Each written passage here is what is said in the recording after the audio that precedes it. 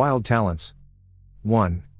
You know, I can only surmise about this, but John Henry Sanders, of 75 Colville Street, Derby, England, was the proprietor of a fish store, and I think that it was a small business. His wife helped. When I read of helpful wives, I take it that that means that husbands haven't large businesses.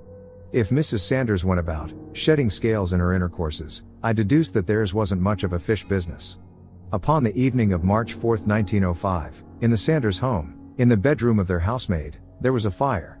Nobody was at home, and the firemen had to break in. There was no fireplace in the bedroom. Not a trace of anything by which to explain was found, and the firemen reported, origin unknown. They returned to their station, and were immediately called back to this house. There was another fire. It was in another bedroom. Again, origin unknown. The Sanders, in their fish store, were notified, and they hastened home. Money was missed. Many things were missed. The housemaid, Emma Pigott, was suspected. In her parents' home was found a box, from which the Sanders took, and identified as theirs, £5, and a loot of such things as a carving set, sugar tongs, tablecloths, several dozen handkerchiefs, salt spoons, bottles of scent, curtain hooks, a hair brush, Turkish towels, gloves, a sponge, 2 watches, a puff box. The girl was arrested, and in the Derby Borough Police Court, she was charged with arson and larceny. She admitted the thefts, but asserted her innocence of the fires. There was clearly such an appearance of relation between the thefts and the fires, which, if they had burned down the house, would have covered the thefts, that both charges were pressed. It is not only that there had been thefts, and then fires, so many things had been stolen that, unless the home of the Sanders was a large household, some of these things would have been missed, unless all had been stolen at once. I have no datum for thinking that the Sanders lived upon any such scale as one in which valuables could have been stolen, from time to time, unknown to them. The indications were of one wide grab, and the girl's intention to set the house afire, to cover it. Emma Pigott's lawyer showed that she had been nowhere near the house, at the time of the first fire, and that, when the second fire broke out, she, in the street, this off evening of hers, returning, had called the attention of neighbors to smoke coming from a window. The case was too complicated for a police court, and was put off for the summer assizes. Derby Mercury, July 19, trial of the girl resumed. The prosecution maintained that the fires could be explained only as of incendiary origin, and that the girl's motive for setting the house afire was plain, and that she had plundered so recklessly, because she had planned a general destruction, by which anything missing would be accounted for. Again, counsel for the defense showed that the girl could not have started the fires. The charge of arson was dropped. Emma Pigott was sentenced to 6 months hard labor, for the thefts. Upon December 2, 1919, Ambrose Small, of Toronto, Canada, disappeared. He was known to have been in his office, in the Toronto Grand Opera House, of which he was the owner, between 5 and 6 o'clock, the evening of December 2. Nobody saw him leave his office. Nobody, at least nobody whose testimony can be accepted, saw him, this evening, outside the building. There were stories of a woman in the case. But Ambrose Small disappeared, and left more than $1 million behind. Then John Doughty, Small's secretary, vanished. Small's safe deposit boxes were opened by Mrs. Small and other trustees of the estate. In the boxes were securities, valued at $1,125,000. An inventory was found. According to it, the sum of $105,000 was missing. There was an investigation, and bonds of the value of $105,000 were found, hidden in the home of Doughty's sister. All over the world, the disappearance of Ambrose Small was advertised, with offers of reward, in acres of newspaper space. He was in his office. He vanished. Doughty, too, was sought. He had not only vanished, he had done all that he could to be unfindable. But he was traced to a town in Oregon, where he was living under the name of Cooper. He was taken back to Toronto, where he was indicted, charged with having stolen the bonds, and with having abducted Small, to cover the thefts. It was the contention of the prosecution that Ambrose Small, wealthy, in good health, and with no known troubles of any importance, had no motive to vanish, and to leave $1,125,000 behind, but that his secretary, the embezzler, did have a motive for abducting him. The prosecution did not charge that Small had been soundlessly and invisibly picked out of his office, where he was surrounded by assistants. The attempt was to show that he had left his office, even though nobody had seen him go. Thinkably he could have been abducted, unwitnessed, in a street. A newsboy testified that he had seen Small, in a nearby street, between 5 and 6 o'clock, evening of December 2nd, but the boy's father contradicted this story. Another newsboy told that, upon this evening, after 6 o'clock, Small had bought a newspaper from him. But, under examination, this boy admitted he was not sure of the date. It seemed clear that there was relation between the embezzlement and the disappearance, which, were it not for the inventory, would have covered the thefts, but the accusation of abduction failed. Doughty was found guilty of embezzlement, and was sentenced to 6 years imprisonment in the Kingston Penitentiary. In the News of the World, London, June 6, 1926, there is an account of strangely intertwined circumstances. In a public place, in the daytime, a man had died. On the footway, outside the Gaiety Theatre, London, Henry Arthur Chappell, the manager of the refreshment department of the theatre, had been found dead. There was a post-mortem examination by a well-known pathologist, Professor Piney. The man's skull was fractured.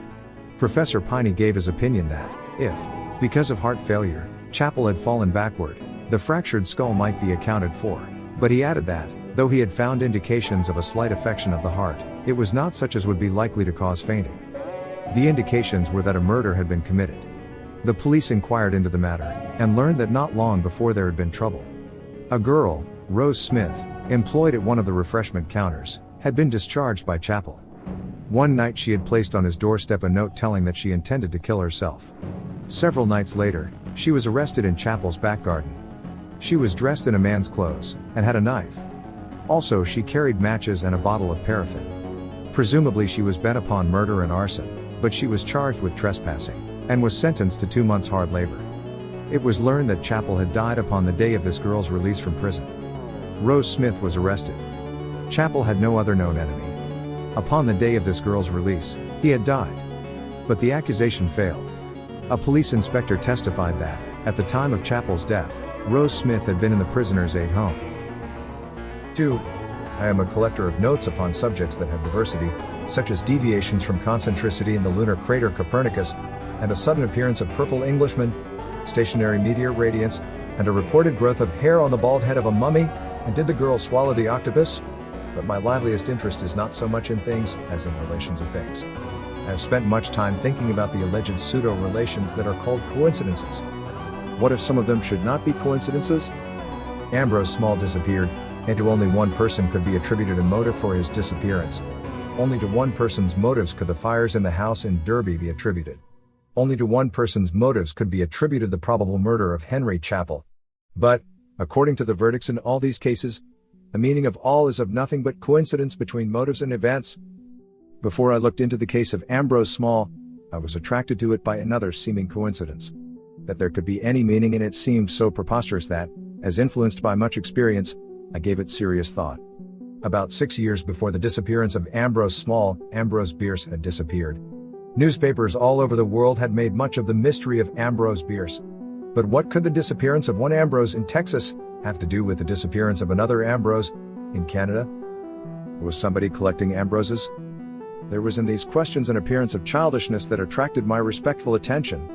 Lloyd Sunday News, London, June 20th, R920, that near the town of Stretton, Leicestershire, had been found the body of a cyclist, Annie Bella Wright. She had been killed by a wound in her head. The correspondent who wrote this story was an illogical fellow, who loaded his story with an unrelated circumstance, or with a dim suspicion of an unexplained relationship. He noted that in a field not far from where the body of the girl lay, was found the body of a crow. In the explanation of coincidence there is much of laziness, and helplessness, and response to an instinctive fear that a scientific dogma will be in danger. It is a tag, or a label, but of course every tag, or label, fits well enough at times.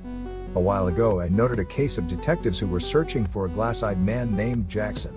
A Jackson, with a glass eye, was arrested in Boston. But he was not the Jackson they wanted, and pretty soon they got their glass-eyed Jackson in Philadelphia. I never developed anything out of this item such as that if there's a Murphy with a hair lip in Chicago, there must be another hair-lipped Murphy somewhere else. It would be a comforting idea to optimists who think that ours is a balanced existence. All that I report is that I haven't confirmed it. But the body of a girl, and the body of a crow, and, going over files of newspapers, I came upon this, the body of a woman found in the River Dee, near the town of Eccleston, London Daily Express, June 12, 1911. And nearby was found the body of another woman. One of these women was a resident of Eccleston, the other was a visitor from the Isle of Man. they'd been unknown to each other. About 10 o'clock, morning of June 10th, they had gone out from houses in opposite parts of the town. New York American, October 20th, 1929, 2 bodies found in desert mystery. In the Coachella Desert, near Indio, California, had been found 2 dead men, about 2 yards apart. One had been a resident of Coachella, but the other was not identified. Authorities believe there was no connection between the 2 deaths. In the New York Herald, November 26, 1911, there is an account of the hanging of 3 men for the murder of Sir Edmund Barry Godfrey on Greenberry Hill, London. The names of the murderers were Green, Barry, and Hill. It does seem that this was only a matter of chance. Still, it may have been no coincidence, but a savage pun mixed with murder. New York Sunday, October 7, 1930, arm of William Lumsden of Roslyn, Washington, crushed under a tractor. He was the 3rd person in 3 generations in his family to lose a left arm. This was coincidence, or I shall have to come out accepting that there may be curses on families. But, near the beginning of a book, I don't like to come out so definitely, and we're getting away from our subject, which is bodies. Unexplained drownings in Douglas Harbor, Isle of Man. In the London Daily News, August 19, 1910, it was said that the bodies of a young man and of a girl had been found in the harbor. They were known as a young couple, and their drowning would be understandable in terms of a common emotion, were it not that also there was a body of a middle-aged man not known in any way connected with them. London Daily Chronicle, September 10, 1924, near Salty in Sussex. Mr. F. Pender, with 2 passengers in his sidecar, collided with a post, and all were seriously injured. In a field, by the side of the road, was found the body of a Rodwell shepherd, named Funnel, who had no known relation with the accident. An occurrence of the 14th of June, 1931, is told of in the Home News, Bronx, of the 15th. When policeman Talbot, of the E. 126th Street Station, went into Mount Morris Park at 10 a.m. yesterday to awaken a man apparently asleep on a bench near the 124th Street gate, he found the man dead. Dr. Patterson, of Harlem Hospital, said that death had probably been caused by heart failure. New York Sunday, June 15, that soon after the finding of this body on the bench, another dead man was found on a bench nearby. I have 2 stories, which resemble the foregoing stories, but I should like to have them considered together. In November 1888, St. Louis Globe-Democrat, December 20, 1888, 2 residents of Birmingham, Alabama, were murdered, and their bodies were found in the woods. Then there was such a new mystery that these murder mysteries were being overlooked. In the woods, near Birmingham, was found a 3rd body. But this was the body of a stranger. The body lies unidentified at the undertaker's rooms. No one who had seen it can remember having seen the man in life, and identification seems impossible. The dead man was evidently in good circumstances, if not wealthy, and what he could have been doing at the spot where his body was found is a mystery. Several persons who have seen the body are of the opinion that the man was a foreigner. Anyway, he was an entire stranger in this vicinity, and his coming must have been as mysterious as his death. I noted these circumstances simply as a mystery. But when a situation repeats, I notice with my livelier interest. This situation is of local murders and the appearance of the corpse of a stranger who had not been a tramp. Philadelphia Public Ledger, February 4, 1892, murder near Johnstown, Pa. A man and his wife, named Kring, had been butchered, and their bodies had been burned. Then, in the woods near Johnstown, the corpse of a stranger was found. The body was well dressed, but could not be identified. Another body was found, well-dressed man, who bore no means of identification. There is a view by which it can be shown, or more or less demonstrated, that there never has been a coincidence. That is, in anything like a final sense. By coincidence is meant a false appearance or suggestion of relations among circumstances.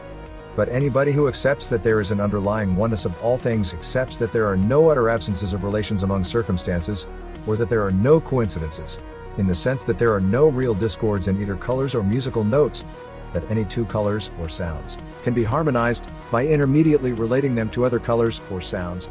And I'd not say that my question, as to what the disappearance of one Ambrose could have to do with the disappearance of another Ambrose, is so senseless. The idea of causing Ambrose Small to disappear may have had origin in somebody's mind, by suggestion from the disappearance of Ambrose Bierce. If in no terms of physical abduction can the disappearance of Ambrose Small be explained, I'll not say that that has any meaning, until the physicists intelligibly define what they mean by physical terms. 3. In days of yore, when I was an especially bad young one, my punishment was having to go to the store, Saturdays, and work. I had to scrape off labels of other dealers' canned goods, and paste on my parents' label. Theoretically, I was so forced to labor to teach me the errors of deceitful ways. A good many brats are brought up, in the straight and narrow, somewhat deviously. One time I had pyramids of canned goods, containing a variety of fruits and vegetables. But I had used all except peach labels. I pasted the peach labels on peach cans, and then came to apricots. Well, aren't apricots peaches? And there are plums that are virtually apricots. I went on, either mischievously, or scientifically, pasting the peach labels on cans of plums, cherries, string beans, and succotash. I can't quite define my motive, because to this day it has not been decided whether I am a humorist or a scientist. I think that it was mischief, but, as we go along, there will come a more respectful recognition that also it was scientific procedure. In the town of Derby, England. See the Derby Mercury, May 15, and following issues, 1905. There were occurrences that, to the undiscerning, will seem to have nothing to do with either peaches or succotash. In a girls' school, girls screamed and dropped to the floor, unconscious. There are readers who will think over well-known ways of peaches and succotash, and won't know what I am writing about. There are others, who will see symbolism in it, and will send me appreciations, and I won't know what they're writing about. In 5 days, there were 45 instances of girls who screamed and dropped unconscious. The girls were exceedingly weak, and had to be carried home. One child had lost strength so that she could not even sit up. It was thought that some unknown, noxious gas, or vapor, was present. But mice were placed in the schoolrooms, and they were unaffected. Then the scientific explanation was mass psychology. Having no more data to work on, it seems to me that this explanation is a fitting description.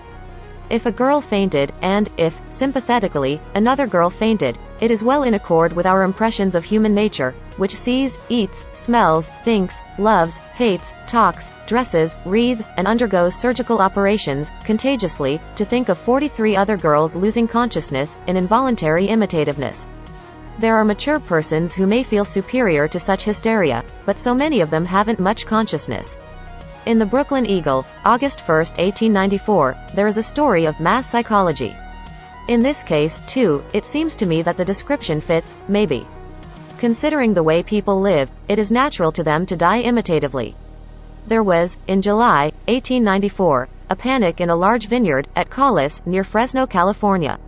Somebody in this vineyard had dropped dead of heart failure. Somebody else dropped dead. A third victim had dropped and was dying. There wasn't a scientist, with a good and sticky explanation, on the place. It will be thought amusing. But the people in this vineyard believed that something uncanny was occurring, and they fled. Everybody has left the place, and the authorities are preparing to begin a searching investigation. Anything more upon this subject is not findable. That is the usual experience after an announcement of a searching investigation. If something can't be described any other way, it's mass psychology. In the town of Bradford, England, in a house, in Columbia Street, 1st of March, 1923, there was one of those occasions of the congratulations, hates, malices, and gaieties, and more or less venomous jealousies that combine in the state that is said to be merry, of a wedding party. The babble of this wedding party suddenly turned to delirium. There were screams, and guests dropped to the floor, unconscious. Wedding bells, the gongs of ambulances, 4 persons were taken to hospitals. This occurrence was told of in the London newspapers, and, though strange, it seemed that the conventional explanation fitted it. Yorkshire Evening Argus, published in Bradford, March 3, 1923. Particulars that make for restiveness against any conventional explanation. People in adjoining houses had been affected by this mysterious malady. Several names of families, members of which had been overcome, unaccountably, were published: Downing, Blakey, Ingram. If people, in different houses, and out of contact with one another, or not so circumstanced as to mass their psychologies, and all narrowly localized in one small neighborhood, were similarly affected, it seemed clear that here was a case of common exposure to something that was poisonous, or otherwise injurious. Of course an escape of gas was thought of, but there was no odor of gas. No leakage of gas was found. There was the usual searching investigation that precedes forgetfulness. It was somebody's suggestion that the mysterious malady had been caused by fumes from a nearby factory chimney. I think that the wedding party was the central circumstance, but I don't think of a factory chimney, which had never so expressed itself before, suddenly fuming at a wedding party.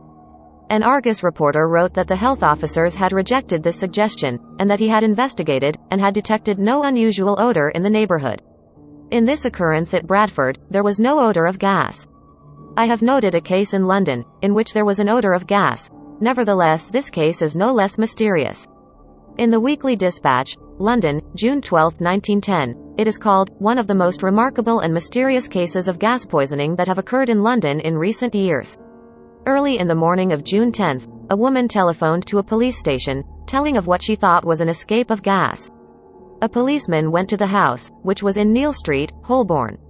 He considered the supposed leakage alarming, and rapped on doors of another floor in the house. There was no response, and he broke down a door, finding the occupants unconscious. In 2 neighboring houses, 4 unconscious persons were found. A circumstance that was considered extraordinary was that between these 2 houses was one in which nobody was affected, and in which there was no odor of gas. The gas company sent men, who searched for a leak, but in vain. Fumes, as if from an uncommon and easily discoverable escape of gas, had overcome occupants of 3 houses, but according to the local newspaper, the Holborn Guardian, the gas company, a week later, had been unable to discover its origin. In December 1921, there was an occurrence in the village of Zuttel, Germany, London Daily News, Jan. 2, 1922. This was in the streets of a town. Somebody dropped unconscious. And, whether in an epidemic of fright, accounted for in terms of mass psychology, or not, other persons dropped unconscious. So far no light has been thrown on the mystery. It was thought that a current of some kind had passed over the village. This resembles the occurrence at El Paso, Texas, June 19, 1929, New York Sunday, December 6, 1930. Scores of persons, in the streets, dropped unconscious, and several of them died. Whatever appeared here was called a deadly miasma. And the linkage goes on to the scores of deaths in a fog, in the Meuse Valley, Belgium, December 5, 1930. So that one could smoothly and logically start with affairs in a girls' school, and end up with a meteorological discussion. Lloyd's Weekly News, London, January 17, 1909. Story from the Caucasian city of Baku. M. Krasilnikov and 2 companions had gone upon a hunting trip to Sand Island, in the Caspian Sea. Nothing had been heard from them, and there was an investigation. The searchers came upon the bodies of the 3 men, lying in positions that indicated that they had died without a struggle. No marks of injuries, no disarrangement of clothes. At the autopsy, no trace of poison was found. The doctors, though they would not commit themselves to an explanation, thought the men had been stifled. The Observer, London, August 23, 1925. A mysterious tragedy is reported from the Polish Tatra Mountains, near the health resort of Zakopane. A party, composed of Mr. Kaznika, the judge of the Supreme Court, his wife, a 12-year-old son, and a young student of Krakow University, started in fine weather for a short excursion in the neighboring mountains. 2 days later, 3 of them were found dead. Mrs. Kaznika was alive. She told that all were climbing, and were in good condition, when suffocation came upon them. A stifling wind, she thought. One after another they had dropped unconscious. The post-mortem examinations revealed nothing that indicated deaths by suffocation, nor anything else that could be definitely settled upon. Some newspapers suggest a crime, but so far the case remains a mystery. There have been cases that have been called mysterious, though they seem explicable enough in known circumstances of human affairs. See a story in the New York World Telegram, March 9, 1931. About 30 men and women at work in the Howard Clothes Company factory, Nassau Street, Brooklyn, sudden terror and a panic of these people, to get to the street. The place was filled with a pungent, sickening odor. In the street, men and women collapsed, or reeled, and wandered away, in a semi-conscious condition. Several dozen of them were carried into stores, where they were given first aid treatment, until ambulances arrived. The phenomenon occurred in the 2nd floor of the Carey building, occupied by the clothing company. Nobody in any other part of the building was affected. All gas fixtures in the factory were intact. No gas bomb was found. Nothing was found out. But, considering many crimes of this period, the suspicion is strong that in some way, as an expression of human hatred, of origin in industrial troubles, a volume of poisonous gas had been discharged into this factory. And it may be that, in terms of revenges, we are on the track of a general expression, even if we think of a hate that could pursue people far up on a mountainside. In hosts of minds, today, are impressions that the word, eerie, means nothing except convenience to makers of crossword puzzles. Paragraph continues. There are gulfs of the unaccountable, but they are bridged by terminology. 4 persons were taken from a wedding party to hospitals. Well, if not another case of such jocularity as mixing brick has with confetti, It was ice cream again, and PTO poisoning. There is such a satisfaction in so explaining, and showing that one knows better than to sound the P in PTO that probably vast holes of ignorance always will be bridged by very slender pedantries. Asphyxiation has seduced hosts of suspicions that would be resolute against such a common explanation as gas poisoning.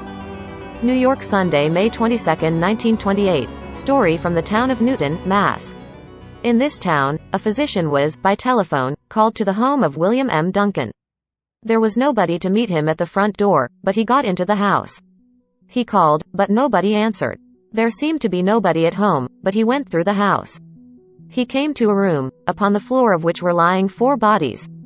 There was no odor of gas, but the doctor worked over the 4, as if upon cases of asphyxiation, and they revived, and tried to explain. Duncan had gone to this room, and, upon entering it, had dropped, unconscious. Wondering at what was delaying him, his wife had followed, and down she had fallen. One of his sons came next, and, upon entering this room, had fallen to the floor. The other son, by chance, went to this room, and felt something overcoming him. Before losing consciousness, he had staggered to the telephone. The doctor's explanation was mass psychology. It is likely that readers of The Sun were puzzled, until they came to this explanation, and then, oh, of course. Mass psychology. There is a continuity of all things that makes classifications fictions. But all human knowledge depends upon arrangements. Then all books, scientific, theological, philosophical, are only literary. In Scotland, in the month of September, 1903, there was an occurrence that can as reasonably be considered a case of mass psychology, as can be some of the foregoing instances. But now we are emerging into data that seem to be of physical attacks. There will be more emerging. One can't, unless one be hopelessly, if not brutally, a scientist, or a logician, tied to any classification. The story is told in the Daily Messenger, Paris, September 13, 1903. In a coal mine, near Coalbridge, Scotland, miners came upon the bodies of 3 men. There was no coal gas. There was no sign of violence of any kind. 2 of these men were dead, but one of them revived. He could tell, enlighteningly, no more than could any other survivor in the stories of this group. He told that his name was Robert Bell, and that, with his 2 cousins, he had been walking in the mine, when he felt what he described as a shock. No disturbance had been felt by anyone else in the mine. Though other parts of this mine were lighted by electricity, there was not a wire in this part. There was, at this point, a deadly discharge of an unknown force, just when, by coincidence, 3 men happened to be passing, or something more purposeful is suggested. Down in the dark of a coal mine, and there is a seeming of the congruous between mysterious attacks and surroundings. Now I have a story of a similar occurrence at a point that was one of this earth's most crowded thoroughfares. See the New York Herald, January 23, 1909. John Harding, who was the head of a department in John Wanamaker's store, was crossing 5th Avenue, at 33rd Street, when he felt a stinging sensation upon his chest. There was no sign of a missile of any kind. Then he saw, nearby, a man, who was rubbing his arm, looking around angrily. The other man told Harding that something unseen had struck him. If this occurrence had been late at night, and, if only 2 persons were crossing 5th Avenue, at 33rd Street, and if a force of intensity enough to kill had struck them, the explanation, upon the finding of the bodies, would probably be that 2 men had, by coincidence, died in one place, of heart failure. At any rate, see back to the case of the bodies on benches of a Harlem park. No reporter of the finding of these bodies questioned the explanation that 2 men, sitting near each other, had died, virtually simultaneously, of heart failure, by coincidence. We emerge from seeming attacks upon more than one person at a time, into seemingly definitely directed attacks upon single persons. New York Herald Tribune, December 4, 1931, Anne Harding, film actress, accompanied by her secretary, on her way, by train, to Venice, Florida. There came an intense pain in her shoulder. Miss Harding could not continue traveling, and left the train, at Jacksonville. A physician examined her, and found that her shoulder was dislocated. The secretary was mystified, because she had seen the occurrence of nothing by which to explain, and Miss Harding could offer no explanation of her injury. Upon December 7, 1931, see the New York Times, December 8, 1931, the German steamship Brechtsee arrived at Horsens, Jutland. Captain Ehrenkield told of one of his sailors, who had been unaccountably wounded. The man had been injured during a storm, but he seemed to have been singled out by something other than stormy conditions. The captain had seen him, wounded by nothing that was visible, falling to the deck, unconscious. It was a serious wound, 4 inches long, that had appeared upon the sailor's head, and the captain had sewed it with ordinary needle and thread. In this case, unaccountable wounds did not appear upon several other sailors. Suppose, later, I tell of instances in which a number of persons were so injured. Mass psychology? 4.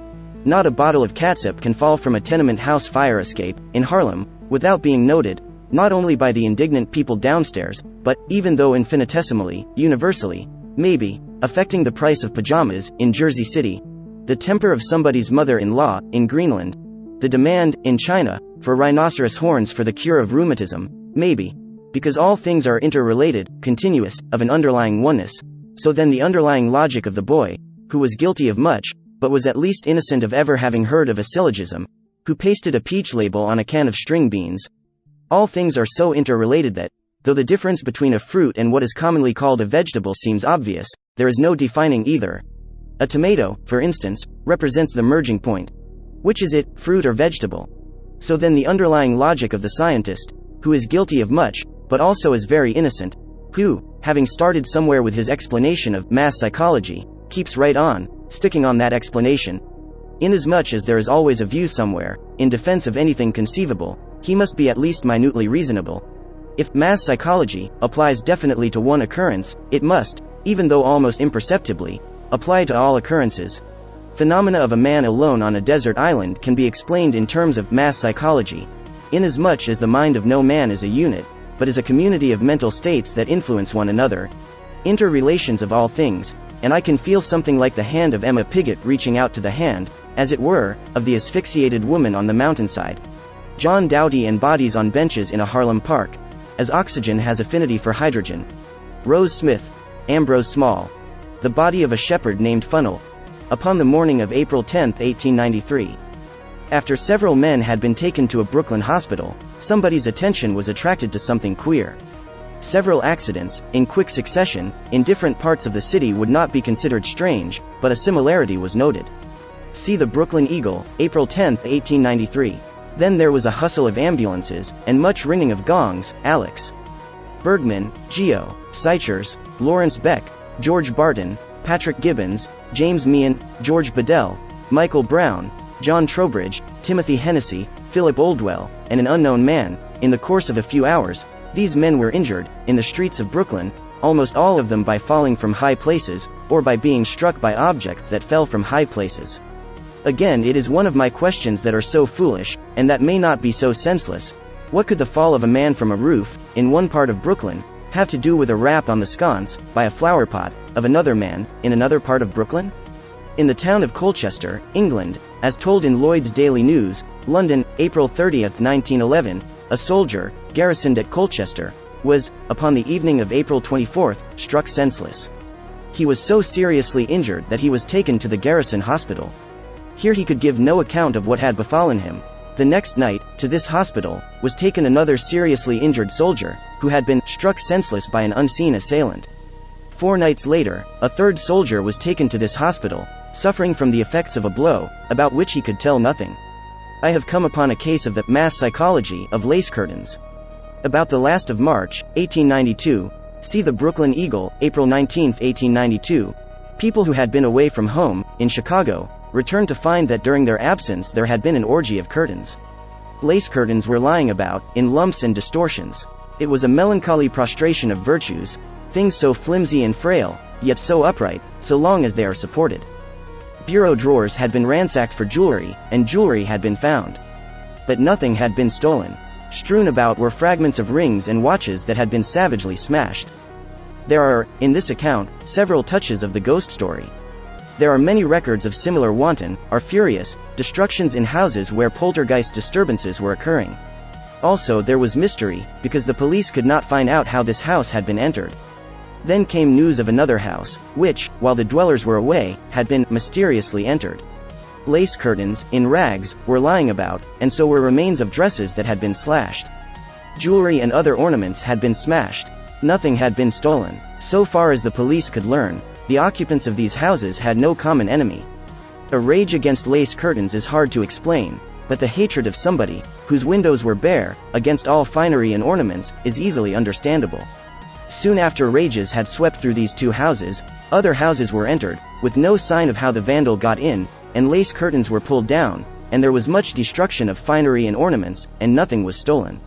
New York Times, January 26, 1873, that, in England, during the Pytchley hunt, General Mayow fell dead from his saddle, and that about the same time, in Gloucestershire, the daughter of the Bishop of Gloucestershire, while hunting, was seriously injured, and that, upon the same day, in the north of England, a Miss Cavendish, while hunting, was killed.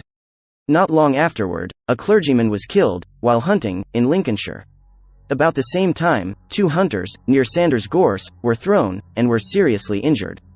In one of my incurable, scientific moments, I suggest that when diverse units, of, however, one character in common, are similarly affected, the incident force is related to the common character. But there is no suggestion that any visible hater of fox hunters was traveling in England, pulling people from saddles, and tripping horses. But that there always has been intense feeling, in England, against fox hunters is apparent to anyone who conceives of himself as a farmer, and his fences broken, and his crops trampled by an invasion of redcoats, and a wild desire to make a Bunker Hill of it. In the New York Evening World, December 26, 1930, it was said that Warden Louis E. Laws, of Sing Sing Prison, had been ill. The warden recovered, and, upon Christmas morning, left his room. He was told that a friend of his, Maurice Conway, who had come to visit him, had been found dead in bed. Upon Christmas Eve, keeper John Hyland had been operated upon, for appendicitis, and was in a serious condition in Ossining Hospital. In the same hospital was keeper John Westcott, who also had been stricken with appendicitis. Keeper Henry Barrett was in this hospital, waiting to be operated upon, for hernia. Probably the most hated man in the New York State Prison Service was Osale J. Granger, head keeper of Clinton Prison, at Dannemora. He had effectively quelled the prison riot of July 22, 1929. Upon this Christmas Day, of 1930, in the Champlain Valley Hospital, Plattsburgh, NY, Granger was operated upon, for appendicitis. 2 days later he died. About this time, Harry M. Kaiser, the warden of Clinton Prison, was suffering from what was said to be high blood pressure. He died 3 months later. New York Herald Tribune, March 24, 1931. The London newspapers of March, 1926, told of fires that had simultaneously broken out in several parts of Closes Hall, the residence of Captain B. Heaton, near Clitheroe, Lancashire. The fires were in the woodwork under the roof, and were believed to have been caused by sparks from the kitchen stove. These fires were in places that were inaccessible to any ordinary incendiary. To get to them, the firemen had to chop holes in the roof. Nothing was said of previous fires here. Maybe it is strange that sparks from a kitchen stove should simultaneously ignite remote parts of a house, distances apart. A fire in somebody's house did not much interest me, but then I read of a succession of similars. In 3 months, there had been 10 other mansion fires. Scotland Yard recently made arrangements for all details of mansion fires to be sent to them, in order that the circumstances might be collated, and the probable cause of the outbreaks discovered. April 2, 1926, Ashley Moor, a mansion near Leominster, destroyed by fire. Somebody, or something, was burning mansions. How it was done was the mystery. There was a scare, and probably these houses were more than ordinarily guarded, but so well protected are they, ordinarily, that some extraordinary means of entrance is suggested. In no report was it said that there was any evidence of how an incendiary got into a house. No theft was reported. For months, every now and then there was a mansion fire. Presumably the detectives of Scotland Yard were busily collating. The London newspapers, of November 6, told of the 30th mansion fire in about 10 months. There were flaming mansions, and there were flaming utterances, in England. Sometimes I am a collector of data, and only a collector, and am likely to be gross and miserly, piling up notes, pleased with merely numerically adding to my stores. Other times I have joys, when unexpectedly coming upon an outrageous story that may not be altogether a lie, or upon a macabre little thing that may make some reviewer of my more or less good works mad. But always there is present a feeling of unexplained relations of events that I note, and it is this far away, haunting, or often taunting, awareness, or suspicion, that keeps me piling on or, in a feeling of relatability of seemingly most incongruous occurrences that nevertheless may be correlated into the service of one general theme. I am like a primitive farmer, who conceives that a zebra and a cow may be hitched together to draw his plow, but isn't there something common about zebras and cows? An ostrich and a hyena. Then the concept of a pageantry. The ransack of the jungles for creatures of the widest unlikeness to draw his plow, and former wild clatters of hoofs and patters of paws or the tramp of a song. Here come the animals, 2 by 2 or John Dowdy, 3 abreast with the dead men of a Harlem park, pulling on my theme, followed by the 45 schoolgirls of Derby, and the fish dealer's housemaid, with her arms full of sponges and Turkish towels, followed by burning beds, most suggestively associated with her, but in no way that any conventional thinker can explain, or the mansion fires in England, in the year 1926, and, in a minor hitch-up, I feel the relatability of 2 scenes, in Hyde Park, London. An orator shouts, "What we want is no king and no law. How we'll get it will be, not with ballots, but with bullets." Far away in Gloucestershire, a house that dates back to Elizabethan times unaccountably bursts into flames. 5. "Good morning," said the dog. He disappeared in a thin, greenish vapor. I have this record, upon newspaper authority. It can't be said, and therefore will be said, that I have a marvelous credulity for newspaper yarns. But I am so obviously offering everything in this book, as fiction. That is, if there's fiction. But this book is fiction in the sense that Pickwick Papers, and the adventures of Sherlock Holmes, and Uncle Tom's Cabin, Newton's Principia, Darwin's Origin of Species, Genesis, Gulliver's Travels, and mathematical theorems, and every history of the United States, and all other histories, are fictions. A library myth that irritates me most is the classification of books under fiction and non-fiction. And yet there is something about the yarns that were told by Dickens that sets them apart, as it were, from the yarns that were told by Euclid. There is much in Dickens' grotesqueries that has the correspondence with experience that is called truth, whereas such Euclidean characters as mathematical points are the vacancies that might be expected from a mind that had had scarcely any experience. That dog story is axiomatic. It must be taken on faith. And, even though with effects that sometimes are not much admired, I ask questions. It was told in the New York World, July 29, 1908, many petty robberies, in the neighborhood of Lincoln Avenue, Pittsburgh, detectives detailed to catch the thief. Early in the morning of July 26, a big, black dog sauntered past them. "Good morning," said the dog. He disappeared in a thin, greenish vapor. There will be readers who will want to know what I mean by turning down this story, while accepting so many others in this book. It is because I never write about marvels. The wonderful, or the never before heard of, I leave to whimsical, or radical, fellows. All books written by me are of quite ordinary occurrences. If, say sometime in the year 1847, a New Orleans newspaper told of a cat, who said, "Well, is it warm enough for you?" and instantly disappeared sulphurously, as should everybody who says that, and, if I had a clipping, dated sometime in the year 1930, telling of a mouse, who squeaked, "I was along this way, and thought I'd drop in," and vanished along a trail of purple sparklets, and something similar from the St. Helena Guardian, August 17, 1905, and something like that from the Madras Mail, year 1879, I'd consider the story of the polite dog no marvel, and I'd admit him to our fold. But it is not that I take numerous repetitions, as a standard for admission. The fellow who found the pearl in the oyster stew, the old fiddle that turned out to be a Stradivarius, the ring that was lost in a lake, and then what was found when a fish was caught. But these often repeated yarns are conventional yarns. And almost all liars are conventionalists. The one quality that the lower animals have not in common with human beings is creative imagination. Neither a man, nor a dog, nor an oyster ever has had any. Of course there is another view, by which is seen that there is in everything a touch of creativeness. I cannot say that truth is stranger than fiction, because I have never had acquaintance with either. Though I have classed myself with some noted fictionists, I have to accept that the absolute fictionist never has existed.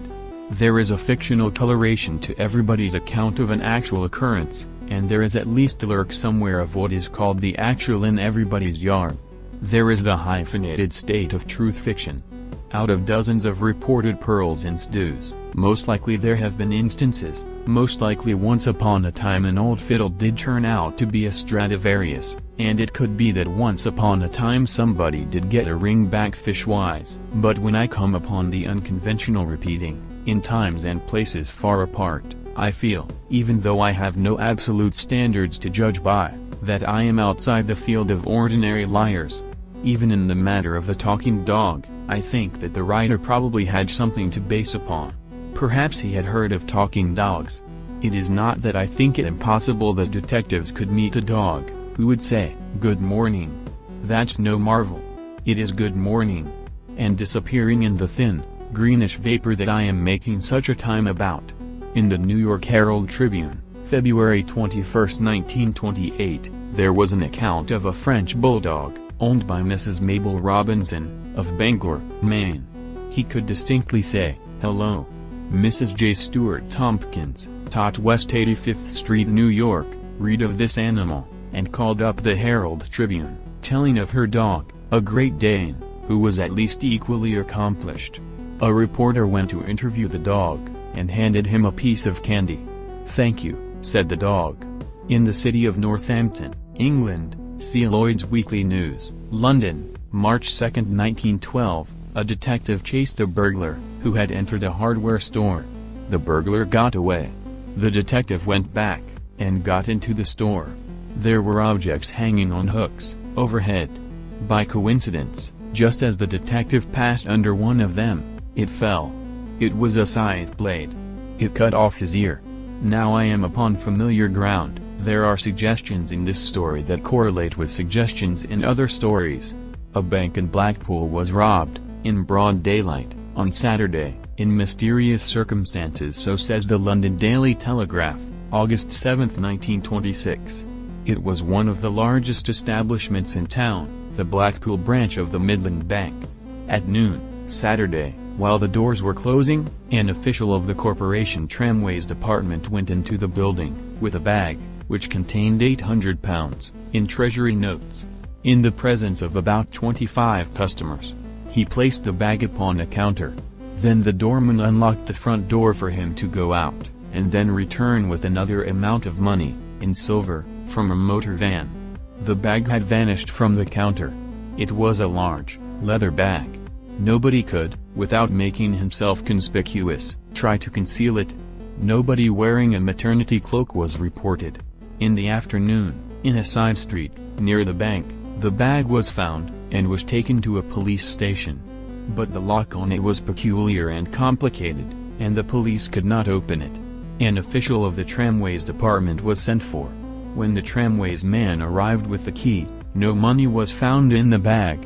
If a bag can vanish from a bank, without passing the doorman, I record no marvel in telling of money that vanished from a bag, though maybe the bag had not been opened. Well, then, there's nothing marvelous about it, if from a locked drawer of Mrs. Bradley's bureau, money disappeared. New York Times, February 28, 1874, Mrs. Lydia Bradley, of Peoria, Illinois, mysteriously robbed.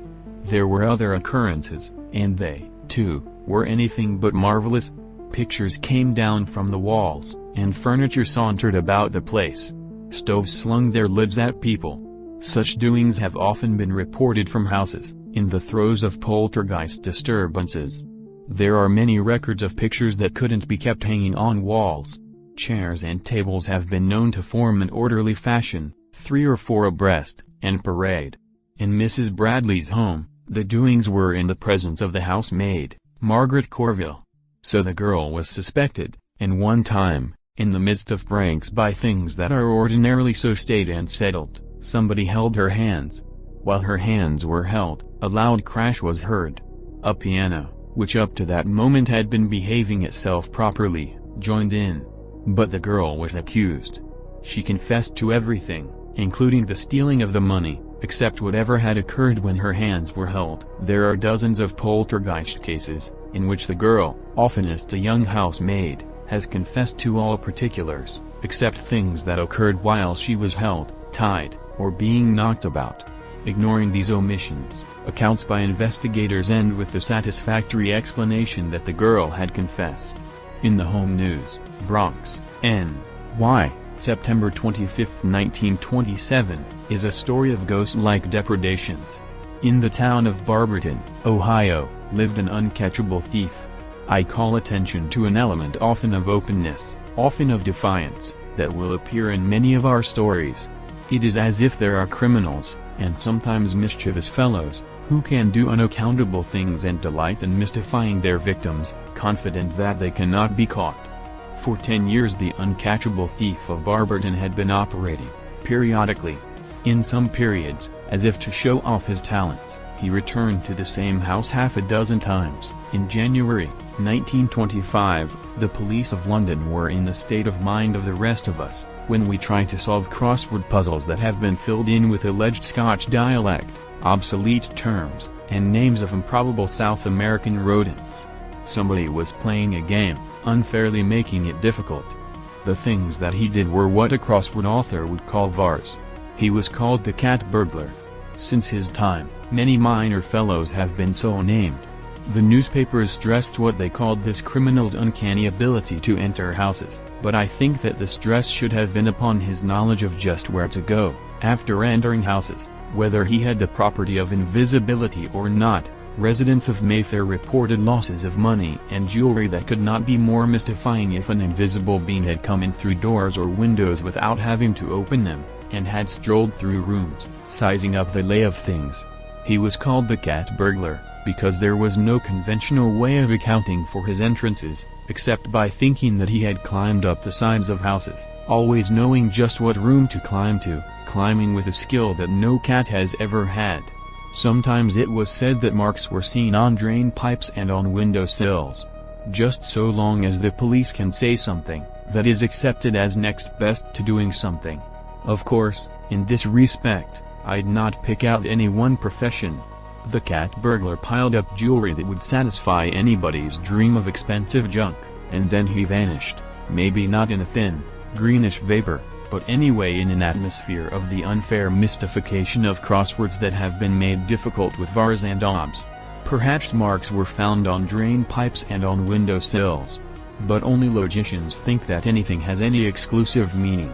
If I had the power of invisibly entering houses, but preferred to turn off suspicions, I'd make marks on drain pipes and window sills. Everything that ever has meant anything has just as truly meant something else. Otherwise experts, called to testify, at trials, would not be the fantastic exhibits that they so often are.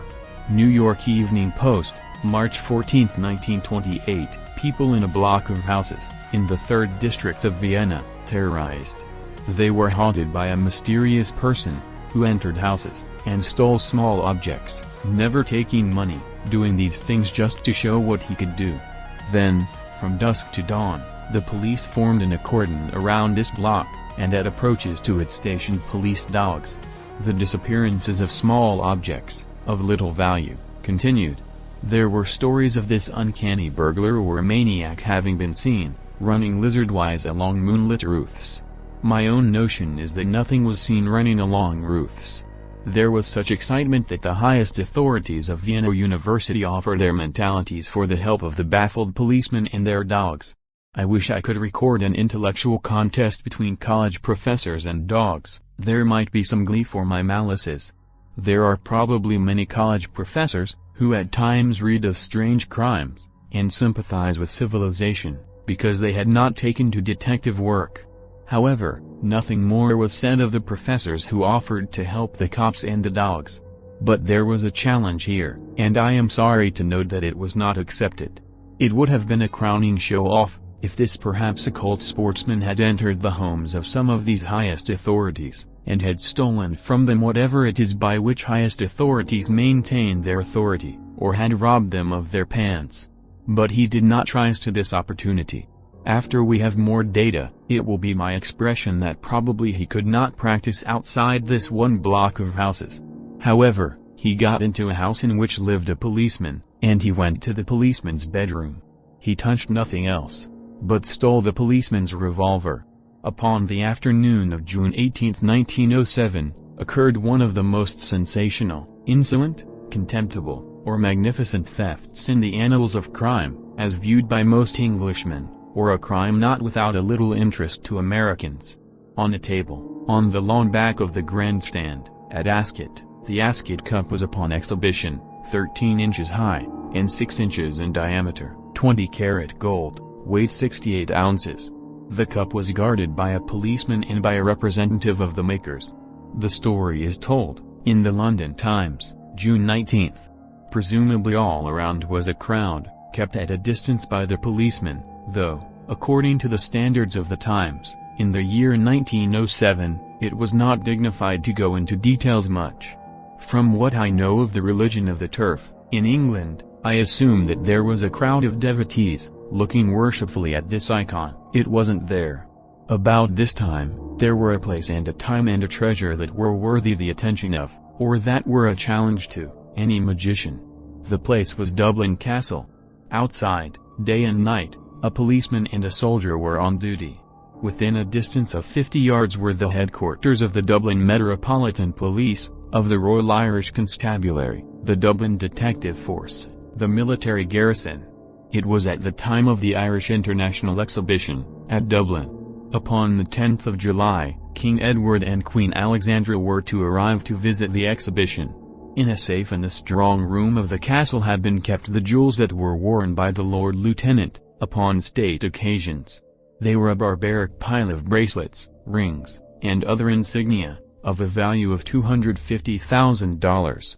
And of course, they had disappeared about the time of the disappearance of the Ascot Cup, sometime between June 1 and July 6.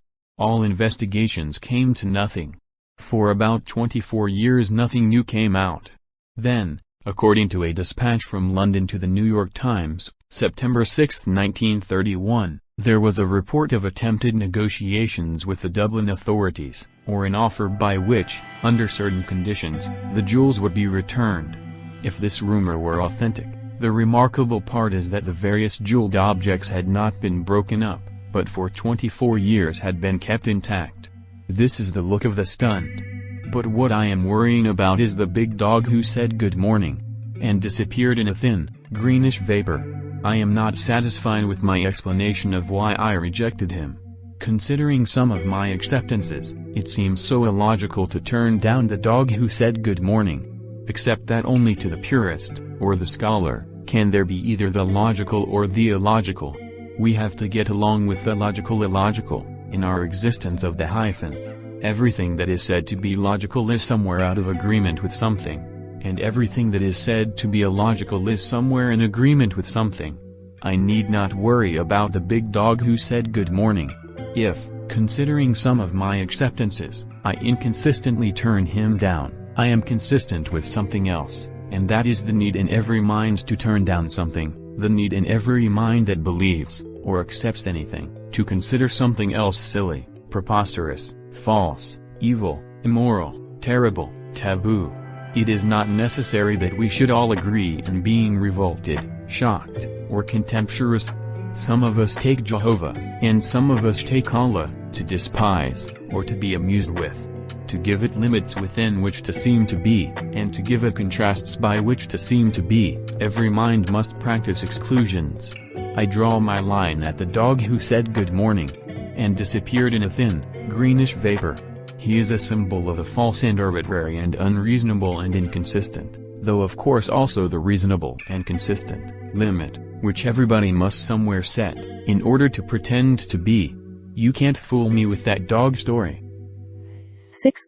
Conservatism is our opposition, but I am in considerable sympathy with conservatives. I am often lazy, myself, it's evenings, when I'm somewhat played out, when I'm likely to be most conservative. Everything that is highest and noblest in my composition is most pronounced when I'm not good for much. I may be quite savage, mornings, but, as my energy plays out, I become nobler, and lazier, and conservativer. Most likely my last utterance will be a platitude, if I've been dying long enough. If not, I shall probably laugh. I like to read my evening newspaper comfortably, and it is uncomfortably that I come upon any new idea, or suggestion of the new, in an evening newspaper. It's a botheration, and I don't understand it, and it will cost me some thinking. Oh, well, I'll clip it out, anyway. But where are the scissors? But they aren't. Has anybody a pin? Nobody has. There was a time when one could maneuver over to the edge of a carpet, without having to leave one's chair, and pull up a tack, but everybody has rugs, nowadays. Oh, well, let it go. something in a newspaper about a mysterious hair clipper. This is a new department of data, though hair stealing links with other mysterious thefts. Where's a pin? Oh, well, there's nothing in particular about this matter of hair clipping. A petty thief stole hair to sell, of course, vague suggestions hanging over from reading of various phases of black magic, but, if there is a market for human hair, hair clippers are accounted for, still, and so I could go on, every now and then, for many years, feeling a haunt of a new idea, but feeling more comfortable, if doing nothing about it. But daytimes, I go to libraries, and, if several times, close together, something that is new to me, in newspapers, attracts my attention, I get the power somewhere to make a note of it. These vague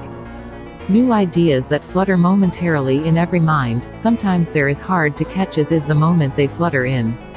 It's like trying to pin a butterfly without catching it. They're gone. They can't develop, because one doesn't, or can't, note them, and collect notes. We'd all be somewhat enlightened, if that would be any good to us, were it not for easy chairs. Where's a pin? Hereafter I'm going to have a pet porcupine around the house. One can't learn much and also be comfortable. One can't learn much and let anybody else be comfortable. 2 cases of hairdressers' windows broken, and women's switches stolen. Probably to sell to other hairdressers. I noted this, just as an oddity. London Daily Chronicle, July 9, 1913, Paris, wealthy engineer, named Laramgorg, arrested. At Laramgorg's residence, the police found locks of hair of 94 women. I put this item with others upon freaks of collectors. In Oklahoma City, July, 1907, somebody collected ears. Bodies of 3 men, ears cut off. In April, 1913, a collector, who was known as Jack the Slipper Snatcher, operated in the subways of New York City.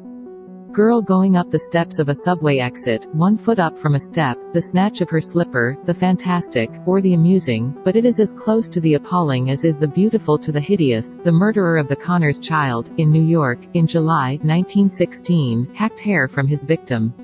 I have only 2 records of male victims of hair clippers. I conceive that once upon a time abundant whiskers were tempting.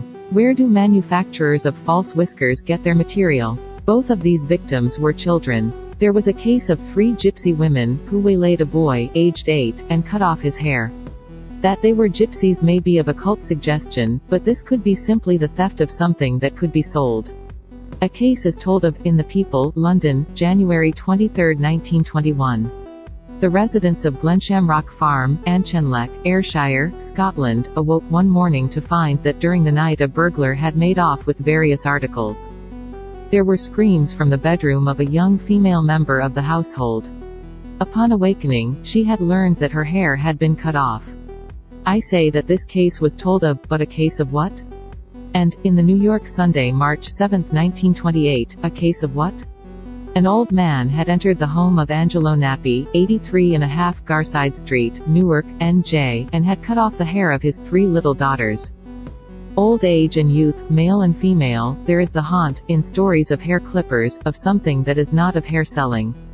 If Jack the Slipper Snatcher were in the second-hand business, he'd have maneuvered girls into having both feet in the air. I take a story from the Medium and Daybreak, December 13, 1889. It was copied from the Brockville, Ontario, Daily Times, November 13. There were doings in the home of George Dagg, a farmer, living in the township of Clarendon, province of Quebec, Canada. With Dagg lived his wife, 2 young children, and a little girl, aged I1, Dina McLean, who had been adopted from an orphan asylum. The report from which I quote was the result of investigations by Percy Woodcock. I know that that sounds fictitious, but just the same Percy Woodcock was a well-known painter. Also Mr. Woodcock was a spiritualist. It could be that he colored as much on paper as on canvas. The first of the uncanny occurrences, as they are so persistently called by persons who do not realize how common they are, was upon September 15. Window panes broke. There were unaccountable fires, as many as 8 a day. Stones of unknown origin were thrown. A large stone struck one of the children, and, strange to say, it did not hurt her in the least, and I give my opinion that, in comments upon my writings, my madness has been overemphasized.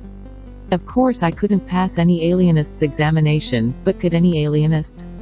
But when I come upon a detail like this of stones striking people harmlessly, in an Ontario newspaper, and have noted the same detail in a story in a Constantinople newspaper, and have come upon it in newspapers of Adelaide, South Australia, and Cornwall, England, and other places, and when I note that it is no standardized detail of ghost stories, so that probably not one of the writers had ever heard of anything of the kind before, I'd consider myself sane and reasonable in giving heed to this, if there were sanity and reasonableness.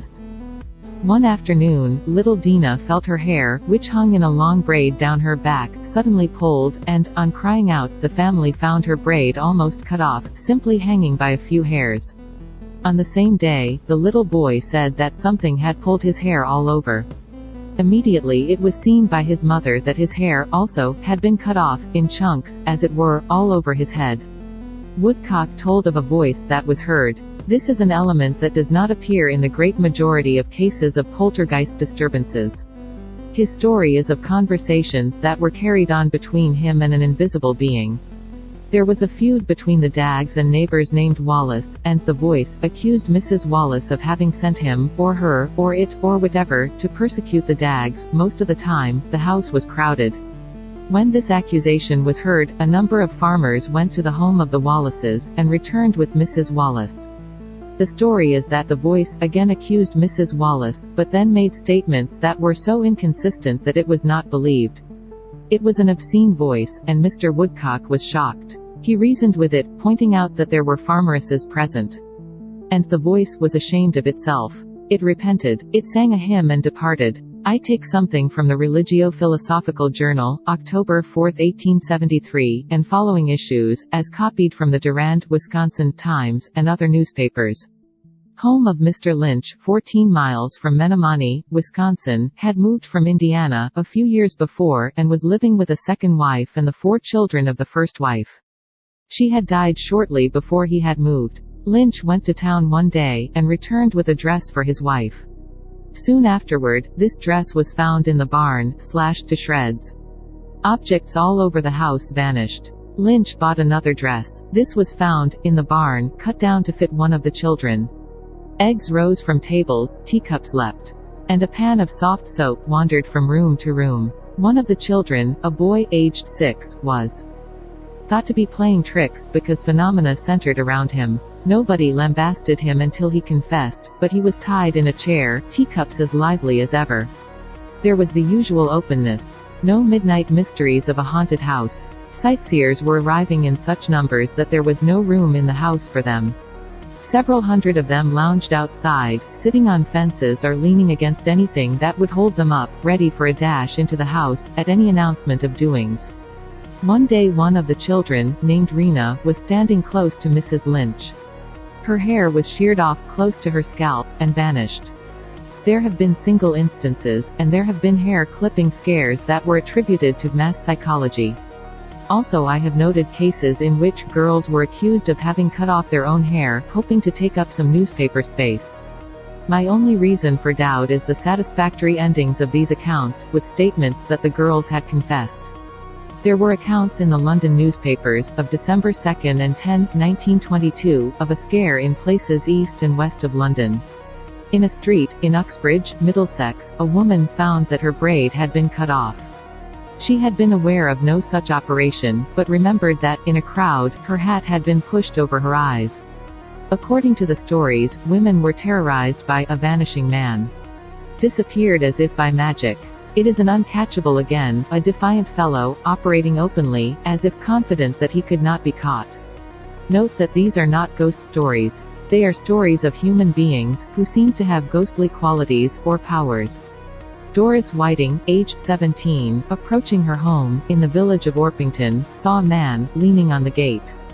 As she was passing him, he grabbed her, and cut off her hair. The girl screamed, and her father and brother ran to her.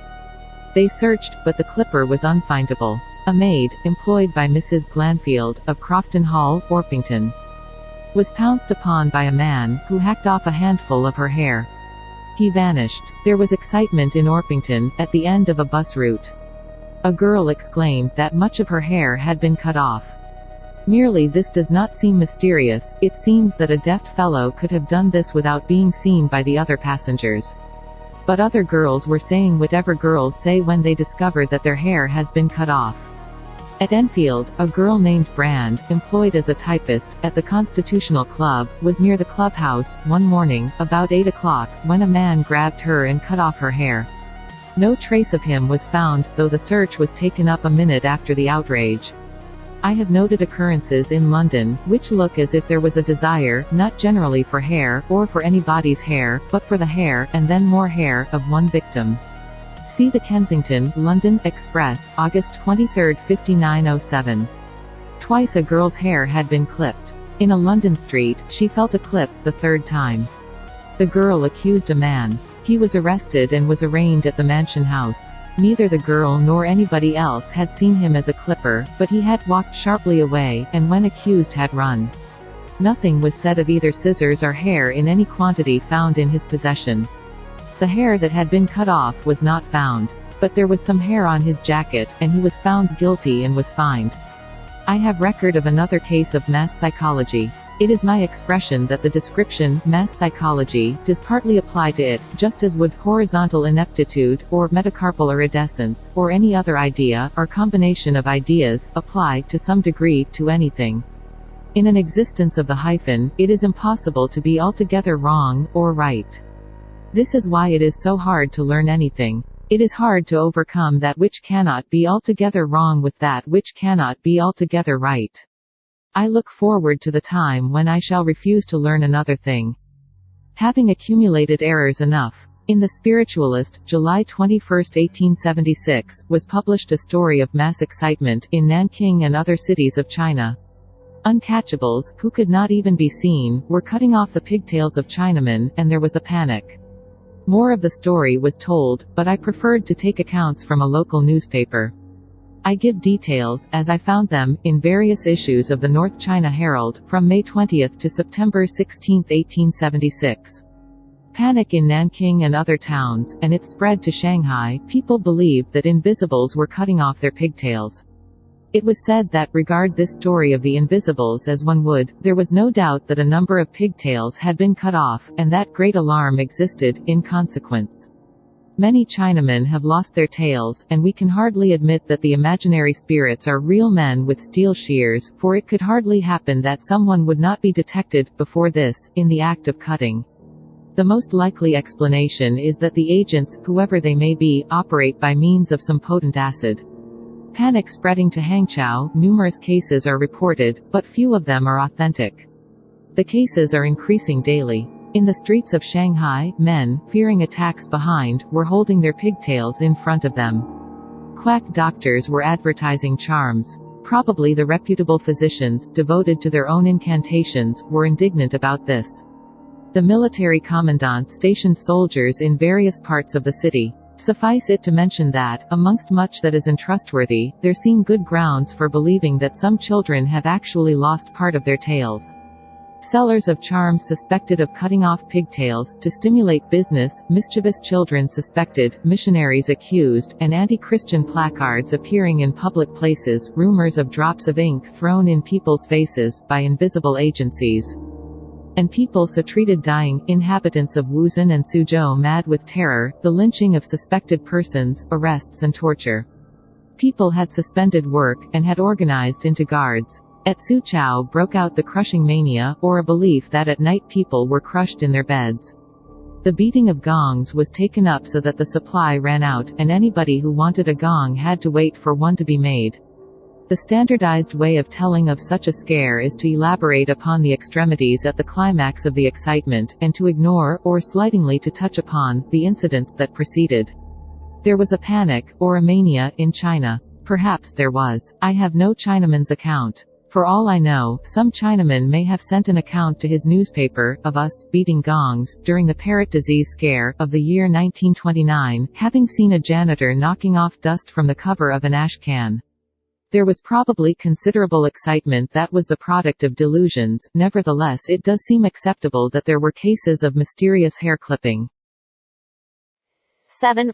rabid vampires, and froth on their bloody mouths. See the New York Times, September 5, 1931. Rabies in vampire bats, reported from the island of Trinidad. Or a jungle at night, darkness and dankness, tangle and murk, and little white streaks that are purities in the dark, pure, white froths on the bloody mouths of flying bats. Or that there is nothing that is beautiful and white, aglow against tangle and dark, that is not symbolized by froth on a vampire's mouth. I note that it is 10 minutes past 9 in the morning. At 10 minutes past 9, tonight, if I think of this matter, and can reach a pencil, without having to get up from my chair, though sometimes I can scrawl a little with the burnt end of a match, I shall probably make a note to strike out those rabid bats, with froth on their bloody mouths. I shall be prim and austere, all played out, after my labors of the day, and with my horsepowers stabled for the night. My better self is ascendant when my energy is low. The best literary standards are affronted by those sensational bats. I now have a theory that our existence, as a whole, is an organism that is very old, a globular thing within a starry shell, afloat in a super-existence in which there may be countless other organisms, and that we, as cells in its composition, partake of, and are ruled by, its permeating senility. The theologians have recognized that the ideal is the imitation of God. If we be a part of such an organic thing, this thing is God to us, as I am God to the cells that compose me. When I see myself, and cats, and dogs losing irregularities of conduct, and approaching the irreproachable, with advancing age, I see that what is ennobling us is senility. I conclude that the virtues, the austerities, the proprieties are ideal in our existence, because they are imitations of the state of a whole existence, which is very old, good, and beyond reproach. The ideal state is meekness, or humility,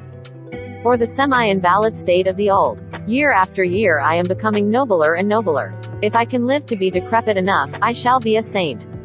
It may be that there are vampires other than vampire bats. I have wondered at the specialization of appetite in the traditional stories of vampires.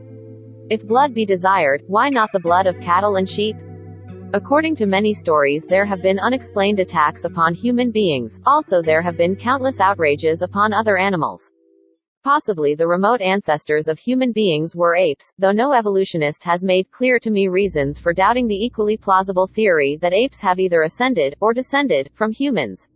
Still, I think that humans may have evolved from apes, because the simians openly imitate humans, as if conscious of a higher state, whereas the humans who act like apes are likely to deny it when criticized. Slashers and rippers of cattle may be throwbacks to the ape era. But, though it is said that, in the Kenya colony, Africa, baboons sometimes mutilate cattle, I'd not say that the case against them has been made out. London Daily Mail, May 18, 1925, that, for some years, an alarming epidemic of sheep slashing and cattle ripping had been breaking out, in the month of April, on Kenya stock ranches. Natives were blamed, but then it was learned that their cattle, too, had been attacked. Then it was said to be proved that Chakma baboons were the marauders. Possibly the baboons, too, were unjustly blamed. Then what? The wounds were long, deep cuts, as if vicious slashes with a knife, but it was explained that baboons kill by ripping with their thumbnails. The most widely known case of cattle mutilation is that in which was involved a young lawyer, George Edalji, son of a Hindu, who was a clergyman in the village of Wireley, Staffordshire, England. The first of a series of outrages occurred upon the night of February 2, 1903. A valuable horse was ripped. Then, at intervals, up to August 27, there were mutilations of horses, cows, and sheep. Suspicion was directed to Edalji, because of anonymous letters, accusing him. After the mutilation of a horse, August 27, Edalji was arrested. The police searched his house, and, according to them, found an old coat, upon which were bloodstains. In the presence of Edalji's parents and his sister, the police said that there were horse hairs upon this coat. The coat was taken to the police station, where Dr. Butler, the police surgeon, examined it, reporting that upon it he had found 29 horse hairs. The police said that shoes worn by Edalji exactly fitted tracks in the field, where the horse had been mutilated. They learned that the young man had been away from home, that night, taking a walk, as told by him. The case against Edalji convinced a jury, which found him guilty, and he was sentenced to 7 years, penal servitude. I now have a theory that our existence is a phantom, that it died, long ago, probably of old age, that the thing is a ghost.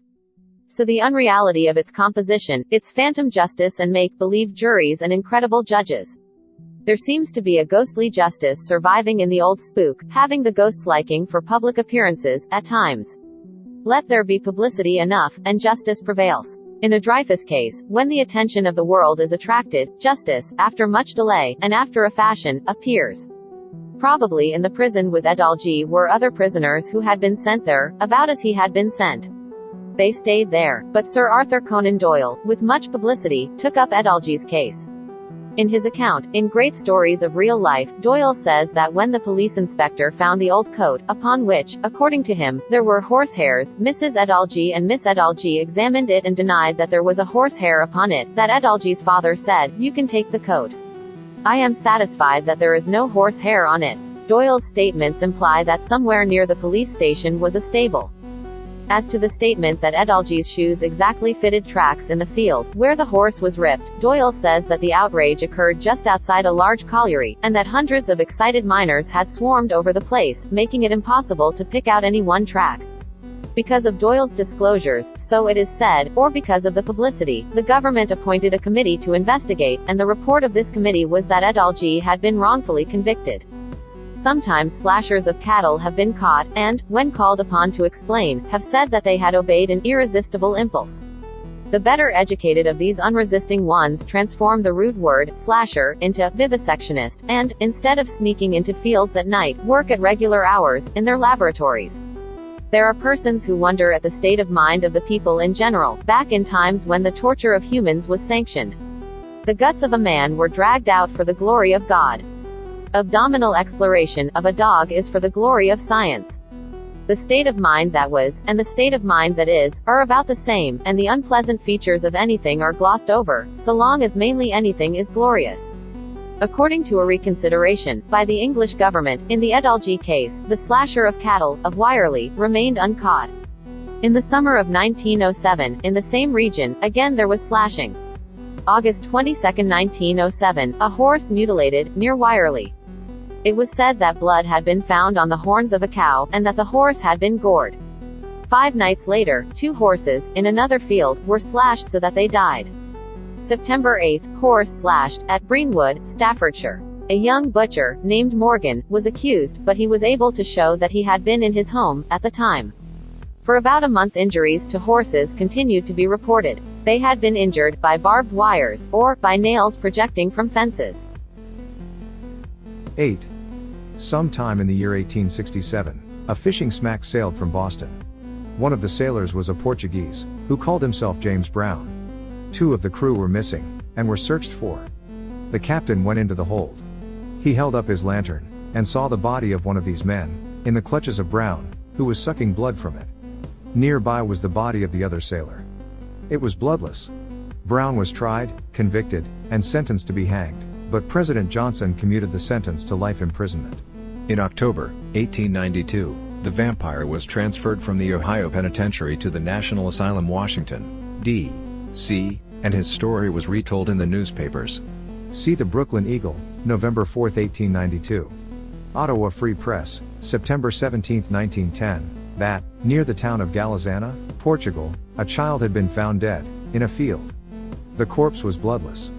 The child had been seen last with a man named Salvari. He was arrested, and confessed that he was a vampire. See the New York Sunday, April 14, 1931, for an account of the murders of 9 persons, all but one of them females, which in the year 1929 terrorized the people of Düsseldorf, Germany. The murderer, Peter Curtin, was caught. At his trial, he made no defense, and described himself as a vampire. I have a collection of stories of children, upon whom, at night, small wounds appeared. Rather to my own wonderment, considering that I am a theorist, I have not jumped to the conclusion that these stories are data of vampires, but have thought the explanation of rat bites satisfactory enough. But, in the Yorkshire Evening Argus, March 13, 1924, I came upon a rat story that seems queer. Inquest upon the death of Martha Sr., aged 68, of New Street, Batley. On the toes and fingers were a lot of wounds that rather suggested rat bites. It was said that these little wounds could have had nothing to do with the woman's death, which, according to the coroner, was from valvular heart disease. The only explanation acceptable to the coroner was that, before the police took charge of the body, the woman must have been dead considerable time, during which rats mutilated the corpse. But Mrs. Elizabeth Lake, a neighbor, testified that she had found Mrs. Sr. lying on the floor, and that Mrs. Sr. had told her that she was dying. This statement meant that the woman had been attacked by something, before dying. The coroner disposed of it by saying that the woman must have been dead considerable time before the body was found, and that Mrs. Lake was mistaken in thinking that Mrs. Senior had spoken to her. The fun of everything, in our existence of comedy tragedy, and I was suspicious of the story of terrorized Chinamen, as told by English reporters, because it was a story of panic that omitted the jokes, mania without the smile. Every fiendish occurrence that gnashes its circumstances, and sinks its particulars into a victim, wags a joke. In June 1899, there was, in many parts of the U.S., much amusement. Something, in New York City, Washington, and Chicago, was sending people to hospitals. I don't recommend the beating of a gong to drive away a hellish thing, but I think that treatment is as enlightened as is giving to it a funny name. Hospitals of Ann Arbor, Michigan, Toledo, Ohio, Rochester, N.Y., Reading, Pa, The Kissing Bug, it was called. The story of the origin of the kissing bug scare joke in that, upon the 19th of June, 1899, a Washington newspaper man, hearing of an unusual number of persons, who, at the emergency hospital, had applied for treatment for bug bites, investigated, learning of a very noticeable number of patients, who were suffering with swellings, mostly upon their lips, apparently the result of insect bites. According to Dr. L.O. Howard, writing in Popular Science Monthly, 56-31, there were 6 insects, in the United States, that could inflict dangerous bites, or punctures. But all of them were of uncommon occurrence. So Dr. Howard rejected the insect explanation. In his opinion, there had arisen a senseless scare, like those of former times, in southern Europe, when hosts of hysterical persons imagined that tarantulas had bitten them. This is mass psychology again, or the taboo explanation. To the regret of my contrariness, it is impossible for me utterly to disagree with anybody. I think with Dr. Howard that the kissing bug scare was like the tarantula scares. But it could be that some of those people of southern Europe did not merely imagine that something was biting them. If somebody should like to write a book, but is like millions of persons who would like to write books, but fortunately don't know just what to write books about, I suggest a study of scares, with the idea of showing that they were not altogether hysteria and mass psychology, and that there may have been something to be scared about. New York Herald, July 9th, names and addresses of persons, who upon one day, 8th of July, had either scared their bodies into producing swellings, or had been bitten by something that the scientists refused to believe existed. And people who were bitten captured insects. Entomological News, September, 1899, some of these insects, which were sent to the Academy of Natural Sciences of Philadelphia, were houseflies, bees, beetles, and even a butterfly. There are wings of vampires that loll with scientific articles. See Taboo, as represented by Dr. E. Murray Aaron, writing in the Scientific American, July 22, 1899, nothing but sensation mongering from Richmond, Virginia, to Augusta, me. There was a sensational horse, in Cincinnati. His jaw swelled. Would a child, aged 4, be too young for mass psychology? I suppose not. I am not denying that there was much mass psychology in this. Cedar Falls, Iowa, a 4-year-old child bitten. Trenton, N. J.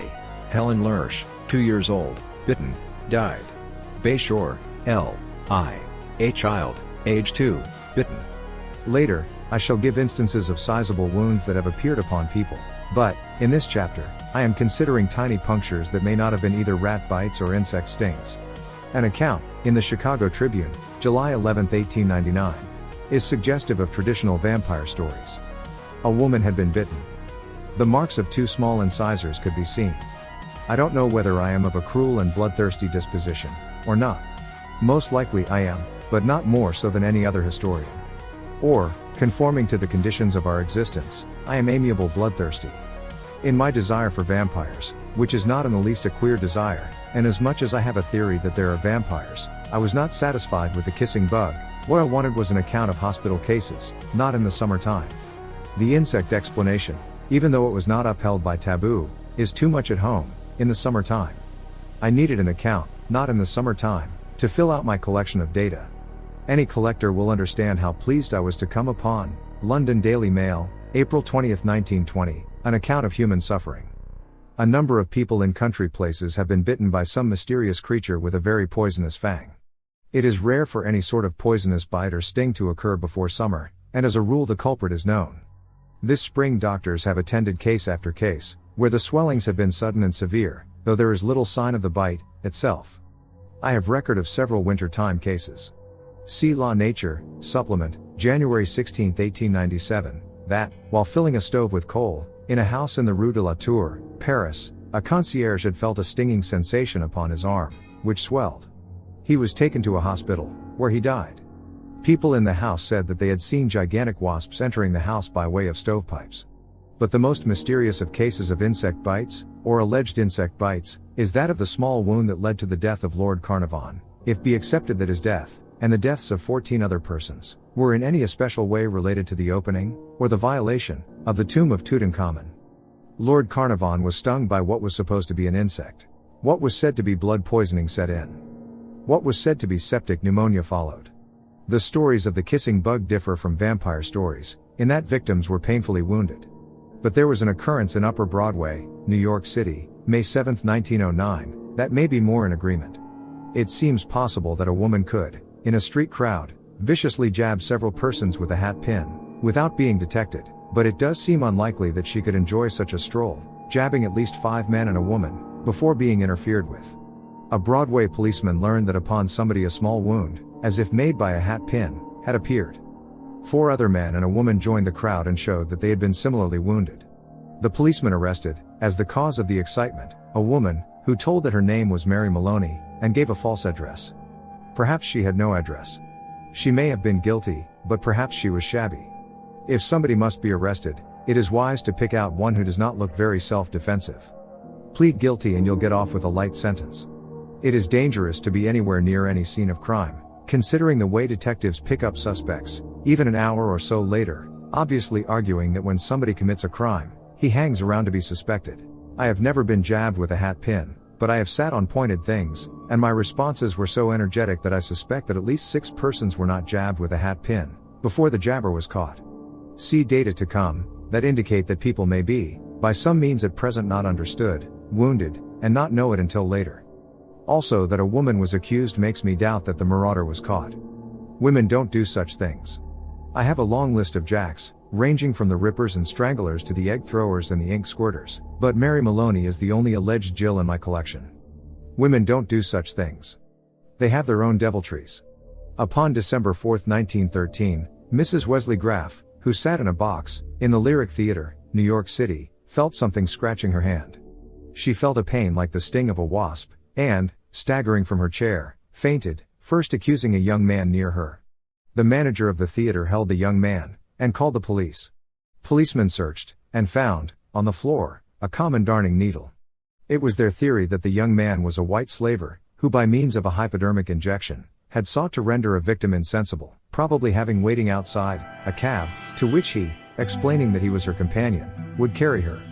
There were marks upon Mrs. Graff's arm, but it seems that they were not made by a darning needle. With the idea that the needle might be tipped with a drug, the police sent it to a chemist. To my astonishment, I record that he reported that he had found neither drug, nor poison, on it. A strange circumstance is that, at this place, where a woman was wounded somewhat as if by a darning needle, was found this darning needle, which was suggestive of a commonplace explanation. Then arose the story that a gang of white slavers was operating in the city. But in the newspapers were published interviews with physicians, who stated that they knew of no drug by which women could be affected so as to make them easily abductable, because the pain of an injection would give minutes of warning, before a victim could be rendered helpless. But it may be that something, or somebody, was abroad, mysteriously wounding women. In the Brooklyn Eagle, December 6, it was said that, in a period of 2 weeks, the Committee of 14, of New York City, had heard a dozen complaints of mysterious, minor attacks upon women, and had investigated, but had been unable to learn anything definite in any case. See back to the story of the Chicago woman, and marks of 2 small incisors. Upon Mrs. Graff's arm were 2 little punctures. December 29th, girl named Marion Brindle said that something had stung her. Upon her arm were 2 little punctures. It may be that, in the period of the scare in New York City, the first occurrence of which was in November, 1913, a vampire was abroad. It could be that we pick up the trail more than a year before this time. In October, 1912, Miss Jean Milne, aged 67, was living alone in her home, in West Ferry, Dundee, Scotland.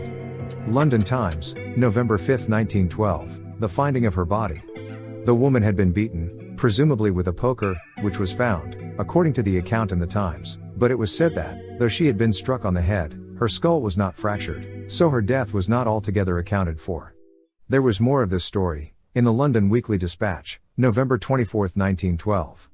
Upon this body were found perforations, as if having been made by a fork. Late at night, February 2, 1913, the body of a woman was found on the tracks of the London Underground Railway, near the Kensington High Street station. The body had been run over, and the head had been cut off. The body was identified as that of Miss Maud Frances Davis, who, alone, had been traveling around the world, and, earlier in the day, had, upon a ship train, arrived in London. She had friends and relatives in South Kensington, and presumably she was on her way to visit them. But the explanation at the inquest, London Times, February 6, 1913, was that she had probably committed suicide by placing her neck upon a rail. Dr. Townsend said that over the heart he found a number of small, punctured wounds, over a dozen of which had penetrated the muscles, and one had entered the ventricle cavity of the heart. These punctures had been caused in life, with a sharp instrument, such as a hat pin. They were not enough to cause death, but had been made a few hours previously. Upon December 29th of this year, 1913, a woman, known as Scotch Dolly, was found dead in her room, 18 Eatham Street, South E, London. A man, who had lived with her, was arrested, but was released, because he was able to show that, before the time of her death, he had left the woman. Her face was bruised, but she had seldom been sober, and the man, Williams, before leaving her, had struck her. The verdict was that she had died of heart failure, from shock. Upon one of this woman's legs was found a series of 38 little, double wounds. They were not explained.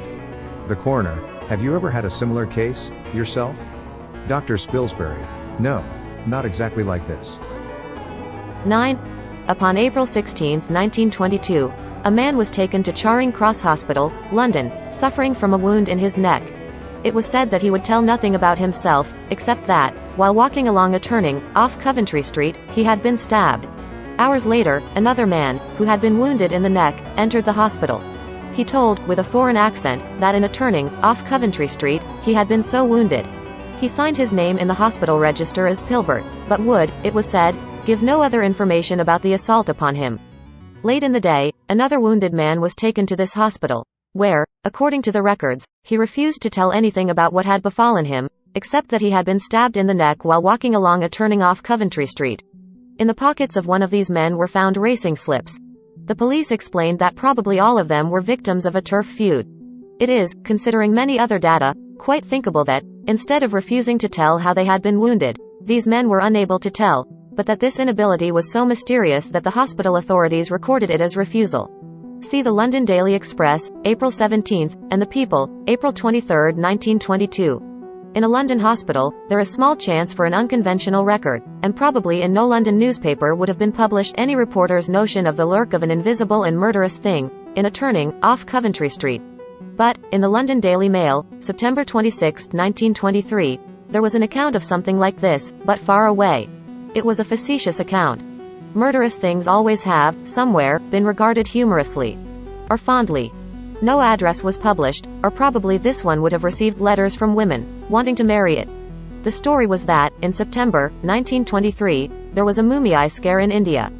Mummy-eyes are invisibles that grab people. They have no sense of the mystic. Don't dwell in enchanted woods, nor feel out for victims from old towers, or ruins, no valuation for midnight. In daylight, in the streets of cities, they grab people. Coolies, in the city of Lahore, believed that a mummy-eye was abroad. There was a panic in Lahore, and it fed upon screams of rickshaw men, who thought that they were grabbed.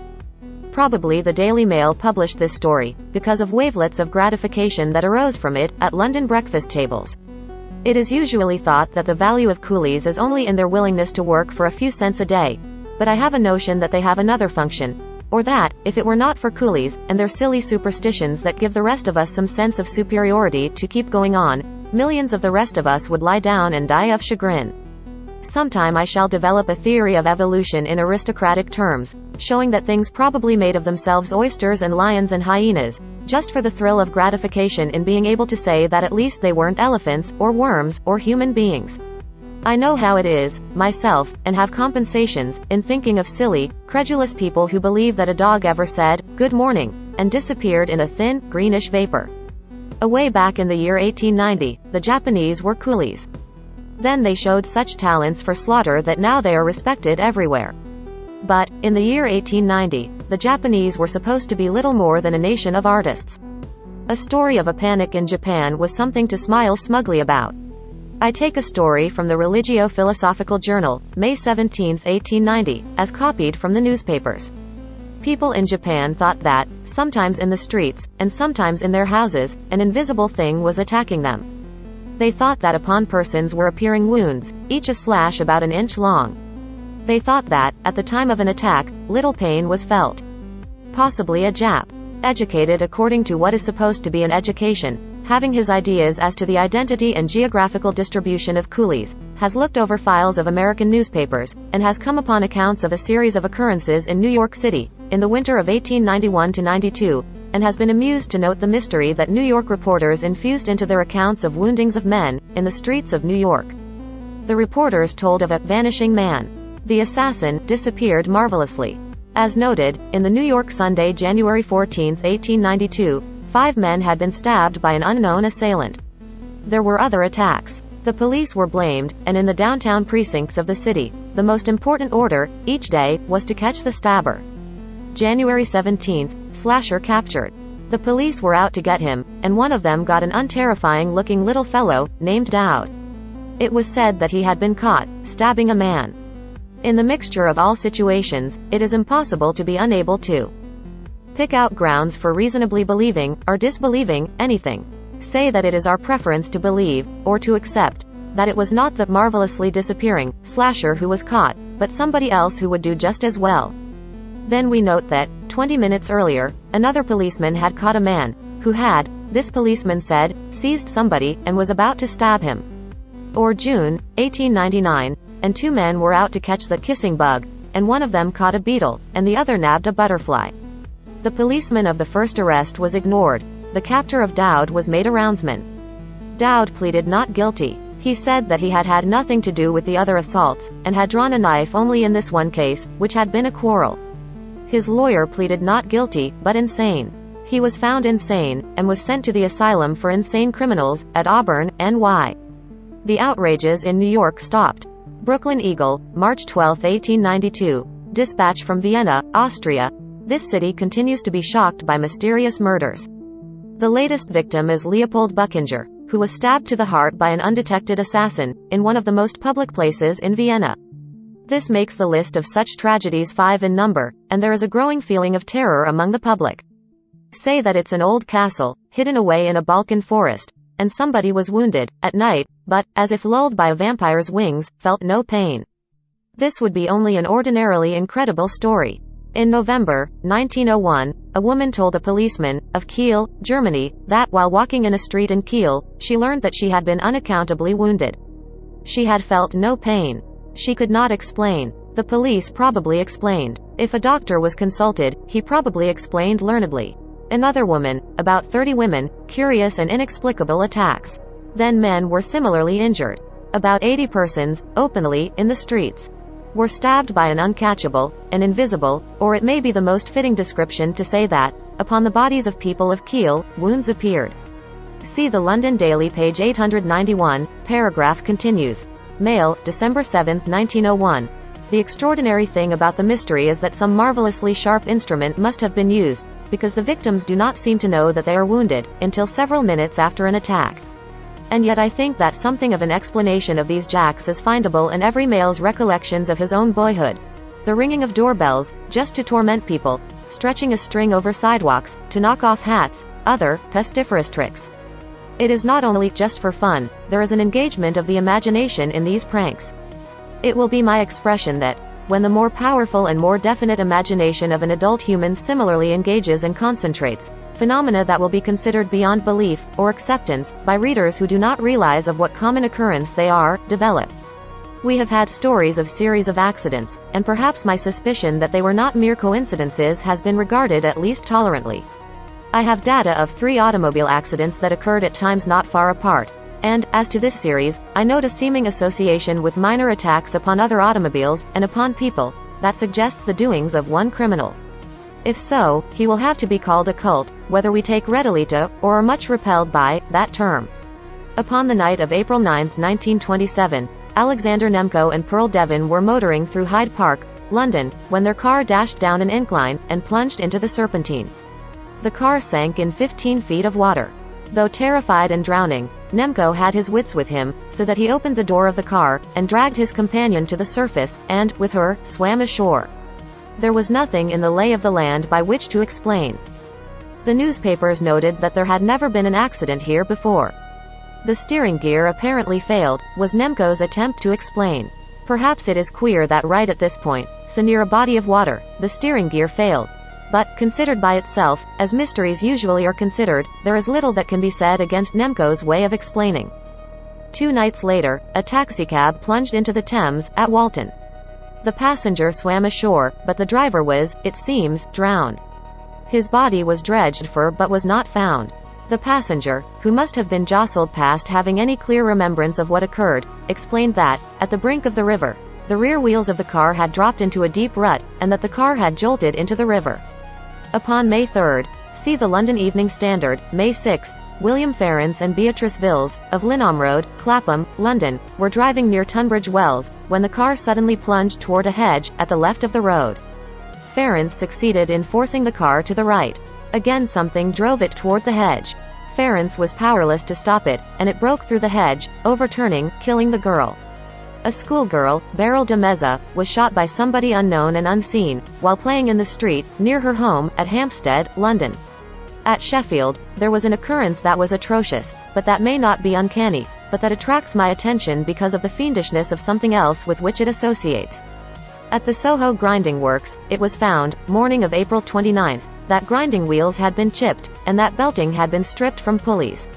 Nails had been driven, points upward, in chairs upon which the grinder sat. Tools had been thrown into motors, and currents had been turned on, causing much damage. All this looks like sabotage, malicious but scarcely fiendish, but in a building next door there had been doings that are so describable. Chickens had been tortured. Combs cut off, legs broken, the head of one burned. Others mutilated, and their injuries smeared with white paint. London Evening Standard, May 5, Mystery of 4 shooting affairs. A boy, playing in Mitcham Park, London, was shot in the head, by an air gun, it was thought, though no air gun pellet was found. At Tooting Bec Common, an air gun pellet, though it was not said that an air gun pellet was found, passed through the windshield of a motor car. In Stamford 2 men were shot by an unknown assailant. London Sunday Express, May 8, Mr. George Burlam, of Leigh-on-Sea, motoring on the road from London to Southend. He heard a report, and his windshield was splintered. In accounts of the punctured windshield, at Tooting Bec Common, the driver of the car was quoted as saying that he had heard a report, and at the same time a laugh, though nobody was about, at the time. Wounds have appeared upon people. Usually the explanation is that they were stabbed. Objects have been mutilated. Window panes and automobile windshields have been pierced, as if by bullets, but by bullets that could not be found. Such were the doings of the Phantom Sniper of Camden, NJ. He appeared first, in November, 1927. But the first clipping that I have, relating to him, is from the New York Evening Post, January 26, 1928. A store window pierced by a bullet, the 8th reported occurrence. Later, the stories were definitely of a phantom sniper and his phantom bullets. New York Herald Tribune, February 9, 1928. Collingswood, NJ, February 8. The phantom sniper, if it was the work of South Jersey's mysterious marksman, scored his most sensational attack tonight when a window in the home of William T. Turnbull was shattered by what appeared to be a charge of shot. Police at first believed it an attempted assassination, but, as in all the other cases, no missile was found. Turnbull, a Philadelphia stockbroker, and a former president of the Collingswood Borough Council, who was seated near the window, reading, was spattered with glass. He said that an automobile had stopped in front of the house a few minutes before. The absence of any grains of shot added to the mystery. I have sent letters of enquiry to all persons mentioned in the various reports. I have received not one answer. It may be preferable to some readers to think that there are no such persons. Still, I note that not one of these letters was dead-lettered back to me. The attacks continued until February 28, 1928.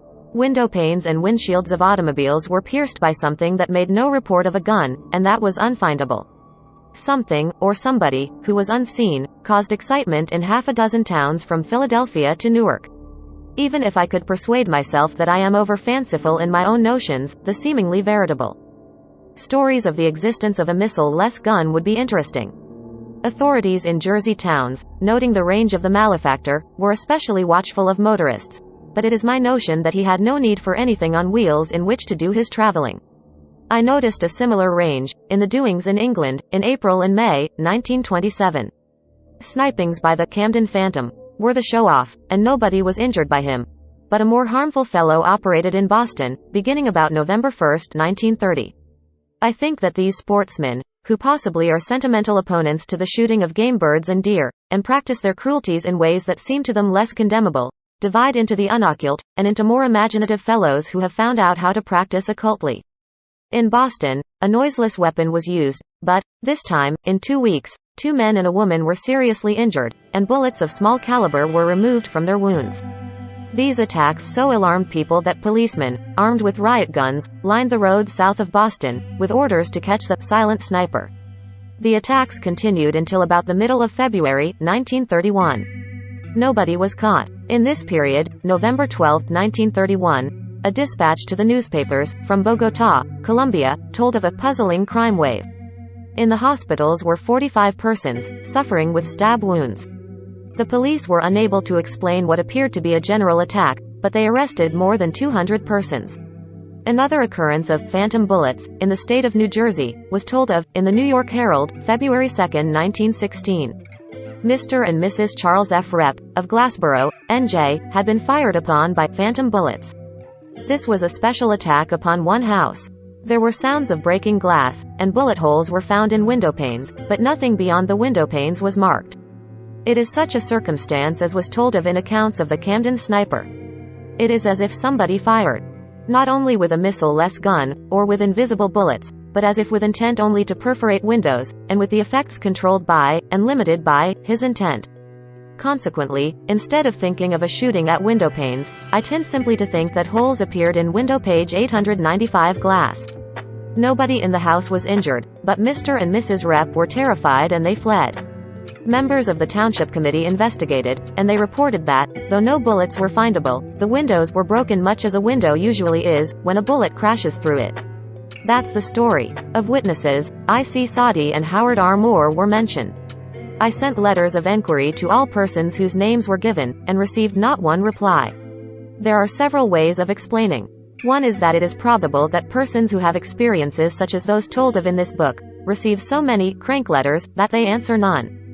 Dear me. Once upon a time, I enjoyed a sense of amusement and superiority toward cranks. And now here am I, a crank, myself. Like most writers, I have the moralist somewhere in my composition, and here I warn, take care, oh, reader, with whom you are amused, unless you enjoy laughing at yourself.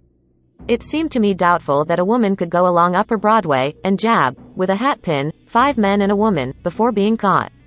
There has been a gathering of suggestions of not ordinary woundings.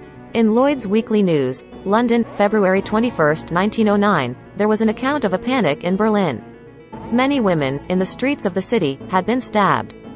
It was said that the assailant had been seen, and he was described as a young man, always vanishing. If he was seen, he is another of the uncatchables. In this newspaper of February 23, it was said that 73 women had been stabbed, all except 4 of them not seriously. We have had data that suggest the existence of vampires, other than humans of the type of the Portuguese sailor. But the brazen and serialized, sometimes murderous, but sometimes petty, assaults upon men and women are of a different order, and seem to me to be the work of imaginative criminals, stabbing people to make mystery, and to make a stir. I feel that I can understand their motives, because once upon a time I was an imaginative criminal, myself. Once upon a time I was a boy. One time, when I was a boy, I caught a lot of flies. There was nothing of the criminal, nor of the malicious, in what I did, this time, but it seems to give me an understanding of the phantom, stabbers and snipers. I painted the backs of the flies red, and turned them loose. There was an imaginative pleasure in thinking of flies, so bearing my mark, attracting attention, causing people to wonder, spreading far, appearing in distant places, so marked by me. In some of our stories there is much suggestion that there was no vanishing man. That wounds appeared upon people, as appeared, or as it was said to have appeared, a wound on the head of a sailor. See back to the story told by the captain of the Breck Sea. or that wounds appeared upon people, and that the victims, examined by the police, were more or less bullied into giving some kind of description of an assailant. However, some of the stories of the vanishing man look as if he, too, may be. There may be several ways of doing these things. Early in the year 1907, a vanishing man was reported from the town of Winchester, England. I take from the Weekly Dispatch, London, February 10, 1907. Women of Winchester were complaining of an uncatchable, who was committing petty assaults upon them, such as wrapping their hands. A mysterious feature of the affair is that the man disappears, as if by magic. The Phantom Stabber, of Bridgeport, Connecticut, appeared first February 20, 1925, and the last of his attacks, of which I have record, was upon June 1, 1928. That was a long time in which to operate uncaught. In the daytime, mostly, though sometimes at night, girls were stabbed, in the streets, in such public places as a department store, and the entrance of a library. Descriptions of the assailant were indefinite. In almost all instances the wounds were not serious. One of the stories, as told in the New York Herald Tribune, August 27, 1927, is typical of the circumstances of publicity, or of the confidence of an assailant that he could not be caught. If my stories will be regarded as ghost stories, a novelty about them is the eeriness of crowded thoroughfares, a lurk near Coventry Street, London, and the sneak of an invisible in Broadway, New York. I expect sometime to hear of a haunted subway, during rush hours. Edgar Allan Poe would say of me that I'm no artist, and don't know how to infuse atmosphere.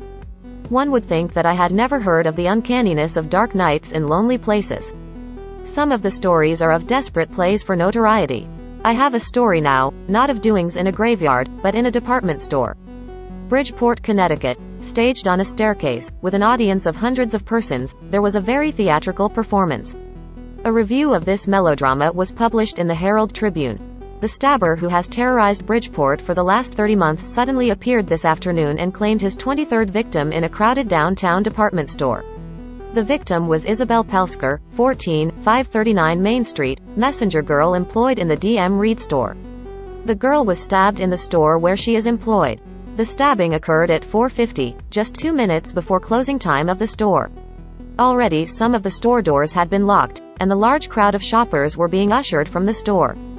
The employees were leaving their counters, and the victim had started up the stairs from the arcade side of the first floor to the women's dressing room. The girl had scarcely ascended more than half a dozen steps when she was attacked by the assailant, who lunged his sharp blade into her side, causing a severe wound. He got away. Nobody reported having seen him escaping. The girl could give only a meager description of him. 10. Relatively to the principles of modern science, werewolves cannot be. But I know of no such principle that is other than tautology or approximation. It is myth stuff. Then, if relatively to a group of phantoms, werewolves cannot be, there are at least negative grounds for thinking that they are quite likely. Relatively to the principles, our lack of principles, of ultra-modern science, there isn't anything that can't be, even though also it is not clear how anything can be. So my acceptance, or pseudo-conclusion, is that werewolves are quite likely unlikely. Once upon a time, when minds were dosed with the pill theory of matter, werewolves were said to be physically impossible. Very little globes were said to be the ultimates of matter, and were supposed to be understandable, and people thought they knew what matter is. But the pills have rolled away. Now we are told that the ultimates are waves. It is impossible to think of a wave. One has to think of something that is waving. If anybody can think of crime, virtue, or color, independent of somebody who is criminal, virtuous, or colored, that thinker, or whatever, may say that he knows what he is talking about, in denying the existence of anything, upon physical grounds. To say that the ultimate waves are electrical comes no closer to saying something. If there is no definition of electricity better than that of saying that it is a mode of motion, we're not enlighteningly told that the ultimate waves are moving motions. My suspicion is that we've got everything reversed, or that all things that have the sanction of scientists, or that are in agreement with their myths, are ghosts, and that things called ghosts are, because they are not in agreement with the spooks of science, the more nearly real things. I now suspect that the spiritualists are reversedly right, that there is a ghost world, but that it is our existence, that when spirits die they become human beings. I now have a theory that once upon a time, we were real and alive, but departed into this state that we call existence, that we have carried over with us from the real existence, from which we died, the ideas of truth, and of axioms and principles and generalizations, ideas that really meant something when we were really alive, but that, of course, now, in our phantom existence, which is demonstrable by any X-ray photograph of any of us, can have only phantom meaning, so then our never-ending, but always frustrated, search for our lost reality. We come upon chimera and mystification, but persistently have beliefs, as retentions from an experience in which there were things to believe in. I'd not say that all of us are directly ghosts. Most of us may be the descendants of the departed from a real existence, who, in our spook world, pseudo-propagated. Once upon a time, but in our own times, there were two alleged marvels that were sources of uncommon contempt, or amusement, to scientists. They were the transformation of elements into other elements, and the transformation of human animals into other animals. The history of science is a record of the transformations of contempts and amusements. I think that the idea of werewolves is most silly, degraded, and superstitious, therefore I incline toward it respectfully. It is so laughable that I am serious about this. Marauding animals have often unaccountably appeared in, or near, human communities, in Europe and the United States. The explanation of an escape from a menagerie has, many times, been unsatisfactory, or has had nothing to base upon. I have collected notes upon these occurrences, as teleportations, but also there may be lycanthropy. Nobody has ever been finally reasonable, and it is impossible for me to be absolutely unreasonable. I can tell no yarn that is wholly a yarn, if it be my whim, or inspiration, to come out for the existence of werewolves. What is there that absolutely sets apart the story of a man who turned into an ape, or a hyena, from the story of a caterpillar that became a butterfly? Or rascals who almost starved to death, and then learned to take on the looks of philanthropists? There are shabby young doctors and clergymen, who turn so sleek, after learning the lingo of altruists, that they have the appearance of very different animals. Or the series of portraits of Napoleon Bonaparte, and so much of his mind upon classical models, and the transformation of a haggard young man into much resemblance to the Roman Emperor Augustus. It is a matter of common belief that men have come from animals called lower, not necessarily from apes, though the ape theory seems to fit best, and is the most popular. Then why not that occasionally a human slews backward? Data of reversions, not of individuals, but of species, are common in biology. I have come upon many allusions to the leopard men, and the hyena men of African tribes, but the most definite story that I know of is an article by Richard Baggett, in the Cornhill magazine. Paragraph continues, October, 1918, upon the alleged powers of natives of northern Nigeria to take on the forms of lower animals. An experience attributed to Captain Shot, DSO, is told of. It is said that raiding hyenas had been wounded by gun traps, and in each case had been traced to a point where the hyena tracks had ceased, and had been succeeded by human footprints, leading to a native town. A particular of the traditional werewolf story is that when a werewolf is injured, the injury appears upon a corresponding part of the human being of its origin. Baggett told of Captain Shot's experience, alleged experience, whatever, with an enormous brute that had been shot, and had made off, leaving tracks that were followed. The hunters came to a spot where they found the jaw of the animal, lying in a pool of blood. The tracks went on toward a native town. The next day a native died. His jaw had been shot away. There have been many appearances of animals that were unexplained, anyway until I appeared upon the horizon of this field of data.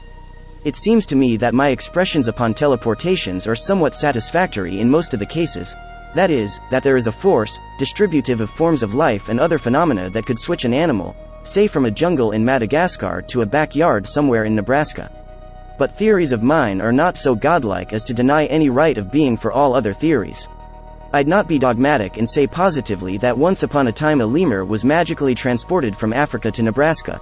Possibly somebody in Lincoln, Nebraska, had been transformed into a lemur, or was a werlemore. Whatever the explanation may be, the story was told, in the New York Sunday, November 12, 1931. Dr. E.R. Mathers, of Lincoln, Nebraska, had seen a strange, small animal in his yard, acting queerly. The next day he found the creature dead. The body was taken to Dr. I.H. Blake, of the University of Nebraska, who identified it as that of an African lemur, of the Galaga group. A lemur is a monkey-like animal, with a long snout, size about that of a monkey. I wrote to Dr. Mathers about this, and, considerably to my surprise, because mostly my crank letters are very properly ignored, received an answer, dated November 21, 1931. Dr. Mathers verified the story. The lemur, stuffed and mounted, is now upon exhibition in the Museum of the State University, at Lincoln. Where it had come from had not been learned. There was no story of an escape, anywhere, that could match this appearance in a backyard. Accounts had been spread-headed, with illustrations, in the Lincoln State Journal, October 23, and in the Sunday State Journal, October 25. But not even in some other backyard had this animal been seen, according to absence of statements. I neglected to ask whether, at the time of the appearance of the lemur, the disappearance of any resident of Lincoln was reported. Suppose, at a meeting of the National Academy of Sciences, one should read a paper upon the transformation of a man into a hyena. There would be only one way of doing that. I recommend it to unrecognized geniuses, who can't otherwise get a hearing. It would have to be a hold-up. But, without having to pull a gun, at the meeting of the NAS, at New Haven, Connecticut, November 18, 1931, Dr. Richard C. Tallman suggested that energy may be transforming into matter. If one can't think of a man transforming into a hyena, let one try to think of the motions of a thing turning into a thing. My expression is that, in our existence of the hyphen, or of intermediateness between so-called opposites, there is no energy, and there is no matter, but that there is matter-energy. Manifesting in different degrees of emphasis one way or the other. That it is not thinkable that energy could turn into matter, but that it is thinkable that energy-matter could, by a difference of emphasis, turn into matter-energy, or that there is no man who is without the hyena element in his composition, and that there is no hyena that is not at least rudimentarily human, or that at least it may be reasoned that, by no absolute transformation, but by a shift of emphasis, a man-hyena might turn into a hyena-man. The year 1931, and there were everywhere, but most notably in the USA, such shifts, or reversions, from the state that is called civilization, that there was talk of repealing laws against carrying weapons, and of the arming of citizens to protect themselves, as if such cities as New York and Chicago were frontier towns. Out of policemen, in all except physical appearance, had come wolves that had preyed upon nocturnal women. There were chases of savages through the streets of New York City. Jackals on juries picked up bits from kills by bigger beasts, and snarled their jackal verdicts. New York Times, June 30, 1931, police at Mineola hunt ape-like animal, hairy creature, about 4 feet tall. Out of judges had come swine.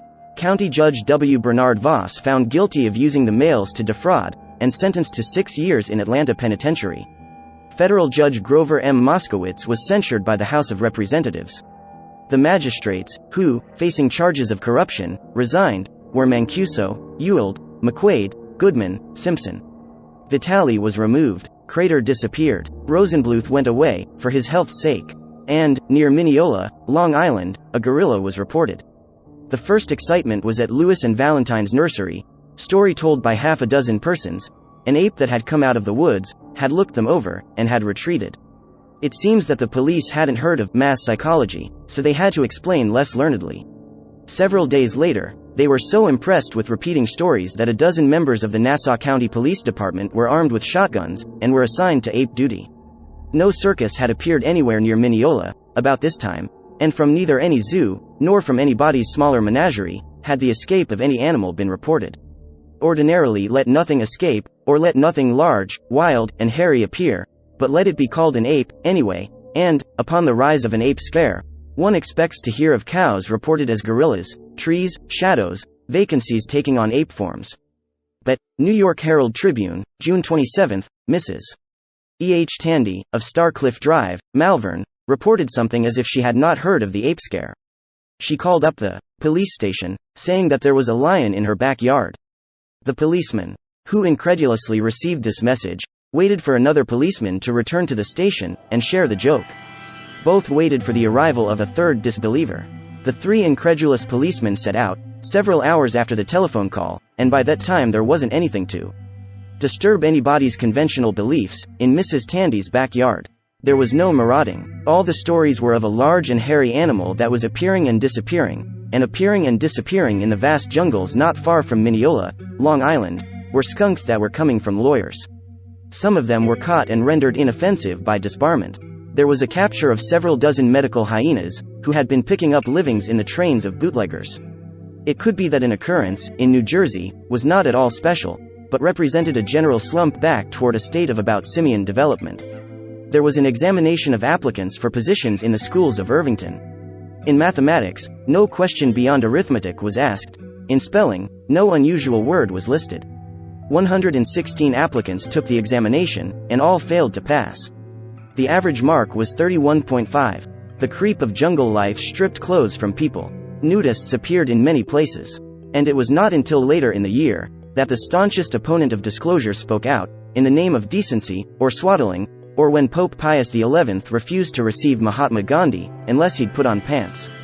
Upon the 29th of June, the ape story was taken so seriously, at Mineola, that Police Captain Earl Comstock ordered out a dozen special motor patrols, armed with revolvers and sawed-off shotguns, with gas and ball ammunition, led by Sergeant Berkeley Hyde. A posse of citizens was organized, and it was joined by 20 nurserymen, who were armed with sickles, clubs, and pitchforks. Numerous footprints were found. The prints seemed to be solely those of the hind feet, and were about the size and shape of a man's hand, though the thumb was set farther back than would be the case with a man's hand. However, no ape was seen. As to prior observations, policeman Fred Kohler, who had been assigned to investigate, reported statements by 10 persons. The animal disappeared about the last of June. Upon July 18, it was reported again, and by persons who were out of communization with each other. It was near Huntington. A nurseryman, named Stockman, called up the police, saying that members of his family had seen an animal, resembling a gorilla, running through shrubbery. Then a farmer, named Bruno, 3 miles away, telephoned that he had seen a strange animal. Policemen went to both places, and found tracks, but lost them in the woods. The animal was not reported again. And I suppose I shall get a letter from somebody in Long Island, asking me not to publish his name, unless I consider that positively necessary, but assuring me that, of all the theorists, who had tried to explain the ape of Mineola, only I have insight and penetration or an impulse that had come upon him, in June, 1931, to climb trees, and to chatter, and to pick over the heads of his neighbors, and then blankness. He had awakened from a trance, and had found on his carpet tracks of thumbed footprints. A peculiar, greenish mud. He had gone to Lewis and Valentine's nursery, and there he had seen a patch of this mud, which was not known to exist anywhere else. And, if I don't take seriously this letter that I shall probably receive from somebody in Long Island, it will be because probably also I shall hear from somebody else, telling me that above all he shrinks from notoriety, but that personal considerations must be swept aside for the sake of science, that, as told in the newspapers, somebody had slung a brick, hitting the retreating ape, and that he had been unable to sit down next morning. But the germination of a new idea, I'm feeling. I have wondered about occultly stealing a money bag from a bank. But that is so paltry, compared with abilities, not considered occult, by which respectable operators steal banks. Or psychically dislocating somebody's shoulder, in a petty revenge, whereas, politically, and upon the noblest of idealistic principles, whole nations may be dislocated. But, when it comes to the miracle of Mineola, I feel the stirrings of usefulness, or the makings of a new religion, founded as solidly as any religion ever has been founded. All ye who are world-weary, unsatisfied with mere nudism, which isn't reverting far enough, unsatisfied with decadence in creeds and politics of today, which conceivably might be more primitive, conceiving that, after all, the confusion in the sciences page 905 isn't blankness. And that the cave arts are at least scrawling something, all ye who are craving a more drastic degeneration, and a possible answer to your prayer, make me, oh, make me, an ape again. What I need, to keep me somewhat happy, and to some degree interested in my work, is opposition. If lofty and academic, so much the better. If sanctified, I'm in great luck.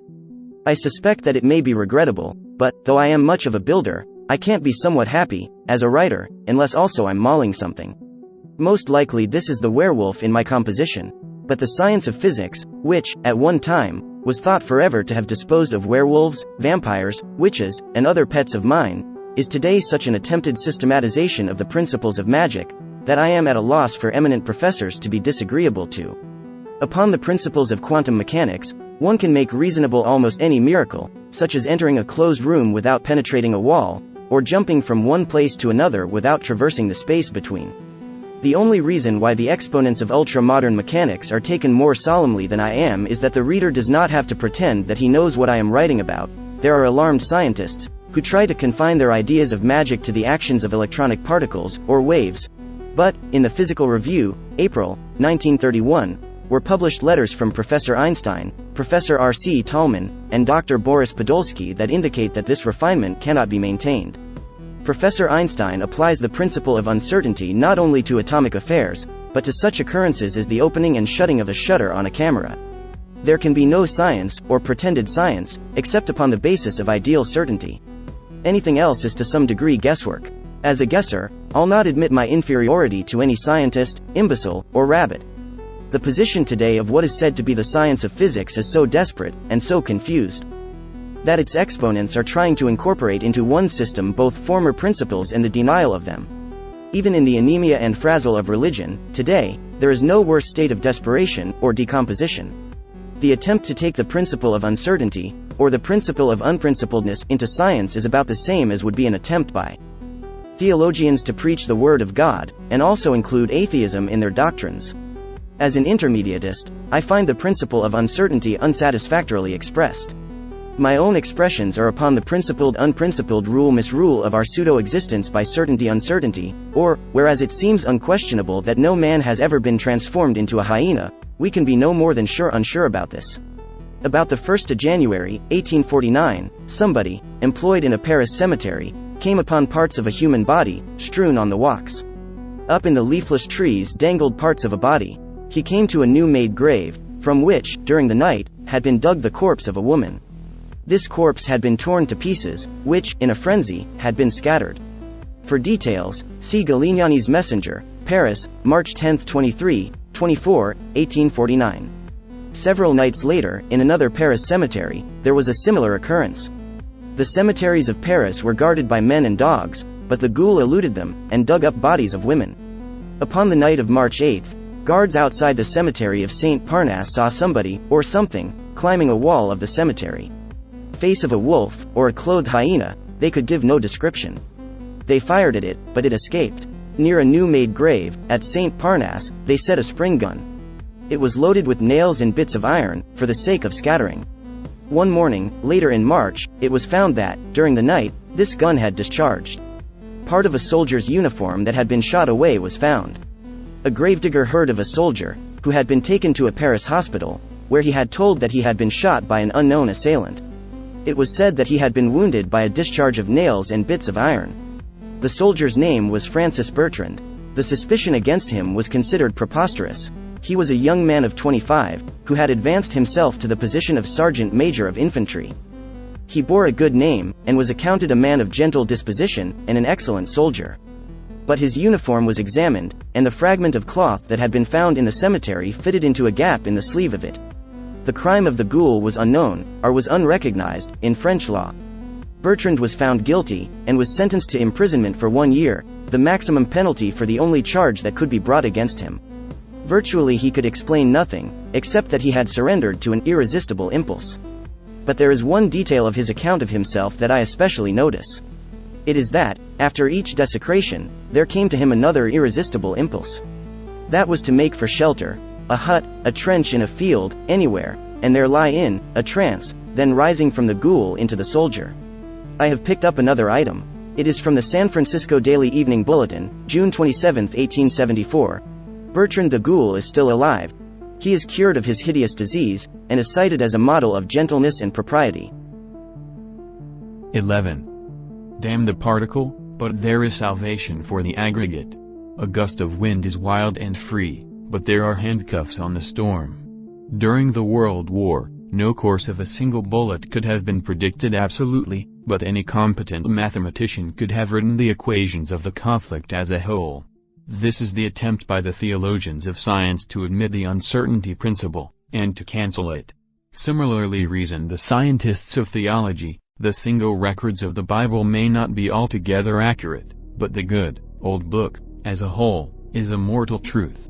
Says Dr. C.G. Darwin, in New Conceptions of Matter, we cannot say exactly what will happen to a single electron, but we can confidently estimate the probabilities. If an experiment is carried out, with 1,000 electrons, what was a probability for one, becomes nearly a certainty. Physical theory confidently predicts that the millions of electrons in our bodies will behave even more regularly, and that to find a case of noticeable departure from the average, we should have to wait for a time quite fantastically longer than the estimated age of the universe. This reasoning is based upon the scientific delusion that there are final bodies, or wholes. Arthur B. Mitchell, of 472 McAllister Avenue, Utica, N.Y., goes out for the evening.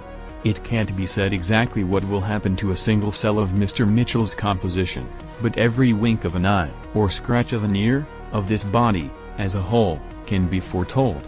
But now we have a change of view, as to this body that had been regarded as a whole. Now Mr. Mitchell is regarded as one of many units in this community known as Utica.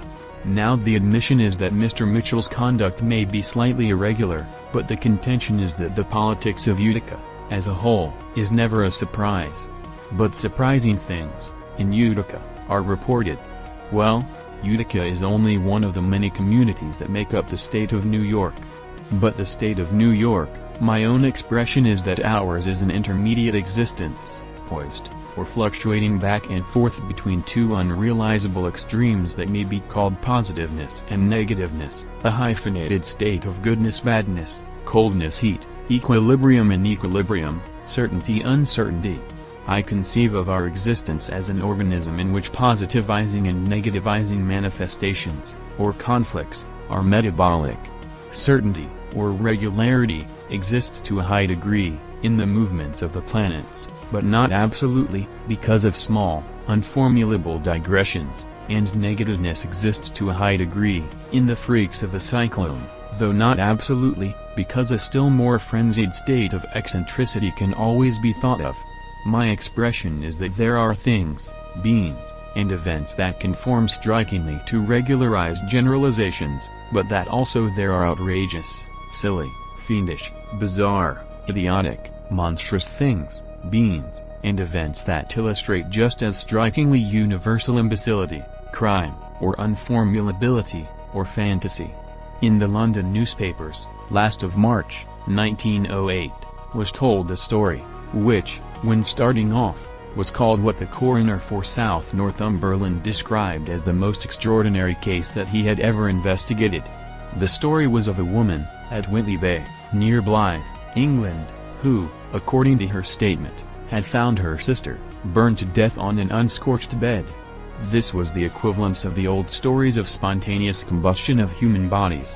It was said that the coroner was at first puzzled by this story, but that he learned that the woman who told it had been intoxicated, and soon compelled her to admit that she had found her sister, suffering from burns, in another part of the house, and had carried her to her bedroom.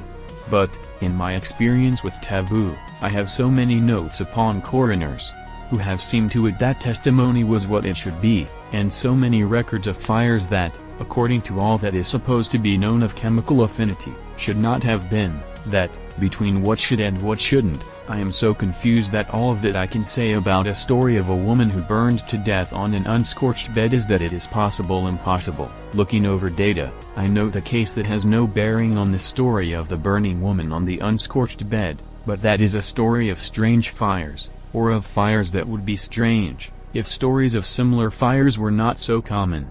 It is a case that interests me, because it aligns with the stories of Emma Piggott and John Dowdy.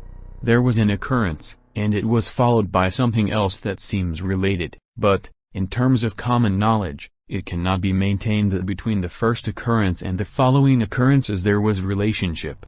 Most of the story was told in the London Times, August 21, 1856, but, whenever it is possible for me to do so, I go to local newspapers for what I call data. I take from various issues of the Bedford Times and the Bedford Mercury. Upon the 12th of August, 1856, a resident of Bedford, named Moulton, was absent from home. He was upon a business trip to Ireland. At home were Mrs. Moulton and the housemaid, Anne Fenimore. To fumigate the house, the girl burned sulfur, in an earthenware jar, on the floor. The burning sulfur ran out on the floor, and set the house afire. This fire was put out. About an hour later, a mattress was found burning, in another room. But the fire from the sulfur had not extended beyond one room, and this mattress was in another part of the house. Smoke was seen, coming from a chest. Later, smoke was seen coming from a closet, and in it linen was found burning. Other isolated fires broke out. Moulton was sent for, and returned, upon the evening of the 16th. He took off damp clothes, and threw them on the floor. Next morning these clothes were found afire. Then came a succession of about 40 fires, in curtains, in closets, and in bureau drawers. Neighbors and policemen came in, and were soon fearful for their safety. Not only objects around them flamed, so flamed their handkerchiefs. There were so many witnesses, and so much talk in the town, that there was an investigation. Considering that nobody was harmed, it seems queer to read that the investigation was a coroner's inquest, but the coroner was the official who took up the investigation. Witnesses told of such occurrences as picking up a pillow and setting it down, pillow flaming. There was an attempt to explain, in commonplace terms, but nothing that could suggest arson was found, and molten had insured neither the house nor the furniture. The outstanding puzzlement was that an ordinary fire seemed to be in some way related to the fires that followed it, but in no way that could be defined. The verdict of the jury was that the fire from the burning sulfur was accidental, but that there was no evidence to show what had caused the succeeding fires. This story attracted attention in London. After the first account, in the Times, there was considerable correspondence. At the inquest, 2 physicians had given their opinion that the sulfur fire must have been the cause of the other fires, or that inflammable, sulfurous fumes had probably spread throughout Molten's house. But the jury had refused to accept this explanation, because of testimony that chairs and sofas that had been carried out into the yard had flamed. The fires were in a period of 5 days, and it is probable that in that length of time any permeation by fumes would have been detected. In the discussion in the Times it was pointed out that sulfurous fumes are oxides and are not inflammable. However, I come to another fire, and maybe I'll explain this one. It was upon the night of January 21, 1909. Upon this night, a small-town woman exasperated a New York hotel clerk. Perhaps I explained her unusual behavior by thinking that, having come from a small town, she started picturing the dangers of the big city, and let her imaginings become an obsession. The woman was Mrs. Mary Wells Jennings, of Brewster, N.Y. Place, the Greek Hotel, 30 East 42nd Street. See the Brooklyn Eagle, January 22, 1909. Mrs. Jennings asked the night clerk to change her room, saying that she feared fire. The clerk assigned her to another room. Not long afterward, wouldn't he let her have another room? So another room. Again she annoyed the clerk. Room changed again. A few hours later, in an unoccupied room, where, during alterations, paints were stored, a fire broke out. St. Louis Globe-Democrat, December 16, 1889, in some mysterious way. A fire started in the mahogany desk in the center of the office of the Secretary of War, at Washington, D.C. Several official papers were destroyed, but it was said that they were of no especial value, and could be replaced. Secretary Proctor cannot understand how the fire originated, as he does not smoke, and keeps no matches about his desk. It may be that there have been other cases, in which, in some mysterious way have been destroyed papers that were of no especial value, and could be replaced. Upon September 16, 1920, London newspapers told of 3 fires that had broken out simultaneously in different departments of the government office, in Tothill Street, Westminster, London. It was not said that papers of no especial value had been destroyed, but it was said that these simultaneous fires had not been explained. London Sunday Express, May 2, 1920, upon the night of April 28, fire of mysterious origin broke out at the War Office, Constantinople, where the archives are stored. The iron doors were locked, and it was impossible to gain entrance to the building until afternoon. Many important documents were destroyed. The body of a girl, and the body of a crow, and a newspaper correspondent's vague feeling of an unknown relationship, a woman who was away from home upon the night of April 6, 1919, see the Dartford, Kent, Chronicle, April 7, Mr. J. Temple Thurston was alone in his home, Hawley Manor, near Dartford. His wife was abroad. Particulars of the absence of his wife, or of anything leading to the absence of his wife, are missing. Something had broken up this home. The servants had been dismissed. Thurston was alone. At 2:40 o'clock, morning of April 7th, the firemen were called to Hawley Manor. Outside Thurston's room, the house was blazing, but in his room there was no fire. Thurston was dead. His body was scorched, but upon his clothes there was no trace of fire. 12.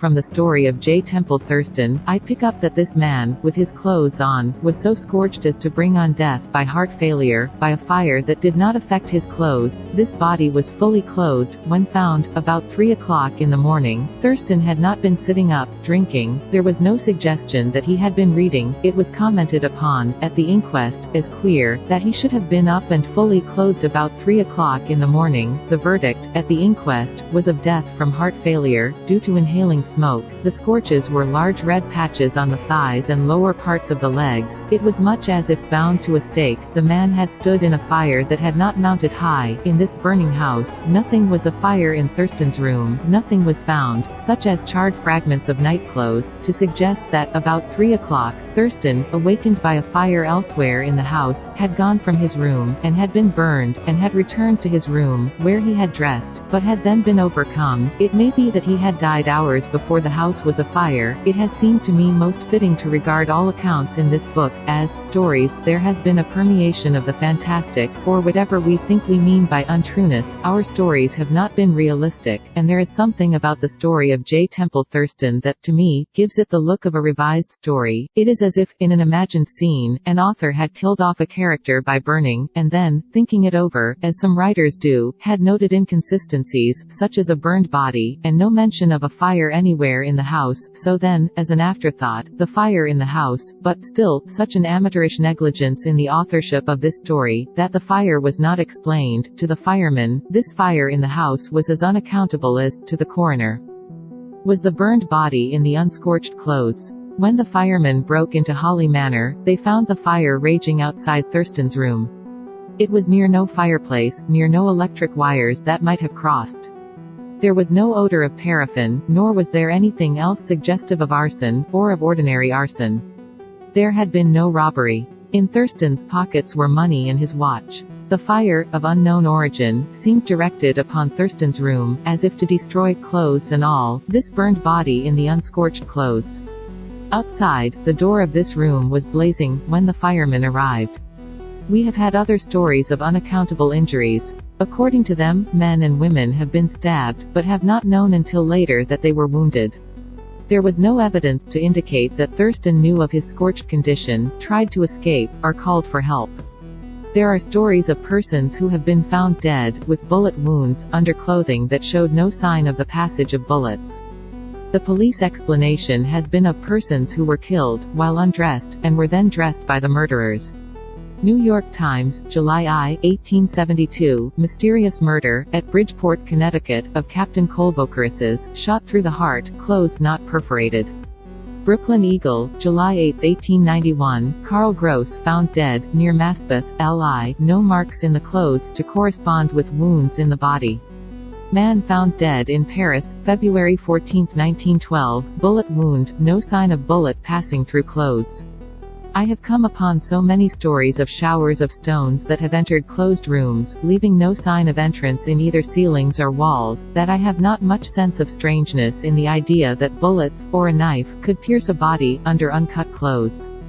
There are stories of bullets that have entered closed rooms, without disturbing the materials of walls or ceilings.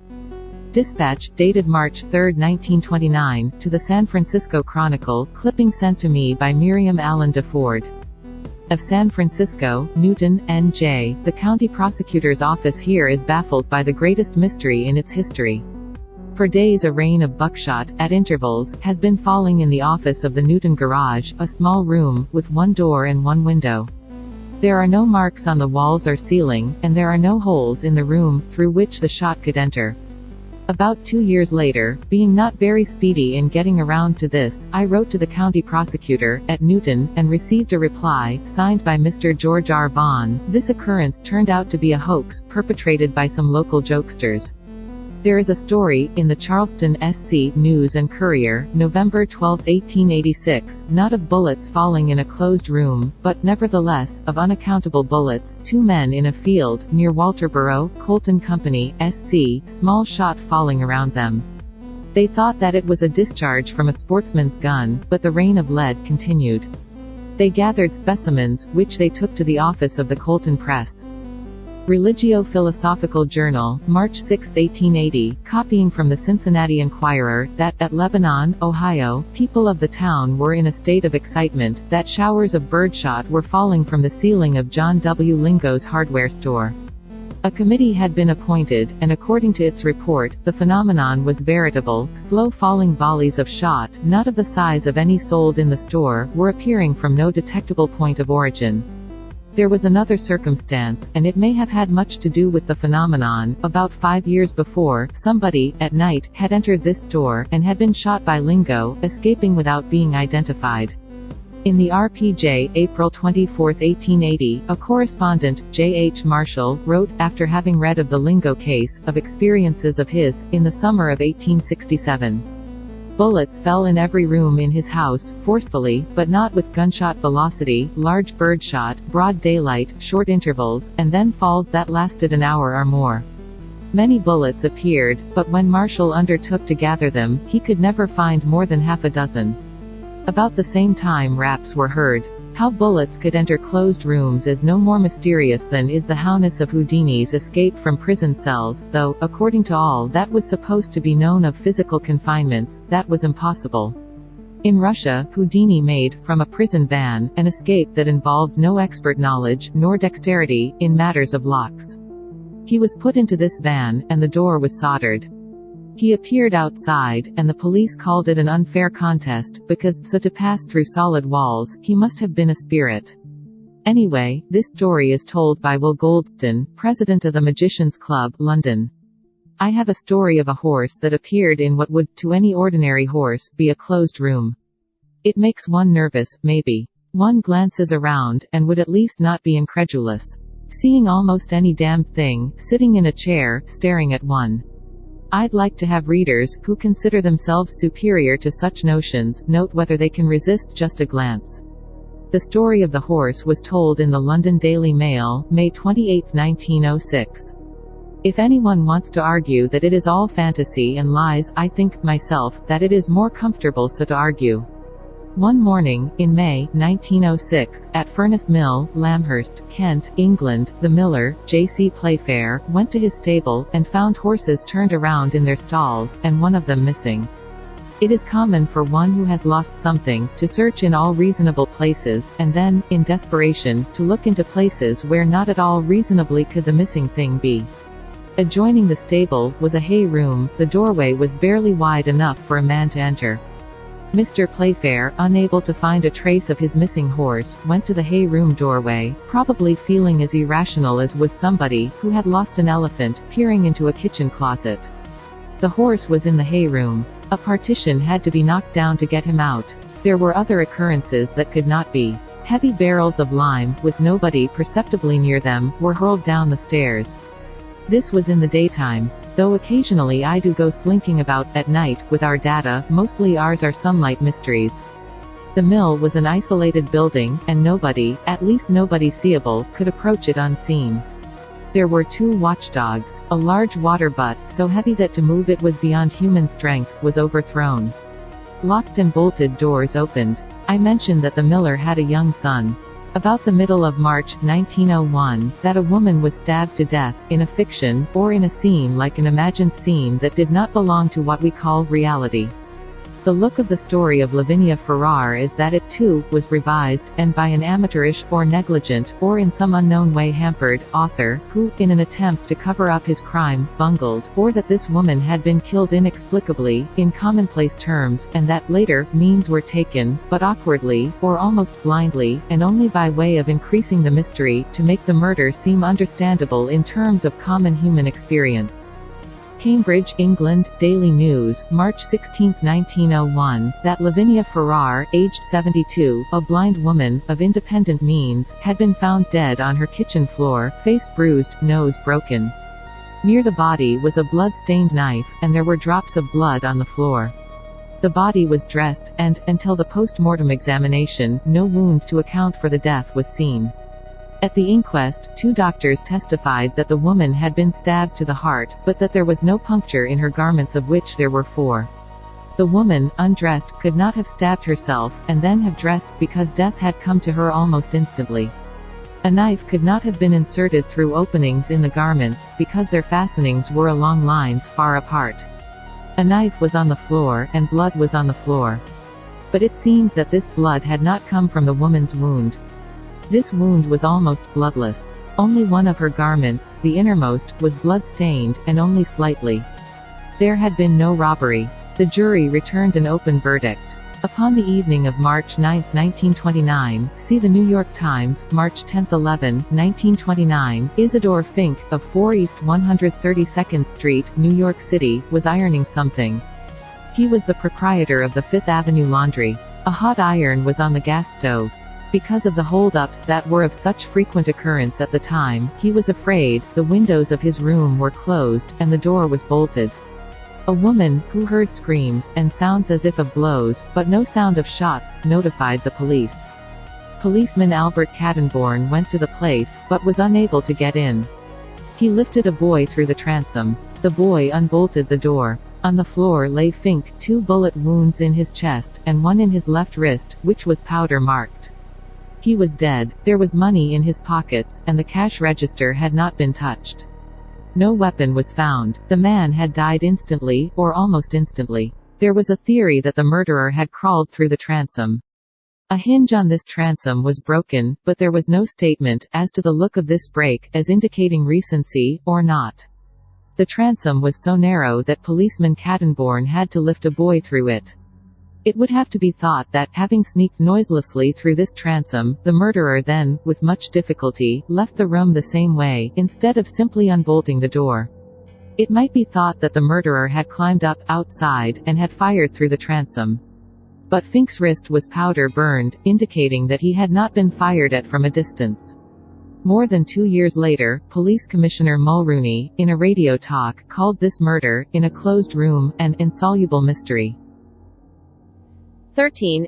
If a man was scorched, though upon his clothes there was no sign of fire, it could be that the woman of Whitley Bay, who told of having found her sister burned to death on an unscorched bed, reported accurately. If the woman confessed that she had lied, that ends the mystery, or that stimulates interest. The statement that somebody, operated upon by the police, or by a coroner, confessed, has the meaning that has a statement that under pressure an apple produces cider. However, this analogy breaks down. I have never heard of an apple that would, if properly pressed, yield cider, if wanted, or ginger ale, if required, or homebrew, all according to what was wanted. Once upon a time, when mine was an undeveloped suspiciousness, and I'd let dogmatists pull their pedantries over my perceptions, I nevertheless collected occasional notes upon what seemed to me to be unexplained phenomena. I don't do things mildly, and at the same time much enjoy myself in various ways. I act as if trying to make allness out of something. A search for the unexplained became an obsession. I undertook the job of going through all scientific periodicals, at least by way of indexes, published in English and French, from the year 1800, available in the libraries of New York and London. As I went along, with my little suspicions in their infancies, new subjects appeared to me, something queer about some hailstorms, the odd and the unexplained in archaeological discoveries, and in Arctic explorations. By the time I got through with a grand tour, as I called this search of all available periodicals, to distinguish it from special investigations, I was interested in so many subjects that had cropped up later, or that I had missed earlier, that I made the tour all over again, and then again had the same experience, and had to go touring again, and so on, until now it is my recognition that in every field of phenomena, and in later years I have multiplied my subjects by very much shifting to the newspapers, is somewhere the unexplained, or the irreconcilable, or the mysterious, in unformulable motions of all planets, volcanic eruptions, murders, hailstorms, protective colorations of insects, chemical reactions, disappearances of human beings, stars, comets, juries, diseases, cats, lampposts, newly married couples, cathode rays, hoaxes, impostures, wars, births, deaths. Everywhere is the tabooed, or the disregarded. The monks of science dwell in smuggeries that are walled away from event jungles. Or some of them do. Nowadays a good many of them are going native. There are scientific dervishes who whirl amok, brandishing startling statements, but mostly they whirl not far from their origins, and their excitements are exaggerations of old-fashioned complacencies. Because of several cases that I have noted, the subject of fires attracted my attention. One reads hundreds of accounts of fires, and many of them are mysterious, but one's ruling thought is that the unexplained would be renderable in terms of accidents, carelessness, or arson, if one knew all the circumstances. But keep this subject in mind, and, as in every other field of phenomena, one comes upon cases that are irreconcilables. Glasgow News, May 20, 1878, doings in John Shattuck's farmhouse, near Bridgewater. Fires had started up unaccountably. A superintendent of police investigated and suspected a servant girl, Ann Kidner, aged 12, because he had seen a hayrick flame, while she was passing it. Loud raps were heard. Things in the house, such as dishes and loaves of bread, moved about. The policeman ignored whatever he could not explain, and arrested the girl, accusing her of tossing lighted matches. But a magistrate freed her, saying that the evidence was insufficient. There is a story of devilish manifestations, in the Quebec Daily Mercury, October 6, 1880. For 2 weeks, in the Hudson Hotel, in the town of Hudson, on the Ottawa River. Furniture had been given to disorderly conduct, the beds had been especially excitable. A fire had broken out in a stall in the stable. This fire was quenched, but another fire broke out. A priest was sent for, and he sprinkled the stable with holy water. The stable burned down. There are several recorded cases of such fires ending with the burning of buildings, but a similarity that runs through the great majority of the stories is of fires localized in special places, and not extending. They are oftenest in the presence of a girl, aged from 12 to 20, but seldom do they occur at night, when they would be most dangerous. It is a peculiarity. See back to the case of the fires in the house in Bedford. It seems that, if those fires had been ordinary fires, the house would have burned down. The cases are of fires, in unscorched surroundings. New Zealand Times, December 9, 1886, copying from the San Francisco Bulletin, about October 14, that Willie Brow, 12 years old, who had caused excitement in the town of Turlock, Madison Company. Cal, by setting things afire, by his glance, had been expelled from the Turlock school, because of his freaks. His parents had cast him off, believing him to be possessed by a devil, but a farmer had taken him in, and had sent him to school. On the first day, there were 5 fires in the school, 1 in the center of the ceiling, 1 in the teacher's desk, 1 in her wardrobe, and 2 on the wall. The boy discovered all, and cried from fright. The trustees met and expelled him, that night. For another account, see the New York Herald, October 16, 1886.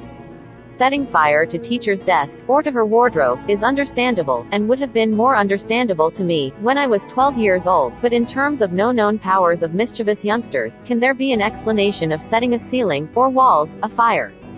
It seems to me that no yarn spinner would have thought of any such particular, or would have made his story look improbable with it, if he had thought of it. I have other accounts in which similar statements occur. This particular of fires on walls is unknown in standardized yarns of uncanny doings. If writers of subsequent accounts probably had never heard of Willie Brow, it is improbable that several of them could invent, or would invent, anything so unlikely. It seems that my reasoning is that, under some circumstances, if something is highly unlikely, it is probable. John Stuart Mill missed that. Upon the 6th of August, 1887, in a little, 2-story frame house, in Victoria Street, Woodstock, New Brunswick, occupied by Reginald C. Hoyt, his wife, 4 children of his own, and 2 nieces, fires broke out. See the New York World, August 8, 1887. Within a few hours, there were about 40 fires. They were fires in unscorched surroundings. They did not extend to their surroundings, because they were immediately put out, or because some unknown condition limited them. The fires can be traced to no human agency, and even the most skeptical are staggered. Now a curtain, high up and out of reach, would burst into flames, then a bed quilt in another room, a basket of clothes on a shed, a child's dress, hanging on a hook. New York Herald, January 6, 1895, fires in the home of Adam Colwell, 84 Guernsey Street, Greenpoint, Brooklyn, that, in 20 hours, preceding noon, January 5, when Colwell's frame house burned down, there had been many fires. Policemen had been sent to investigate. They had seen furniture burst into flames. Policemen and firemen had reported that the fires were of unknown origin. The fire marshal said, "It might be thought that the child Rhoda started 2 of the fires, but she cannot be considered guilty of the others, as she was being questioned, when some of them began." I do not want to be quoted as a believer in the supernatural, but I have no explanation to offer, as to the cause of the fires, or of the throwing around of the furniture. Colwell's story was that, upon the afternoon of January 4, in the presence of his wife and his stepdaughter Rhoda, aged 16, a crash was heard. A large, empty, parlor stove had fallen to the floor. 4 pictures fell from walls. Colwell had been out. Upon his return, while hearing an account of what had occurred, he smelled smoke. A bed was afire. He called a policeman, Roundsman Daly, who put out the fire, and then, because of unaccountable circumstances, remained in the house. It was said that the roundsman saw wallpaper, near the shoulder of Colwell's son Willie, start to burn. Detective Sergeant Dunn arrived. There was another fire, and a heavy lamp fell from a hook. The house burned down, and the Colwells, who were in poor circumstances, lost everything but their clothes. They were taken to the police station. Captain Rhodes, of the Greenpoint precinct, said, "The people we arrested had nothing to do with the strange fires. The more I look into it, the deeper the mystery. So far I can attribute it to no other cause than a supernatural agency." Why? The fires broke out under the very noses of the men I sent to investigate. Sergeant Dunn, there were things that happened before my eyes that I did not believe were possible. New York Herald, January 7. Policemen and firemen artfully tricked by a pretty, young girl. Mr. J. L. Hope, of Flushing, LI, had called upon Captain Rhodes, telling him that Rhoda had been a housemaid in his home, where, between November 19 and December 19, 4 mysterious fires had occurred. Now the captain was sure of Rhoda's guilt, and he told her so. She was frightened, and was advised to tell the truth. And Rhoda told what she was advised to tell. She sobbed that she had started the fires, because she did not like the neighborhood in which she lived, and wanted to move away, that she had knocked pictures from the walls, while her mother was in another part of the house, and had dropped burning matches into beds, continuing her trickeries after policemen, detectives, and firemen had arrived. The Colwells were poor people, and occupied only the top floor of the house that burned down. Colwell, a carpenter, had been out of work 2 years, and the family was living on the small wages of his son. Insurance was not mentioned. The police captain's conclusion was that the fires that had seemed supernatural to him were naturally accounted for, because, if when Rhoda was in Flushing, she set things afire, fires in her own home could be so explained. Rather than to start a long investigation into the origin of the fires in Flushing, the police captain gave the girl what was considered sound and wholesome advice. And, though it seems quaint, today, the girl listened to advice. Pretty, young girls, have tricked more than policemen and firemen. Possibly a dozen male susceptibles could have looked right at this pretty, young girl, and not have seen her strike a match, and flip it into furniture, but no flip of a match could set wallpaper afire. The case is like the case of Emma Piggott. Only to one person's motives could fires be attributed, but by no known means could she have started some of these fires. Said Dr. Hastings H. Hart, of the Russell Sage Foundation, as reported in the newspapers, May 10, 1931, morons for the most part can be the most useful citizens, and a great deal of the valuable work being done in the United States is being done by such mentally deficient persons. Dr. Hart was given very good newspaper space for this opinion, which turned out to be popular. One can't offend anybody with any statement that is interpreted as applying to everybody else. Inasmuch as my own usefulness has not been very widely recognized, I am a little flattered, myself. To deny, ridicule, or reasonably explain away occurrences that are the data of this book, is what I call useful. A general acceptance that such things are would be unsettling. I am an evil one, quite as was anybody, in the past, who collected data that were contrary to the orthodoxy of his time. Some of the most useful work is being done in the support of taboo. The break of taboo in any savage tribe would bring on perhaps fatal disorders. As to the taboos of savages, my impressions are that it is their taboos that are keeping them from being civilized, that, consequently, one fetish is worth 100 missionaries. I shall take an account of mysterious fires, from the St. Louis Globe-Democrat, December 19, 1891. I shall go on to quote from a Canadian newspaper, with the idea of supporting Dr. Hart's observations. Reporters, scientists, policemen, spiritualists, all have investigated phenomena of poltergeist girls, in ways essentially the same as the way of a Canadian newspaper man, and that has been to pick out whatever agreed with their preconceptions, or with their mental deficiencies, or their social usefulness, and to disregard everything else. According to the story in the Globe Democrat, there had been extraordinary occurrences in the home of Robert Dawson, a farmer, at Thora, near Toronto, Canada. In his household were his wife and an adopted daughter, an English girl, Jenny Bramwell, aged 14. Adopted daughters, with housemaids, are attracting my attention, in these cases. The girl had been ill. She had gone into a trance, and had exclaimed, "Look at that," pointing to a ceiling. The ceiling was afire. Soon the girl startled Mr. and Mrs. Dawson by pointing to another fire. Next day many fires broke out. As soon as one was extinguished, another started up. while Mrs. Dawson and the girl were sitting, facing a wall, the wallpaper blazed. Jenny Bramwell's dress flamed, and Mrs. Dawson's hands were burned, extinguishing the fire. For a week, fires broke out. A kitten flamed. A circumstance that is unlike a particular in the Bedford case, is that furniture carried outside, and set in the yard, did not burn. An account, in the Toronto Globe, November 9, was by a reporter, who was a person of usefulness. He told of the charred patches of wallpaper, which looked as if a lighted lamp had been held to the places. Conditions were miserable. All furniture had been moved to the yard. The girl had been sent back to the orphan asylum, from which she had been adopted, because the fires had been attributed to her. With her departure, phenomena had stopped. The reporter described her as a half-witted girl, who had walked about, setting things afire. He was doubtful as to what to think of the reported flaming of a kitten, and asked to see it. He wrote that it was nothing but a kitten, with a few hairs on its back slightly singed. But the chief difficulty was to explain the fire on the ceiling, and the fires on the walls. I'll not experiment, but I assumed that I could flip matches all day at a wall, and not set wallpaper afire. The reporter asked Mrs. Dawson whether the girl had any knowledge of chemistry. According to him, the answer was that this little girl, aged 14, who had been brought up in an orphan asylum, was well versed in the rudiments of the science.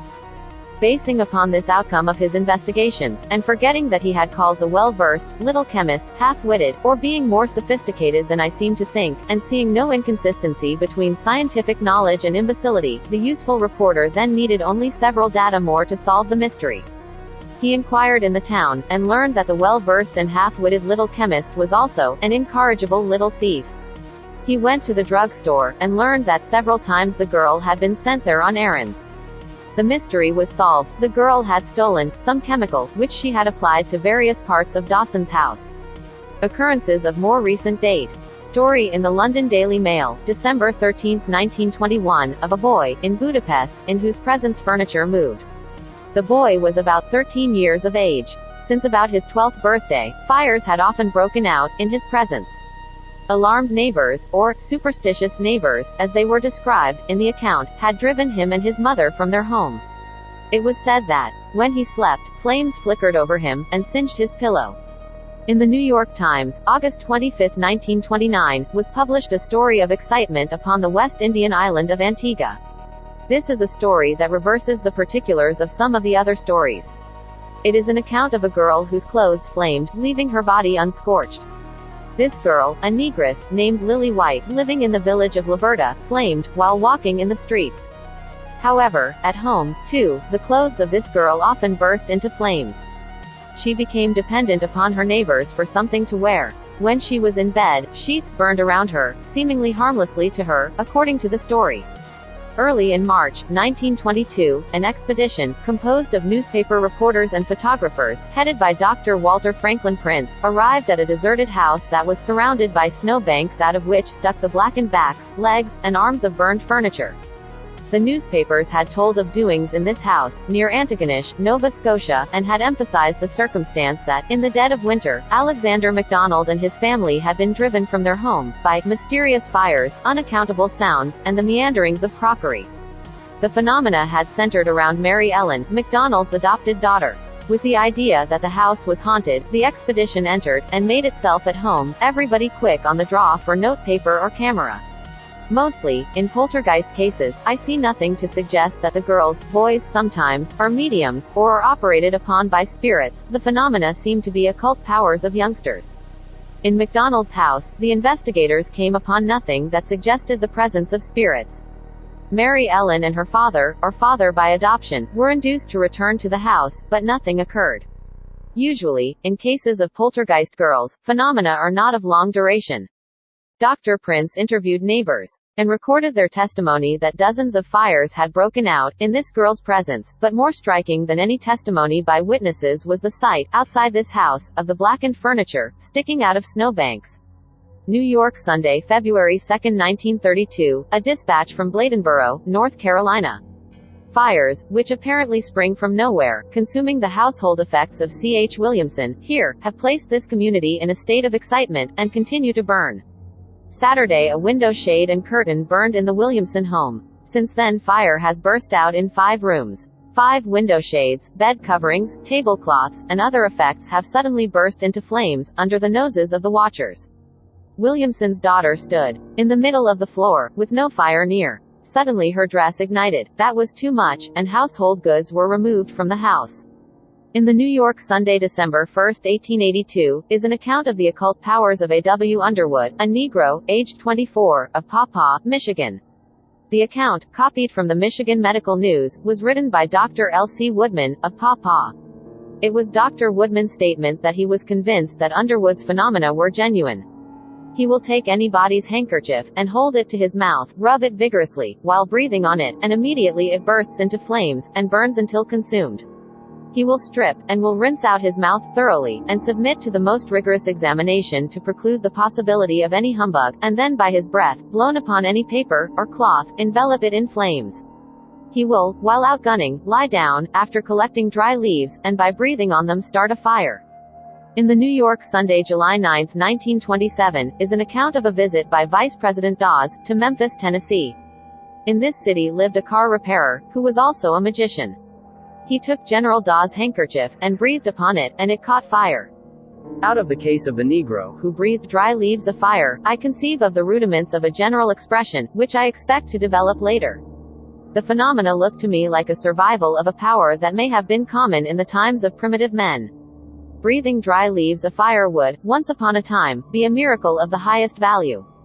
I speculate how that could have come about. Most likely there never has been human intelligence keen enough to conceive of the uses of fire, in times when uses of fire were not of conventional knowledge. But, if we can think of our existence as a whole, perhaps only one of countless existences in the cosmos, as a developing organism, we can think of a fire-inducing power appearing automatically in some human beings, at a time of its need in the development of human phenomena. So fire geniuses appeared. By a genius I mean one who can't avoid knowledge of fire, because he can't help setting things afire. I think of these fire agents as the most valuable members of a savage community, in primitive times, most likely beginning humbly, regarded as freaks, most likely persecuted at first, but becoming established, and then so overcharging for their services that it was learned how, by rubbing sticks, to do without them, so then their fall from importance, and the dwindling of them into their present, rare occurrence, but the preservation of them, as occasionals, by nature, as an insurance, because there's no knowing when we'll all go back to savagery again, degrading down to an ignorance of even how to start fires, so then a revival of the fire agents, and civilization starting up again, only again to be overthrown by wars and grafts, doctors, lawyers, and other racketeers, corrupt judges and cowardly juries, starting down again, perhaps this time not stopping short of worms. Occasionally I contribute to the not very progressive science of biology, and, as I explain atavistic persons in societies, I now make suggestions as to vestigial organs and structures in human bodies, that the vestigial may not be merely a relic, but may be insurance, that the vestigial tail of a human being is no mere functionless retention, but is a provision against times when back to the furry state we may go, and need means for wagging our emotions. Conceive of a powerful backward slide, and one conceives of the appearance, by only an accentuation of the existing, of hosts of werewolves and wereskunks and werehyenas in the streets of New York City. Mostly our data indicate that occasional human beings have the fire-inducing power. But it looks as if it were not merely that, in the presence of the negress, Lily White, fires started, it looks as if these fires were attacks upon her. Men and women have been found burned to death, and explanations at inquests have not been satisfactory. There are records of open, and savage, seizures, by flames, of people. Annual Register, 1820-13, that Elizabeth Barnes, a girl aged 10, had been taken to court, accused by John Wright, a linen draper, of Foley Place, Mary Labone, London, of having repeatedly, and, by some extraordinary means, set fire to the clothing of Wright's mother, by which she had been burned so severely that she was not expected to live. The girl had been a servant in Wright's household. Upon January 5 an unexplained fire had broken out. Upon the 7th, Mrs. Wright and the girl were sitting by the hearth, in the kitchen. Nothing is said, in the account, of relations between these two. Mrs. Wright got up from her chair, and was walking away, when she saw that her clothes were afire. Again, upon January 12, she was, with the girl, in the kitchen, about 8 feet from the hearth, where, a very small fire, was burning. Suddenly her clothes flamed. The next day, Wright heard screams from the kitchen, where his mother was, and where the girl had been. He ran into the room, and found his mother in flames. Only a moment before had the girl left the kitchen, and this time Wright accused her. But it was Mrs. Wright's belief that the girl had nothing to do with her misfortunes, and that something supernatural was assailing her. She sent for her daughter, who arrived, to guard her. She continued to believe that the girl could have had nothing to do with the fires, and went to the kitchen, where the girl was, and again, by some unknown means, she caught fire. She was so dreadfully burned that she was put to bed. When she had gone to sleep, her son and daughter left the room, and were immediately brought back by her screams, finding her surrounded by flames. Then the girl was told to leave the house. She left, and there were no more fires. This seemed conclusive, and the Wrights caused her arrest. At the hearing, the magistrate said that he had no doubt that the girl was guilty, but that he could not pronounce sentence, until Mrs. Wright should so recover as to testify. In Cosmos, the 6th of March 242, is a physician's report upon a case. It is a communication by Dr. Berthel to the Société Médico-Chirurgicale, that, upon the 1st of August, 1869, the police of Paris had sent for Dr. Berthel, in the matter of a woman, who had been found, burned to death. Under the burned body, the floor was burned, but there was nothing to indicate the origin of the fire. Bedclothes, mattresses, curtains, all other things in the room, showed not a trace of fire. But this body was burned, as if it had been the midst of flames of the intensity of a furnace. Dr. Berthel's report was technical and detailed: left arm totally consumed, right hand burned to cinders, no trace left of internal organs in the thorax, and organs in the abdomen unrecognizable. The woman had made no outcry, and no other sound had been heard by other dwellers in the house. It is localization, or specialization, again, a burned body in an almost unscorched room. Upon the night of December 23, 1916, see the New York Herald, December 27, 28, 1916, Thomas W. Morphy, proprietor of the Lake Denmark Hotel, 7 miles from Dover, NJ, was awakened by moaning sounds. He went down the stairs, and found his housekeeper, Lillian Green, burned and dying. On the floor under her was a small, charred place, but nothing else, except her clothes, showed any trace of fire. At a hospital, the woman was able to speak, but it seems that she could not explain. She died without explaining. One of my methods, when searching for what I call data, is to note, in headlines, or in catalogs, or indexes, such clue words, or clue phrases, as I call them, as mystery solved, or an assurance that something has been explained. When I read that common sense has triumphed, and that another superstition has been laid low, that is a stimulus to me to be busy. Or that story of the drunken woman, of Whitley Bay, near Blyth, who had told of finding her sister burned to death on an unscorched bed, and had recanted. Having read that this mystery had been satisfactorily explained, I got a volume of the Blyth News. The story in the local newspaper is largely in agreement with the story in the London newspapers. Nevertheless, there are grounds for doubts that make me think it worthwhile to retell the story. The account is of 2 retired schoolteachers, Margaret and Wilhelmina Dewar, who lived in the town of Whitley Bay, near Blyth. In the evening of March 22, 1908, Margaret Dewar ran into a neighbor's house, telling that she had found her sister, burned to death. Neighbors went to the house with her. On a bed, which showed no trace of fire, lay the charred body of Wilhelmina Dewar. It was Margaret's statement that she had found the body, and so she testified, at the inquest. And there was no sign of fire in any other part of the house. So this woman testified. The coroner said that he did not believe her. He called a policeman, who said that, at the time of the finding of the body, the woman was so drunk that she could not have known what she was saying.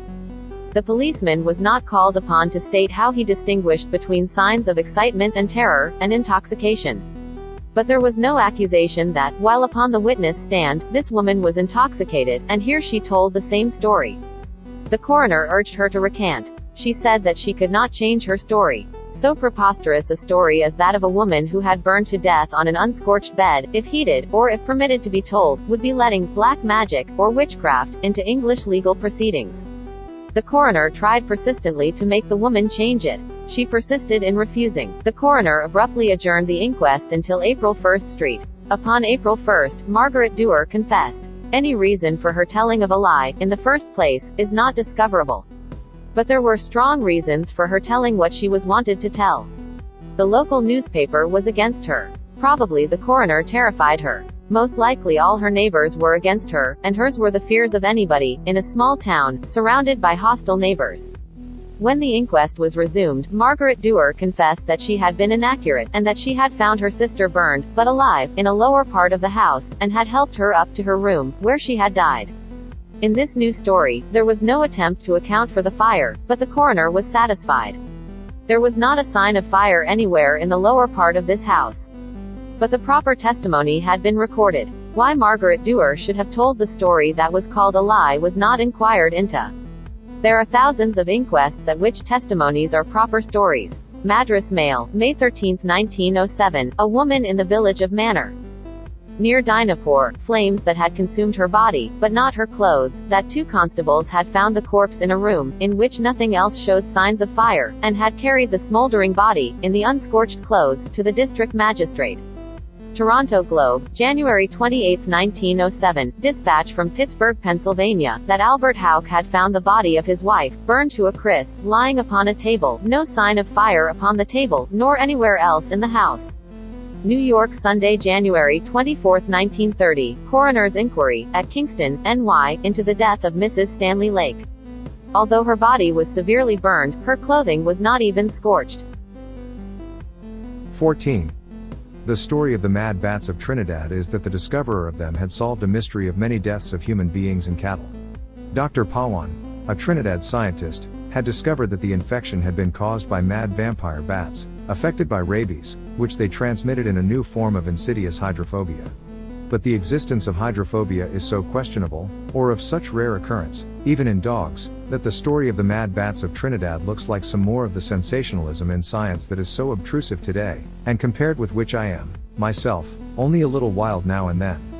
It is probable that the deaths of human beings and cattle, in Trinidad, have not been accounted for. Once upon a time the explanation would have been witchcraft. Now it's rabid vampires. The old hag on her broomstick is of inferior theatrical interest, compared with the insane bloodsucker. The germ theory of diseases is probably like all other theories, ranging from those of Moses and Newton and Einstein and Brother Voliva down, or maybe up, or perhaps crosswise, to mine, or anybody else's. Many cases may be correlated under one explanation, but there must be exceptions. No pure, or homogeneous, case of any kind is findable, so every case is variously classifiable. There have been many cases of ailments and deaths of human beings that have not been satisfactorily explained in the medical terms that are just now fashionable, but that will probably be out of style, after a while. Nowadays one is smug with what one takes for progress, thinking of old-time physicians prescribing dried toads for ailments. Here's something for the enjoyment of future smugness. Newspapers of January 14, 1932, important medical discovery, dried pig stomachs, as a cure for anemia. I now have a theory of what is called evolution, in terms of fashions, that somewhere, perhaps on high, there is a Paris, where, once upon a time, were dictated the modes in bugs and worms, and then the costumes of birds and mammals, grotesquely stretching the necks of giraffes, and then quite as unreasonably reacting with a repentance of hippopotami, passing on to a mental field of alternating extravagances and puritanisms, sometimes neat and tasteful, but often elaborate and rococo, with religions, philosophies, and sciences, imposing upon the fashion slaves of this earth the latest thing in theories. In the New York Sunday, January 17, 1930, Dr. E.S. Godfrey, of the New York State Department of Health, told, in an interview, of mysterious deaths on a vessel. In a period of 4 years, 27 officers and men had been stricken by what was called typhoid fever. Taking his science from the Sunday newspapers, which had full-paged the story of Typhoid Mary, a scientific detective, with his microscope, boarded this vessel, and of course soon announced that he had tracked down one of the sailors, as a typhoid carrier. Such sleuthing has become a modernized witch finding. There are, in New York State, today, persecutions that are in some cases as deadly as the witchcraft persecutions of the past. There are 188 women and 90 men recorded as typhoid carriers, in New York State. Why there should be twice as many women as men is plain enough. The carrier finders, with Typhoid Mary in mind, probably went looking for women. It may be a matter of difficulty, or it may be impossible, in times of general unemployment, for somebody in the grocery or dairy business, to change into some other occupation. But these 278 typhoid carriers, tracked down by medical Sherlock Holmeses, who had read of typhoid carriers, are prohibited from working in food trades, and have to report to district health officers once every 3 months. But this is for the protection of the rest of us. But that is what the witch finders used to say. Chivalry can't die. So long as there is tyranny, Every tyrant has been much given to protecting somebody or something. It is one of the blessings of our era that we are tormented by so many abominations, enormities, and pestiferous, smaller botherations that we can't concentrate upon the germ scares that the medical finders would spread, if it were not for so much competition. They did spread, with some success, with their parrot scare, in the year 1929. Abandoned parrots, in their cages, were found, frozen to death, in parks and doorways. Probably the psittacosis scare, of 1929, did not become the hysteria of former scares, because lay alarmists were checked by their inability to pronounce the name of it. There must be something the matter the germ theory of diseases, or the nursing and medical professions would not be so overcrowded. There must be something the matter with the germ theory of diseases, if there is something the matter with every theory. I looked up the case of Typhoid Mary. With the preconceptions of everybody who looks up cases, I went looking for something to pick on. It was impossible for me to fail to find what I wanted to consider a case of injustice, if ours is an existence of justice and justice. I of course found that the case of Typhoid Mary as a germ carrier was not made out so clearly as the finders of today suppose. In the year 1906, it was noted that in several homes, in New York City, where Mary had been employed as a cook, there had been illnesses that were said to be cases of typhoid fever. The matter was investigated, according to what was supposed to be scientific knowledge, in the year 1906. The germ theory of diseases was the dominant idea. Not a thought was given to relations between this woman and her victims. Had there been quarrels, before illnesses of persons, living in the same house with her, occurred? What was the disposition of the woman? There are millions of men and women, with long hours and little pay, who may, in their states of mind, be more dangerous than germs. There are cooks with grievances, as well as cooks with germs. But Mary's malices were not examined. It was found that, though immune herself, she was a distributor of typhoid bacilli. For 3 years she was detained in a hospital, by the public health officials of New York City. And then what became of Mary's germs? According to one examination, she had them. According to another examination, she hadn't them. At the end of 3 years, Mary was examined again, and, according to all tests, she hadn't them. She was released, upon promising to report periodically to the Board of Health. Probably because of lively impressions of detention, Mary did not keep her promise. Under various aliases, she obtained work as a cook. About 5 years later, 25 persons, in the Sloan Maternity Hospital, New York City, were stricken with what was said to be typhoid fever. 2 of them died. See the Outlook, 109-803. And Mary was doing the cooking at the hospital. The public health officials detained her again, following their conclusion that they said was obvious. I know of hosts of cases that are obvious one way, and just as apparent some other way, conclusive, according to one theorist, and positively established, according to opposing theorists. She had them, when, to support a theory, she should have them. She hadn't them, when her own support, as detained, was becoming expensive. She hadn't, but it does seem that in some way this woman was related to the occurrence of illnesses, sometimes fatal. Of all germ distributors, the most notorious was Dr. Arthur W. Waite, who, in the year 1916, was an embarrassment to medical science. In his bacteriological laboratory, he had billions of germs. Waite planned to kill his father-in-law, John E. Peck, 435 Riverside Drive, New York City. He fed the old man germs of diphtheria, but got no results. He induced Peck to use a nasal spray, in which he had planted colonies of the germs of tuberculosis. Not a cough. He fed the old man calomel, to weaken his resistance. He turned loose hordes of germs of typhoid, and then tried influenza. In desperation, he lost all standing in the annals of distinctive crimes, and went common, or used arsenic. The old-fashioned method was a success. One's impression is that, if anything, diets and inhalations of germs may be helpful. It is not that I am attacking the germ theory of diseases as absolute nonsense. I do not attack this theory as absolute nonsense, because I conceive of no theory that is more than partly nonsensical. I have some latitude. Let the conventionalists have their theory that germs cause diseases, and let their opponents have their theory that diseases cause germs, or that diseased conditions attract germs. Also, there is room for dozens of other theories. Under the heading invalidism, I have noted 43 cases of human beings who were ill, sometimes temporarily, and sometimes dying, at the time of uncanny, though rather common, occurrences in their homes. No conventional theory fits these cases. But the stories, as collected by me, are only fragments. One day, in July, 1890, in the home of Mr. Pittick, in Hoffair Road, Clapham, London, see the London Echo, July 16, 1890, the daughter of this household was dying. Volleys of stones, of origin that could not be found out, were breaking through the glass of the conservatory. It is probable that not a doctor, in London, in the year 1890, nor in the year 1930, if what is known as a reputable physician, would admit any possibility of relationship between a dying girl and stones that were breaking windows. But why should any doctor, in London, in the year 1890, or any other year, accept the existence of any relation between a bombardment of a house and a girl's dying condition? He would be as well justified in explaining that there was only coincidence, as were early paleontologists in so explaining, when they came upon bones of a huge body, and, some distance away, a relatively small skull, explaining that the skull only happened to be near the other bones. They had never heard of dinosaurs. If many times they came upon similar skulls associating with similar other bones, some of them would at least refuse any longer to believe in mere coincidence, but the more academic ones, affronted by a new thought, would continue in their thought ruts, decrying all reported instances as yarns, fakery, imposture, nonsense. The Dying Girl, Showers of Stones, New York Sunday, December 22, 30, 1883, that, in a closed room in a house in Jordan, N.Y., in which a man was dying, stones were falling. In the home of Alexander Urquhart, Aberdeen, Scotland, there was an invalid boy.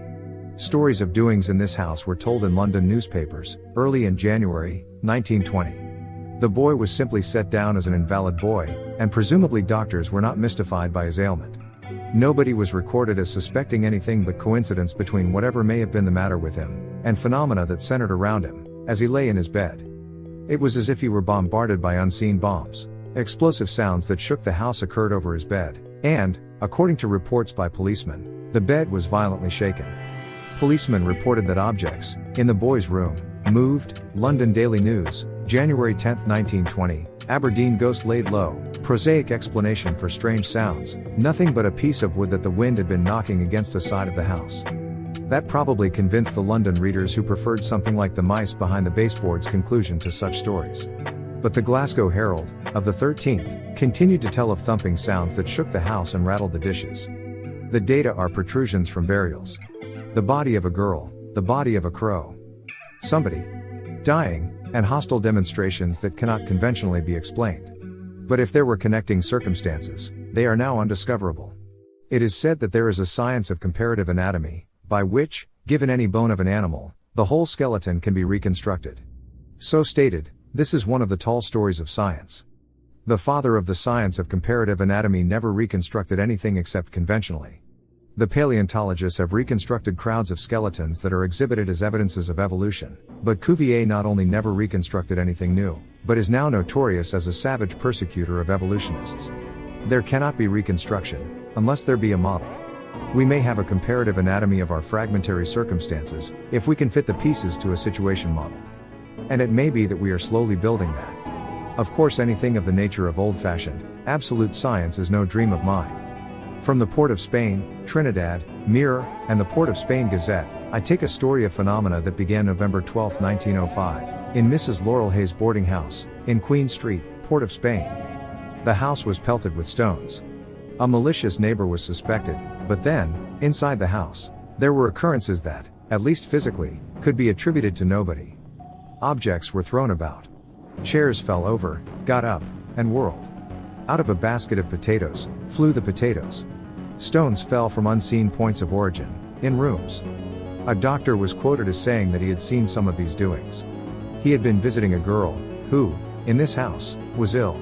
In the Religio Philosophical Journal, July 15, 1882, as copied from the New York Sun, there is a boarding house story.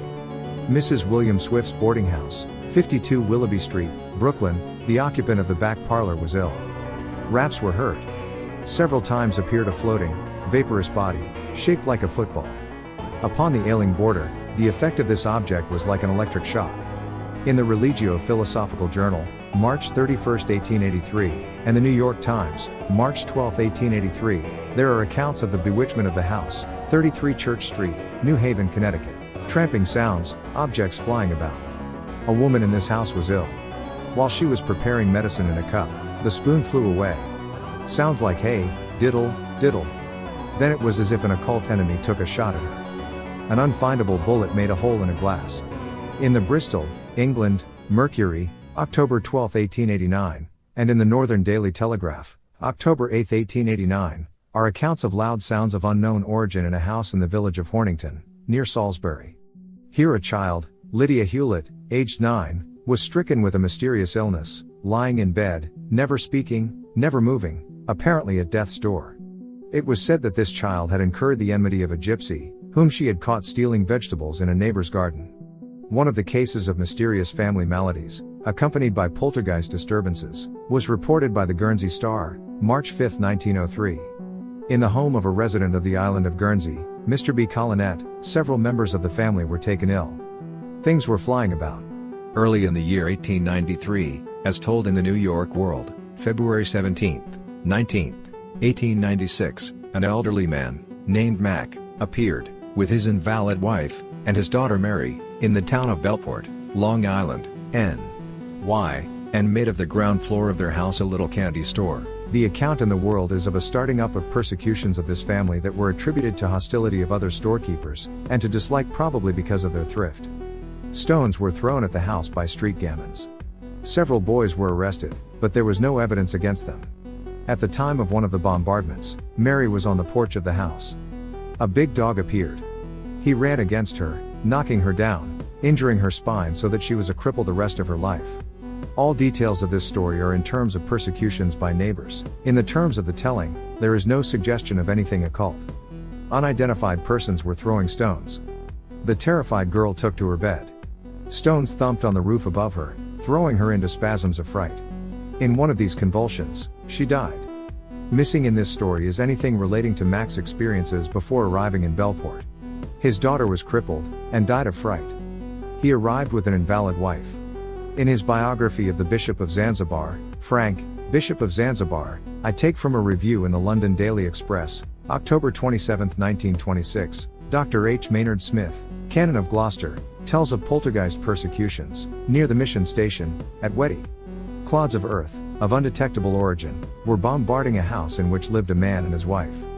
Clods fell inside the house. The bishop investigated, and he was struck by a clod. Inside the house, he saw a mass of mud appear on a ceiling.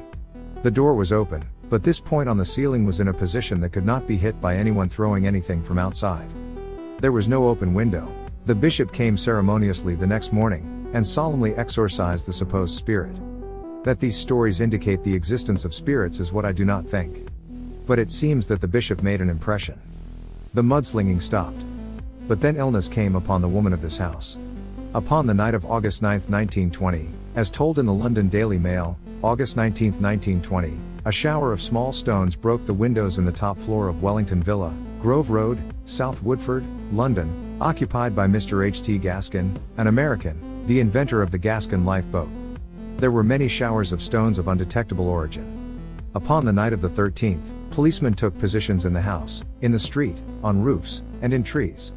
The upper floor of the house was bombarded with stones, but where they came from could not be found out. Night of the 14th, a procession. 40 policemen, some of them local, and some of them from Scotland Yard, marched down Grove Road, and went up on roofs, or climbed into trees. Volleys of stones arrived, but the 40 policemen learned no more than had the smaller numbers of the preceding investigations. Nevertheless, it seems that they made an impression. Phenomena stopped. The patter of stones, and policemen on roofs, and policemen in trees, and the street packed with sightseers, and this is a spot of excitement, but it has no environment. I can pick up no trace of relations between anybody in this house and anybody outside. In one of the rooms lay an invalid. Mr. Gaskin was suffering from what was said to be sciatica. In an interview he said that he could not account for the attack upon him, or upon the house, that, so far as he knew, he had no enemy. In some of these cases, I have tried to dig into blankness. I have shoveled vacancy. I have written to Mr. and Mrs. Gaskin, but have received no answer. I have looked over the index of the London Times, before and after August, 1920, with the idea of coming upon something, such as a record of a law case, or some other breeder of enmity, in which Mr. Gaskin might have been involved, but have come upon nothing. 15. Now I have a theory that our existence is a hermaphrodite.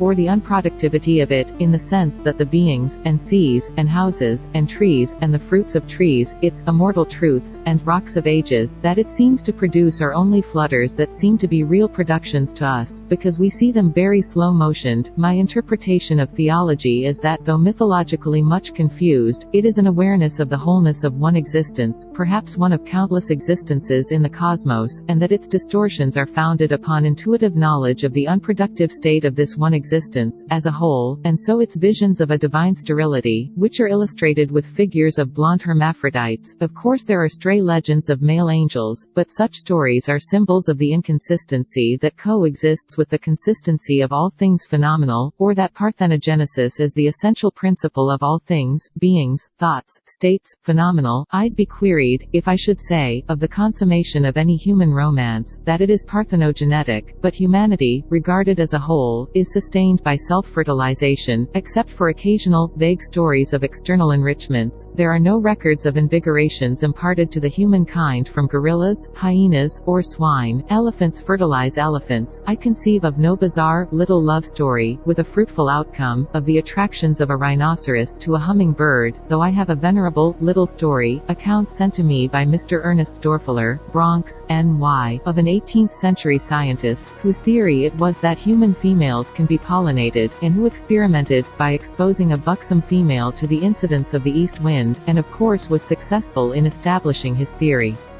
I have no other datum of human and vegetable unions, so this recorded occurrence must be considered one of the marvels from which this book of not uncommon events holds aloof.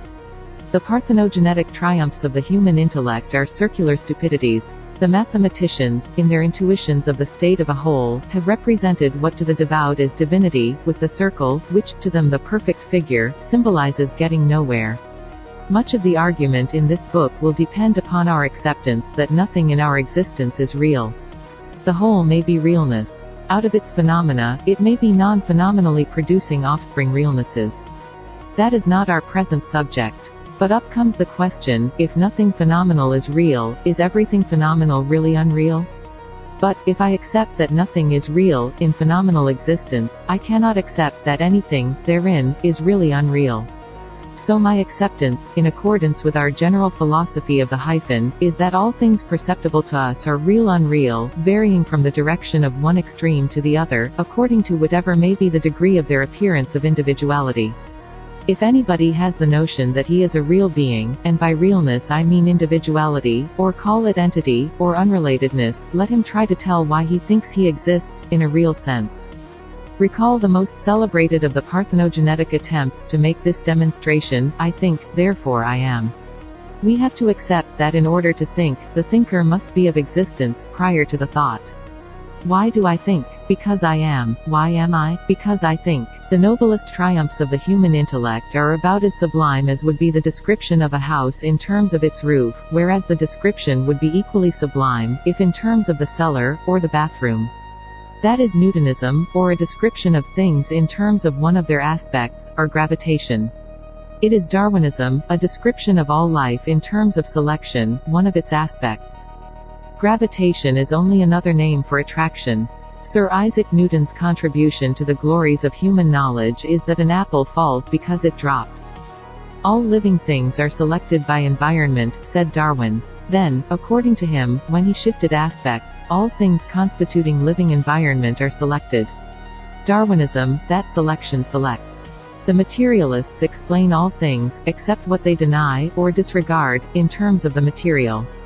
The immaterialists, such as the absolute and the subjective idealists, explain all things in terms of the immaterial. My expression is in terms of the continuity of the material and the immaterial, or that one of these extremes is only an accentuation on one side, and the other only an accentuation on the other side, of the hyphenated state of the material-immaterial. I am a being who thinks, therefore I am a being who thinks. In this circular stupidity there is a simple unity that commends it to conventional lovers of the good, the true, and the beautiful. I do not think. I have never had a thought. Therefore something or another. I do not think, but thoughts occur in what is said to be my mind, though, instead of being in it, they are it, just as inhabitants do not occur in a city, but are the city.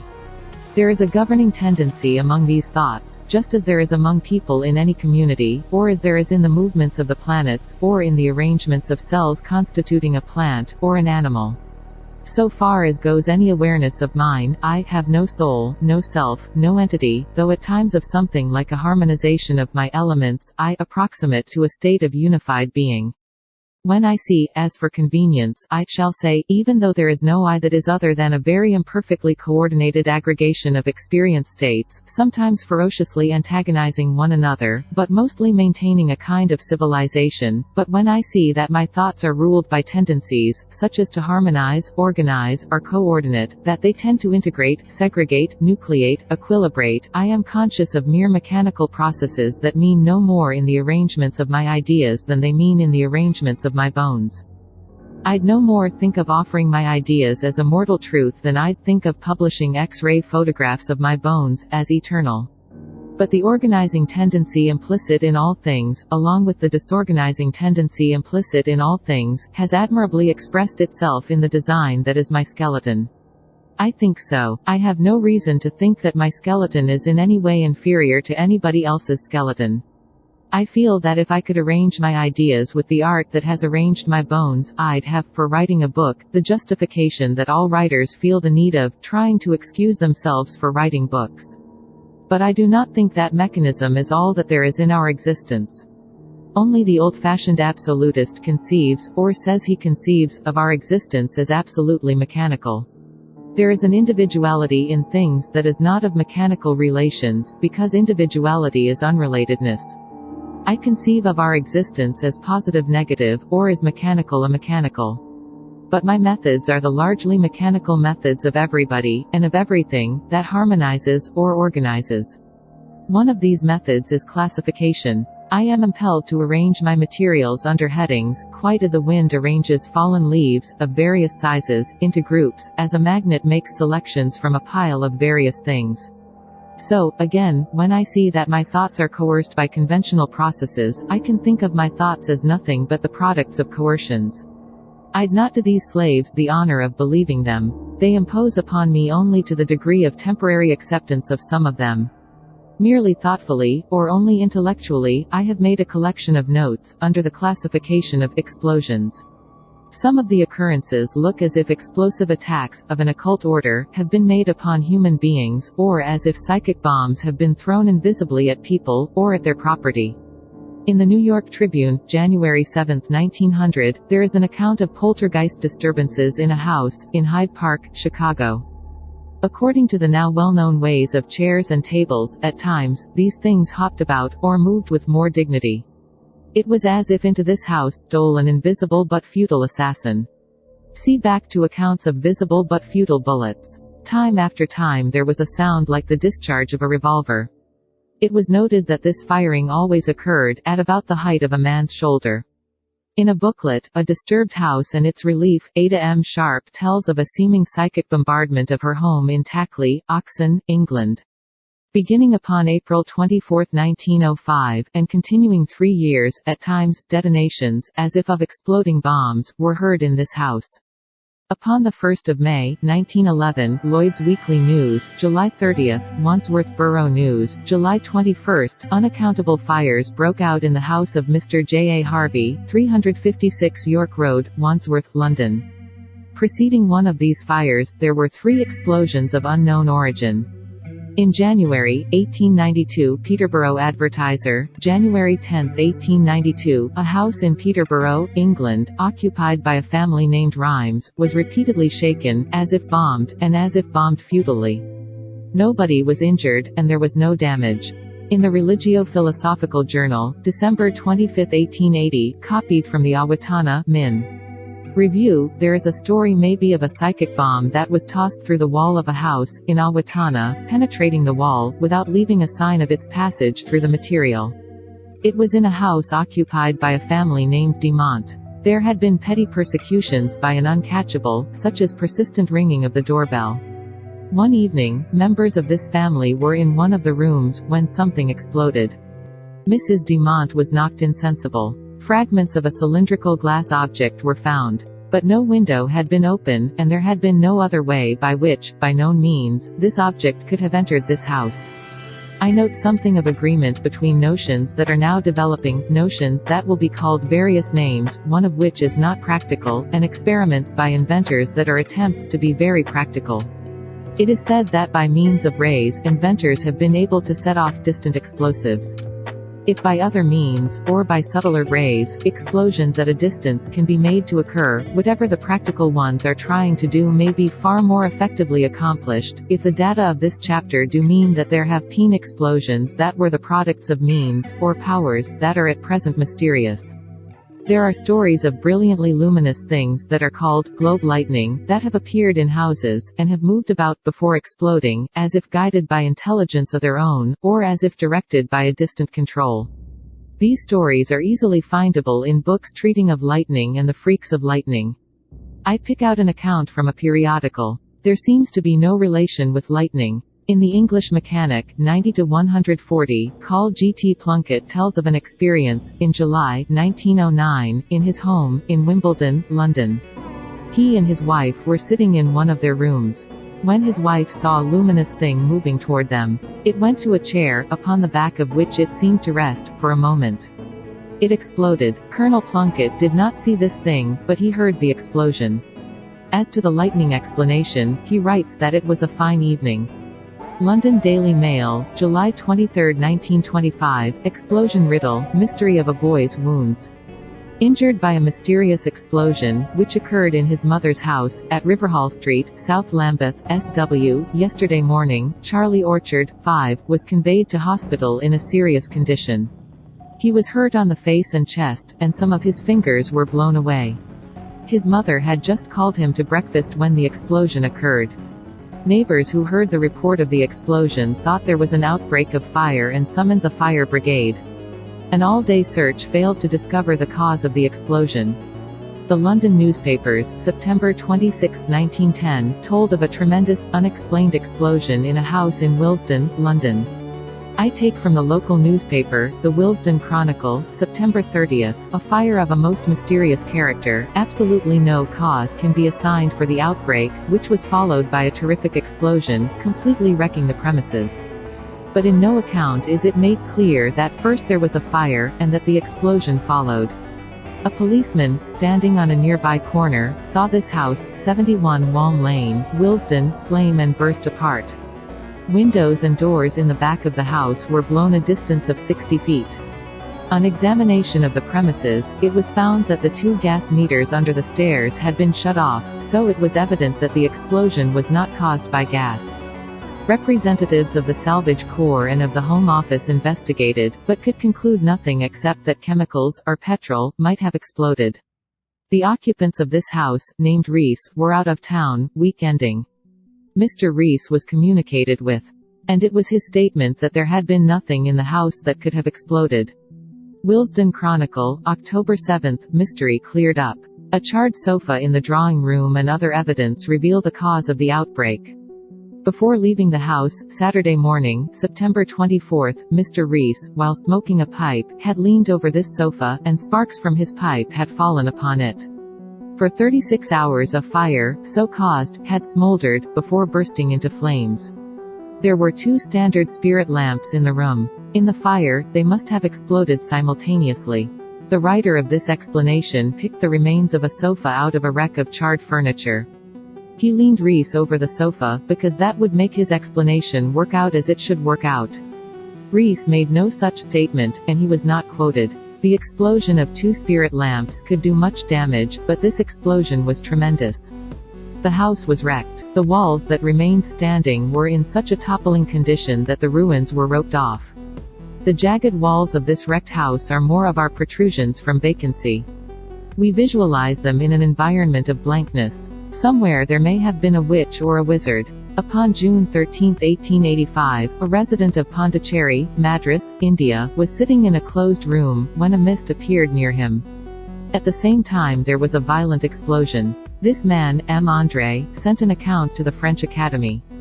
I take from a report, in L'Astronomie, 1886-310. Andre tried to explain in conventional terms, mentioning that at the time the weather was semi-stormy, and that an hour later rain fell heavily. In times still farther back, the mist would have been told of as the partly materialized form of an enemy, who had expressed his malices explosively. In times, still somewhere in the future, this may seem the most likely explanation. Or the mist was something like the partly visible smoking fuse of an invisible bomb that had been discharged by a distant witch or wizard. And that does not seem to me to be much more of a marvel than would be somebody's ability to blow up a quantity of dynamite, though at a distance, and with no connecting wires. In the New York Herald Tribune, November 29, 1931, there is an account of the doings of Kurt Schimkus, of Berlin, who had arrived, in Chicago, to demonstrate his ability to discharge, from a distance, explosives, by means of what he called his anti-war rays. According to reports from Germany, Schimkus had so exploded submarine mines and stores of buried cartridges. Herr Schimkus will have success and renown. I think he knows that nothing great and noble and a benefit to mankind has ever been accomplished without much lubrication. He announced that slaughter was far removed from his visions, that he was an agency for peace on earth and goodwill to man, because by exploding an enemy's munitions, with his anti-war rays, he would make war impossible. Innocently, myself, I speculate upon the possible use of psychic bombs, in blowing up tree stumps, in the cause of new pastures. In the New York Herald Tribune, March 25, 1931, there is a story of an explosion that may have been set off by rays that at present are not understood. It is the story of the explosion that wrecked the sealing ship, Viking, off Horse Island, north of New Brunswick. It reminds me of the woman, who, in the New York hotel, feared fire. This ship was upon a moving picture expedition. Baruch Frissell, film producer, aboard this vessel, started to think of the kegs of powder aboard, and he became apprehensive. He started to make a warning sign to hang on the door of the powder room. Just then the ship blew up. New York Herald Tribune, December 13, 1931, an account of disasters to two wives of a man, not a datum of his relations, or former relations, with anybody else. In the year 1924, illness was upon the wife of W.A. Baker, an oil man, who lived in Pasadena, California. It was said that her affliction was cancer. She was found, hanged, in her home. It was said that despondency had driven her to suicide. In the year 1926, Baker married again. Upon the night of December 12, 1931, there was an explosion, somewhere under the bed of the second Mrs. Baker, or in the room underneath. The bed was hurled to the ceiling, and Mrs. Baker was killed. It was a tremendous explosion, but nobody else in the house was harmed. Bomb experts investigated. They concluded that no known explosive had been used. They said that there had been no escape of gas. The full force of the explosion seemed concentrated almost beneath Mrs. Baker's room. In the years 1921-22, and early in the year 1923, there were, in England and other countries, explosions of coal such as had never occurred before. There was a violent explosion in a grate in a house in Guildford, near London, which killed a woman, and knocked down walls of the house. London Daily News, September 16, 1921.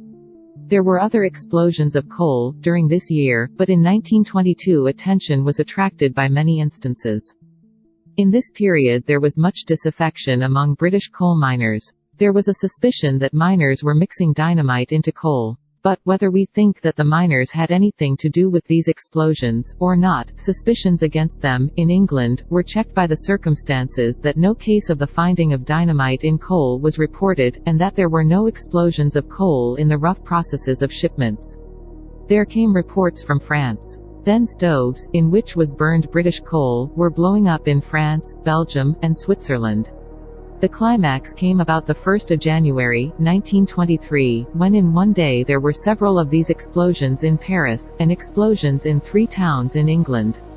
About the 1st of January, 1921, Mr. T.S. Frost, of 8 Ferrystone Road, Hornsey, London, bought a load of coal.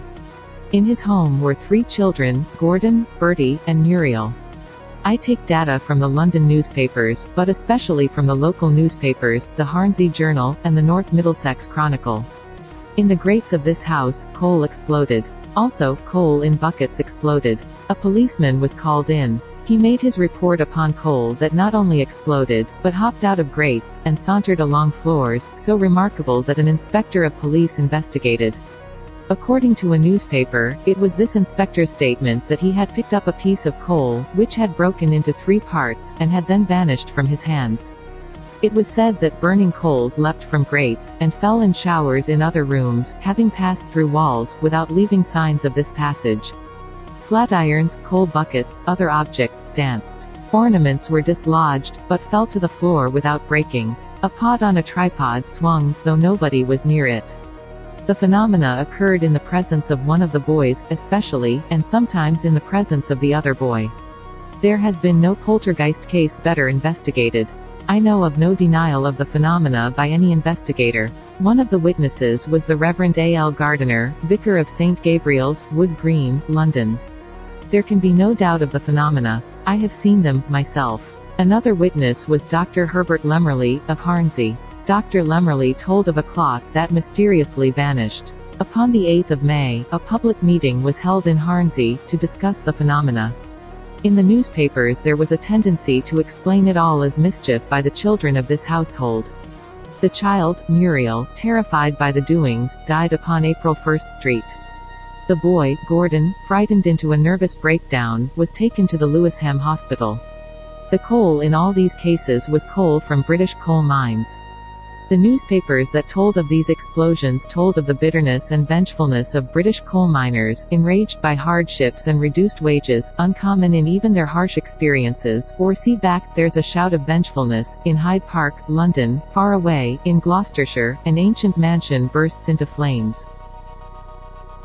16. But why this everlasting attempt to solve something? Whereas it is our acceptance that, in a final sense, there is, in phenomenal affairs, nothing, or that there is only the state of something nothing, so that all problems are only soluble insoluble, or that most of the social problems we have, today, were at one time conceived of as solutions of preceding problems, or that every Moses leads his people out of Egypt into perhaps a damn sight worse, promised lands of watered milk and much adulterated honey, so why these everlasting attempts to solve something?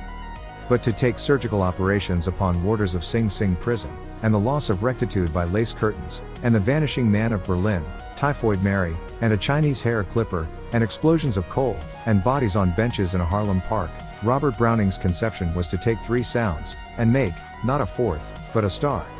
Out of 7 colors, not to lay on daubs, but to paint a picture. Out of 7 million Americans, Russians, Germans, Irishmen, Italians, and on, so long as geography holds out, not to pile a population, but to organize, more or less, into New York City. Sulfur and lava in a barren plain, and a salty block of stone, shaped roughly like a woman, signs of erosion on rocks far above water level, a meteor that had set a bush afire, the differences of languages of peoples, and all the other elements that organized into Genesis. Data of variations and heredity and adaptations, of multiplications and of checks and of the doctrine of Malthus, of acquired characters and of transmissions, and they organized into the origin of species, just as, once upon a time, minerals that had affinity for one another came together and took on geometrical appearances. But a crystal is not supposed to be either a prohibition or an anti-prohibition argument. I know of a crystal of quartz that weighs several hundred pounds, but it has not been mistaken for propaganda, or all theories, theological, scientific, philosophical, and that they represent the same organizing process, but that self-conscious theorists, instead of recognizing that thought forms were appearing in their minds, as in wider existence have appeared crystalline constructions, have believed that it was immortal truth that they were conceiving. Oxygen and sulfur and carbon, or Emma Pigott and Ambrose Small and Rose Smith, or let's have just a little, minor expression, or organization, a small composition, arranging the data of poltergeist girls. The elements of this synthesis are moving objects, fires, girls in strange surroundings, youth and the atavism of youth. Case of Jenny Bramwell, she was an adopted daughter. The Antigonish girl was an adopted daughter. See the Dag case, adopted daughter. Adoption is a good deal of a disguise for getting little girls to work for not much more than nothing. It is not so much that so many poltergeist girls have been housemaids and adopted daughters, as that so many of them have been not in their own homes, lost and helpless youngsters, under hard taskmasters, in strange surroundings, or the first uncertain and precarious appearances of human beings upon this earth, and a need for them, and a fostering, a nurturing, a protection, far different from conditions in these swarming times, when the need is for eliminations, a lost child in primordial woods, and the value of her, which no genius, king, or leveler of kings, has today, that objects moved in her presence, fruits of trees that came down from the trees and set themselves beside her, the shaking of bushes that cast, to her, berries, then night and coldness, faggots, joining twigs, and dancing around her, heaping, the crackling of flames to warm her, or that, to this day, grotesque capers of chairs, the antics of sofas, and the seeming wantonness of flames are survivals of cooperations that once upon a time moved even the trees, when a child was lost in a forest. The old mathematicians had this aesthetic appraisal of their thoughts, they wrought theorems and calculi for elegance, and were scornful of uses. But virtually everything that they produced for elegance was put to work by astronomers, navigators, surveyors. I assemble, compositionally, what I call data, but I am much depressed, perhaps, fearing that they have meaning outside themselves, or may be useful. There is, upon this earth, today, at least one artist. Professor Albert Einstein put together, into what he called one organic whole, such a diversity of elements as electromagnetic waves and irregularities in the motions of the planet Mercury, the fall of a stone from a train to an embankment, the geometry of hyperspace, and accelerated coordinate systems, and Lorentz transformations, and the displacements of stars during eclipses, and the exploitation of everything by something, or, more or less remotely, by everything else, the need of astronomers for Einsteinism, because it was so encouragingly unintelligible, whereas schoolboys were beginning to pick Newtonism to pieces, and in the year 1918 it was announced that the useful Einstein had predicted displacements of stars, according to his theory, and that his predictions had been confirmed. For purposes of renewed confirmation, or maybe an innocence of trying to confirm anything, or at least not consciously intending to observe whatever was wanted, an expedition was sent by Lick Observatory to report upon the displacement of stars during the solar eclipse of October, 1922. The astronomers of this expedition agreed that the displacements of stars confirmed Einstein, the prophet. Einstein was said to be useful, and, in California, school children, dressed in white, sang unto him kindred unintelligibilities. In New York, mounted policemen roughly held back crowds from him, just as he, to make his system of thoughts, had clubbed many astronomical data into insensibility. He had taken into his system of thoughts irregularities of the planet Mercury, but had left out irregularities of the planet Venus. Crowds took him into their holiday making, but omitted asking what it was all about. Upon June 12, 1931, Professor Erwin Freundlicher reported to the Physics Association of Berlin that, according to his observations, during the eclipse of May 9, 1929, stars were not displaced, as, according to Einstein, they should be, or that, outside itself, Einsteinism is meaningless. There was no excitement over this tragedy, or comedy, because this Earth's intellectuals, mostly, take notice only when they're told to take notice, and to orthodoxy it seemed wisest that this Earth's thinkers should not think about this. Professor Freundlichers explained the astronomers of the Lick expedition, quite as I explain all astronomers. He gave his opinion that they had confirmed Einstein because they had left out of consideration observations that did not fit in with the results that they wanted to obtain. If there be much more of such agreements with me, I shall have to hunt me some new heresies. For an account of Professor Freundlicher's report, see the New York Herald Tribune, June 14, 1931. Outside itself Einsteinism has no meaning. As a worthless thing, as an unrelated thing its state is that of which artists have dreamed, in their quest for absoluteness, the dream of art for art's sake. Up to December 6, 1931, I thought of Professor Einstein's theories as almost alone, or as representing almost sublime worthlessness. But New York Times, December 6, 1931, scientists of the University of California, experimenting upon an admixture of phosphorus in the food of swine, were developing luminous pigs. Just what they will be good for has not yet been announced. Mine is a dream of being not worth a displaced star to anybody. I protest that with the elements of this book my only motive is compositional, but comes the suspicion that I protest too much. There has been a gathering of suggestions, that there are subtler rays than anything that is known in radioactivity, and that they may be developed into usefulness. The Ascot cup and the Dublin jewels, and, if they were switched away by a means of transportation now not commonly known, a common knowledge may be developed to enormous advantage in commercial and recreational and explorative transportations. In the period of my writing of this book, Californian scientists were trying to make pigs shine at night. Another scientist, who could not yet announce much usefulness, was feeding skimmed milk to huckleberries. For all I know one of us may revolutionize something or another. 17. London Daily Chronicle, March 30, 1922. It is incredible, but nothing has been heard of Holding. For 3 weeks a search had been going on. Cyclists, police, farmers, people from villages. At 10:30 morning of the 7th of March, 1922, Flying Officer B. Holding had set out from an aerodrome near Chester, England, upon what was intended by him to be a short flight in Wales. About 11 o'clock, he was seen near Llangollen, Wales, turning back, heading back toward Chester. Holding disappeared far from the sea, and he disappeared over a densely populated land. One of my jobs was that of looking over 6 London newspapers for the years 1919 to 1926, and it is improbable that anything was learned of what became of Holding later, without my knowing of it. I haven't a datum upon which to speculate in the Holding mystery, but now I have a story of 2 men whose track on land stopped as abruptly as stopped Holding's track in the sky, and this time I note an additional circumstance. The story of these men is laid in a surrounding of hates of the intensity of Oriental fanaticism. Upon July 24, 1924, at a time of Arab hostility, Flight Lieutenant W.T. Day and Pilot Officer D.R. Stewart were sent from British headquarters upon an ordinary reconnaissance over a desert in Mesopotamia. According to schedule, they would not be absent more than several hours. I take this account from the London Sunday Express, September 21, 28, 1924. The men did not return, and they were searched for. The plane was soon found in the desert. Why it should have landed was a problem. There was some petrol left in the tank. There was nothing wrong with the craft. It was, in fact, flown back to the aerodrome. But the men were missing. So far as can be ascertained, they encountered no meteorological conditions that might have forced them to land. There were no marks to indicate that the plane had been shot at. There may be some way, at present very exclusively known, of picking an aeroplane out of the sky. According to the rest of this story, there may be some such way of picking men out of a desert. In the sand around the plane were seen the footprints of Day and Stewart. They were traced side by side, for some 40 yards from the machine. Then, as suddenly as if they had come to the brink of a cliff, the marks ended.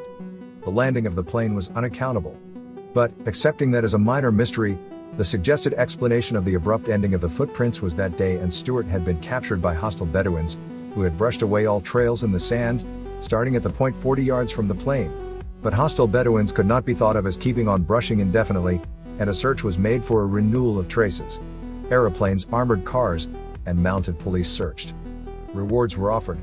Tribal patrols searched unceasingly for 4 days. Nowhere beyond the point where the tracks in the sand ended abruptly were other tracks found. The latest account of which I have record is from the London Sunday News, March 15, 1925. Mystery of the missing British airman still unsolved. London Evening News, September 28, 1923, 2nd Lieutenant Moran, while at shooting practice at Gâteau, France, himself firing at a target on the ground, while a sergeant piloted the machine, suddenly fell back calling to the pilot to land, as he had been wounded. It was found that he had a serious wound in his shoulder, and he was taken to Bordeaux by the hospital aeroplane. It was said that he had been shot. But no clue has been found as to the origin of the shot. I especially noticed this case, because it was at a time of other accidents to French flyers. The other accidents were different, in that they did not occur in France, and in that they were not shootings. I know of no case that in all particulars I can match with the disappearance of Day and Stewart, but there are records of airmen who, flying over a land where the sight of them directed hate upon them, were unaccountably picked out of the sky. In this summer of 1923, French aviators told of inexplicable mishaps and forced landings while flying over German territory.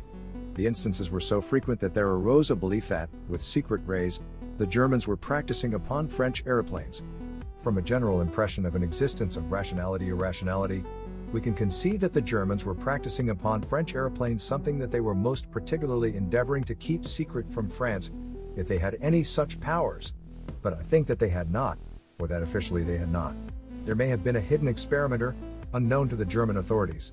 An article upon this subject was published in the London Daily Mail, September 1, 1923. 2 theories have been put forward.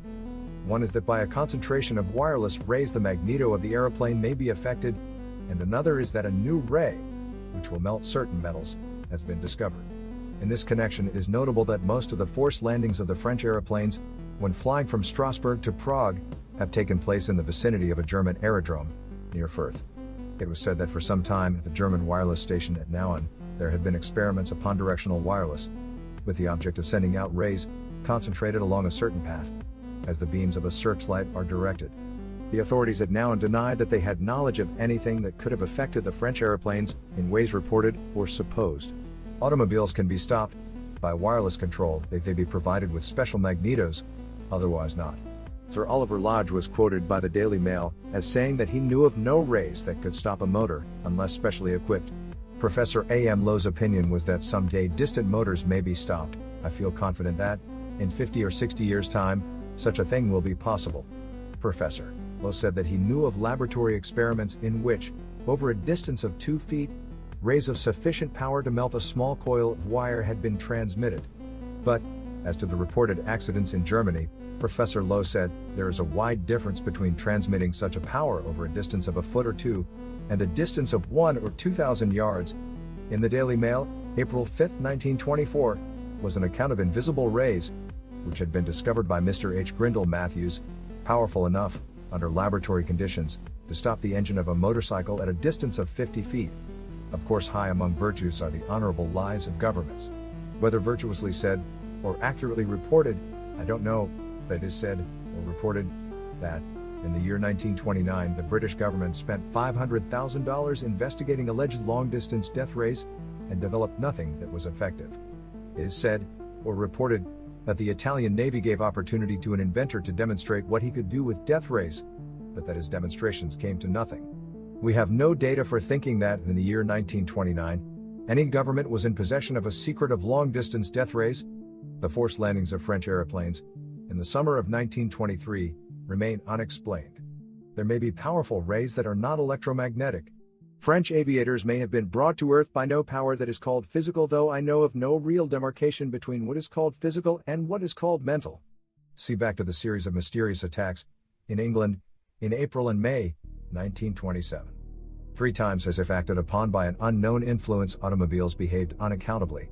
Our data are upon accidents that have not been satisfactorily explained.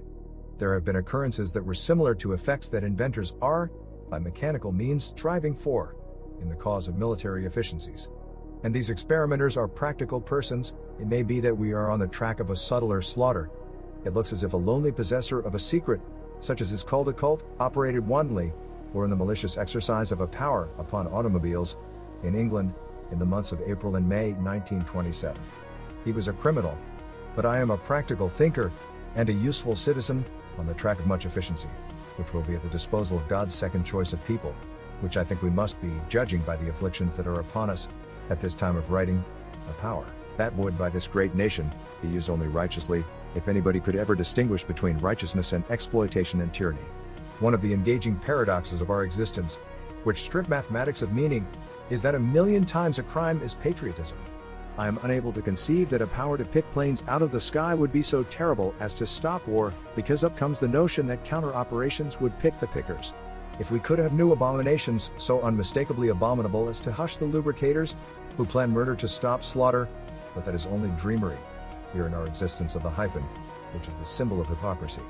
New York Times, October 25, 1930, that about 40 automobiles had been stalled for an hour on the road in Saxony between Riesa and Wurzen. About 40 chauffeurs were probably not voiceless in this matter, and if the German government were experimenting with secret rays, that was some more of its public secrecy. In the Times, October 27, was quoted the mathematician and former premier of France, Paul Ponlevé, no experiment thus far conducted would permit us to credit such a report, nor give any prospect of seeing it accomplished in the near future. Upon May 26, 1925, see the London Daily Mail, May 28, 1925, at Andover, Hampshire, England, a corporal of the RAF, making a parachute practice jump, was killed by a fall of 1,900 feet from an aeroplane. There is not a datum for thinking that there was anything to this occurrence that aligns it with other occurrences told of in this chapter, but there is an association about the time of the accident, or whatever it was that befell this man, and at the same place, Flight Sergeant Frank Lowry and Flying Officer John Kenneth Smith, pilot, were in an airplane, making wireless tests. They had been in the air about 15 minutes, when Smith, having called to his companion, without hearing from him, looked around, and saw smoke coming from the back cockpit, and saw Lowry in a state of collapse. Lowry was dead. Flight Lieutenant Cyril Norman Ellen said that there was nothing in the machine likely to kill a man, and that Lowry must have come in contact with an electric current in the air. No similar case has been reported. In the Daily Mail, October 14, 1921, a writer, T. Gifford, tells of a scene of accidents at a point on a road in Dartmoor. This story is like the account of the series of accidents to automobiles in England in April and May 1927, except that the accidents were strictly localized. The story told by Gifford is that one day in June 1921, a doctor riding on his motorcycle with his 2 children in a sidecar suddenly, at this point, on the Dartmoor Road, called to the children to jump. The machine swerved, and the doctor was killed. Several weeks later at this place, a motor coach suddenly swerved, and several passengers were thrown out. Upon August 26, 1924, a Captain M, for whom I apologize, it is not often that a Mr. X or a Captain M appears in these records, was at this point on the road, thrown from his motorcycle. Interviewed by Gifford, he told after evasions that something described by him as invisible hands had seized upon his hands, forcing the machine into the turf. More details were published in the Daily Mail October 17th of this year. The scene of the accidents was on the road, near the Dartmoor village of Post Bridge.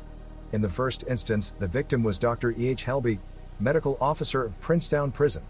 In Light, August 26, 1922, a correspondent noted another accident at this point.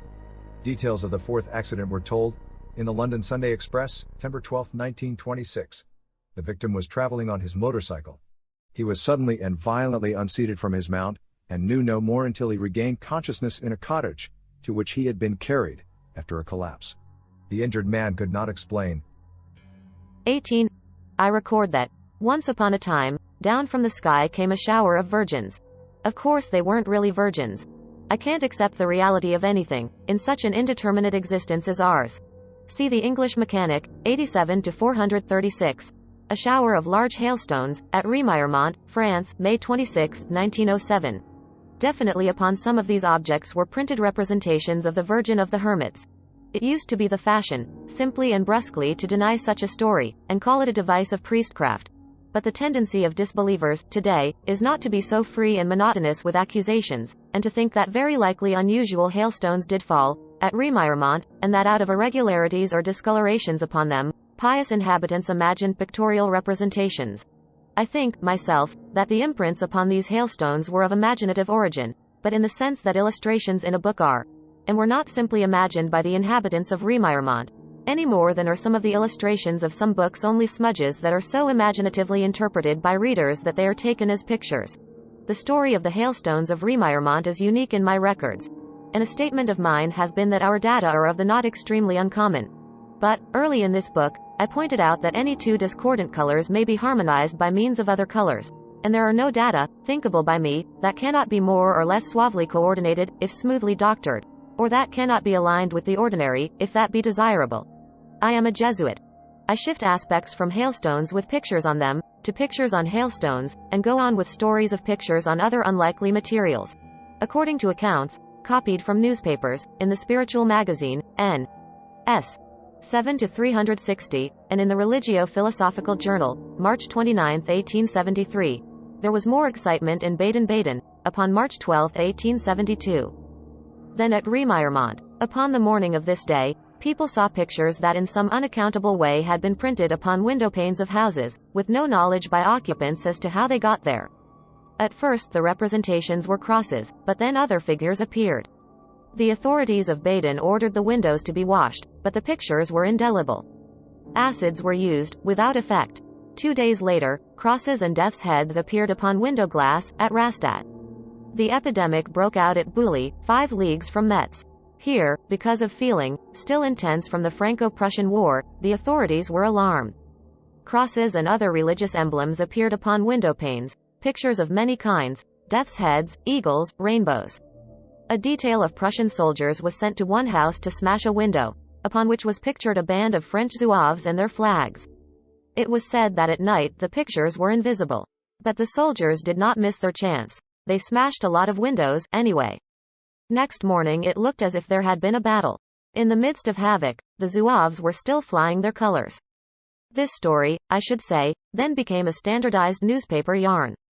I have a collection of stories of pictures appearing upon window glass that were almost busily told in American newspapers, after March, 1872, not petering out until about the year 1890. But it cannot be said that all stories told in the United States, of this phenomenon, or alleged phenomenon, were echoes of the reported European occurrences, because stories, though in no such profusion as subsequently, had been told in the United States before March, 1872. New York Herald, August 20, 1870. A representation of a woman's face, appearing upon window glass, in a house in Lawrence, Mass. The occupant of the house was so pestered by crowds of sightseers that, not succeeding in washing off the picture, he removed the window sash. Human Nature, June 1871. Copied from the Chicago Times. House in Milan, Ohio, occupied by two tenants, named Horner and Ashley. On window panes appeared blotches, as if of water mixed with tar, or crude oil. Likenesses of human faces taking form in these places. New York Times, January 18, 1871. That, in Sandusky and Cincinnati, Ohio, pictures of women had appeared upon window panes. Still, it might be thought that there was one origin for all the stories, and that was the spirit photograph controversy, which, in the early 1870s, was a subject of intense beliefs and disbeliefs, in both Europe and America. A point that has not been taken up, in this controversy, which continues to this day, even after the fateful spread of knowledge of double exposure, is whether the human imagination can affect a photographic plate. I incline to the idea that almost all spirit photographs have been frauds, but that a few may not have been, that no spirits were present, but that, occasionally, or very rarely, a quite spookless medium has, in a profound belief in spirits, engendered, out of visualizations, something wraith-like that has been recorded by a camera. Against the explanation that stories of pictures on window panes probably had origin in the spirit photograph craze, I mention that similar stories were told centuries before photography was invented. For an account of representations of crosses that appeared, not upon window glass, but upon people's clothes, as told by Joseph Grunpesch, in his book, Speculum Naturalis Coelestis, published in the year 1508, see Notes and Queries, April 2, 1892. After the death of Dean Vaughan, of Llandaff, there suddenly appeared on a wall of the Llandaff Cathedral, a large blotch of dampness, or minute fungi, formed into a lifelike outline of the Dean's face. Notes and Queries, February 8, 1902. Throughout this book, my views, or preconceptions, or bigotries, are against spiritual interpretations, or assertions of the existence of spirits, as independent very long from human bodies. However, I think of the temporary detachability of mentalities from bodies, and that is much like an acceptance of the existence of spirits. My notion is that Dean Vaughan departed, going where any iceberg goes when it melts, or where any flame goes when it is extinguished, that intense visualizations of him, by a member of his congregation, may have pictorially marked the wall of the church.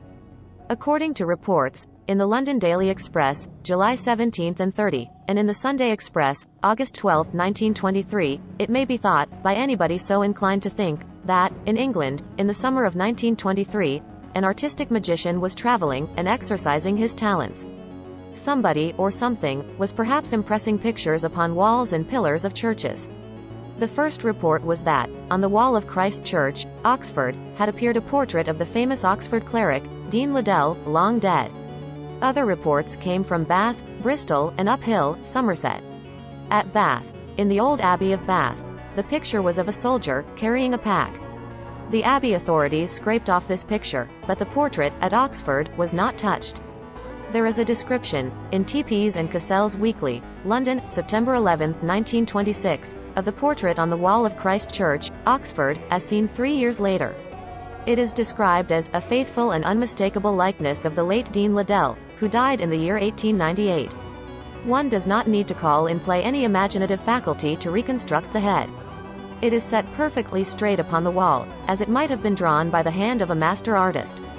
Yet it is not etched, neither is it sketched, not sculptured, but it is there plain for all eyes to see. And it is beginning to look as if, having started somewhat eccentrically with a story of virgins, we are making our way out of the marvelous. Now accept that there is a very ordinary witchcraft, by which, under the name of telepathy, pictures can be transferred from one mind to another, and there is reduction of the preposterousness of stories of representations on hailstones, window glass, and other materials. We are conceiving that human beings may have learned an extension of the telepathic process, so as to transfer pictures to various materials. So far as go my own experiences, I do not know that telepathy exists. I think so, according to many notes that I have taken upon vagrant impressions that come and go, when my mind is upon something else. I have often experimented. When I incline to think that there is telepathy, the experiments are convincing that there is. When I think over the same experiments, and incline against they indicate that there isn't. New York, Sunday, January 16, 1929. Hundreds of persons standing, or kneeling, at night, before the door of St. Anne's Roman Catholic Church, in Keansburg, NJ. They saw, or thought they saw, on the dark, oak door, the figure of a woman, in trailing, white robes, emitting a glow. The pastor of the church, the Reverend Thomas A. Carney, was interviewed. I don't believe that it is a miracle, or that it has anything to do with the supernatural. As I see it, it is unquestionably in the outline of a human figure, white-robed, and emitting light. It is rather like a very thin motion picture negative that was underexposed, and in which human outlines and detail are extremely thin. Yet it seems to be there. Or pictures on hailstones, and wounds that appeared on the bodies of people. In the name of the everlasting if, which mocks the severity of every theorem in every textbook, and is not so very remote from every datum of mine, we can think that, by imaginative means, at present not understood, wounds appeared upon people in Japan, and Germany, and in a turning, off Coventry Street, London, if we can accept that in some such way, pictures ever have appeared upon hailstones, windowpanes, and other places. And we can think that pictures have appeared upon hailstones, windowpanes, and other places, if we can think that wounds have appeared upon people in Japan and other places. Avenue the Earthworm. It is my method not to try to solve problems, so far as the solubility and solubility of problems permits, in whatever narrow specializations of thought I find them stated. But, if, for instance, I come upon a mystery that the spiritualists have taken over, to have an eye for data that may have bearing, from chemical, zoological, meteorological, sociological, or entomological sources, being unable to fail, of course, because the analog of anything electrical, or planetary, is findable in biological, ethical, or political phenomena. We shall travel far, even to unborn infants, to make hailstones reasonable. I have so many heresies, along with my almost incredible credulities, or pseudo-credulities, seeing that I have freed my mind of beliefs, that, mostly, I cannot trace my infidelities, or enlightenments, back to their sources. But I do remember when first I doubted the denial by conventional science of the existence of prenatal markings. I read Dr. Weissman's book upon this subject, and his arguments against the possibility of prenatal markings convinced me that they are quite possible. And this conversion cost me something. Before reading Dr. Weissman, I had felt superior to peasants, or the man in the street, as philosophers call him, whose belief is that pregnant women, if frightened, mark their offsprings with representations of rats, spiders, or whatever, or, if having a longing for strawberries, fruitfully illustrate their progeny, and were at one time of much service to melodrama. I don't know about the rats and the strawberries, but Dr. Weissman told of such cases as that of a woman with a remarkable and distinctive disfigurement of an ear, and of her similarly marked offspring. His argument was that thousands of women are disfigured in various ways, and that thousands of offsprings are disfigured, and that it is not strange that in one case the disfigurement of an offspring should correspond to the disfigurement of a parent. But so he argued about other remarkable cases, and left me in a state of mind that has often repeated, and that is with the idea that much mental development is in rising down to the peasants again. If there can be prenatal markings of bodies, and, as I interpret Dr. Weissman's denials, there can be, and, if they be of mental origin, my mind is open to the idea that other, and still more profoundly damned stories of strange markings, may be similarly explained. If a conventional physician is scornful, hearing of a human infant, prenatally marked, I'd like to hear his opinion of a story that I take from the London Daily Express, May 14, 1921. Kitten, born at Nice, France. White belly distinctly marked with the gray figures, 1921. The mother cat had probably been looking intently at something, such as a calendar, sedated. Or reading a newspaper? Said scornful doctor would ask, pointing out that, if I think there are talking dogs, it is only a small extension, as I'd call it, to think of educated cats keeping themselves informed upon current events. London Sunday News, August 3, 1926.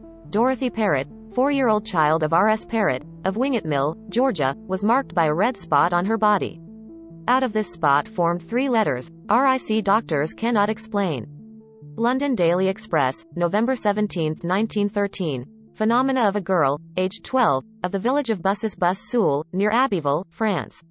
If asked questions, answers appeared in letterings on her arms, legs, and shoulders. Also upon her body appeared pictures, such as of a ladder, a dog, a horse. In September, 1926, a Romanian girl, Eleanor Zegun, was taken to London, for observation by the National Laboratory for Psychical Research. Countess Wasilko Serecki, who had taken the girl to London, said, in an interview, London Evening Standard, October 1, 1926, that she had seen the word Dracu form upon the girl's arm. This word is the Romanian word for the devil, or the handwriting on the wall. And why don't I come out frankly in favor of all, or anyway a goodly number of, the yarns, or the data, of the Bible?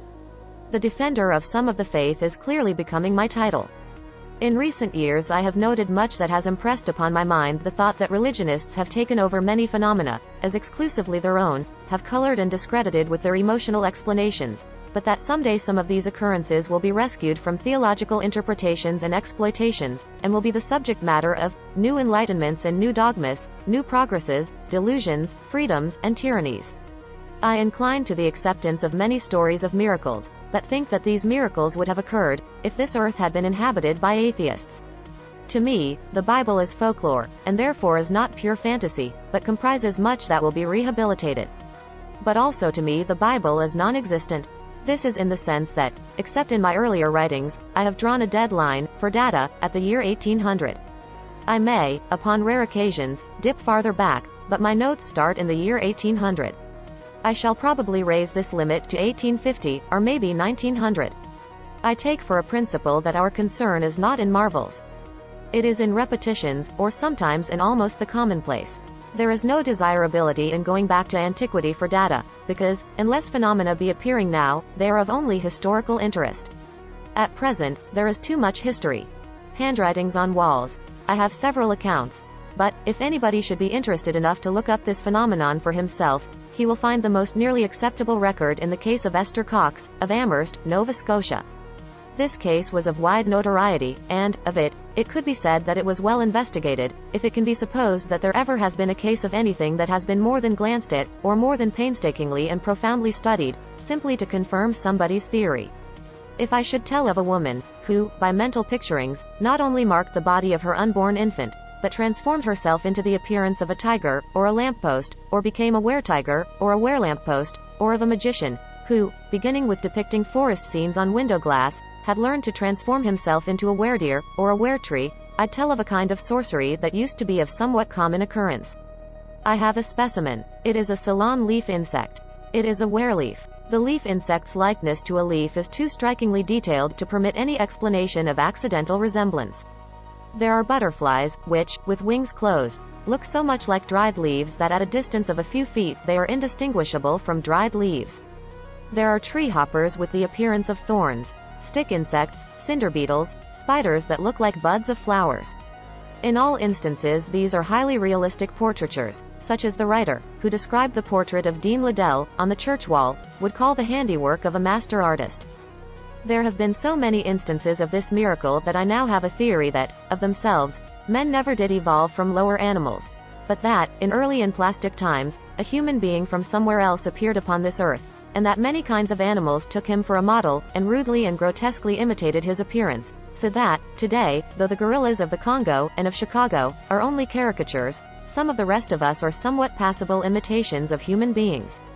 The conventional explanation of the leaf insect, for instance, is that once upon a time a species of insects somewhat resembled leaves of trees, and that the individuals that most closely approximated to this appearance had the best chance to survive, and that in succeeding generations, still higher approximations were still better protected from their deceived enemies.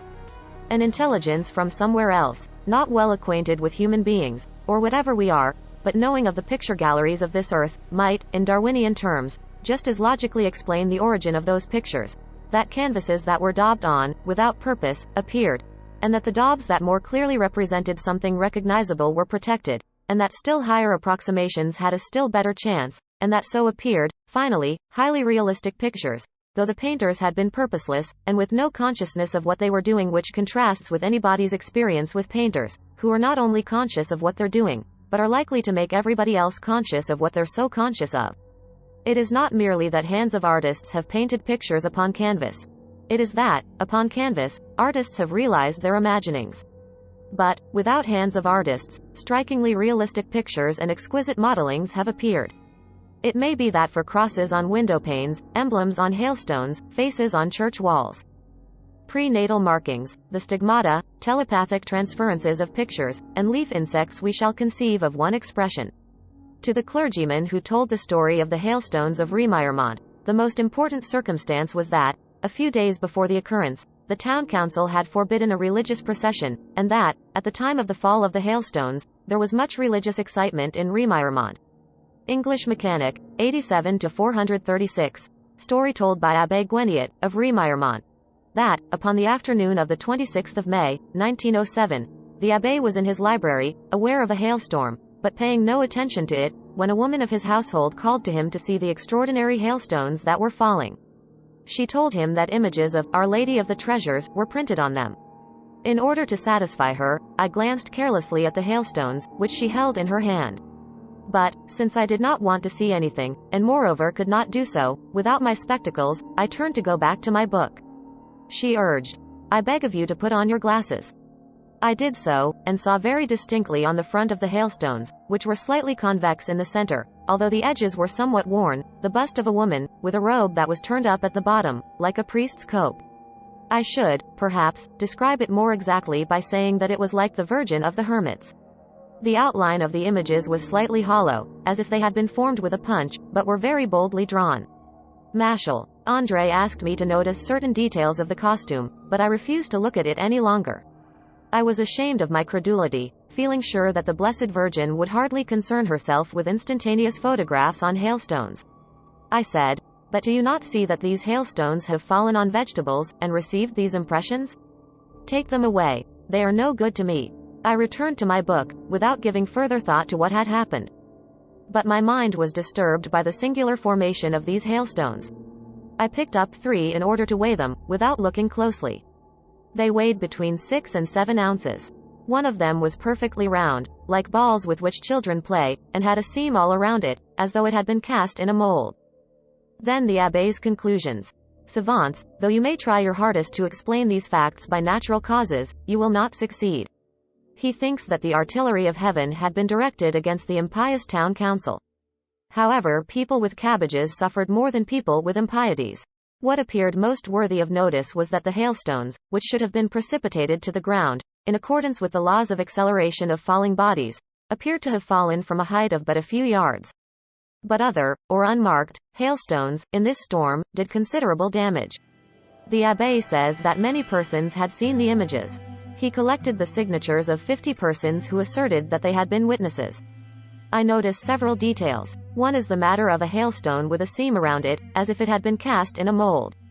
This looks as if some hoaxer, or pietist, who was all prepared, having prophetic knowledge that an extraordinary shower of big hailstones was coming, had cast printed lumps of ice in a mold. But accounts of big hailstones, ridged or seamed, are common. Another detail is something that I should say the Abbé Gueniot had never before heard of. The detail of slow-falling objects is common in stories of occult occurrences, but, though for more than 10 years I have had an eye for such reports, in reading of hundreds, or thousands, of hailstorms, I know of only half a dozen records of slow-falling hailstones.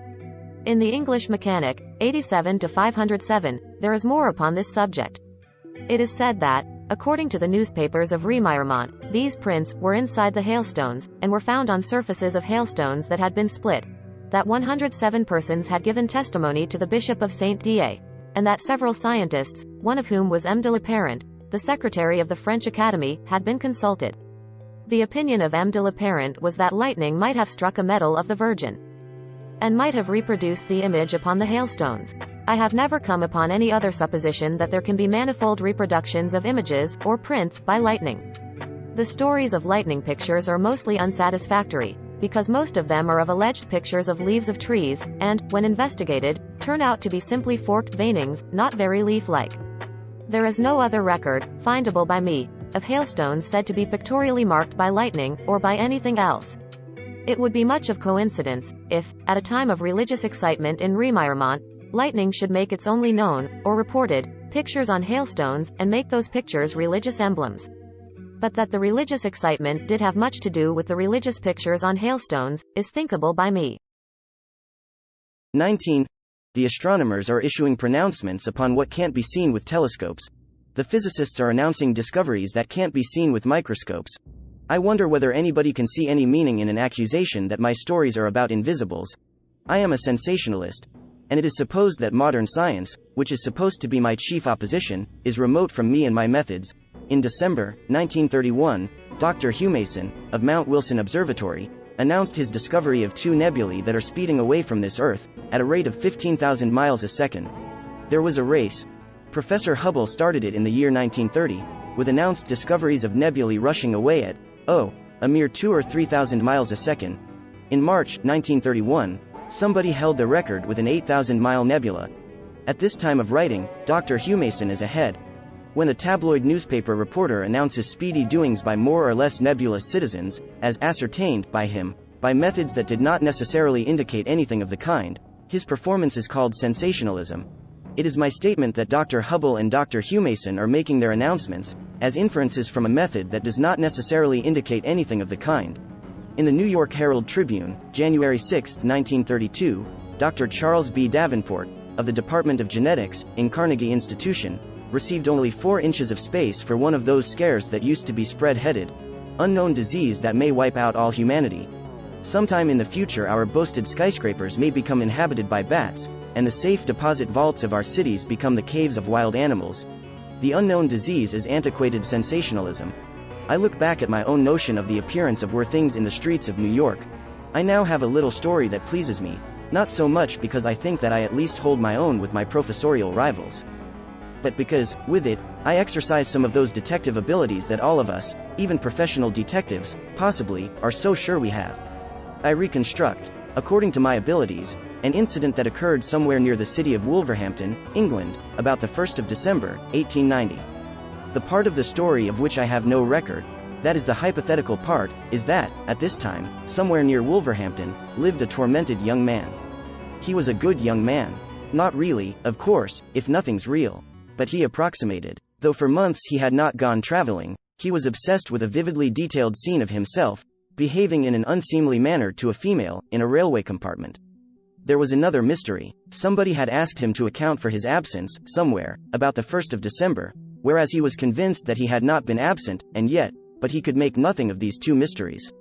Upon the Thursday before the 6th of December, 1890, see the Birmingham Daily Post, December 6th, a woman was traveling alone, in a compartment of a train from Wolverhampton to Snow Hill. According to my reconstruction, she began to think of stories of reprehensible conduct by predatory males to females traveling alone in railway compartments. The part of the story that I take from the Birmingham Post is that when a train went past Soho Station, a woman fell from it. She gave her name as Matilda Crawford, and said that a young man had insulted her. An odd detail is that it was not her statement that she had leapt from the train, but that the insulting young man had pushed her through a window. In the next compartment had sat a detective. At an inquiry, he testified that, at least so far as went his observations upon visible entrances and exits, there had been nobody but this woman in this compartment. In the New York Herald Tribune, January 23, 1932, was published an explanation, by Dr. Frederick B. Robinson, president of New York City College, of some of us sensationalists. Professors have not scored so well in making good appearances from the publicity standpoint, Dr. Robinson said. Living sheltered lives, he added, they yearn for public notice and sometimes get it at the expense of their college. Surely a great New England institution was not elevated in public esteem when one of its professors of English engaged in a series of publicity stunts, the first of which was to give solemn advice to young men to be snobs. At a meeting of the American Chemical Society, at Buffalo, NY, September 3, 1931, Dr. William Engelbach told of cases in which, by the use of glandular extracts, the height of dwarfed children had been increased an inch or 2. For the announcement of this mild little miracle, he received several inches of newspaper space. New York Times, December 16, 1931, meeting of the Institute of Advanced Education, at the Rarick Museum, New York, something more like a miracle. I measured. Dr. Lewis Berman got 11 inches of newspaper space. Dr. Berman's announcement was that the sorcerers of his cult, the endocrinologists, would breed human beings 16 feet high. Meeting of the American Association for the Advancement of Science, in New Orleans, December, 1931, report upon the work of Dr. Richard P. Strong, of the Harvard Medical School, in the matter of the filaria worms that infest human bodies, and an attempt to make it more interesting. That an ancient mystery had been solved, biblical story of the fiery serpents at last explained. There's no more resemblance between these tiny worms and the big fiery things that, we are told, grab people, than between any caterpillar and a red-hot elephant. But that the filaria worms had been identified as the fiery monsters of antiquity was considered a good story, and was given much space in the newspapers. However, see an editorial, not altogether admiring, in the New York Herald Tribune, January 5, 1932. Still, I do, after a fashion, hold my own. New York Sunday, October 9, X 931, that, shortly after the Civil War, Captain Neil Curry sailed from Liverpool to San Francisco.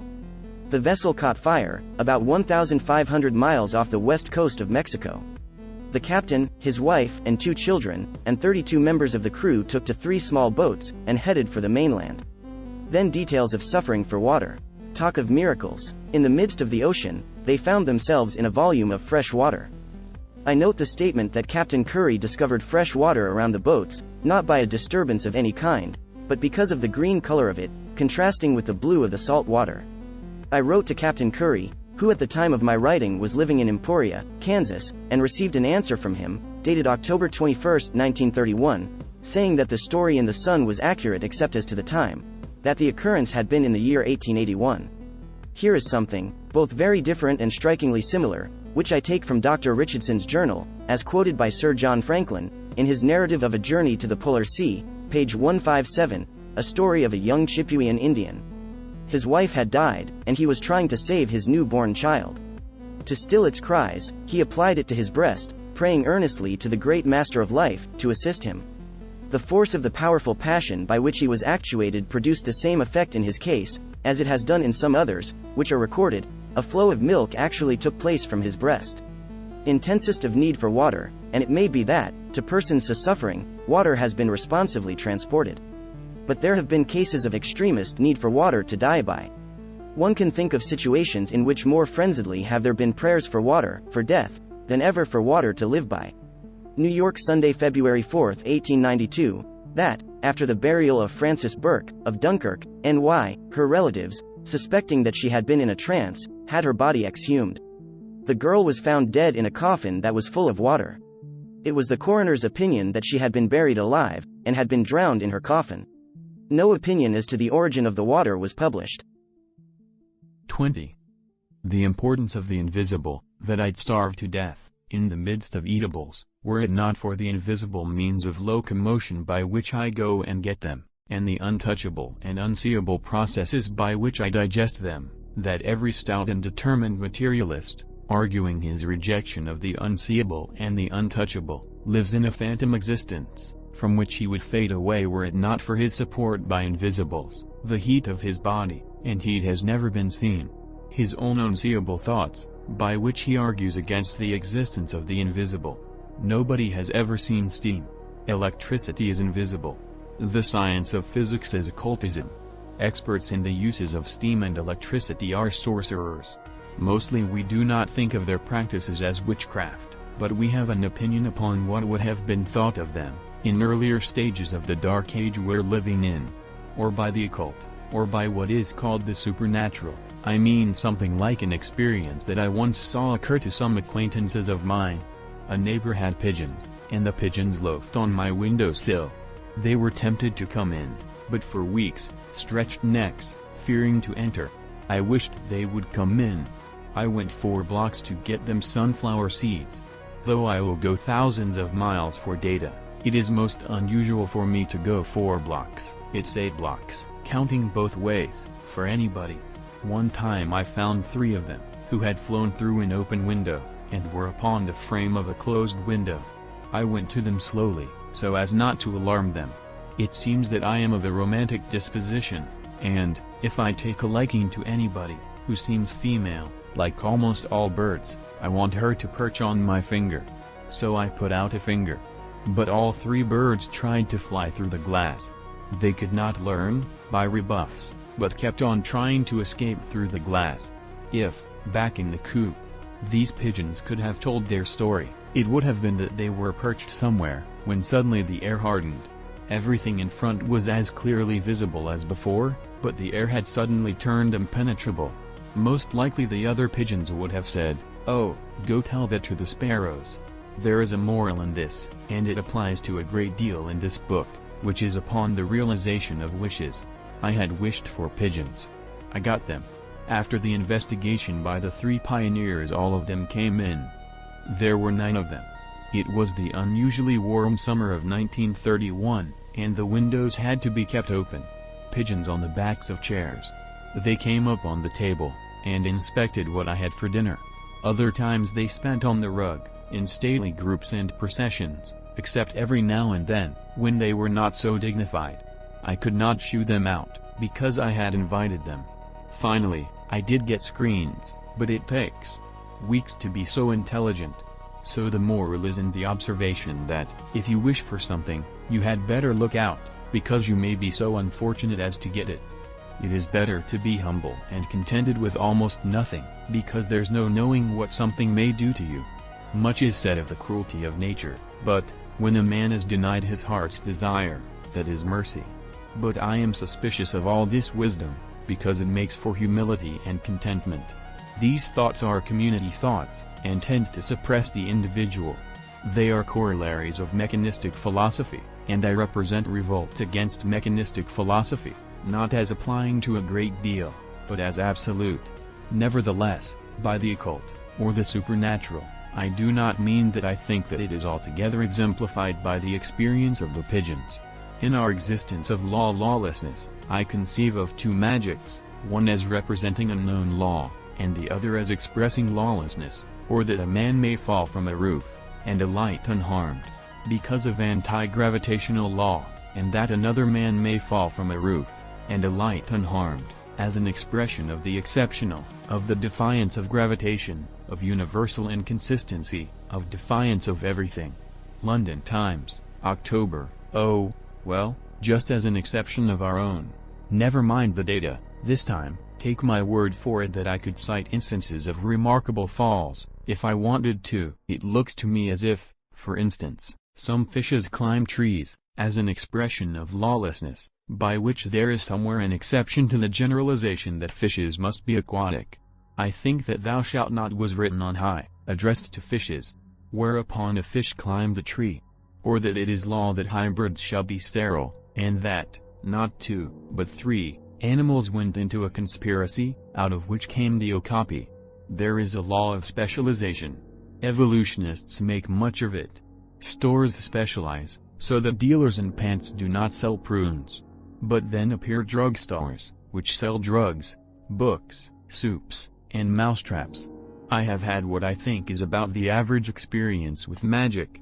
But, except in several periods, I have taken notes upon my experiences, and most persons do not do this, and forget. We forget so easily that I have looked over notes, and have come upon details of which I had no remembrance. From records of my own experiences, I take an account of a series of small occurrences, several particulars of which are of importance to our general argument. I was living in London, 39 Marchmont Street, W.C. 1. I was gathering data, in the British Museum Library. In my searches, I had noted instances of pictures falling from walls, at times of poltergeist disturbances, but I note here that my data upon physical subjects, such as earthquakes and auroral beams and lights on dark parts of the moon, were about 5 to 1, as compared with numbers of data upon matters of psychic research. Later, the preponderance shifted the other way. The subject of pictures falling from walls was in my mind, but it was much submerged by other subjects and aspects of subjects. It was so inactive in my mind that, when I was told of several pictures that had fallen from walls in our house, I put that down to household insecurities, and paid no more attention. The abbreviations in the notes are A, for my wife, Mrs. M, for the landlady, E, the landlady's daughter, the C's, the tenants upstairs. According to me, this is not the unsatisfactoriness of so many stories about a Mr. X, or a Mrs. Y, because, according to me, only 2 of us, whom I identify, were more than minor figures. Also we may suspect that, of these 2, one was rather more central than the other, according to me. However, also, I suspect that, if he should tell this story, I'd be put down, much minored, as Mr. F. A and I occupied the middle floor, which was of 2 rooms, one of them used by us as a kitchen, though it was furnished to rent as a furnished room. March 1, 1924, see Charles Fort's notes, Letter E, Box 27, I was reading last night, in the kitchen, when I heard a thump. Sometimes I am not easily startled, and I looked around in a leisurely manner, seeing that a picture had fallen, glass not breaking, having fallen upon a pile of magazines in a corner. 2 lace curtains at sides of window. Picture fell at foot of left curtain. Now, according to my impression, the bottom of the right-hand curtain was vigorously shaken, for several seconds, an appreciable length of time after the fall of the picture. Morning of the 12th, find that one of the brass rings, on the back of the picture frame, to which the cord was attached, had been broken in 2 places, metal bright at the fractures. Reminded me that, in the C's room, 2 pictures had fallen recently. I have kept this little brass ring, broken through in one place, and the segment between the breaks, hanging by a metal shred at the point of the other break. The picture was not heavy. The look is that there had been a sharp, strong pull on the picture cord, so doubly to break this ring. March 18, 1924, about 5 p.m., I was sitting in the corner, where the picture fell. There was a startling, crackling sound, as if of window glass breaking. It was so sharp and loud that for hours afterward I had a sense of alertness to dodge missiles. It was so loud that Mrs. C, upstairs, heard it, but nothing had broken a window pane. I found one small crack in a corner, but the edges were grimy, indicating that it had been made long before. March 28, 1924, this morning, I found a second picture, or the 4th, including the falls in the rooms upstairs, on the floor, in the same corner. It had fallen from a place about 3 feet above a bureau, upon which are piled my boxes of notes. It seems clear that the picture did not ordinarily fall, or it would have hit the notes, and there would have been a heartbreaking mess of notes all over the floor. Oh, very. Sometimes I knock over a box of notes, and it's a job of hours to get them back in their places. I don't know whether it has any meaning, but I think about this. The accounts of pictures falling from walls, which were among these notes. The glass in the picture was not broken. This time, the cord, and not a ring, was broken. I quickly tied the broken cord, and put the picture back. I suppose I should have had A for a witness. Partly I did not want to alarm her, and partly I did not want her to tell, and start a ghost scare centering around me. I would have it that, in some unknown way, I was the one who was doing this. I'd like to meet Mrs. C, sometime, and perhaps listen to her hint that she has psychic powers, and hint that she was the one who went around psychically, knocking down pictures in our house. The cord of this second, or 4th, picture was heavy and strong. It was beyond my strength to break a length of it. But something had broken this strong cord. I looked at the small nail in the wall. It showed no sign of strain.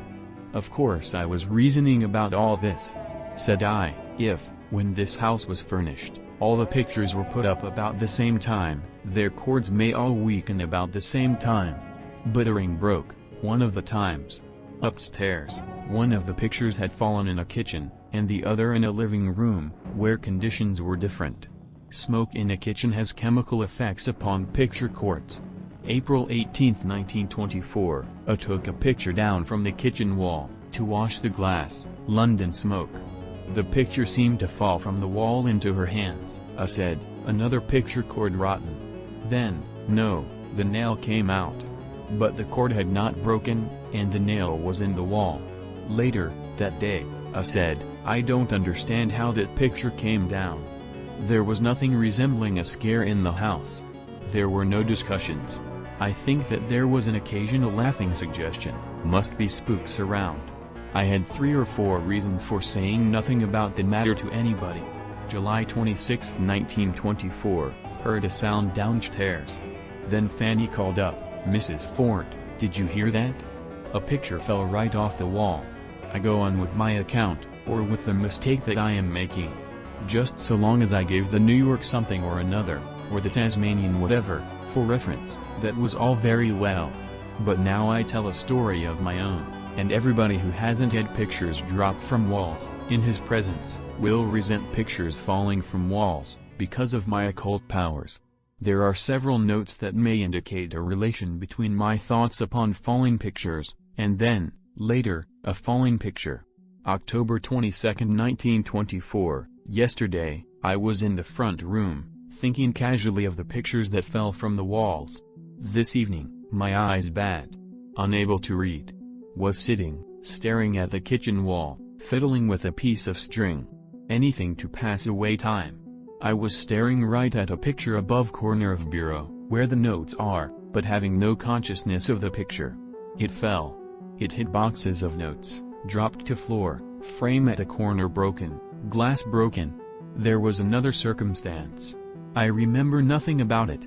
The notes upon it are as brief as if I had not been especially impressed by something that I now think was one of the strangest particulars. That is, if by indicating that I had searched for something, I meant that I had searched thoroughly. The cord was broken several inches from one of the fastenings on back of picture. But there should have been this fastening, a dangling piece of cord, several inches long, this missing. I can't find it. Night of September 28th to 29th. 1925, a picture fell in Mrs. M's room. Note the lapse of time. I am sorry to record that a note, dated November 3, 1926, is missing. As I remember it, and according to allusions, in notes of November 4th, it was only a remark of mine that for more than a year no picture had fallen. November 4th, 1926, this is worth noting. Last night, I noted about the pictures, because earlier in the evening, talking over psychic experiences with France and others, I had mentioned falling pictures in our house. Tonight, when I came home, told me of a loud sound that had been heard, and how welcome it was to her, because it had interrupted in a long, tiresome account of the plot of a moving picture. Later, I exclaimed, "Here's what made the noise." She had turned on the light, in the front room, and on the floor was a large picture. I had not mentioned to A that yesterday my mind was upon falling pictures. I took that note after she had gone to bed. I looked at the picture, cord broken, with frayed ends. I have kept a loop of this cord. The break is under a knot in it. November 5th, I have not strongly enough emphasized A's state of mind, at the time of the fall of the picture. E's long account of a movie had annoyed her almost beyond endurance, and probably her hope for an interruption was keen. Here is an admission that I did not think, or suspect, that it was I, who was the magician, this time. In October, 1929, we were living in New York, or, anyway, in the Bronx. I do not have pictures on walls, in places of my own. I can't get the pictures I'd like to have, so I don't have any. I haven't been able to get around to painting my own pictures, but, if I ever do, maybe I'll have the right kind to put up.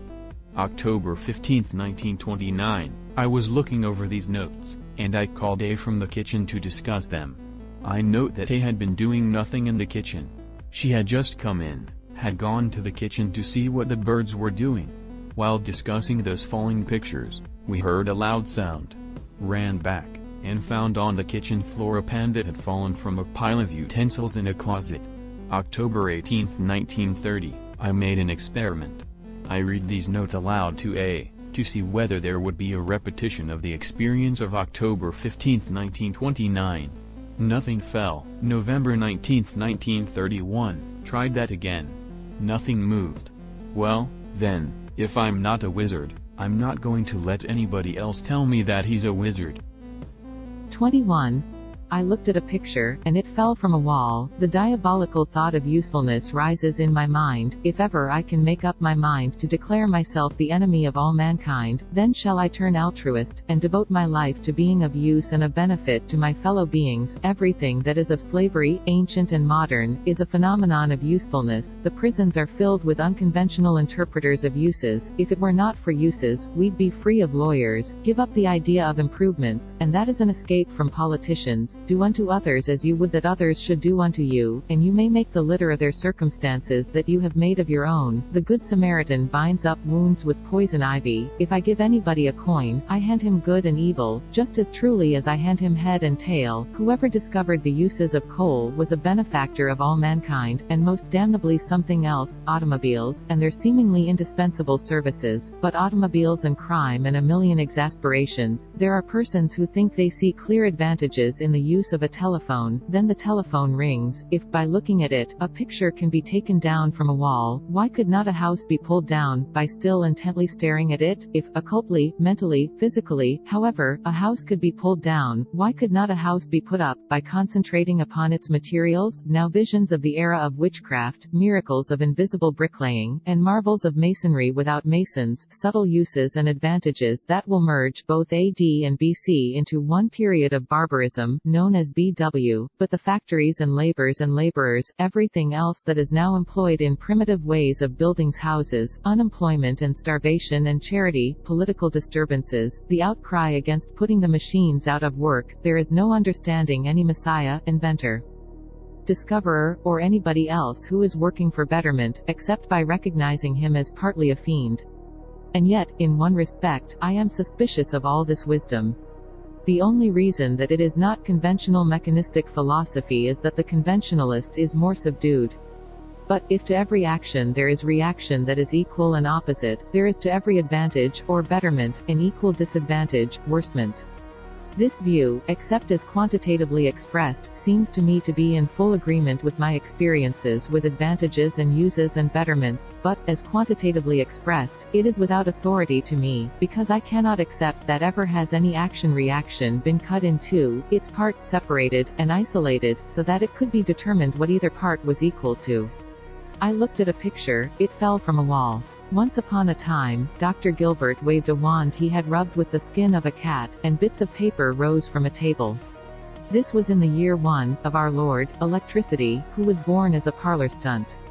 And yet there are many persons, who have read widely, who think that witchcraft, or the idea of witchcraft, has passed away. They have not read widely enough. They have not thought widely enough. What idea has ever passed away? Witchcraft, instead of being a superstition of the past, is of common report. I look over my data for the year 1924, for instance, note the number of cases, most of them called poltergeist disturbances, that were reported in England. Probably in the United States more numerously were cases reported, but because of library facilities, I have especially noted phenomena in England. Cases of witchcraft and other uncanny occurrences, in England, in the year 1924, were reported from East Barnet, Monkton, Lymm, Bradford, Chiswick, Mount Sorrel, Dudley, Hayes, Maidstone, Minster Thanet, Epping, Grimsby, Keighley, and Clyst St. Lawrence. New York newspapers reported 3 cases, close together, in the year 1927. New York Herald Tribune, August 12, 1927, Fred Coet and his wife compelled to move from home, near Ellenwood, Kansas. For months this house had been bewitched, pictures turned to the wall, other objects moving about, their pet dog stabbed with a pitchfork, by an invisible. New York Herald Tribune, September 12, 1927, Frank Decker's barn, near Friedan, N.J., destroyed by fire. For 5 years there had been unaccountable noises, opening and shutting doors, and pictures on walls swinging back and forth. Home News Bronx, November 27, 1927, belief of William Blair, County Tyrone, Ireland, that his cattle were bewitched. He accused a neighbor, Isabella Hazelton, of being a witch, which sued him for slander, £5 and costs. My general expression is against the existence of poltergeists as spirits, but that the doings are the phenomena of undeveloped magicians, mostly youngsters, who have no awareness of their powers as their own, or, in the cases of mischievous, or malicious, persecutions, are more or less consciously directed influences by enemies, or that, in this aspect, poltergeist disturbances, are witchcraft under a new name. The change of name came about probably for 2 reasons, such a reaction against the atrocities of witchcraft trials that the existence of witches was sweepingly denied, so that continuing phenomena had to be called something else, and the endeavor by the spiritualists to take over witchcraft, as evidence of the existence of spirits of the departed. If witches there be, there must of course be some humorous witches. The trail of the joke crosses our accounts of the most deadly occurrences. In many accounts of poltergeist disturbances, the look is more of mischief than of hate for victims. The London Daily Mail, May 1, 1907, is responsible for what is coming now. An elderly woman, me. Blaireauti, had called upon the magistrate of the St. Marguerite district of Paris, and had told him that, at the risk of being thought a madwoman, she had a complaint to make against somebody unknown. She lived in a flat, in the Rue Montreuil, with her son and her brother. Every time she entered the flat, she was compelled by some unseen force to walk on her hands, with her legs in the air. The woman was detained by the magistrate, who sent a policeman to the address given. The policeman returned with me. Larati's son, a clerk, aged 27. What my mother has told you is true, he said. I do not pretend to explain it. I only know that when my mother, my uncle, and myself enter the flat, we are immediately impelled to walk on our hands. Paul Rees, aged 50, the third occupant of the flat, was sent for. It is perfectly true, he said. Every time I go in, I am irresistibly impelled to walk around on my hands. The concierge of the house was brought to the magistrate. To tell the truth, he said, I thought that my tenants had gone mad, but as soon as I entered the rooms occupied by them, I found myself on all fours, endeavoring to throw my feet in the air. The magistrate concluded that here was an unknown malady. He ordered that the apartments should be disinfected. There used to be a newspaper story of the traveling needle. People perhaps sat on needles, though they thought it more dignified to report that needles had entered their bodies by way of their elbows. Then, 5, 10, 20 years later, the needles came out by way of distant parts.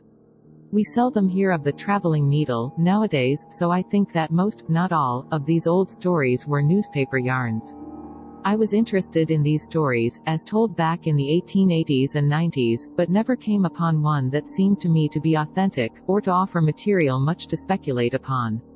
I took suggestion from the method of black magic, of piercing, with a needle, the heart, or some other part, of an image of a proposed victim, and, according to beliefs, succeeded in affecting a corresponding part of a human being. An inquest, in the Shoreditch, London Coroner's Court, November 14, 1919, a child, Rosina Newton, aged 13 months, had died.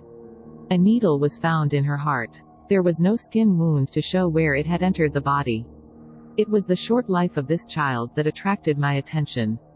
The parents had no remembrance of any injury to her, such as that of a needle entering her body.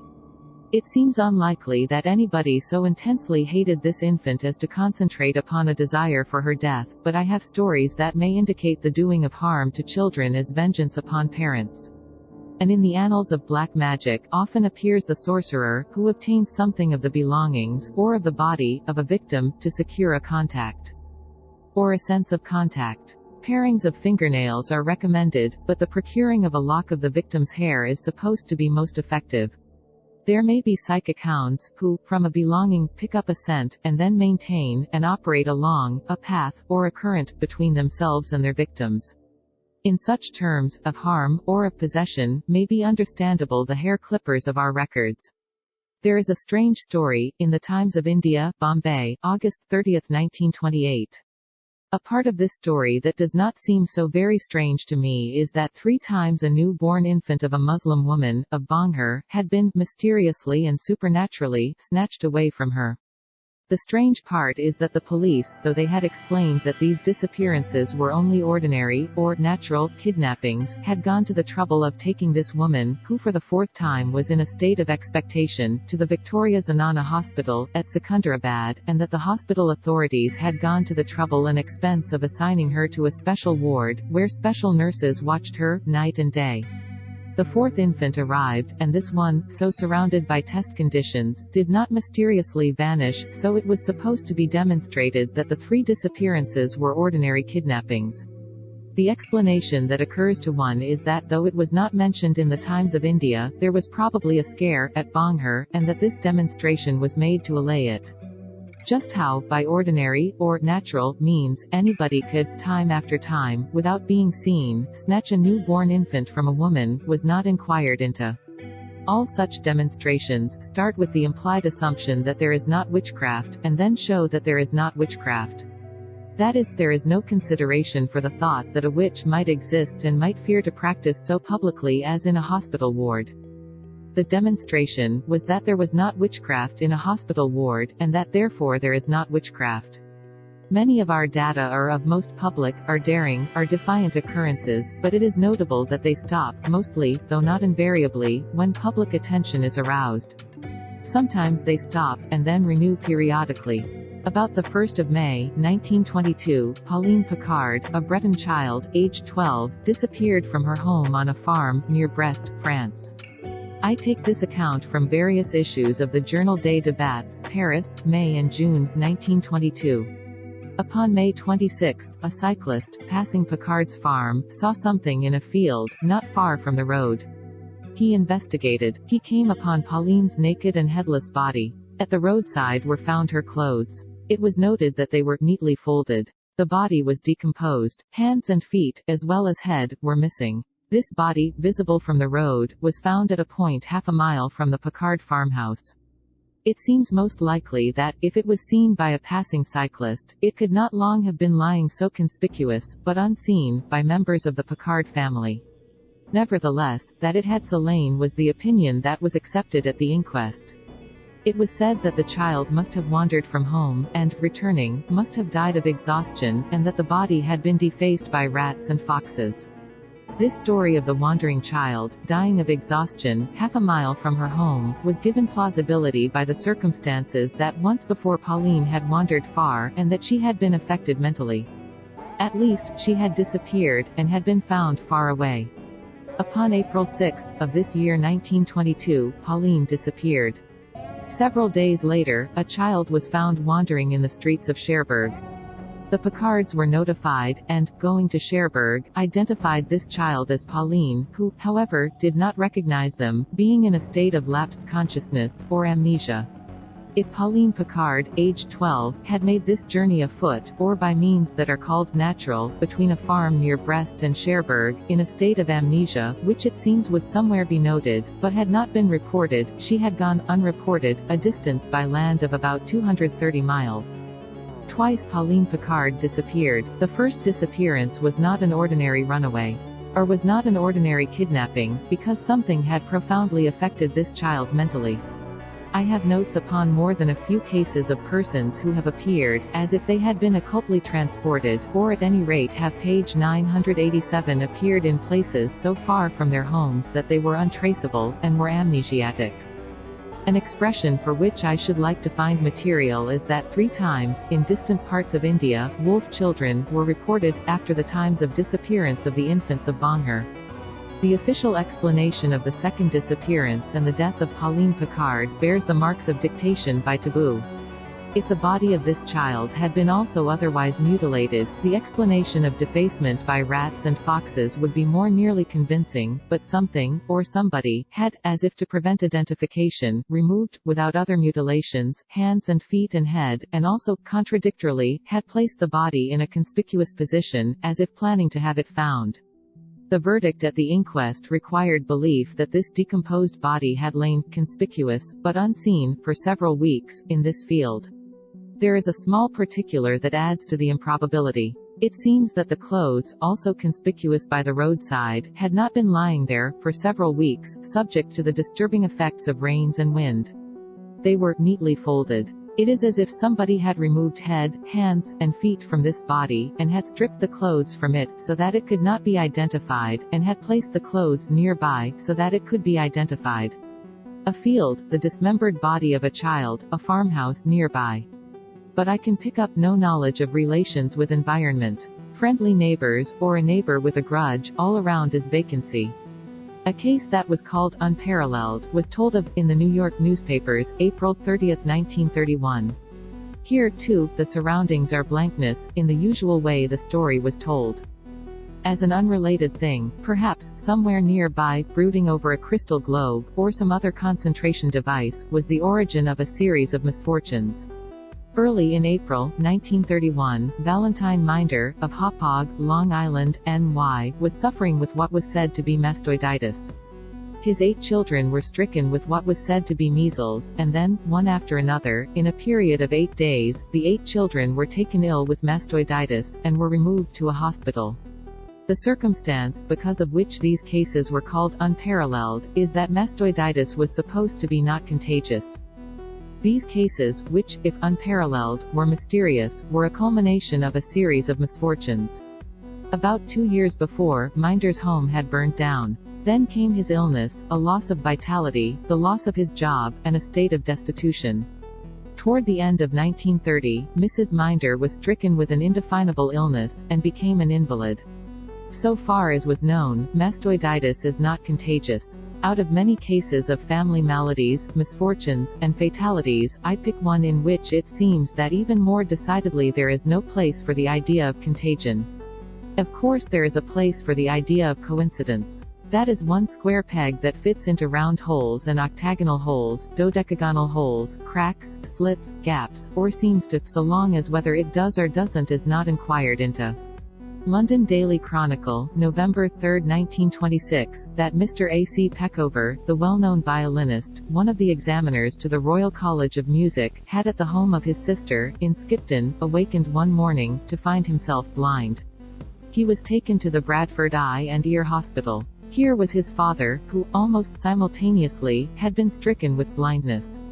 In the matter of the deaths that followed the opening of Tutankhamun's tomb, it is my notion that, if curses there be, they lose their vitality, anyway after several thousand years, or that a tomb was violated, and that funerals followed, by the deadly magic of no mummy, but of a living Egyptian, that, somewhere in Egypt, a sense of desecration became an obsession, from which came, rays, or a more personal and searching vengeance. I wonder why the wealthy farmer appears in so many records of more or less uncanny doings. Perhaps any farmer who becomes wealthy, so becomes by sharp practices, and has enemies, whose malices against him demonstrate. In November, 1890, the household of Stephen Haven, a wealthy farmer, living near Fowlerville, Michigan, was startled by cries, one night. Haven was found at the bottom of a deep well. He had walked in his sleep. 2 months later, he was again missing from his bedroom, was searched for, and was found, standing, with the water up to his neck, in Silver Lake. Other members of the family were alarmed and alert. They heard slight sounds. One night, Haven was found, fast asleep, trying to set the house afire. Another time, and a thud was heard. The man, asleep, had tried to hang himself. According to the story, as told in the Brooklyn Eagle, November 18, 1892, Haven had finally been found dead at night. He had fallen from the upper-story doorway of his barn. See back to occurrences in Sing Sing Prison, in December, 1930. New York Herald Tribune, January 18, 1932, Warden Louis E. Laws fell this evening on the sleet-covered steps of his home, at the prison, and his right arm was broken in 3 places. In matters of witchcraft, my general expression, as I say, to signify that neither as to anything in this book, nor anywhere else, have I beliefs, my general expression upon poltergeist girls is not that they are mediums, controlled by spirits, but that effects in their presence are phenomena of their own powers, or talents, or whatever, but that there are cases in which it seems to me that youngsters were mediums, or factors, not to spirits, but to living human beings, who had become witches, or wizards, by their hates, or that, in some cases, sorcery, unless so involuntarily accomplished, cannot operate. See back to the Dag case. Here there seemed to be a girl's own phenomena, and also the presence of another being, who was invisible. The story was probably largely a distortion. The story was that there was a feud, that a voice accused a neighbor, Mrs. Wallace, of having sent it into the Dag home.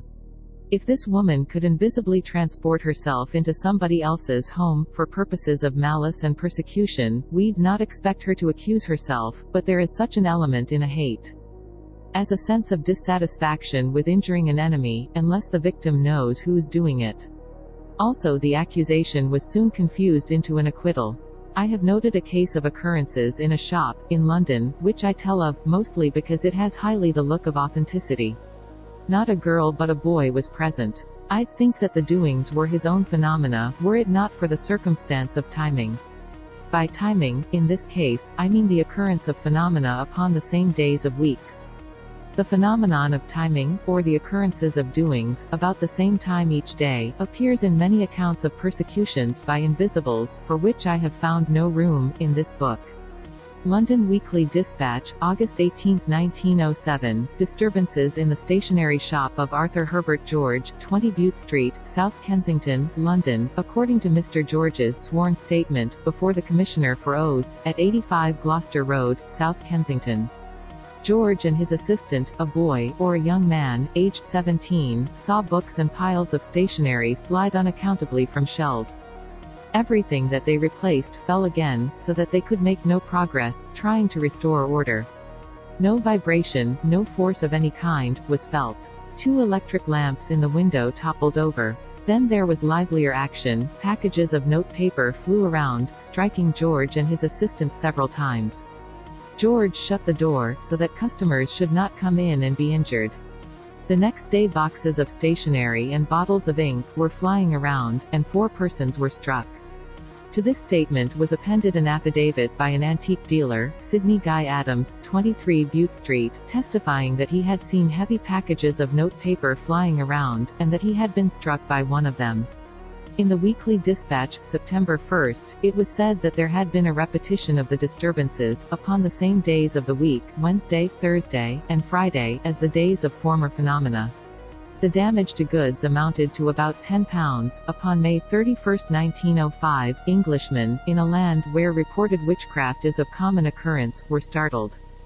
This tabooed subject had been brought up in Parliament. A member of the House of Commons had told of a case of witchcraft, and had asked for an investigation. See Back to Mysterious Thefts. Accept data and implications of almost any of the succeeding groups of stories, and cat burglars, and other larcenous practitioners, become thinkable as adepts in skills that are not describable as physical.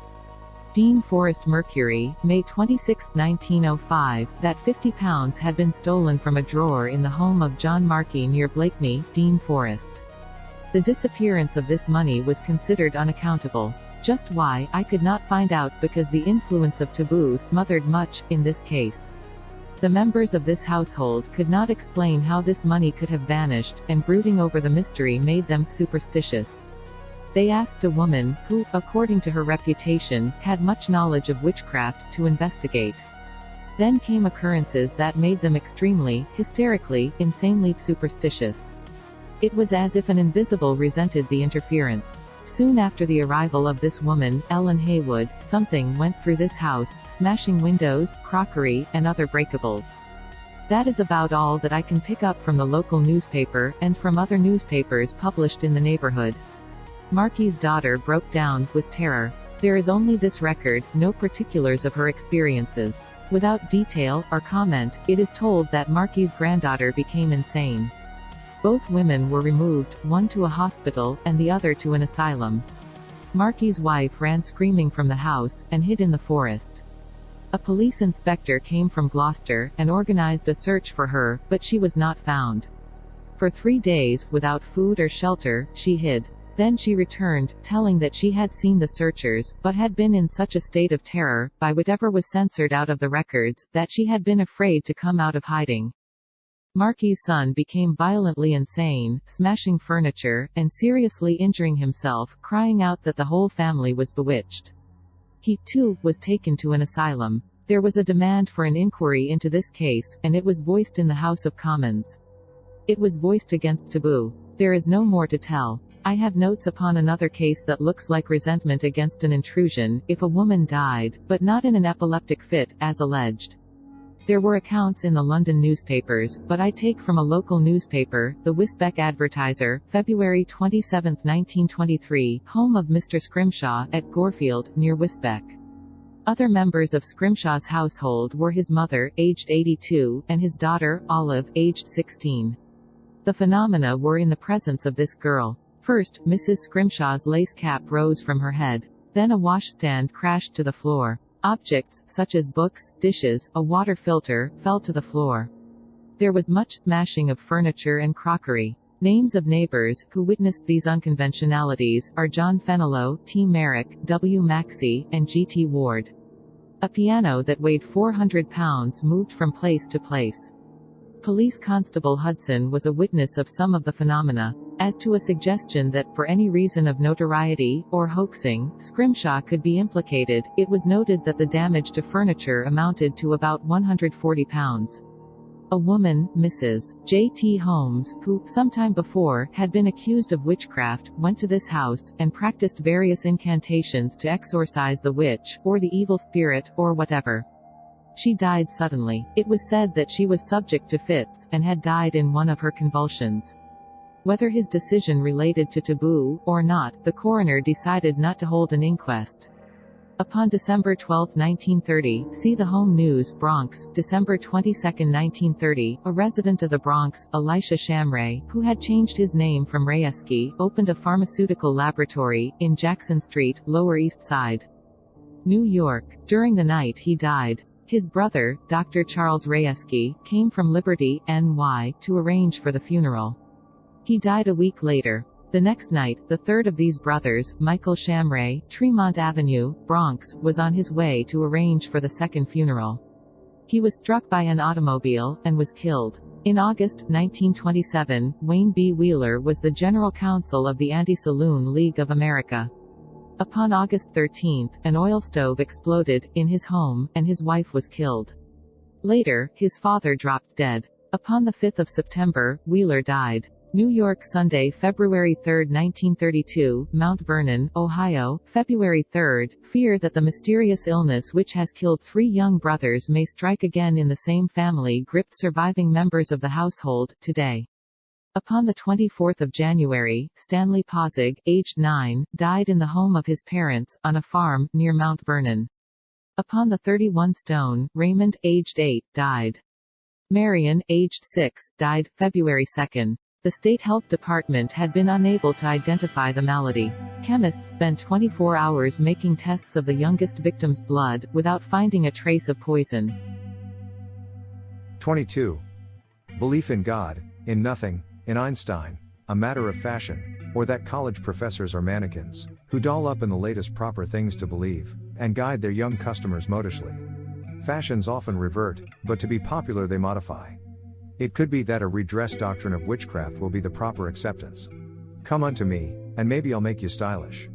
It is quite possible to touch up beliefs that are now considered dowdy, and restore them to fashionableness. I conceive of nothing, in religion, science, or philosophy, that is more than the proper thing to wear, for a while.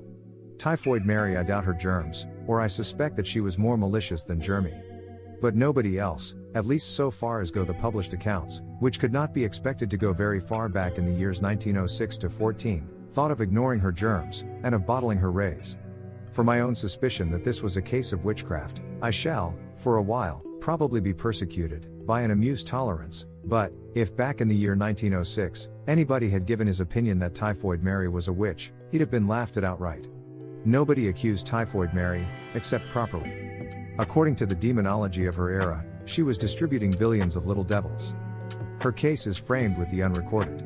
As to her relations with her victims, I have nothing upon which to speculate. The homes of dying men and women have been bombarded with stones of undetectable origin. Nobody was accused. We have had data of unexplained explosions, and data of seeming effects of rays, not physical, upon motors. To me it is thinkable that a distant enemy could, invisibly, make an oil stove explode, and kill a woman, and then, if by means other than any known radioactivity, aeroplanes ever have been picked from the sky, pick from existence other members of her family. The explosion of the oil stove is simply a bang, such as cartoonists sometimes draw, with a margin of vacancy. But there have been cases of persons who were accused of witchcraft. This statement, like every other statement, issuing from the Supreme Court of the United States of America, from a nursery, from a meeting of the Amr Associates ad Psi, or from the gossip of imbeciles, means whatever anybody wants it to mean. One interpretation is that superstitious people have attributed various misfortunes, which were probably due to their own ignorance and incompetence, to the malice of neighbors. At any rate, these cases are sketches of relations with environment, and so far we have been in a garden of evil, in which blossom deaths and destructions, without visible stems, and without signs of the existence of roots. New York Evening World, September 14, 1928, Michael Drowse, a farmer, living near Bruce, Wisconsin, who shot and fatally wounded John Viersba, 44, told Sheriff Dobson that he did it because Viersba had bewitched his cows. New York Times, September 8, 1929, action by the N.Y. National Bank against Leland Waterbury, of Poundridge, for recovery of properties, which the bank alleged had been taken from its client, Howard Isires, by evil eye methods. The case has come to be known as the Westchester Witchcraft Case. New York Times, October 9, 1930, charges of sorcery brought against Henry Dorn, of Janesville, Wisconsin. After a member of the State Board of Medical Examiners listened to the charges of sorcery, he said that he was convinced that they were unfounded. Dorn's sister had accused him of casting spells of sickness upon members of her household. So that case was disposed of. I am not given to fortune telling. I dislike the idea of fortune telling, so called, or termed more pretentiously. But I do think that anybody could tell the fortune of any member of any state board of medical examiners, who would say, of any charge of sorcery, that he was convinced that it was well founded. There were other charges against Dorn. They remind one of accusations in old-time witchcraft trials, that Dorn had caused apples to rot on trees, cows to go dry, and hens to cease laying. Opponents to the idea of witchcraft are much influenced by their inability to conceive how anybody could make apples rot, inability to visualize the process of drying a cow, or entering into the organism of a hen, and stopping her productions. And science does not tell them how this could be done. Also they cannot conceive how something makes apples grow, or why they don't rot on trees, how the milk of a cow is secreted, or why she shouldn't be dry, how the egg of a hen develops. And science does not tell them. It's every man for himself, and save who can, and damnation is in accepting any Messiah's offers of salvation. We're told too much, and we're told too little. We rely. And for 2 pins, having had experiences by which I am pretty well assured that nobody ever has 2 pins, when they're called for, I'd finish this book, as a personal philosophy, or for myself, alone, and then burn it. It's everybody for himself, or he isn't anybody. It's every thinker for himself. He can be told of nothing but surfaces. Theological fundamentalists say, brutally, they think, that all things have makers, that God made all things. Then what made God? Even little boys ask. Space is curved, and behind space, or space-time, there is nothing, says Professor Einstein. Also may he be construed as saying that it is only relatively to something else that anything can be curved. Throughout this book there is a permeation that may be interpreted as helplessness and hopelessness, absence of anything in science more than approximately to rely on, solaces and reassurances of religion, but any other religion would do as well, all progresses returning to their points of origin, philosophy's only intellectual dressmaking, but, if it's every man for himself, it is my expression that out of his illusion that he has a self, he may develop one. In records of witchcraft trials, often appears the statement that the accused person was seen, at the time of doings, in a partly visible, or semi-substantial, state.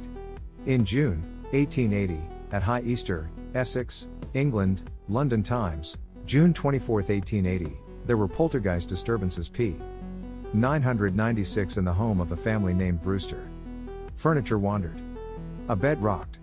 Brewster saw, or thought he saw, a shadowy shape, which he recognized as that of his neighbor, Susan Sharp. He and his son went to the home of the woman, and dragged her to a pond. They threw her into the pond, to see whether she would sink or float. But, though once upon a time, this was the scientific thing to do, fashions in science had changed. Brewster and his son were arrested, and were bound over to keep the peace, just as should be any woman, who, during rush hours in the subway, should appear in a hoop skirt. A case that was a blend of ancient accusations and modern explanations was reported in the London Evening News, July 14, 1921, that is, mysterious illnesses attributed to the doings of an enemy, but an attempt to explain materialistically. Residents of a house in Putney had, in the London South-Western Court, accused their neighbor, Frank Gordon Hatton, of administering poisonous fumes down their chimney. Saying that the complainants had failed to prove their case, the magistrate dismissed the charge. If anybody could have a sane idea as to what he means by insanity, he might know what he is thinking about, by bringing in this convenient way of explaining unconventional human conduct.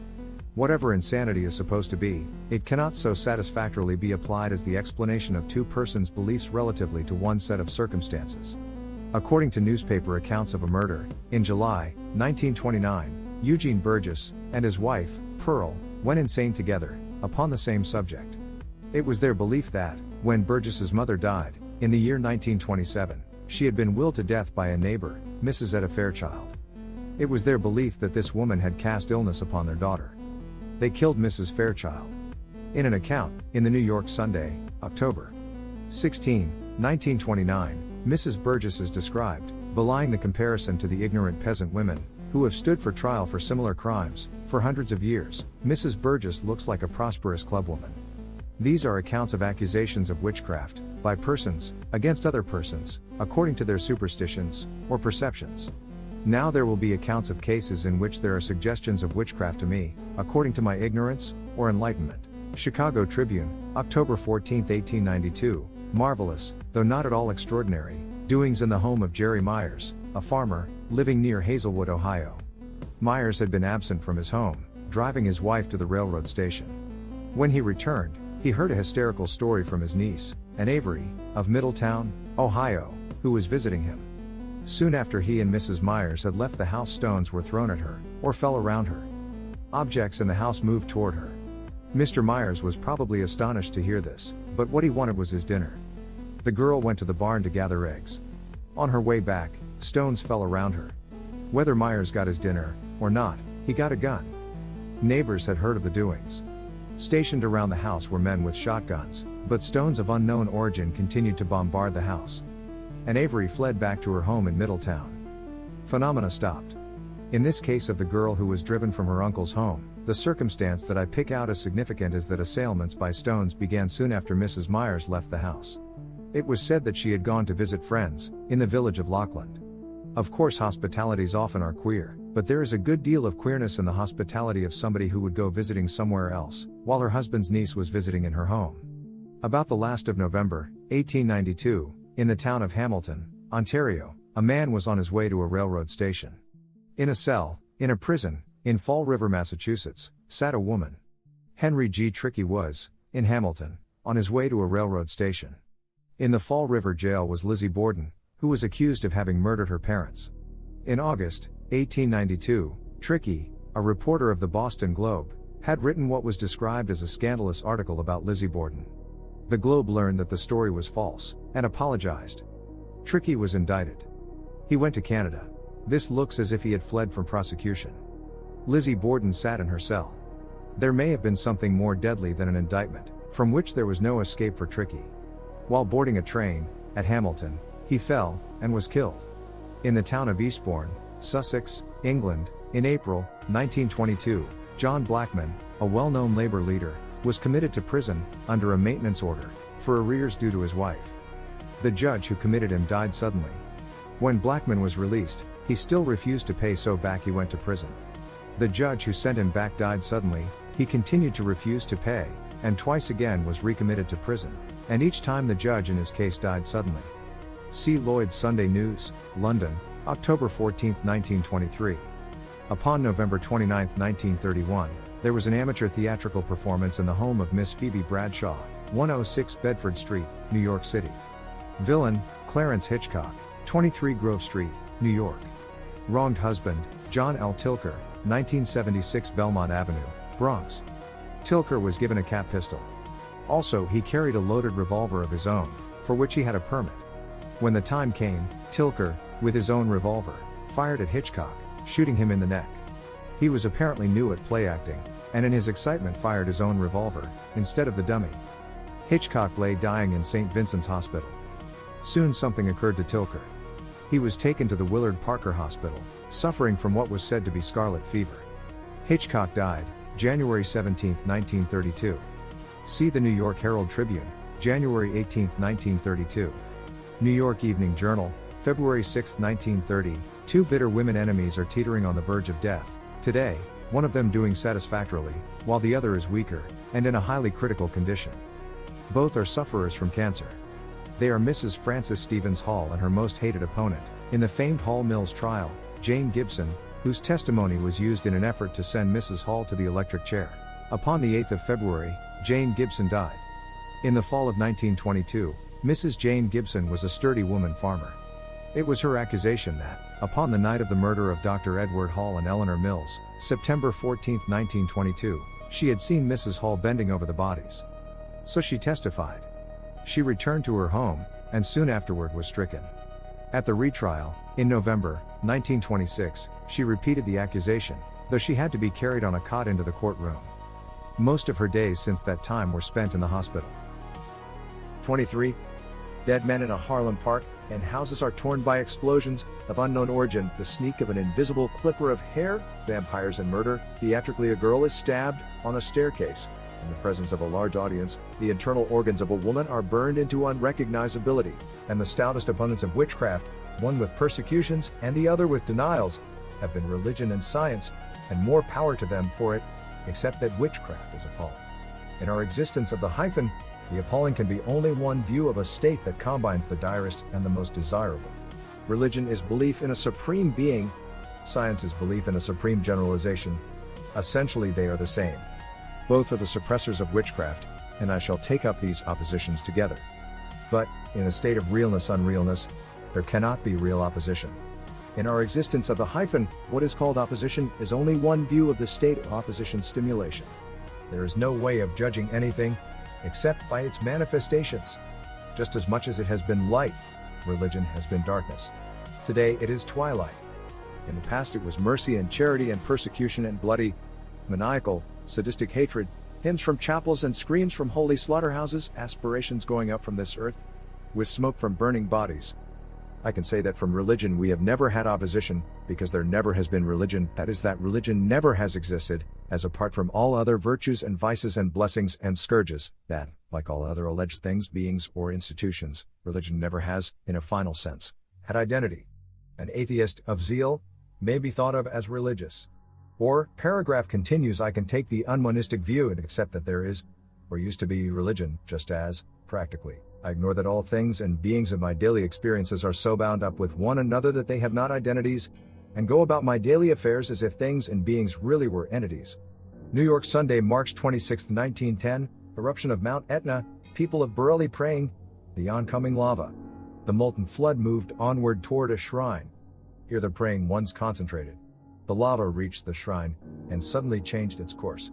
New York Times, July 27, 1931, a revival of the ancient rain dance of northern Saskatchewan Indians, despite the ban by the government agents, is reported to have occurred recently. Fields were parched and cattle were suffering when Chief Buffalo Bow, head of the File Hills Reserve, decided to invoke the Great Spirit. The 48-hour dance, led by 6 singers in relays, centered about a great tree, on the bark of which a petition for aid had been carved. The Great Spirit seemed to answer, for soon after the mystic rites had been performed, the rain began and continued for 2 days, July 14th and 15th, bringing relief all over Saskatchewan. If, according to the views of the majority of the inhabitants of this earth, both Jehovah and the Great Spirit are myths, lava, if it would not have changed its course anyway, and rain, if it would not have fallen anyway, were influenced by witchcraft, if there be witchcraft. My general situation is that of any mathematician. Consider any of his theorems. The parallelogram of forces. In the textbooks, this demonstration works out, if the incident forces be without irregularities, if resistances be unchanging, if the body acted upon be changeless, if the student has no awareness of the changes and the irregularities that are everywhere. In the London Daily Chronicle, July 7, 1924, was reported a case of an English girl who had come back from Lourdes, cured, she thought. It is not often that the doctors will have anything to do with one of these cases, but it was arranged to investigate this case. At the Hospital of St. John and Street, Elizabeth St. John's Wood, London, the girl was examined by 50 doctors. She had gone, with a nurse, to Lourdes. The nurse was questioned, and testified that the girl's hand had been covered with sores, from blood poisoning, and that she had been cured, at Lourdes. The diseased condition of the girl, when she arrived in Lourdes, was certified by 3 doctors of Lourdes. The sores had disappeared, but some contraction of the hand remained. The official decision of the 50 doctors, who were not of Lourdes, was, on the evidence submitted, the cure is not proven. I should like to come upon a record of the opinions of 50 drivers of hansom cabs, as to automobiles, when automobiles were new and uncertain, but were of some slight menace to the incomes of hansom cabbies. In the New York World Telegram, July 24, 1931, there is a story of a boy who, at the Medical Center Hospital, New York, was cured of paralysis by the touch of a bit of bone of St. Anne, taken to the hospital from the Church of St. Anne, 110 East 12th Street, New York City. The boy was the son of Hugh F. Gaffney, 348 East 18th Street, New York City. If, according to the views of the majority of the inhabitants of this earth, there is no more divinity at Lourdes, or at 110 East 12th Street, than anywhere else, there are reasons for thinking that it is witchcraft that is practiced at these places. The function of God is the focus. An intense mental state is impossible, unless there be something, or the illusion of something, to center upon. Given any other equally serviceable concentration device, prayers are unnecessary. I conceive of the magic of prayers. I conceive of the magic of blasphemies. There is witchcraft in religion, there may be witchcraft in atheism. In the New York Evening World, September 19, 1930, is an account of joy in Naples, the shouts of crowds, and the ringing of church bells. In the Cappella del Tesoro Cathedral had been displayed the phial containing the blood of St. Januarius. It had boiled. It is my notion that, if intenser than the faith in Naples, had been a desire for a frustration of this miracle. The blood of Saint Januarius might have frozen. Upon the 5th of March, 1931, see the New York Herald Tribune, March 6 to 15th, worshippers were kneeling at a pontifical high mass in the municipal plaza at San Antonio, Texas. Considering the intense antagonism to Catholicism in Mexico at this time, 1p. 1002 thinks of the presence of some of this feeling in San Antonio. From a palm tree, the topmost tuft fell into the kneeling congregation. 6 persons were taken to the hospital. My general expression is that some of the reported phenomena that are called miracles probably have occurred, but have been arbitrarily taken over by the religionists, though they are the exclusive properties of priests no more than of traveling salesmen, that scientists have been repelled by the reported phenomena, because of a fear of contamination from priestcraft, but that any scientist who preaches the ideals of science, and also lets fear of contaminations influence him, is as false to his preachments as ever any priest has been. See the New York Herald Tribune, December 6, 1931, an account of the opening, in Goa, Portuguese India, of the coffin of St. Francis Xavier. A special emissary, sent by Pope Pius XI, led the ceremonial procession, in which marched 3 archbishops, 15 bishops, and hundreds of other members of the clergy. A throng of 10,000 persons heard the papal mass and benediction in the Church of Don Jesus. The congregation passed before the coffin and kissed the dead saint's feet. But there have been scientists, especially medical scientists, who, in spite of contaminations, have not been held back from investigations. In January 1932, the New York newspapers told that many miracles had been reported in Goa. There is no opposition, as sheer to witchcraft, by religionists. It is competition. 24. Our only important opposition is, not science, but a belief that we are in conflict with science. This is an old-fashioned belief. There is nothing told of in this book that is more of an affront to old-time dogmas than is the theory of the Nobel Prize winner, Dr. Bohr, that the sun is deriving its energy from nowhere. The quantum theory is a doctrine of magic.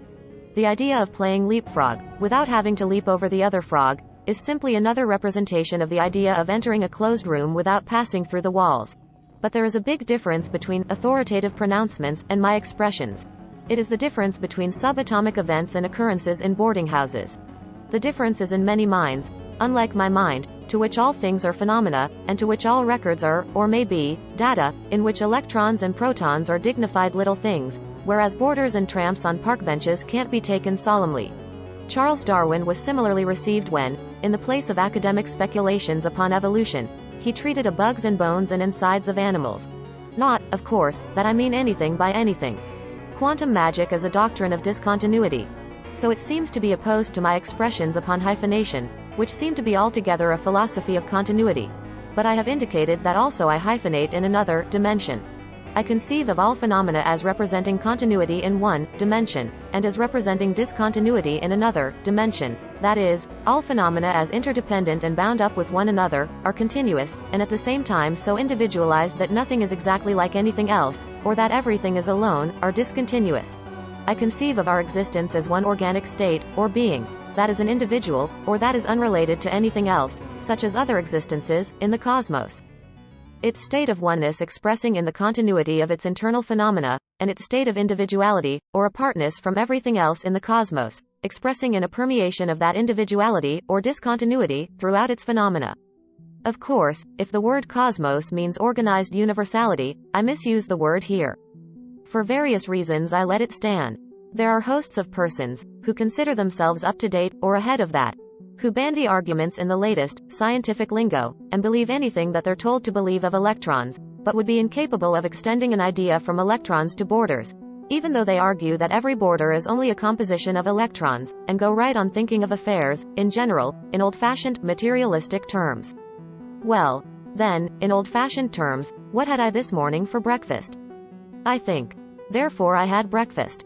If no line of demarcation can be drawn between one's breakfasts and one's thoughts, or between a cereal and a cerebration, this is the continuity of the material and the immaterial. If there is no material, as absolutely differentiated from the immaterial, what becomes of any opposition from what may still survive of what is called materialistic science? Science is systematized and formulated knowledge. Then anybody who has systematized and formulated knowledge enough to appear, on time, at the breakfast table, is, to that degree, a scientist. There are scientific dogs. Most of them have a great deal of systematized and formulated knowledge. cats and rabbits and all those irritating South American rodents that were discovered by crossword puzzle makers or scientists. A magnet scientifically picks out and classifies iron filings from a mass of various materials. Science does not exist as a distinguishable entity. Our data have been upon witchcraft in love affairs, in small-town malices, and occasional murders of no importance.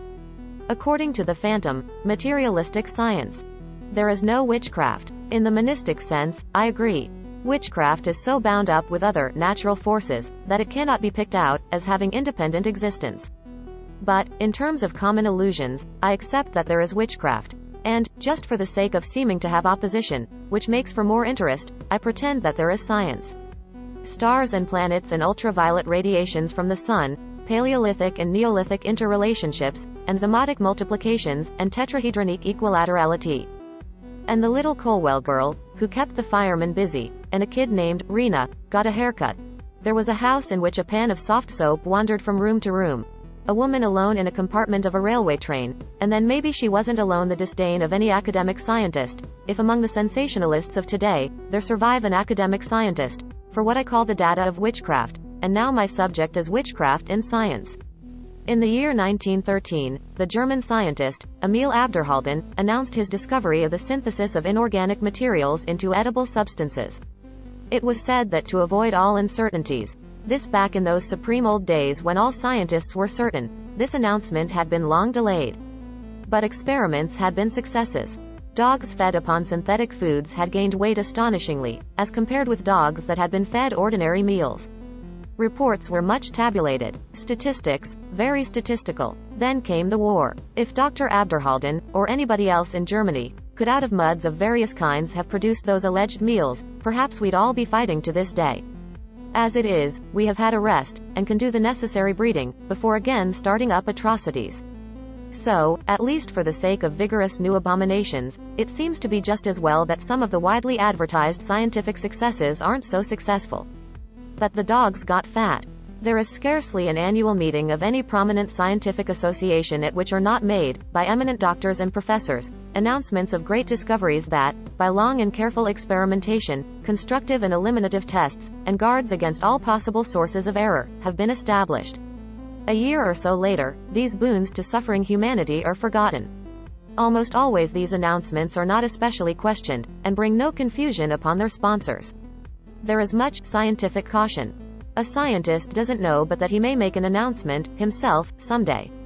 But about the middle of July, 1931, Professor Wilhelm Glued, of the Westphalian University of Munster, was not received with the usual caution. Professor Glued announced, "These professors never merely say anything, that synthetic albumin could be produced from coal." This dreamery was attacked, and later, in July, Professor Glued admitted that he had been premature in his announcement. But something had convinced a scientist, of international reputation, so that he had risked that reputation by making his announcement. So one inclines to think. If he had made no experiments, and had simply and irresponsibly squawked into publicity, we have some more monism, and can draw no line between a Westphalian professor and any Coney Island barker. But, if he did make experiments, and, if, in spite of later developments, which showed that, according to chemical principles, success was impossible, he nevertheless had reasons to believe that some of his experiments were successes. These successes that agreed with his theory were realizations of his imaginings. About the same time, July, 1931, another scientist was embarrassed. The Russian physiologist, Pavlov, had announced that he had taught white mice to respond to a bell, at mealtime, but now see here. Just how disdainful should persons who put in their time ringing dinner bells for mice be of others who collect accounts of meandering pans of soft soap? It was Pavlov's statement, or announcement, that he had taught white mice to respond to a bell, at mealtime, and that a second generation of white mice had been keener in so responding. This improvement was supposed to represent cumulative hereditary influences. But Sir Arthur Thompson, of Aberdeen, Scotland, made an announcement. And now see here, again. I should like to hear Sir Arthur's opinion upon the dignity of such subjects as the vanishing man, and stones that were pegged at a farmer's niece. He, too, had been ringing dinner bells for animals. Thompson's announcement was that he had noted no improved teachableness in a second generation of white mice. Whereupon Pavlov withdrew his announcement, saying that he must have been deceived by his assistant. This is becoming a stock retreat. Before he shot himself, in August 1925, Professor Kammerer, accused of having faked, with India ink, what he called acquired characters on the feet of toads, explained that he had been betrayed by an assistant. I conceive that, though Pavlov retreated before a higher authority, his white mice may have been keener in a second generation, though nobody else's white mice would have been of any improved discernment in a 15th generation, and that, though biologically, nuptial pads could not possibly appear upon the feet of Professor Kammerer's toads, pictures on hailstones, a face on a cathedral wall, and an insect takes on the appearance of a leaf, that it may be that a man did not altogether deceive himself and others, but that faint markings did appear upon the feet of toads, as responses to his theory, but in all the uncertainty and the evanescence of the incipient, that, convinced that he was right, Professor Kammerer may have supplemented faint markings with India ink, just to tide over, at a time of enquiry, then exposure, suicide. The story of cancer cure announcements is a record of abounding successes in the treatment of cancerous dogs, cats, chickens, rats, mice, and guinea pigs, followed by appeals to the public for funds for the study of the unknown causes, and the still undiscovered cure for cancer. Look over the records of cancerous growths that, according to triumphant announcements, have been absorbed, or stopped, in mice and guinea pigs, and try to think that all were only deliberate deceptions. My good bad opinion of human nature won't stand it. But, if some of these experiments were the successes they were said to be, and if the treatments are now repudiated or forgotten, these successes were realized imaginings. I know of nothing in science that has the look of better establishment than that there have been some cures of cancer, under radium treatment. But, in the year page 1008, paragraph continues, 1930. The British Radium Commission issued a warning that the use of radium had not been established as a cancer cure. The look to me is that, in all the earnestness and charlatanry, devotion to ideals, and fakery, and insincerity, exploitations and duperies of this cult, some cures, as if by the use of radium, have occurred, but that applications of soft soap, if subject to an equal intensity of thought, would have done just as well, which brings us to the appalling unnecessity of vivisection, if experiments upon the animals of a toy Noah's Ark, to cure them of their splinters, would be just as enlightening, if anything can be construed into meaning anything that anybody wants it to mean, in an existence in which there is not meaning, but meaning meaninglessness. And, not wanting to write 300 or 400 pages upon this subject, I shall not go much into records of professorial rascals, or faithful and devoted scientists, who have exploited, or have tried to minister unto, the desire of old codgers to caper. I take from the New York Evening Post, April 12, 1928, an account of discoveries of major importance to the science of rejuvenation, as announced, in Berlin, by Professor Steineck, to the Annual Congress of German Surgeons. Professor Steineck's announcement was that he had discovered the secret of rejuvenation in uses of the pituitary gland. If any reader isn't quite sure where the pituitary is, I remind him that it is connected with the fundibulum. It is in a part of the body that is most profoundly engaged in sex relations. It is in the brain.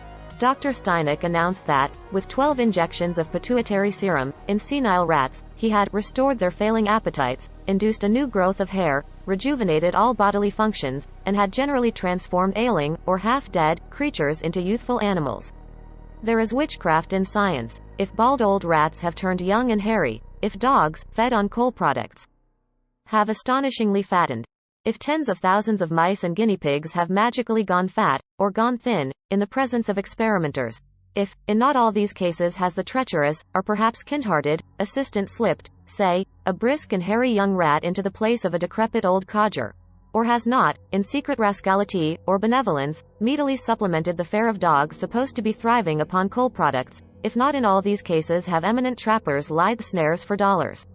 My pseudo-conclusion, or acceptance, which is as far as I can go, in the fiction that we're living, is that some of these announcements have been pretty nearly faithful reports of occurrences, and that, by witchcraft, or in response to intense desires of experimenters, senile rats have lost the compensations of old age, and have suffered again the tormenting restlessness of youth.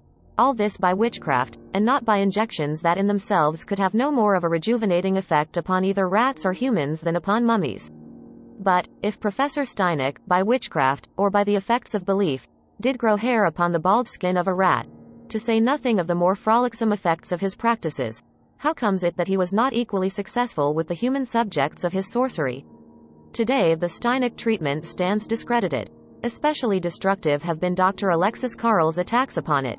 It may be that the professor's own greed defeated him. It may be that he failed because he dissipated his sorcery among many customers. 25.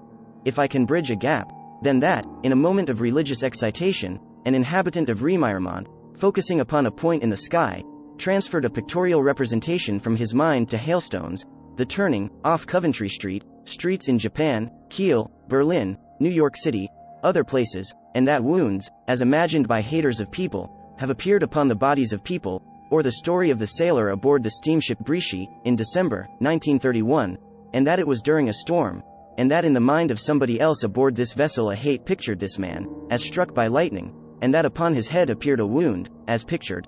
The gap, or the supposed gap, is the difference, or the supposed, absolute difference, between the imagined and the physical. Or, for instance, the disappearance of Ambrose Small, of Toronto, and it was just about what his secretary, who had embezzled from him, probably wished for, probably unaware that an inventory would betray him. A picturization, in the secretary's mind, of his employer, shooting away to Patagonia, to Franz Joseph Land, or to the moon, so far away that he could never get back. But could the imagined realize? Or why didn't I keep track, in the newspapers of December, 1919, for mention of the body of a man, washed up on a beach of Java, scarcely decipherable papers in the pockets indicating that the man was a Canadian? Are the so-called asteroids bodies of people who have been witched away into outer space? Rose Smith, that when she was released from prison, her visualizations crept up behind her former employer, and killed him? According to some viewpoints, I might as well try to think of a villain, in a moving picture, suddenly jumping from the screen, and attacking people in the audience. I haven't tried that, yet. Case of Emma Piggott, and the fires in the home of her employers were just about what the girl, alarmed by the greediness of her thefts, may have wished for. Also, there are data that may mean that, because of experiences unknown to anybody else, this girl knew that, from a distance, she could start fires. There is an appearance of affinity between the Piggott case and the fires in the house in Bedford. There was a sulfur fire that was ordinary.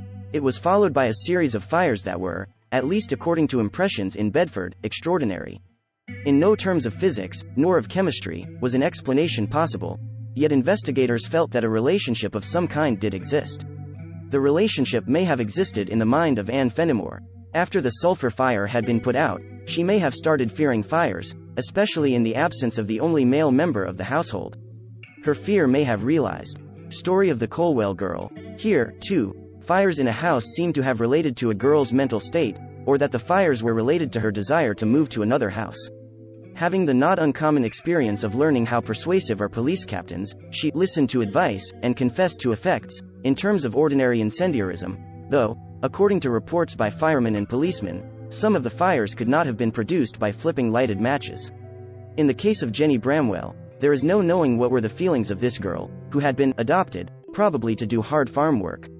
If she, too, had nascently the fire-inducing power, which manifested under the influence of desire, or emotion, I think of her, in the midst of drudgery, wishing destruction upon the property of her exploiters, and fires following.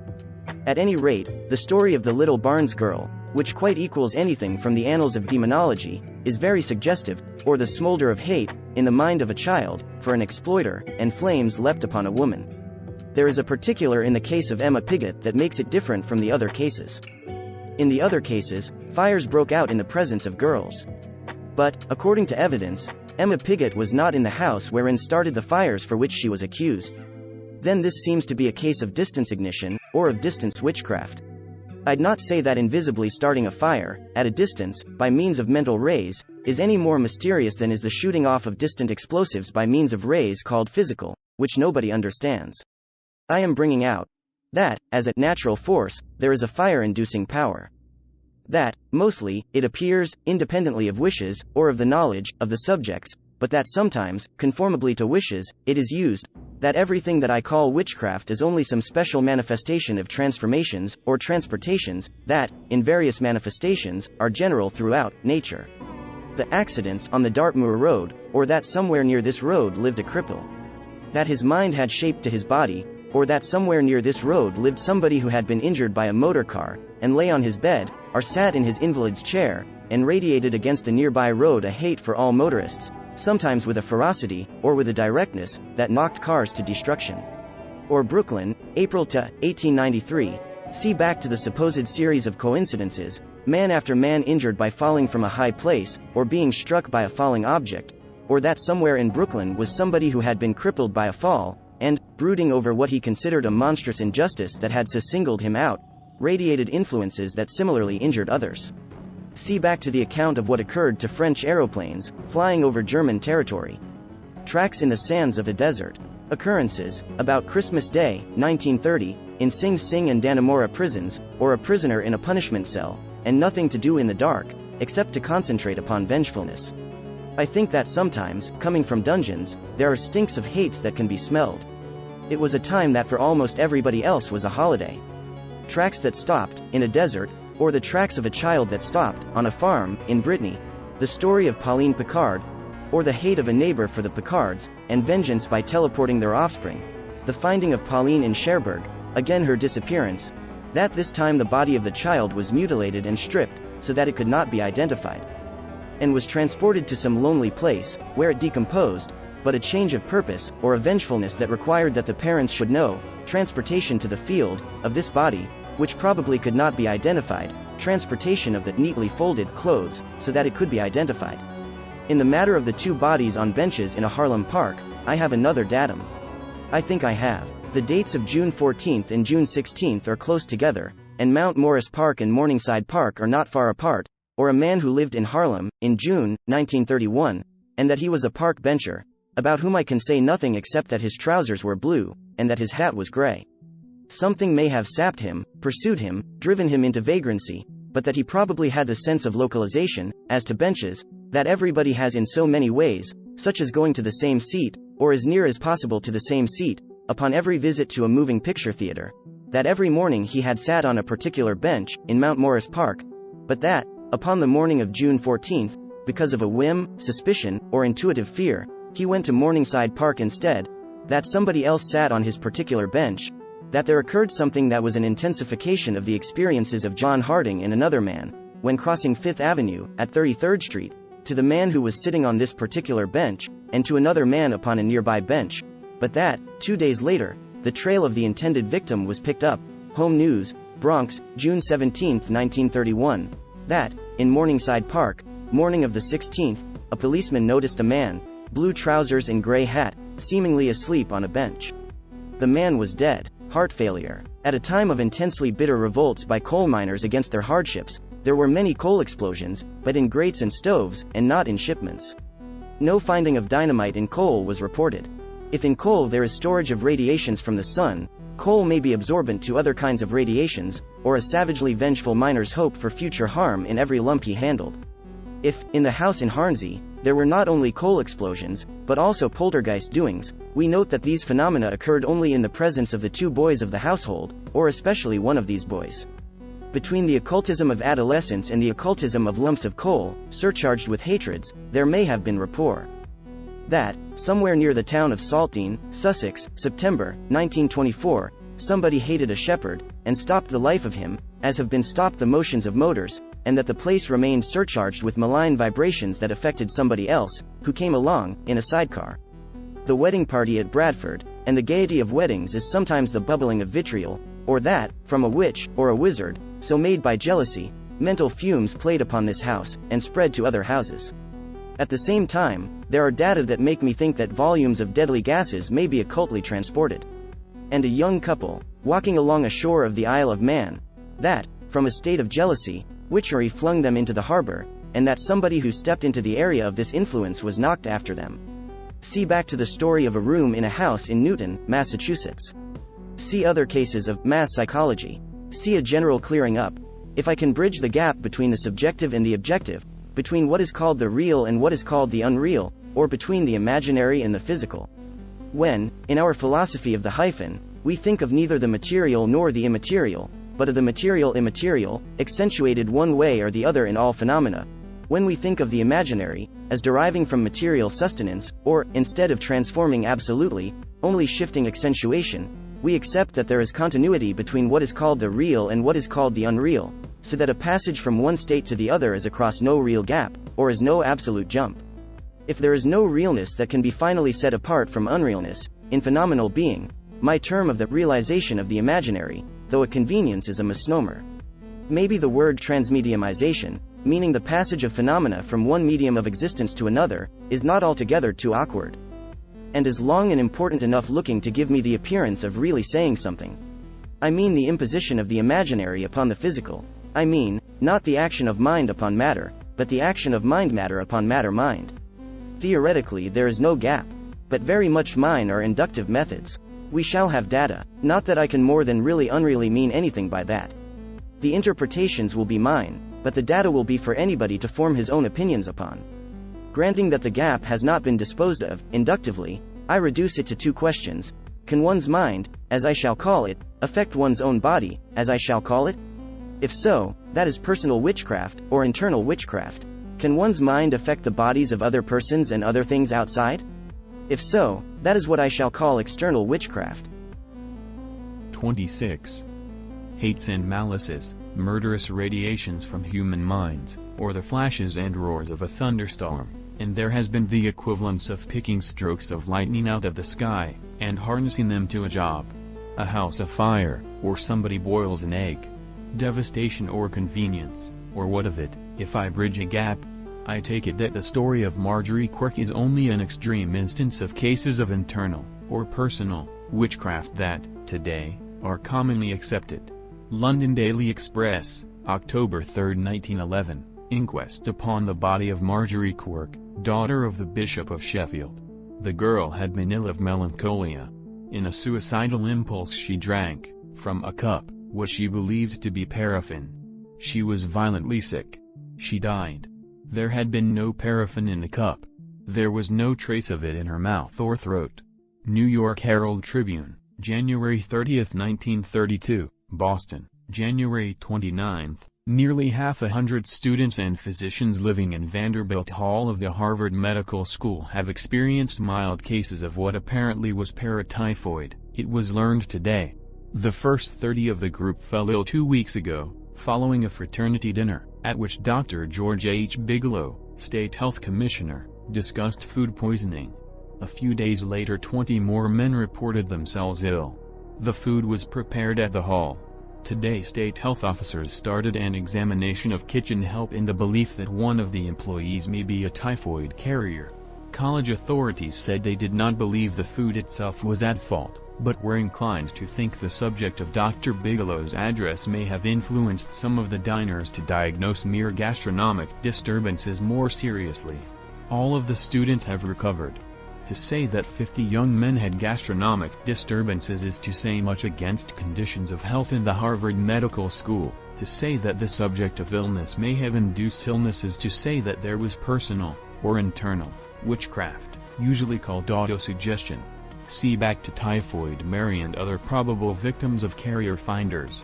To say that there may have been a carrier among the kitchen help is to attribute to him, and is to say that it was only by coincidence that illnesses occurred after a talk upon illnesses. It's a hell of a way, anyway, to have dinner with a lot of young men, and talk to them about food poisoning. Hereafter Dr. Bigelow may have to buy his own dinners. If he tells shark stories, while bathing, he'll do lonesome swimming. Physiologists deny that fright can turn one's hair white. They argue that they cannot conceive how a fright could withdraw the pigmentation from hairs, so they conclude that all alleged records of this phenomenon are yarns. Say it's a black-haired person. The physiologists, except very sketchily, cannot tell us how that hair became black, in the first place. Somewhere, all the opposition to the data of this book is because the data are not in agreement with something that is not known. There have been many alleged instances. See the Indexes of Notes and Queries, Series 6, 7, 10. I used to argue that Queen Marie Antoinette's deprivation of cosmetics, in prison, probably accounted for her case. Now that my notions have shifted, that cynicism has lost its force to me.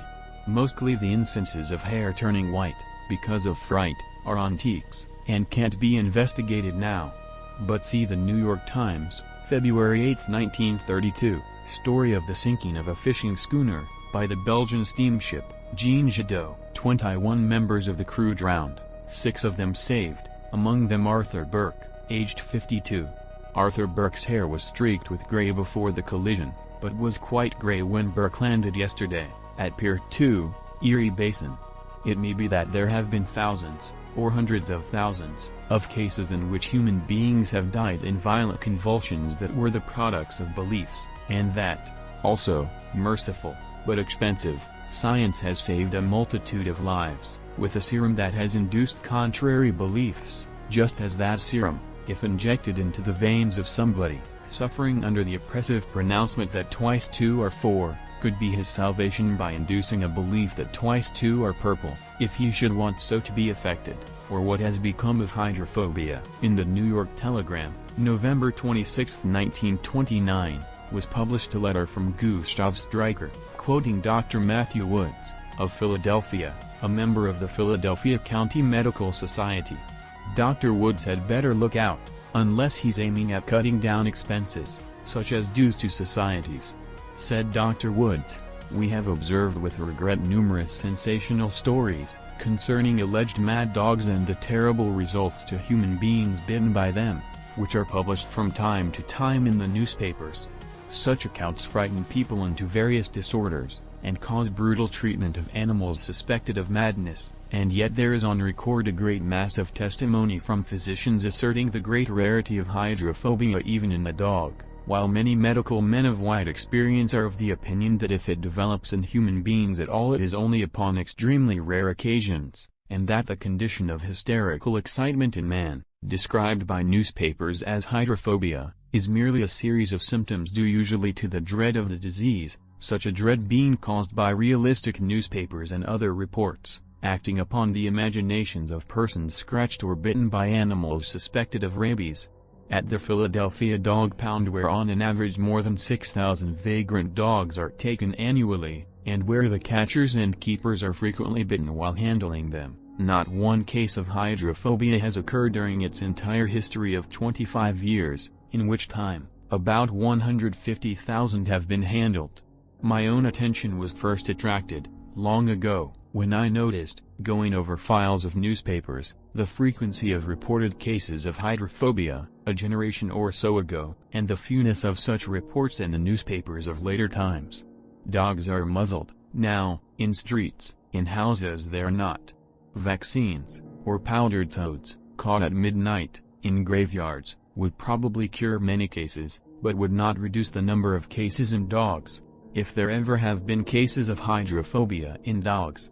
In the New York Times, July 4, 931, was published a report by M. Roland, of the Municipal Council of Paris. It will be noticed that rabies has almost entirely disappeared, although the number of dogs has increased. From 166,917 dogs in Paris, in 1924, the number had risen, in 1929, to 230,674. In spite of this marked increase, only 10 cases of rabies in animals were observed. There were no cases of rabies in man. Sometimes it is my notion that there never has been a case of hydrophobia, as anything but an instance of personal witchcraft, but there are so many data for thinking that a disease in general is very much like an individual case of the disease, in that it runs its course and then disappears, quite independently of treatment, whether by the poisoned teat of a cow, or the dried sore of a mummy, that I suspect that once upon a time there was, to some degree, hydrophobia. When I was a boy, pitted faces were common. What has become of smallpox? Where are yellow fever and cholera? I'm not supposed to answer my own questions, am I? But serums, say the doctors. But there are enormous areas in the Americas and Europe, where vaccines have never penetrated. But they did it, say the doctors. Eclipses occur, and savages are frightened. The medicine men wave once, the sun is cured. They did it. The story of diseases reads like human history, the rise and fall of Black Death, and the appearance and rule of smallpox, the tubercular empire, and the united afflictions of yellow fever and cholera. Some of them passed away before serums were thought of, and in times when sanitation was unpopular. Several hundred years ago there was a leper's house in every good-sized city in England. 100 years ago there had not been much of what is called improvement in medicine and sanitation, but leprosy had virtually disappeared, in England. Possibly the origin of leprosy in England was in personal witchcraft, or that if the Bible had never devastated England, Nobody there would have had the idea of leprosy, that when wicked doubts arose, the nasty suspicions of people made them clean. So it may be that once upon a time there was hydrophobia, but the indications are that most of the cases that are reported in these times are sorceries wrought by the minds of victims upon their bodies. A case, the details of which suggest that occasionally a dog may be rabid, but that his bites are dangerous only to a most imaginatively excited victim, is told of, in the New York Herald Tribune, November 16, 1931. 10 men were bitten by a dog. The dog was killed, and was found to have the rabies. The men were sailors aboard the United States destroyer, J.D. Edwards, at Chifu, China. One of these sailors died of hydrophobia. The 9 others showed no sign of the disease. In such a matter as a fright turning hair gray, it is probable that conventional scientists mechanically, unintelligently, or with little consciousness of the whyness of their opposition, deny the occurrences, as unquestioning obedience is to taboo. My own concatenation of thoughts is, that, if one's mental state can affect the color of one's hair, a mental state may in other ways affect one's body, and then that one's mental state may affect the bodies of others, and this is the path to witchcraft. It is not so much that conventional scientists disregard, or deny, what they cannot explain, if, in anything like a final sense, nothing ever has been, or can be, explained. It is that they disregard or deny, to clip concatenations that would lead them from concealed ignorance into obvious bewilderment. Every science is a mutilated octopus. If its tentacles were not clipped to stumps, it would feel its way into disturbing contacts. To a believer, the effect of the contemplation of a science is of being in the presence of the good, the true, and the beautiful. But what he is awed by is mutilation. To our crippled intellects, only the maimed is what we call understandable, because the unclipped ramifies away into all other things. According to my aesthetics, what is meant by the beautiful is symmetrical deformation. By justice, paragraph continues in phenomenal being, I mean the appearance of balance, by which a reaction is made to look equal and opposite to an action, so arbitrarily wrought by the clip and disregard of all ramifications of the action, expressing in the supposed condign punishment of a man, regardless of effects upon other persons. This is the arbitrary basis of the mechanical theory of existence, the idea that an action can be picked out of a maze of interrelationships, as if it were a thing in itself. Some wisdom of mine is that if a man is dying of starvation he cannot commit a crime. He is good. The god of all idealists is malnutrition. If all crimes are expressions of energy, it is unjust to pick on men for their crimes. A higher jurisprudence would indict their breakfasts. A good cook is responsible for more evil than ever the demon rum has been, and, if we'd all sit down and starve to death, at last would be realized utopia. My expression is that, if illnesses, physical contortions, and deaths can be imposed by the imaginations of persons upon their own bodies, we may develop the subject matter of a preceding chapter, with more striking data, or the phenomenon of the stigmata, which, considered sacred by pietists, is aligned by me with hydrophobia. This phenomenon is as profoundly damned, in the views of all properly trained thinkers, as are crucifixes, sacraments, and priestly vestments. As to its occurrence, I can quote dozens of churchmen, of the highest authority, but not one scientist, except a few Catholic scientists. Over and over and over, science and its system, and theology and its system, and the fights between interpretations by both, and my thought that the freeing of data from the coercions of both, may, or may not, be of value. Once upon a time the religionists denied, or disregarded much that the scientists announced. They have given in so disastrously, or have been licked so to a frazzle, that, in my general impression of controversies that end up in compromises, this is defeat too nearly complete to be lasting. I conceive of a return movement, open to free thinkers and atheists, in which many of the data of religionists, scrubbed clean of holiness, will be accepted. As to the records of stigmatics, I omit the best known, and most convincingly reported, of all the cases, the case of the French girl, Louise Lateau, because much has been published upon her phenomena, and because accounts are easily available. In the newspapers of July, 1922, I take from the London Daily Express, July 10, was reported the case of Mary Riley, aged 20, in the home of the Sisters of the Good Shepherd, Peekskill, N.Y. It was said that intermittently, upon her side, appeared a manifestation in the form of a cross of blood.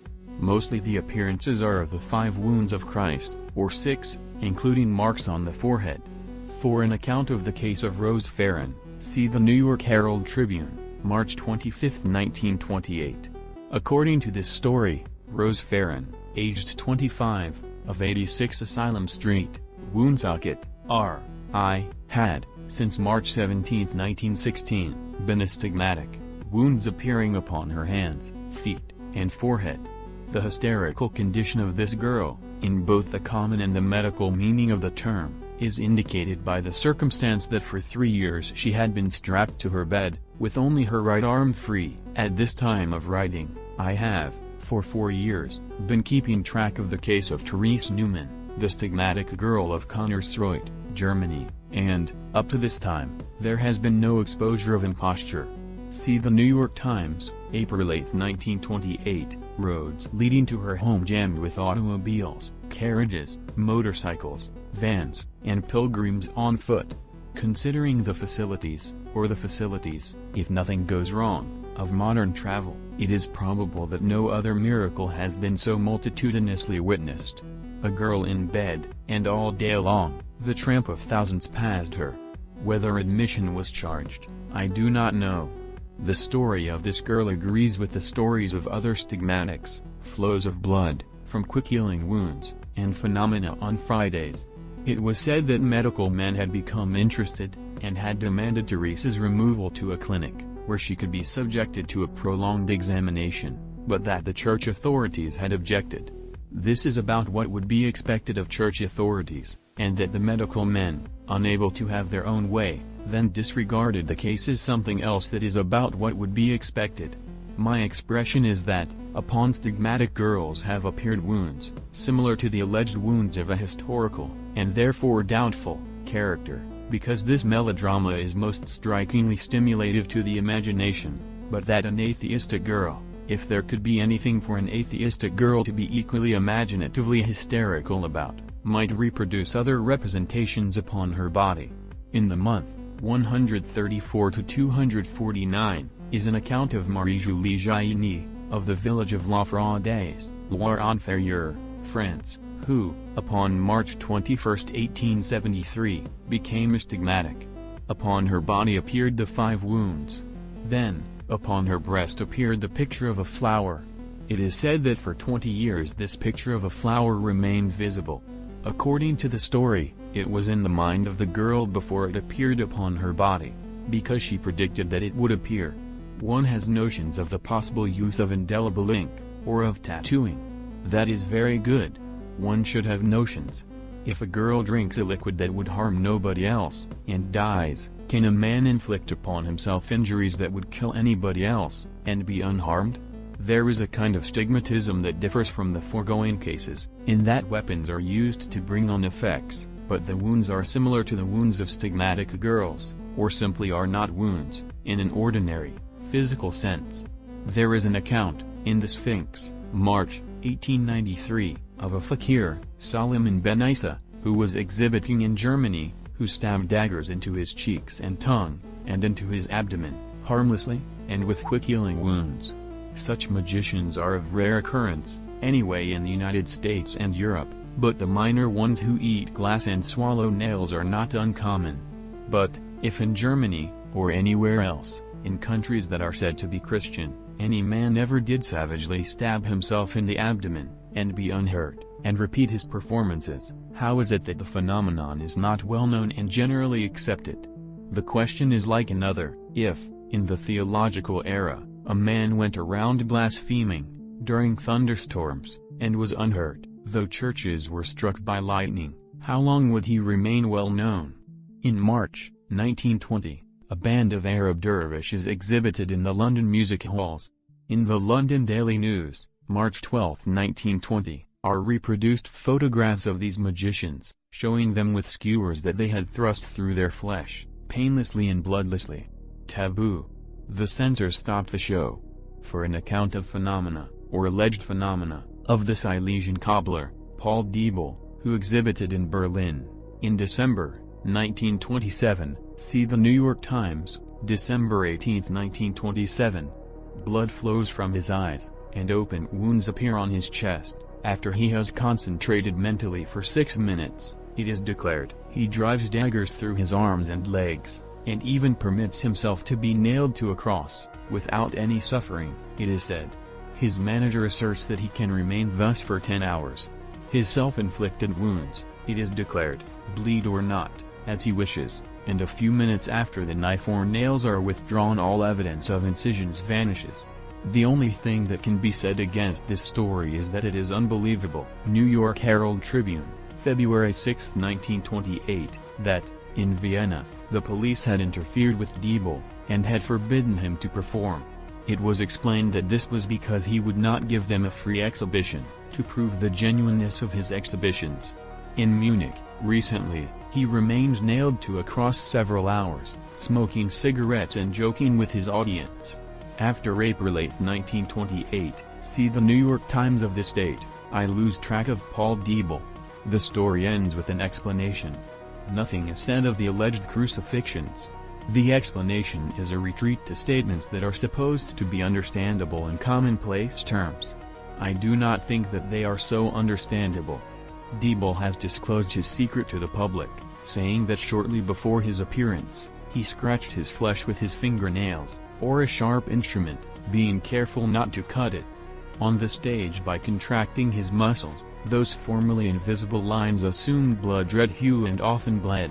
I have heard of other persons, who have disclosed trade secrets.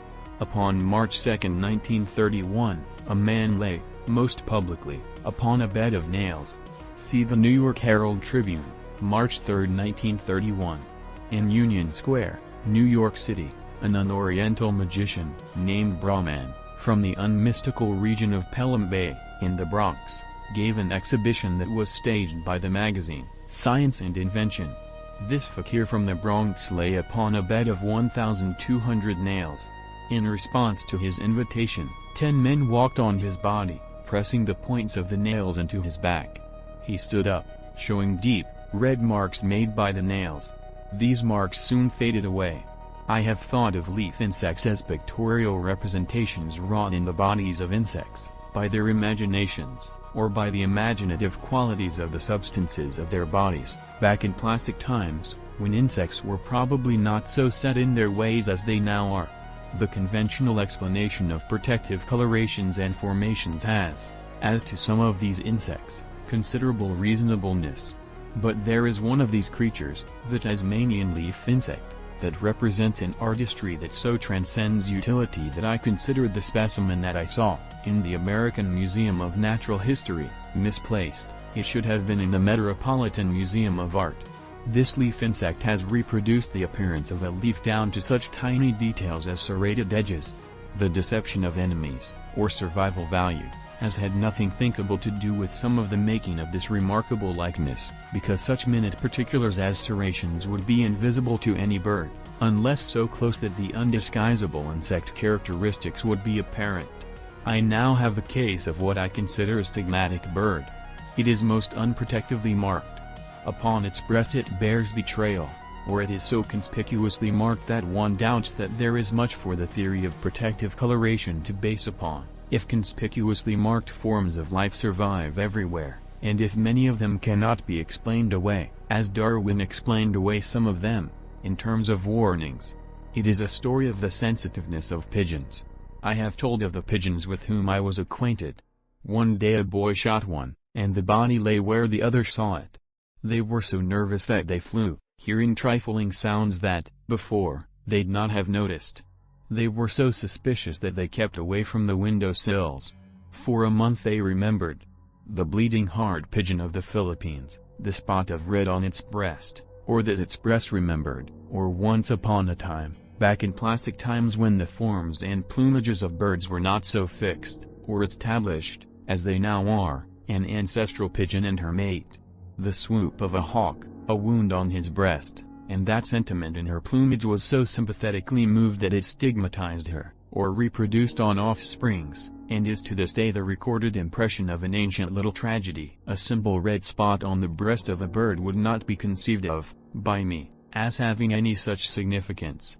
It is not a simple, red spot, only vaguely suggestive of a wound, on the breast of the bleeding hard pigeon of the Philippines. The bordering red feathers are stiff, as if clotted. They have the appearance of coagulation. Conceiving of the transmission of a pictorial representation, by heredity, is conceiving of external stigmatism, but of internal origin. If I could think that a human being's intense mental state, at the sight of a wound, had marked a pigeon, that would be more of a span over our gap. But I have noted an observation for thinking that the sight of a dead and mutilated pigeon may intensely affect the imaginations of other pigeons. If anybody thinks that birds have not imagination, let him tell me with what a parrot of mine foresees what I am going to do to him, when I catch him up to some of his mischief, such as gouging furniture. The body of a dead and mutilated companion prints on the minds of other pigeons, but I have not a datum for thinking that the skeleton, or any part of the skeleton, of a pigeon, would be of any meaning to other pigeons. I have never heard of anything that indicates that in the mind of any other living thing is the mystic call that human beings, or most human beings, have 4 bones, or a moth sat on a skull, and that so it rested, with no more concern than it would feel upon a stone. That a human being came suddenly upon a skull, and that, from him, a gush of mystic fright marked the moth, the death's head moth. On the back of the thorax of this insect is a representation of a human skull that is as faithful a likeness as ever any pirate drew. In Borneo and many other places, there is not much abhorrence for a human skull, but the death's head moth is a native of England. Or the death's heads that appeared upon window panes, at Buhl, except that perhaps there were no such occurrences at Buhl. Suppose most of what I call data may be yarns. But the numbers of them, except, what does that mean? Oh, nothing, except that some of our opponents, if out in a storm long enough, might have it dawn on them that it was raining. If I could say of any pictorial representation that has appeared on the wall of a church that it was probably not an interpretation of chance arrangements of lights and shades, but was transference from somebody's mind, then from a case like this, of the pretty, the artistic, or of what would be thought of by some persons as the spiritual, and a subject to be treated relevantly, would flow into probability a flood of everything that is bizarre, malicious, depraved, and terrifying in witchcraft, and of course jostles of suggestions of uses. In this subject I have had much experience. Long ago, I experimented. I covered sheets of paper with scrawls, to see what I could visualize out of them, tacked a sheet of wrapping paper to a ceiling, and smudged it with a candle flame, made what I called a visualizing curtain, which was a white window shade, covered with scrawls and smudges, went on into 3 dimensions, with boards veneered with clay. It was long ago, about 1907. I visualized much, but the thought never occurred to me that I marked anything. It was my theory that, with a visualizing device, I could make imaginary characters perform for me more vividly than in my mind, and that I could write a novel about their doings. Out of this idea I developed nothing, anyway at the time. I have had much experience with visualizations that were, according to my beliefs, at the time, only my own imaginings, and I have had not one experience, so recognized by me, of ever having imaginatively marked anything. Not that I mean anything by anything. There is one of these appearances that many readers of this book may investigate. Upon February 23, 1932, New York newspapers reported a clearly discernible figure of Christ in the variegations of the sepia-toned marble of the sanctuary wall of St. Bartholomew's Church, Park Avenue, and 50th Street, New York City. In the New York Times, February 24, 1932, the rector of the church, the Reverend Dr. Robert Norwood, is quoted. One day, at the conclusion of my talk, I happened to glance at the sanctuary wall and was amazed to see this lovely figure of Christ in the marble. I had never noticed it before. As it seemed to me to be an actual expression on the face of the marble of what I was preaching, his glorious body, I consider it a curious and beautiful happening. I have a weird theory that the force of thought, a dominant thought, may be strong enough to be somehow transferred to stone in its receptive state. In 1920, a censor stopped a show, but, In 1930, the Ladies' Home Journal published William Seabrook's story, clipping sent to me by Mr. Charles McDaniel, East Liberty P.O., Pittsburgh, Pennsylvania. There was a performance in the village of Doa, in the Ben-Hounian territory of the French West African colony. It is a story of sorceries practiced by magicians, not upon their own bodies, but upon the bodies of others. There were the 2 living children close to me. I touched them with my hands. And there equally close were the 2 men with their swords. The swords were iron, 3-dimensional, metal, cold and hard. And this is what I now saw with my eyes, but you will understand why I am reluctant to tell of it, and that I do not know what seeing means. Each man, holding his sword stiffly upward with his left hand, tossed a child high in the air with his right, then caught it full upon the point, impaling it like a butterfly on a pin. No blood flowed, but the 2 children were there, held aloft, pierced through and through, impaled upon the swords. The crowd screamed now, falling to its knees. Many veiled their eyes with their hands, and others fell prostrate. Through the crowd the jugglers marched, each bearing a child aloft, impaled upon his sword, and disappeared into the witch doctor's enclosure. Later Seabrook saw the children, and touched them, and had the impression that he would have, looking at a dynamo, or at a storm at sea, at something falling from a table, or at a baby crawling, that he was in the presence of the unknown. 27.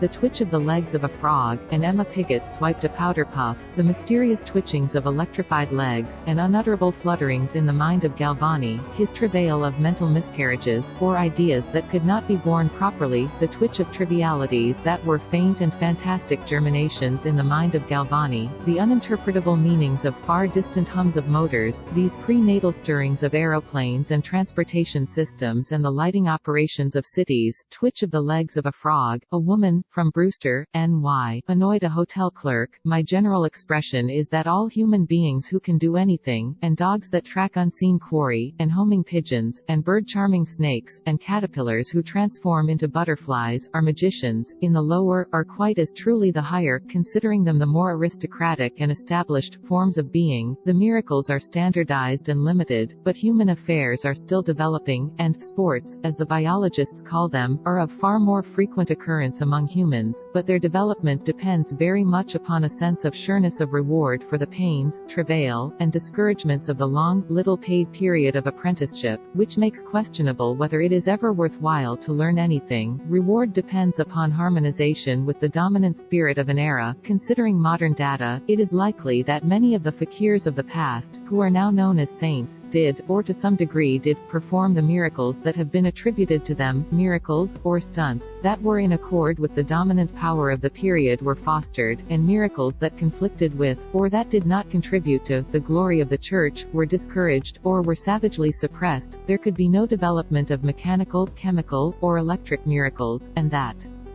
in the succeeding age of materialism, or call it the industrial era, there is the same state of subservience to a dominant, so that young men are trained to the glory of the job, and dream and invent in fields that are likely to interest stockholders, and are schooled into thinking that all magics, except their own industrial magics, are fakes, superstitions, or newspaper yarns. I am of the industrial era, myself, and, even though I can see only disadvantages in all uses, I am very largely only a practical thinker, or the trail of a working witchcraft, and were on the scent of utilities, or that, if a girl, in the town of Derby, set a house afire, by a process that is now somewhat understandable, a fireman could, if he had a still better understanding, have put out that fire without moving from his office. If the mechanism of a motor can invisibly be stopped, all the motors of the world may, without the dirt, crime, misery, and exploitation of coal mining, be started and operated. If Ambrose Small was wished so far away that he never got back, though that there is magic in a mere wish, or in a mere hope, or hate, I do not think the present snails of the wheels and planes may be replaced by instantaneous teleportations. If we can think that quacks and cranks and scientists of highest repute, who have announced successes, which were in opposition to supposed medical, physical, chemical, or biological principles, which are now considered impostures, or errors, or premature announcements, may not in all cases have altogether deceived themselves, or tried to deceive others, we, or maybe only I, extend this suspicion into mechanical fields. Now it is my expression that all perpetual motion cranks may not have been dupes, or rascals, that they may have been right, occasionally, that their wheels may sometimes have turned, their marbles rolled, their various gimcracks twirled, in an excess of reaction over action. Either because sometimes will occur exceptions to any such supposed law as the conservation of energy, or because motivating rays emanated from the inventors, that sometimes engines have run, fueled with zeals, but have, by such incipient, or undeveloped, witchcraft, operated only transiently, or only momentarily, but that they may be forerunners to such a revolution of the affairs of this earth, as once upon a time were flutters of the little lids of teakettles, a new era of new happiness and new hells to pay, ambitions somewhat realized, and hopes dashed to nothing, new crimes, pastimes, products, employments, unemployments, labor troubles, or strikes that would be worldwide, new delights, new diseases, disasters such as had never before been heard of, in this existence of the desirable undesirable. Wild carrots in a field, and to me came a dissatisfaction with ham and cabbage. That was too bad, there isn't much that is better. My notion was that probably all around were roots and shoots and foliages that might be, but that never had been, developed eatably, but that most unlikely would be the cultivation of something new to go with ham, in the place of cabbage, because of the conventionalized requirements of markets. But once upon a time there were wild cabbages and wild beets and wild onions, and they were poor, little incipiencies until they were called for by markets. I think so, I don't know. At any rate, this applies to wild fruits. There are sword swallowers and fire eaters, fire breathers, fire walkers, basket tricksters, table tilters, handcuff escapers.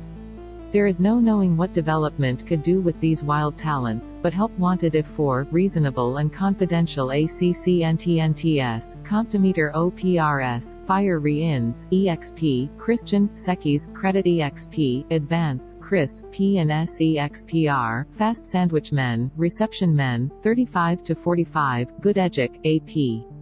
Tall, Chris. But I do think that 100 years ago an advertisement for a fast sandwich man would have looked as strange as today would look an advertisement for Polt. GRLS. Against all the opposition in the world, I make this statement, that once I knew a magician. I was a witness of a performance that may someday be considered understandable, but that, in these primitive times, so transcends what is said to be the known that it is what I mean by magic. When the magician and I were first acquainted, he gave no sign of occult abilities. He was one of the friendliest of fellows, but that was not likely to endear him to anybody, because he was about equally effusive to everybody. He had frenzies. Once he tore down the landlord's curtains. He bit holes into a book of mine, and chewed the landlord's slippers. The landlord got rid of him. This was in London. The landlord took him about 10 miles away. And left him, probably leaping upon somebody, writhing joy for anybody who would notice him.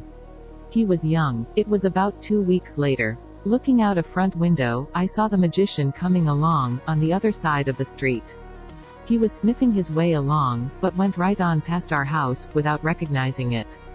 He came to a point where he stopped and smelled. He smelled and he smelled. He crossed the street, and came back, and lay down in front of the house. The landlord took him in, and gave him a bone. But I cannot accept that the magician smelled his way home, or picked up a trail, taking about 2 weeks on his way.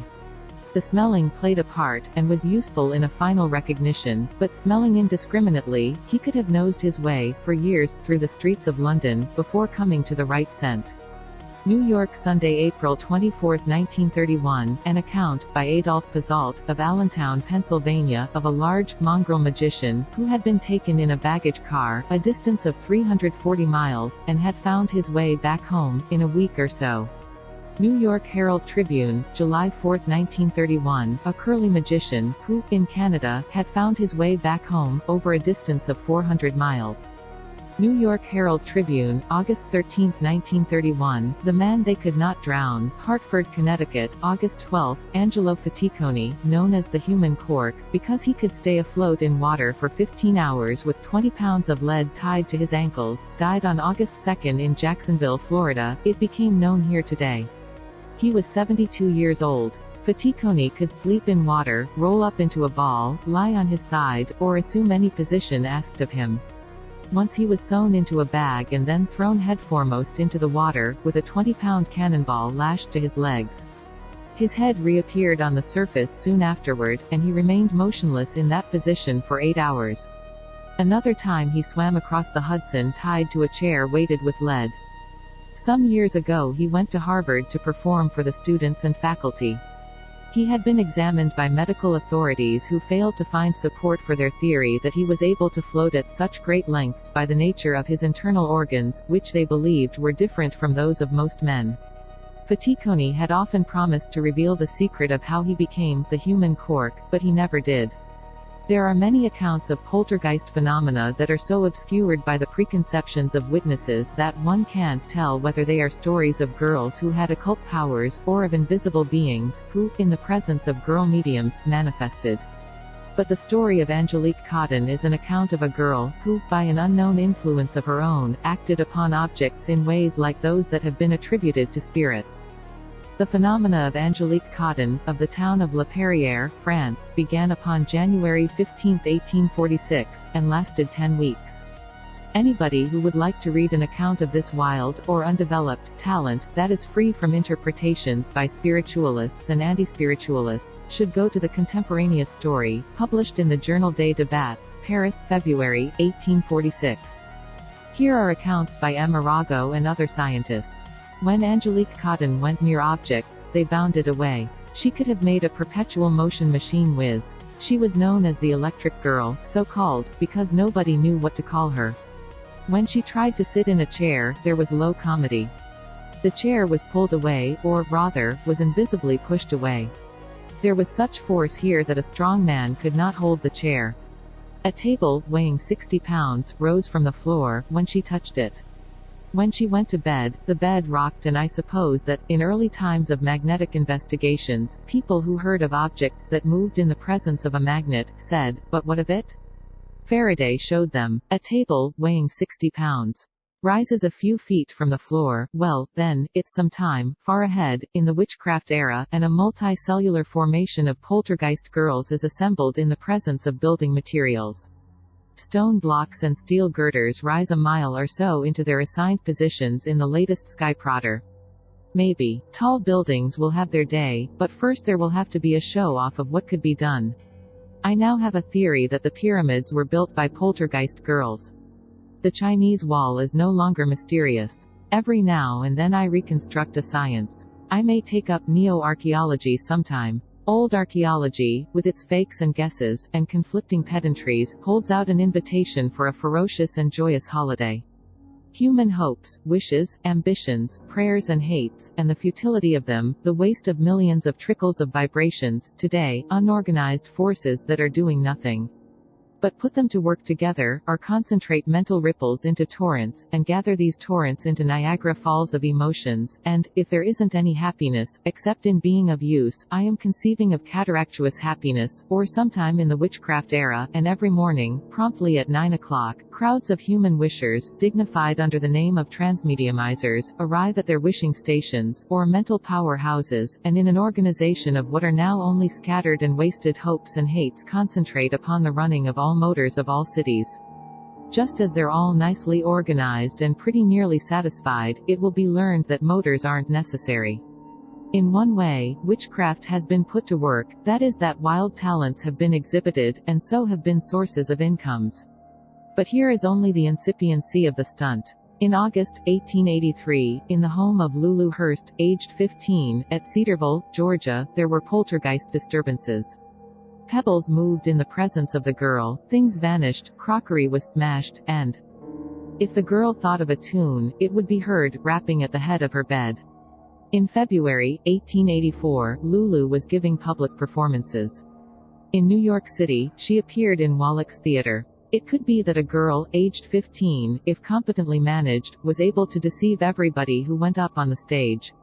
She at least made all witnesses think that, when a man, weighing 200 pounds, sat in a chair, she, by touching chair, made it rise and throw him to the floor, and I am very much like an Indian, of long ago, an Indian, thinking of the force of a waterfall, unable to conceive of a water wheel, simply thinking of all this force that was making only a little spectacle.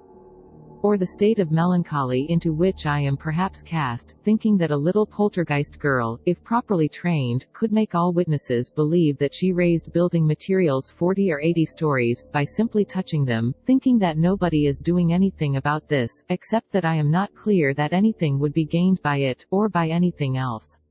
Lulu Hurst either had powers that far transcended muscular powers, or she had talents of deception far superior to the abilities of ordinary deceivers. Sometimes she tossed about zoo-pound men, or made it look as if she did, and sometimes she placed her hands on a chair, and 5 men either could not move that chair, or were good actors, and earned whatever the confederates of stage magicians were paid, at that time. In November, 1891, Mrs. Annie Abbott, called the Little Georgia Magnet, put on a show, in the Alhambra Music Hall, London. She weighed about 98 pounds, and, if she so willed it, a man could easily lift her. The next moment, 6 men, 3 on each side of her, grasping her by her elbows, could not lift her. When she stood on a chair, the 6 men could not, when the chair was removed, prevent her from descending to the floor. If anybody suggests that, when volunteers were called for from the audience, it was the same 6 who responded, at every performance, I think that that is a pretty good suggestion. Because of many other data, it hasn't much force with me, but, in these early times of us primitives, almost any suggestion has value. I take these accounts from Holmes' Facts of Psychic Science. I have theme from other sources, also. In September, 1921, Mary Richardson gave performances, at the Olympic Music Hall, Liverpool. Easily lifted one moment, the next moment, 6 men, same 6, maybe, could not move her. By touching a man, she knocked him flat. It is either that she traveled with a staff of 13 comedians, whose stunt it was to form in a line, pretending their utmost to push her, but seeming to fail comically, considering the size of her, or that she was a magician. It is impossible to get anywhere by reasoning. This is because, as can be shown, monistically, there isn't anywhere. Or it is impossible to get anywhere, because one can get everywhere. I can find equally good reasons for laughing, or for being serious, about all this. Holmes tells that he was one of those in the audience, who, though not taking part, went up on the stage, and that he put his hand between Mrs. Richardson and the leader of the string of 13 men, who were almost dislocating one another's shoulder blades, pushing their hardest against her, and that he felt no pressure. So he was convinced not that she resisted pressure, but that pressure could not touch her. Suppose it was that pressure could not touch her. Could blows harm her? Could bullets touch her? Did Robert Houdin have this power, when he faced an Arab firing squad, and is the story of the substituted blanks for bullets only just some more of what taboo is telling everywhere? One untouchable man could own the world, except that he'd have a weakness somewhere, or, in general, could be no more than the untouchable touchable. But he could add to our bewilderments by making much history before being touched. Well, then, if there are magicians, why haven't magicians seized upon political powers? I don't know that they haven't. It may be the secret of fire walking, or that wizards walk over red-hot stones, unharmed, because they do not touch the stones. However, for some readers, it is more comfortable to disbelieve that anybody ever has been a firewalker. For an uncomfortable moment, read an account, in current literature, 32-98, exhibition by a Hawaiian firewalker, at Honolulu, January 19, 1901. The story is that this wizard walked on stones of a fierce red glow, with flames spouting from burning wood, underneath, walking back and forth 4 times. There is a muscular strength of men. And it may be that sometimes appears a strength to which would apply the description, occult, or psychic. In the New York Herald Tribune, January 24, 1932, was reported the death of Mrs. Betsy Anna Talks, of 149 14th Road, Whitestone, Queens, NY, who had often performed such feats as carrying a barrel of sugar, weighing 400 pounds, had carried, under each arm, a sack of potatoes, whereas, in fields, usually 2 men lugged 1 sack, had impatiently watched 2 men, clumsily moving a 550-pound barrel of salt, in a cart, and had taken it down for them. There are gospel truths, and irrefutable principles, and whatever goes up must come down, and men are strong and women are weak, but somewhere there's a woman who takes a barrel of salt away from 2 men. But we think in generalizations, and enact laws in generalizations, and women are weak, and, if I should look it up, I'd be not at all surprised to learn that Mrs. Talks was receiving alimony. I now recall another series of my own experiences with what may be my own very wild talents. I took no notes upon the occurrences, because I had decided that note-taking would make me self-conscious. I do not now take this view. I was walking along West 42nd Street, NYC, when the notion came to me that I could see what was in a show window, which, some distance ahead, was invisible to me.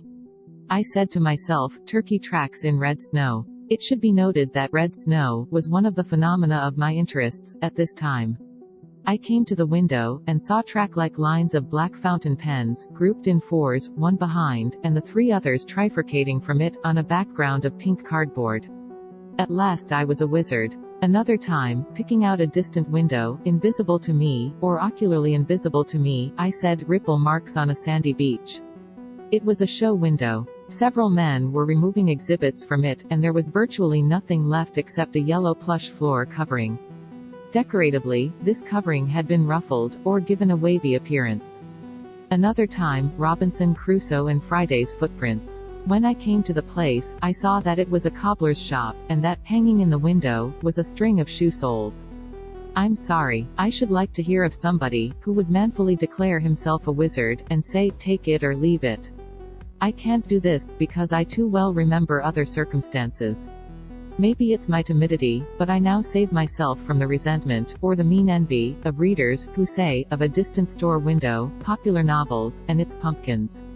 My experiments kept up about a month. Say that I experimented about 1,000 times. Out of 1,000 attempts, I can record only 3 seemingly striking successes, though I recall some minor ones.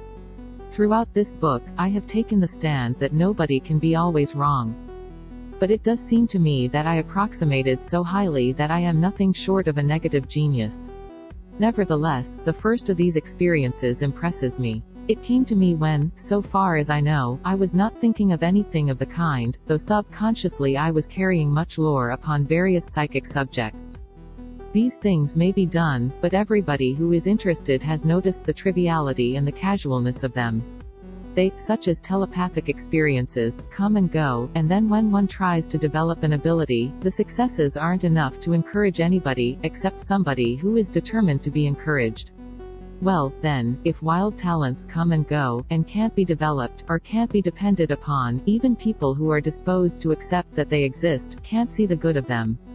But accept that there are adepts, probably they had to go through long periods of apprenticeship, in which, though they deceived themselves by hugely overemphasizing successes, and forgetting failures, they could not impress any parlor, or speakeasy, audience. I have told of my experiments of about a month. It takes 5 years to learn the rudiments of writing a book, selling gents' hosiery, or panhandling. Everybody who can do anything got from the gods, or whatever, nothing but a wild thing.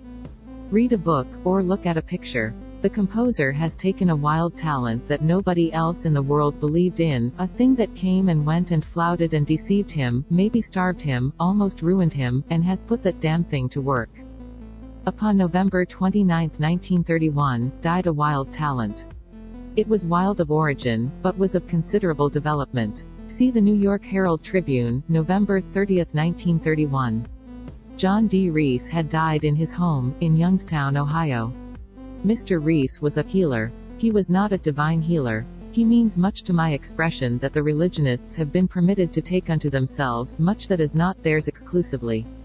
Once we heard only of divine healers. Now there are healers. It is something of a start of a divorcement that may develop enormously. Sometime I am going to loot the records of saints, for suggestions that may be of value to bright atheists, willing to study and experiment. Reese had never studied medicine. The only instruction he had ever received was from an aged healer, in the mountains of Wales, when he was a boy.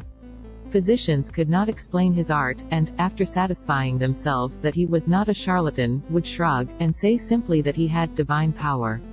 But Reese never described himself as a divine healer, and, though by methods no less divine than those of the Salvation Army and other religious organizations, he made a fortune out of his practices, he was associated with no church. He was about 30 years old when he became aware of his talent. One day, in the year 1887, a man in a rolling mill fell from a ladder, and was injured. It was a severe spinal sprain, according to a physician. Mr. Reese stooped and ran his fingers up and down the man's back.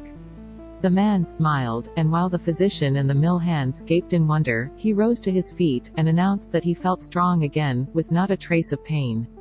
He went back to work, and Mr. Reese's reputation as a healer was spread abroad.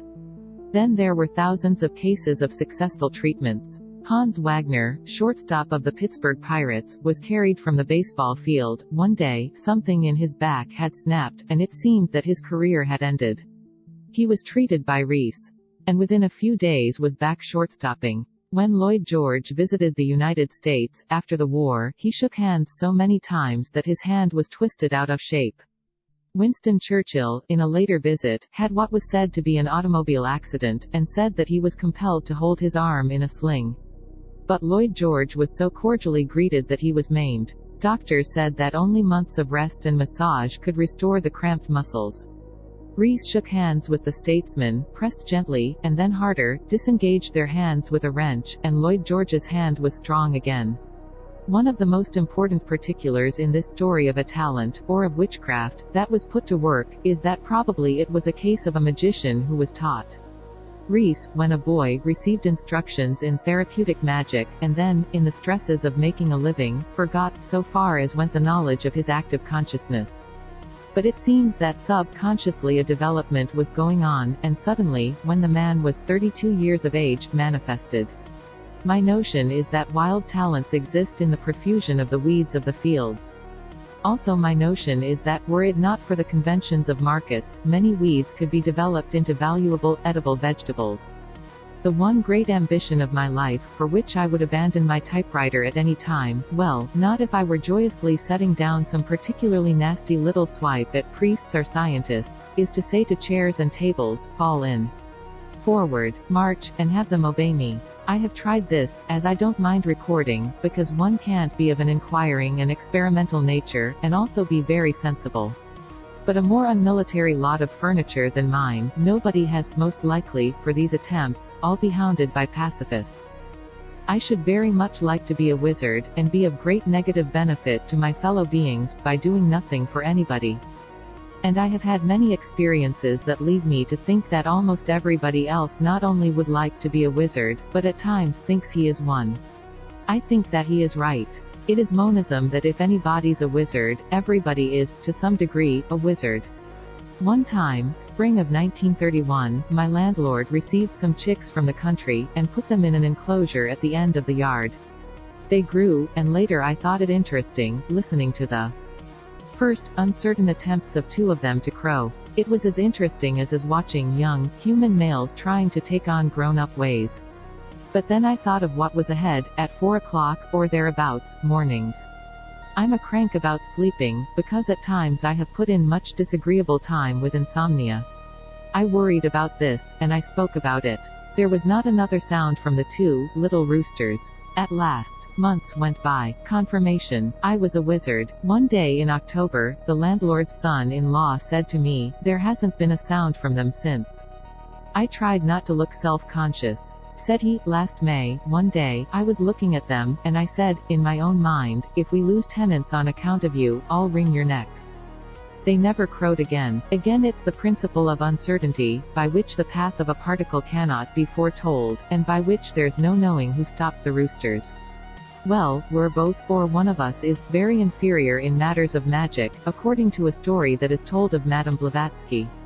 The little bird of a cuckoo clock annoyed her. Said she, "Damn that bird. Shut up." The cuckoo never spoke again. By the cultivation of wild talents, I do not mean only the learning of the secret of the man they could not drown, and having the advantage of that ability, at times of shipwreck, of the man they could not confine, so that enormous would be the relief from the messiahs of the legislatures, if nobody could be locked up for failure to keep track of all their laws, of the woman they could not touch, so that there could be no more automobile accidents, of myself and the roosters, though just here my landlord's son-in-law will read scornfully, so that all radios can be stopped immediately after breakfast, and all tenors and sopranos forever only the secret of burning mansions in England, appearances of wounds on bodies, or of pictures on hailstones, bodies on benches of a Harlem park, strange explosions, and forced landings of aeroplanes, and the case of Lizzie Borden. Those are only specializations. If all are only different manifestations of one force, or radioactivity, transmediumization, or whatever, that is the subject for research and experiment that may develop new triumphs and new disasters, happiness and miseries, a new era, in which people will think back, with contempt, or with horror, at our times, unless they start to think a little more keenly of their own affairs. In the presence of a poltergeist girl, who, so far as is now knowable, exerts no force, objects move. But this is a book of no marvels. In the presence of certain substances, which so far as is now knowable, exert no force, other substances move, or transmute into very different substances. This is a common phenomenon, to which the chemists have given the name catalysis. All around are wild talents, and it occurs to nobody to try to cultivate them, except as expressions of personal feelings, or as freaks for which to charge admission. I conceive of powers and the uses of human powers that will someday transcend the stunts of music halls and seances and sideshows, as public utilities have passed beyond the toy stages of their origins.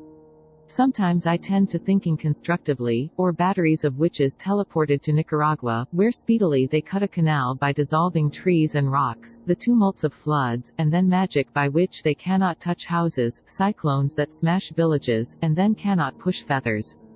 But also I think that there is nothing in this subject that is more reasonable than is the taboo that is preventing, or delaying, development. I mean that semi-enlightenment that so earnestly, and with such keen, one-sided foresight fought to suppress gunpowder and the printing press and the discovery of America.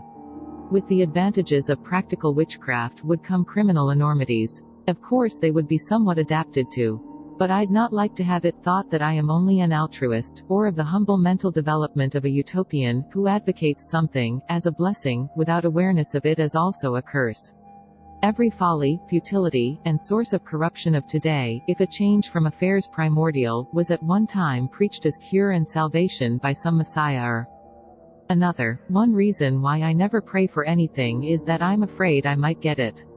Or the uses of witchcraft in warfare, but that, without the sanction of hypocrisy, superintendence by hypocrisy, the blessing by hypocrisy, nothing ever does come about, or military demonstrations of the overwhelming effects of trained hates, scientific uses of destructive bolts of a million hate power, the blasting of enemies by disciplined ferocities, and the reduction of cannons to the importance of firecrackers, a battleship at sea, or a toy boat in a bathtub, the palpitations of hypocrisy, the brass bands of hypocrisy, the peace on earth and goodwill to man of hypocrisy, or much celebration, because of the solemn agreements of nations to scrap their battleships and armed aeroplanes, outlawry of poison gases, and the melting of cannon, once it is recognized that these things aren't worth a damn in the era of witchcraft, but of course not that witchcraft would be practiced in warfare. Oh, no, witchcraft would make war too terrible. Really, the Christian thing to do would be to develop the uses of the new magic, so that in the future a war could not even be contemplated. Later, a squad of poltergeist girls, and they pick a fleet out of the sea, or out of the sky, if, as far back as the year 1923, something picked French aeroplanes out of the sky, arguing that some nations that renounced fleets as obsolete would go on building them just the same. Girls at the front, and they are discussing their usual not very profound subjects.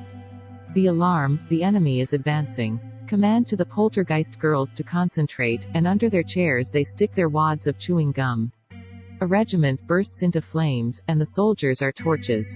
Horses snort smoke from the combustion of their entrails. Reinforcements are smashed under cliffs that are teleported from the Rocky Mountains.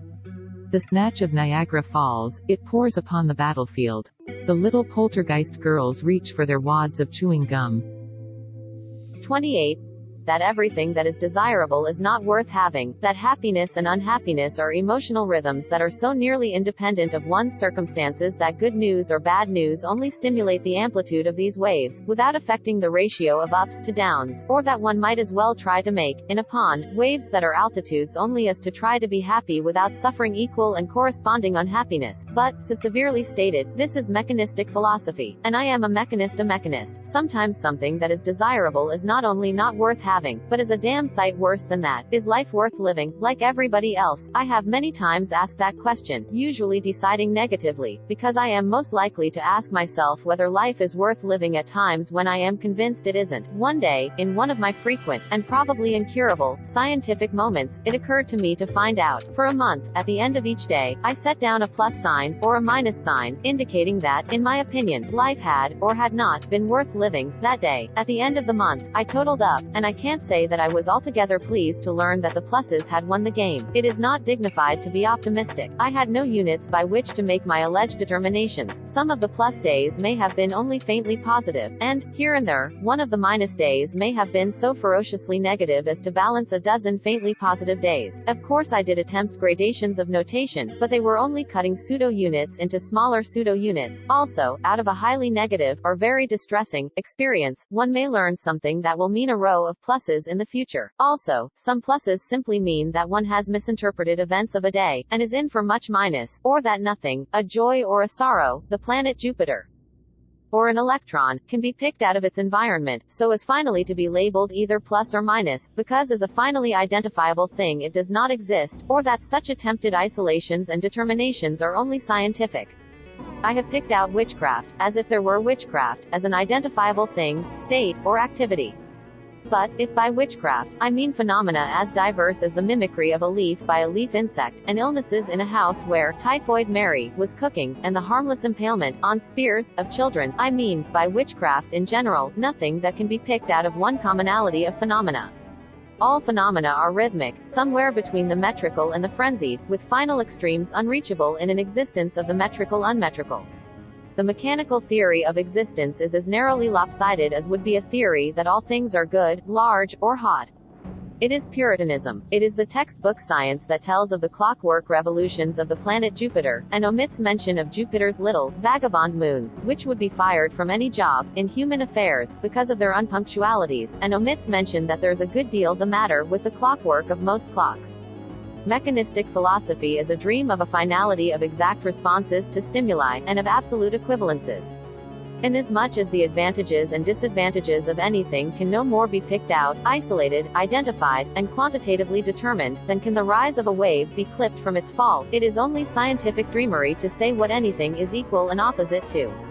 And, at the same time, in the midst of a submergence in commonality, there is a permeation of all phenomena by an individuality that is so marked that, just as truly as all things merge indistinguishably into all other things, all things represent the unmergeable. So then there is something pervasive of every action and every advantage that makes it alone incommensurable, and incomparable with a reaction, or a disadvantage. Our state of the hyphen is the state of the gamble. Go to no den of a mathematician for enlightenment. Try Monte Carlo. Out of science is fading certainty as fast as ever it departed from theology. In its place we have adventure.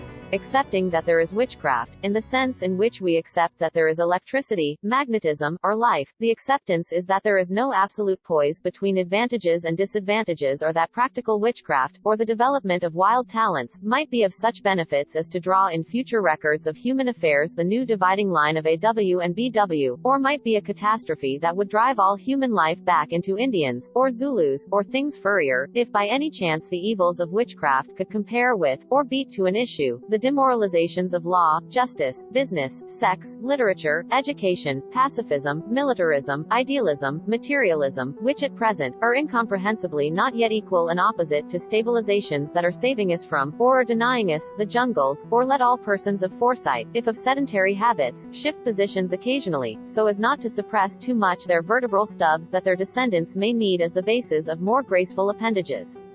But my own expression is that any state of being that can so survive its altruists and its egotists, its benefactors and its exploiters, its artists, gunmen, bankers, lawyers, and doctors would be almost immune to the eviler magics of witchcraft, because it is itself a miracle. 29. Stunts of sideshows, and the miracles of pietists, and the phenomena of spiritualistic medium, or that the knack that tips a table may tilt an epic. Or much of the parlor magic of times gone by, and now it is industrial chemistry. And taboo, by which earlier experimenters and the trained forces of today were under suspicion as traffickers with demons. I take for a pseudo-principle, by which I mean a standard of judgment that sometimes works out, and sometimes doesn't work out, which is as near to wisdom as I can arrive, in an existence of truth nonsense, that, someday to be considered right, is first to be unholy. It is out of blasphemy that new religions arise. It is by thinking things that schoolboys know better than to think that discoveries are made. It is because our visions are not delirious enough, or degraded, or nonsensical enough, that all of us are not prophets. Let any thoughtful, properly trained man, who has had all the benefits of an academic education, predict, at least, then, we know what won't be. We have, then, at our command, a kind of negative clairvoyance, if we know just where to go for an insight into what won't be. The trail of a working witchcraft, but, if we are traffickers with demons, the traffic isn't much congested, at present. Someday almost every particular in this book may look quaint, but it may be that the principle of putting the witches to work will seem as sound as now seems the employment of steam and electric demons. Our instances of practical witchcraft have been practical enough, so long as they were paying attractions at exhibitions, but the exhibition implies the marvel, or what people regard as the marvel, and the spirit of this book is of commonplaceness, or of coming commonplaceness, or that there isn't anything in it, except of course its vagaries of theories and minor interpretations. That won't someday be considered as unsensational as the subject matters of textbooks upon chemistry and mechanics. My interest is in magic, as the daily grind, the miracle as a job, sorceries as public utilities. There is one manifestation of witchcraft that has been put to work. It is a miracle with a job. Dowsing. It is commonly known as water divining. It is witchcraft. One cannot say that, because of some unknown chemical, or biochemical, affinity, a wand bends in a hand, in the presence of underground water.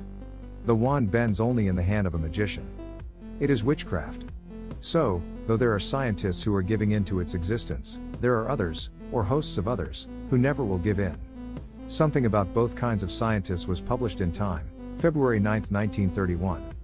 It was said that Oscar E. Meinzer, of the U.S. Geological Survey, having investigated dowsers, had published his findings, which were that further tests, of so-called witching for water, oil, or other minerals, would be a misuse of public funds. Also, it was shown that conclusions by Dr. Charles Albert Brown, of the U.S. Department of Agriculture, disagreed with Mr. Meinzer's findings. On a large sugar beet estate, near Magdeburg, Dr. Brown saw one of Germany's most famed dowsers at work. Covering his chest with a padded leather jacket, the dowser took in his hands a looped steel divining rod, and began to pace the ground. Suddenly the loop shot upward, and hit him a sharp blow on the chest. Continuing, he charted the outlines of an underground stream. Then, using an aluminum rod, which he said was much more sensitive, he estimated the depth of the stream. A rod of still another metal indicated that the water was good to drink. When Dr. Brown tried to use the rod, himself, he could get no chest blows, unless the dowser was holding one end. Dr. Brown then questioned German scientists. The majority answered that, with all humbuggery discounted, a large number of successes remained, which could not be accounted for by luck or chance.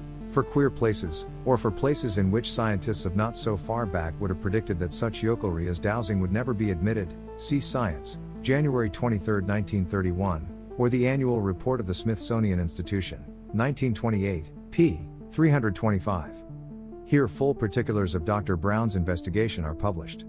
The Department of Public Works, of Brisbane, Queensland, Australia, has employed a dowser, since the year 1916, Notes and Queries, 150 to 235.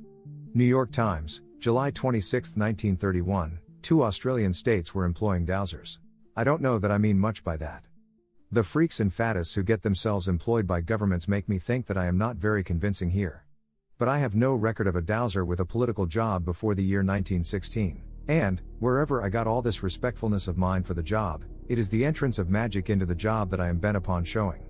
In the London Observer, May 2, 1926, it is said that the government of Bombay was employing an official water diviner, who, in one district of scarcity of water, had indicated about 50 sources of supply, at 47 of which water had been found. The writer of this account says that members of one of the biggest firms of well boring engineers had informed him that they had successfully employed dowsers in Wales, Oxfordshire, and Surrey. In Nature, September 8, 1928, there is an account, by Dr. A.E.M. Geddes, of experiments with dowsers. Dr. Geddes' conclusion is that the faculty of water divining is possessed by some persons, who respond to at present unknown, external stimuli. It is not that I am maintaining that out of the mouths of babes, and from the vaporings of yokels, we shall receive wisdom, but that sometimes we may. Peasants have believed in dowsing, and scientists used to believe that dowsing was only a belief of peasants. Now there are so many scientists who believe in dowsing that the suspicion comes to me that it may be only a myth, after all.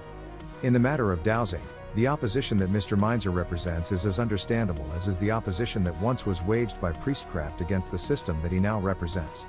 Let in, against the former dominant, data of raised beaches, or of deposits of fossils, and each intruder would make a way for other iniquities. Now, relatively to the taboo of today, let in any of the occurrences told of in this book, and by its suggestions and affiliations, or linkages, it would make an opening for an eruption. Very largely, dowsing, or witchcraft put to work, has been let in. 30. It has been my expression that, for instance, African fakirs achieve the harmless impalement of children by a process that would ordinarily be called imposing the imaginary upon the physical, but that is called by me imposing the imaginary physical upon the physical imaginary.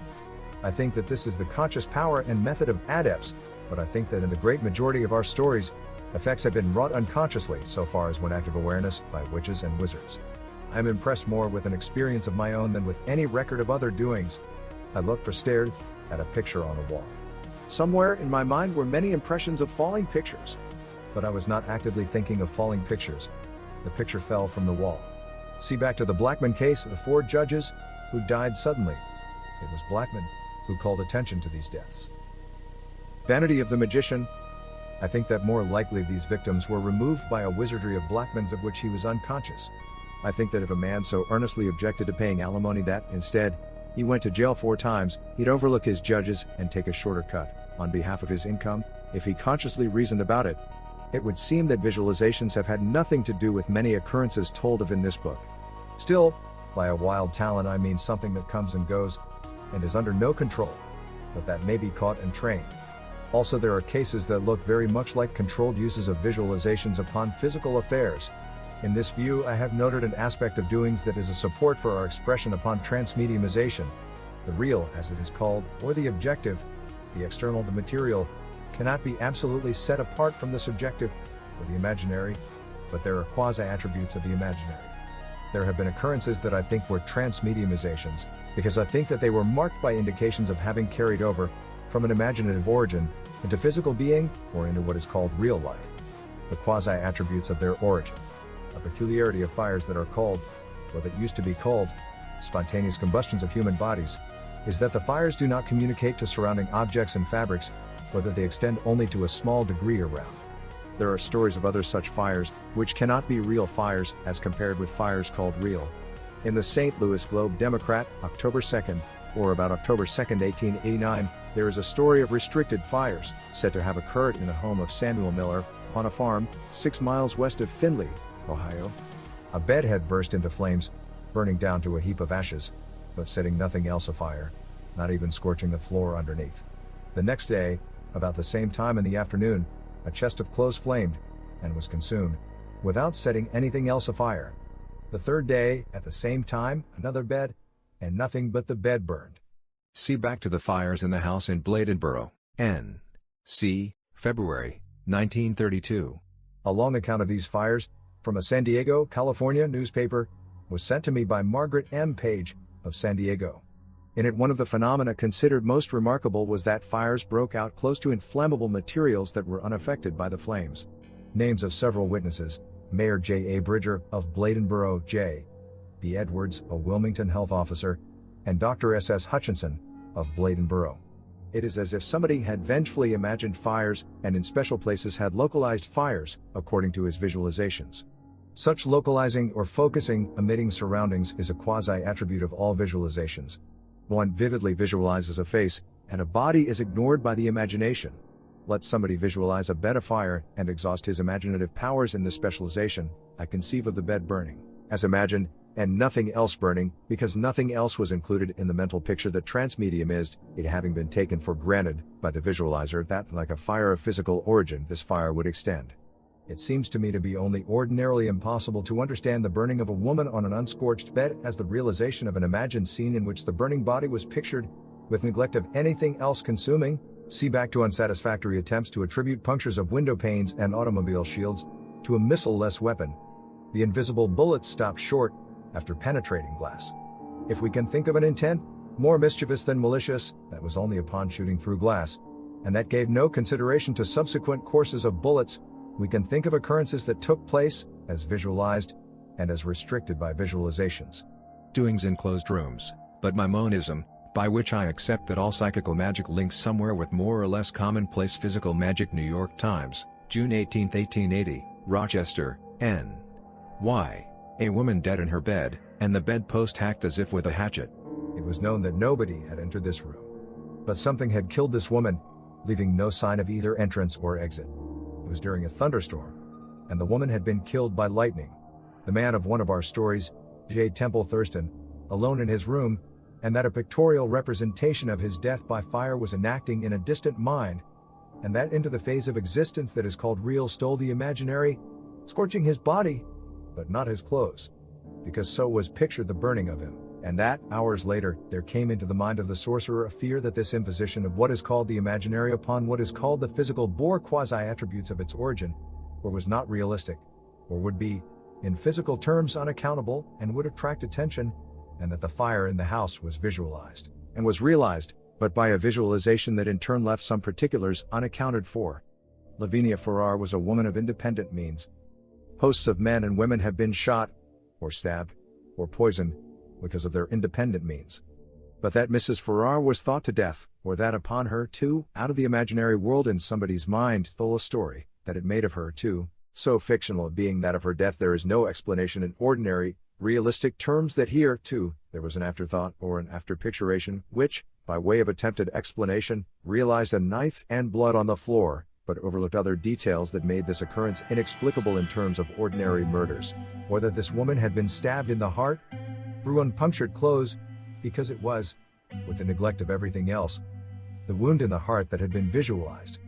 The germ of this expression is in anybody's acceptance that a stigmatic girl can transfer a wound, as pictured in her mind, into appearance upon her body. The expression requires that there may be external, as well as personal, stigmatism. It seems to me to be as nearly unquestionable as anything in human affairs goes, that there have been stigmatic girls. There may have been many cases of different kinds of personal stigmatism. There are emotions that are as intense as religious excitation. One of them is terror. The story of Isidore Fink is a story of a fear that preceded a murder. It could be that Fink's was a specific fear of somebody whom he had harmed, and not a general fear of the holdups that, at the time, were so prevalent in New York City.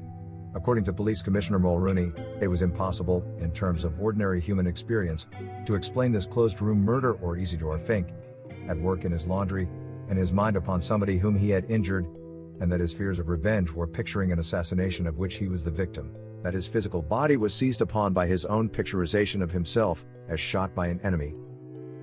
31. In February, 1885, in an English prison, there was one of the dream-like occurrences that the materialists think are real. But every character concerned in it was fading away, so that now there is probably no survivor. From time to time repairs had to be made, because the walls of the prison were dissolving.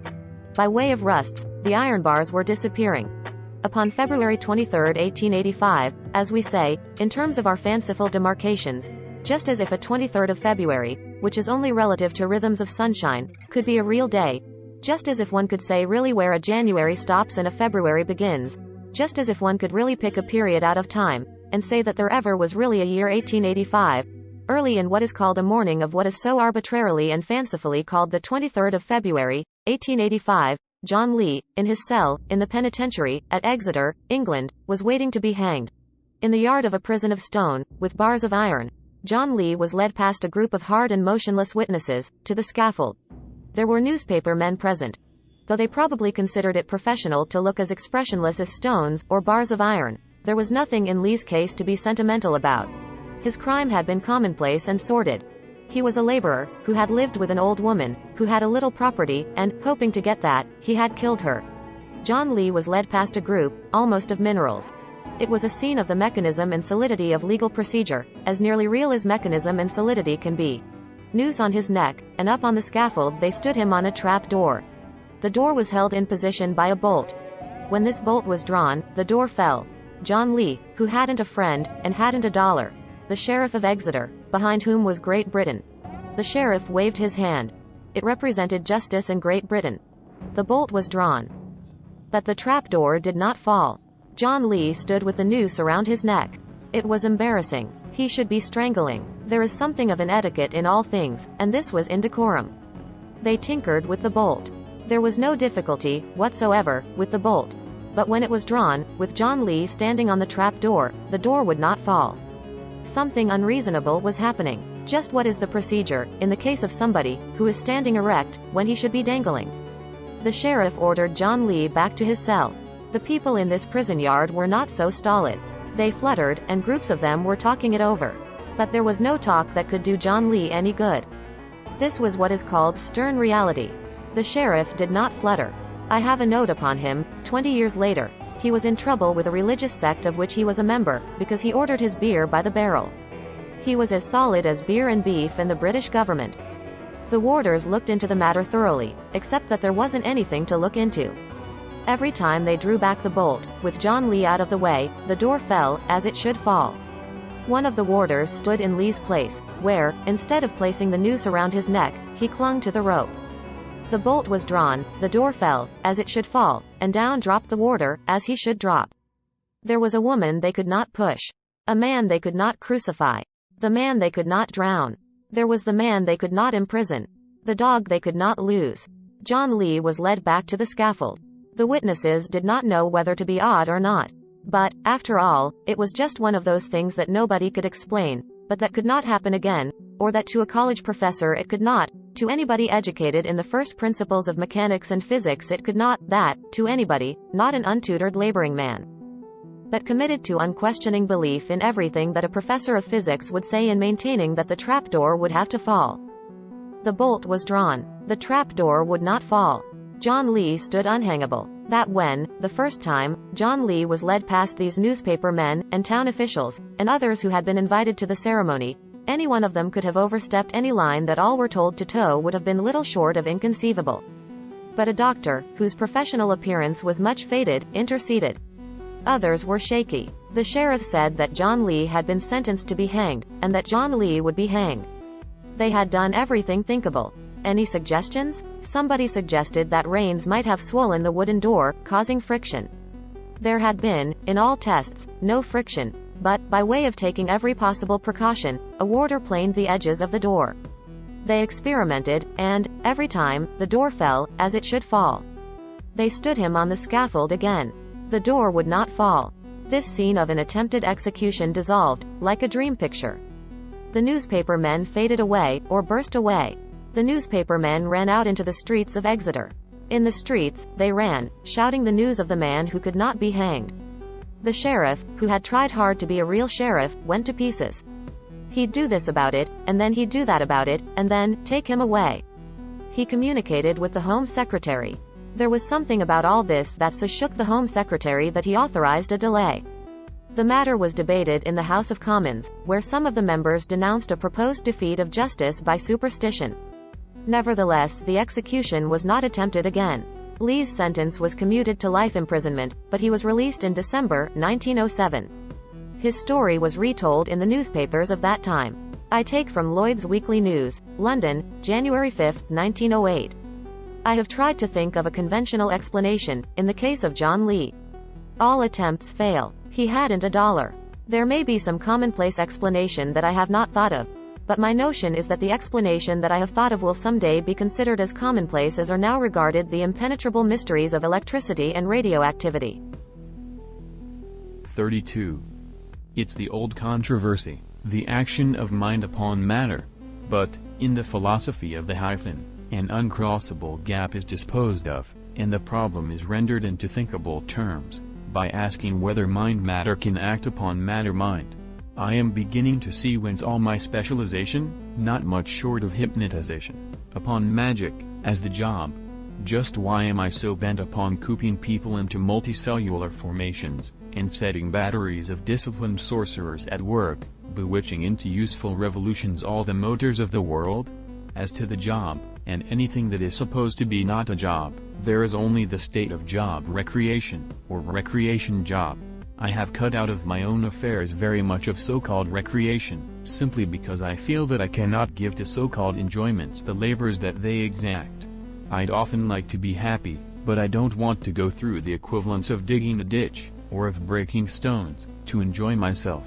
I have seen, by other persons, very labored and painful efforts to be happy. So then I am so much concerned with the job, because, though it hyphenates, there isn't anything else. Probably it will be some time before any college professor, of whatever we think we mean by importance, will admit that, by witchcraft, or by the development of what are now only wild talents, all the motors of this earth may be set going and kept at work. But highest authority no longer unitedly opposes the more or less remote possibility of such operations. See an interview with Dr. Arthur H. Compton, professor of physics, at the University of Chicago, published in the New York Times, January 3, 1932. Said Dr. Compton, "The new physics does not suggest a solution of the old question of how mind acts on matter. It does definitely, however, admit the possibility of such action, and suggests where the action may take effect. I don't know that I am much more of a heretic, myself.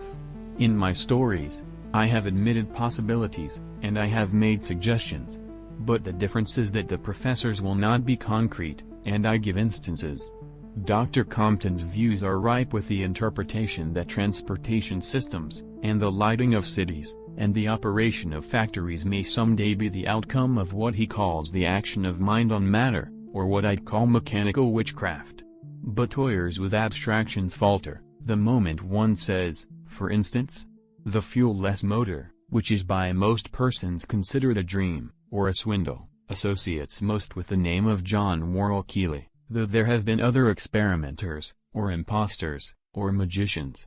The earliest fuel-less motor crank of whom I have record is John Murray Spear, back in the period of 1855, though of course various cranks of all ages can be linked with this swindle, dream, or most practical project.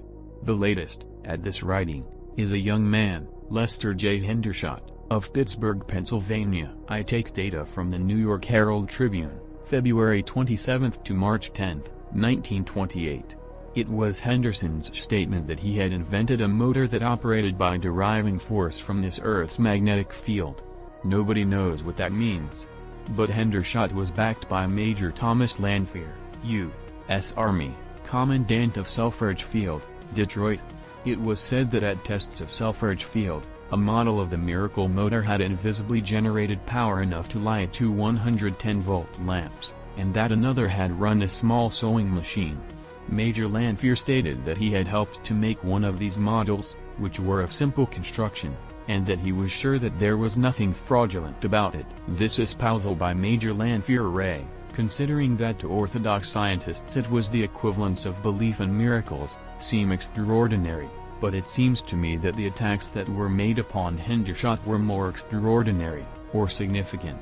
It would seem that, if a simple, little contrivance, weighing less than 10 pounds, were a fraud, the mechanics of Selfridge Field, or anywhere else, could determine that in about a minute, especially if they had themselves made it, under directions. If the thing were a fraud, it would seem that it would have to be obviously a fraud. Who'd bother? But Dr. Frederick Hochstetter, head of the Hochstetter Research Laboratory, of Pittsburgh, went to New York about it.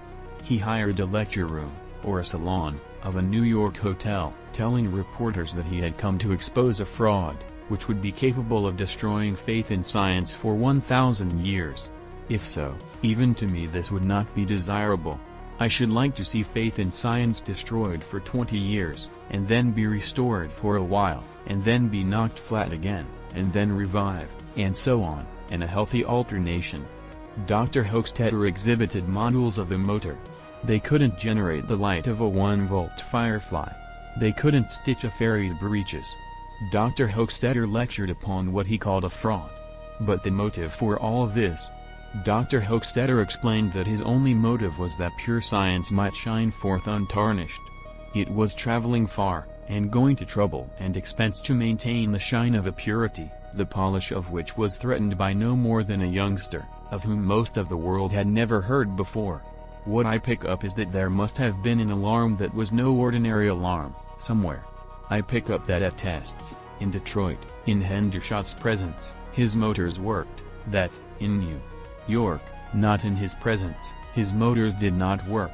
Then came the denouement, by which most stories of exposed imposters end up, or are said to end up," said Dr. Hochstetter, dramatically. "I suppose, inasmuch as he was much worked up over all this, he had discovered that concealed in one of the motors was a carbon pencil battery. Just about so, in the literature of taboo, and almost all stories of doings that are alarming, there is no chance for a comeback from the exposed imposter. He is shown as sneaking off stage, in confusion and defeat. But some readers are having a glimmer of what I mean by taking so much material from the newspapers. They get statements from exposed imposters. They ridicule and belittle, and publish much that is one-sided, but they do give the chance for the comeback." Came back Hendershot, that Dr. Hochstetter was quite right in his accusation, but only insofar as it applied to an incident of several years before. In his early experiments Hendershot, having no assurance of the good faith of visitors, had stuck into his motor various devices to lead them away from the real idea I was working on. But, in the tests at Selfridge Field there had been no such leads, and there had been no means of concealments in motors that mechanics employed by Major Lanphier had made.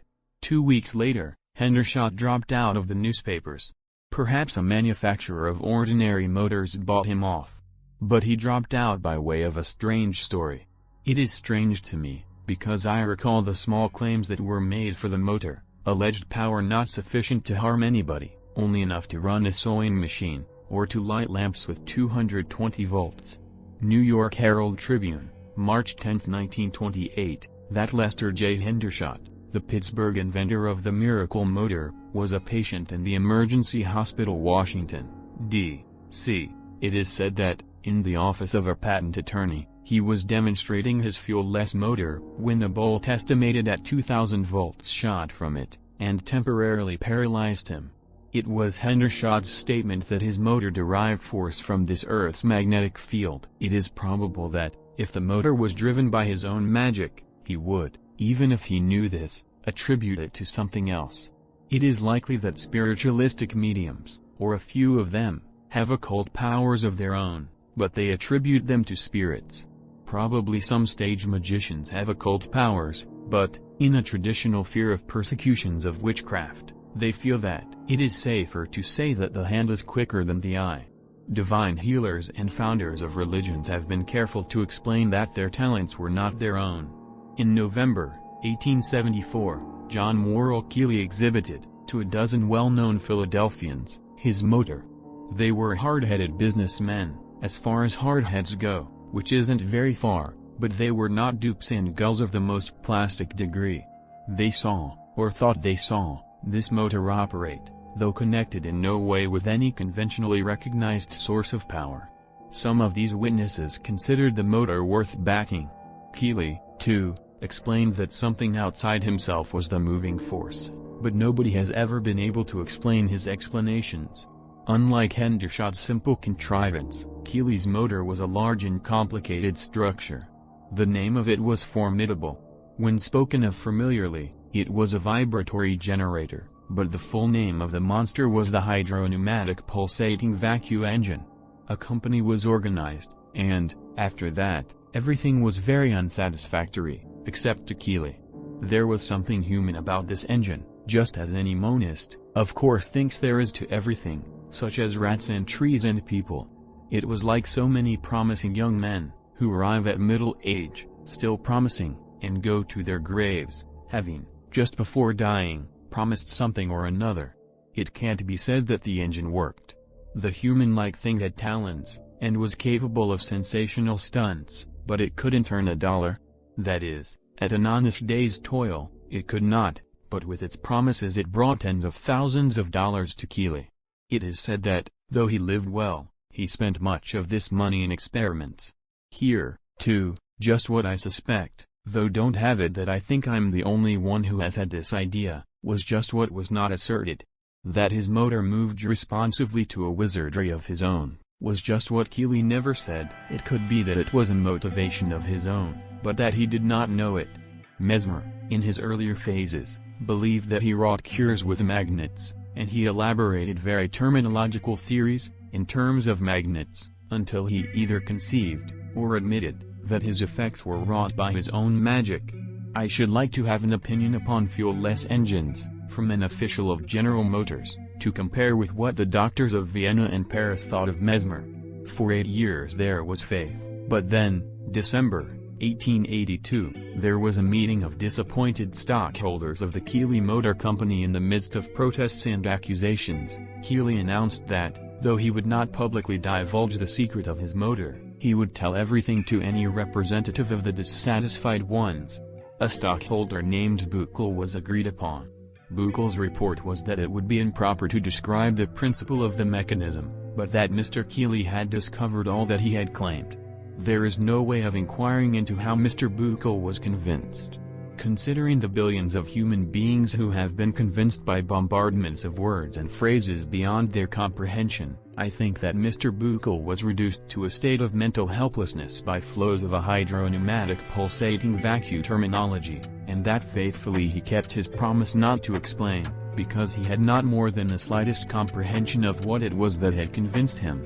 But I do not think that any character of Mr. Keele's general abilities has ever practiced successfully without the aid of religion. Be good for a little while, and you shall have everlasting reward.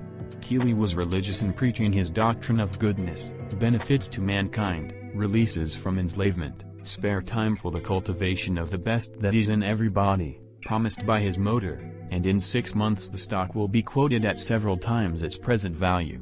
I haven't a notion that John Worrell Keele, with a need for business, and a throb for suffering humanity, was any less sincere than was General Booth, for instance.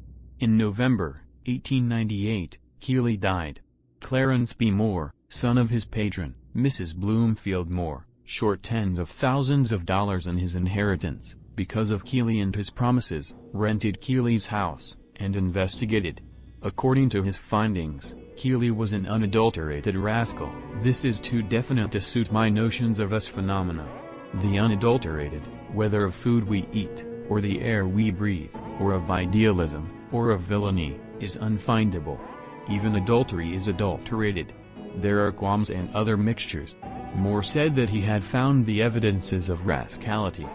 The motor was not the isolated mechanism that, according to him, the stockholders of the Keele Motor Company had been deceived into thinking it was. He had found an iron pipe and other tubes, and wires that led from the motor to the cellar.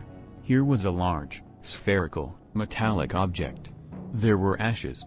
Imposture exposed. The motor had been run by a compressed air engine, in the cellar.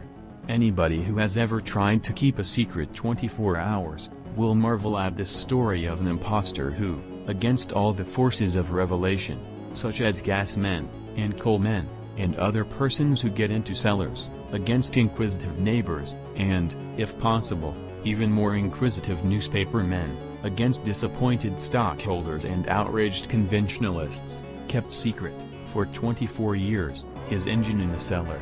It made no difference what else came out.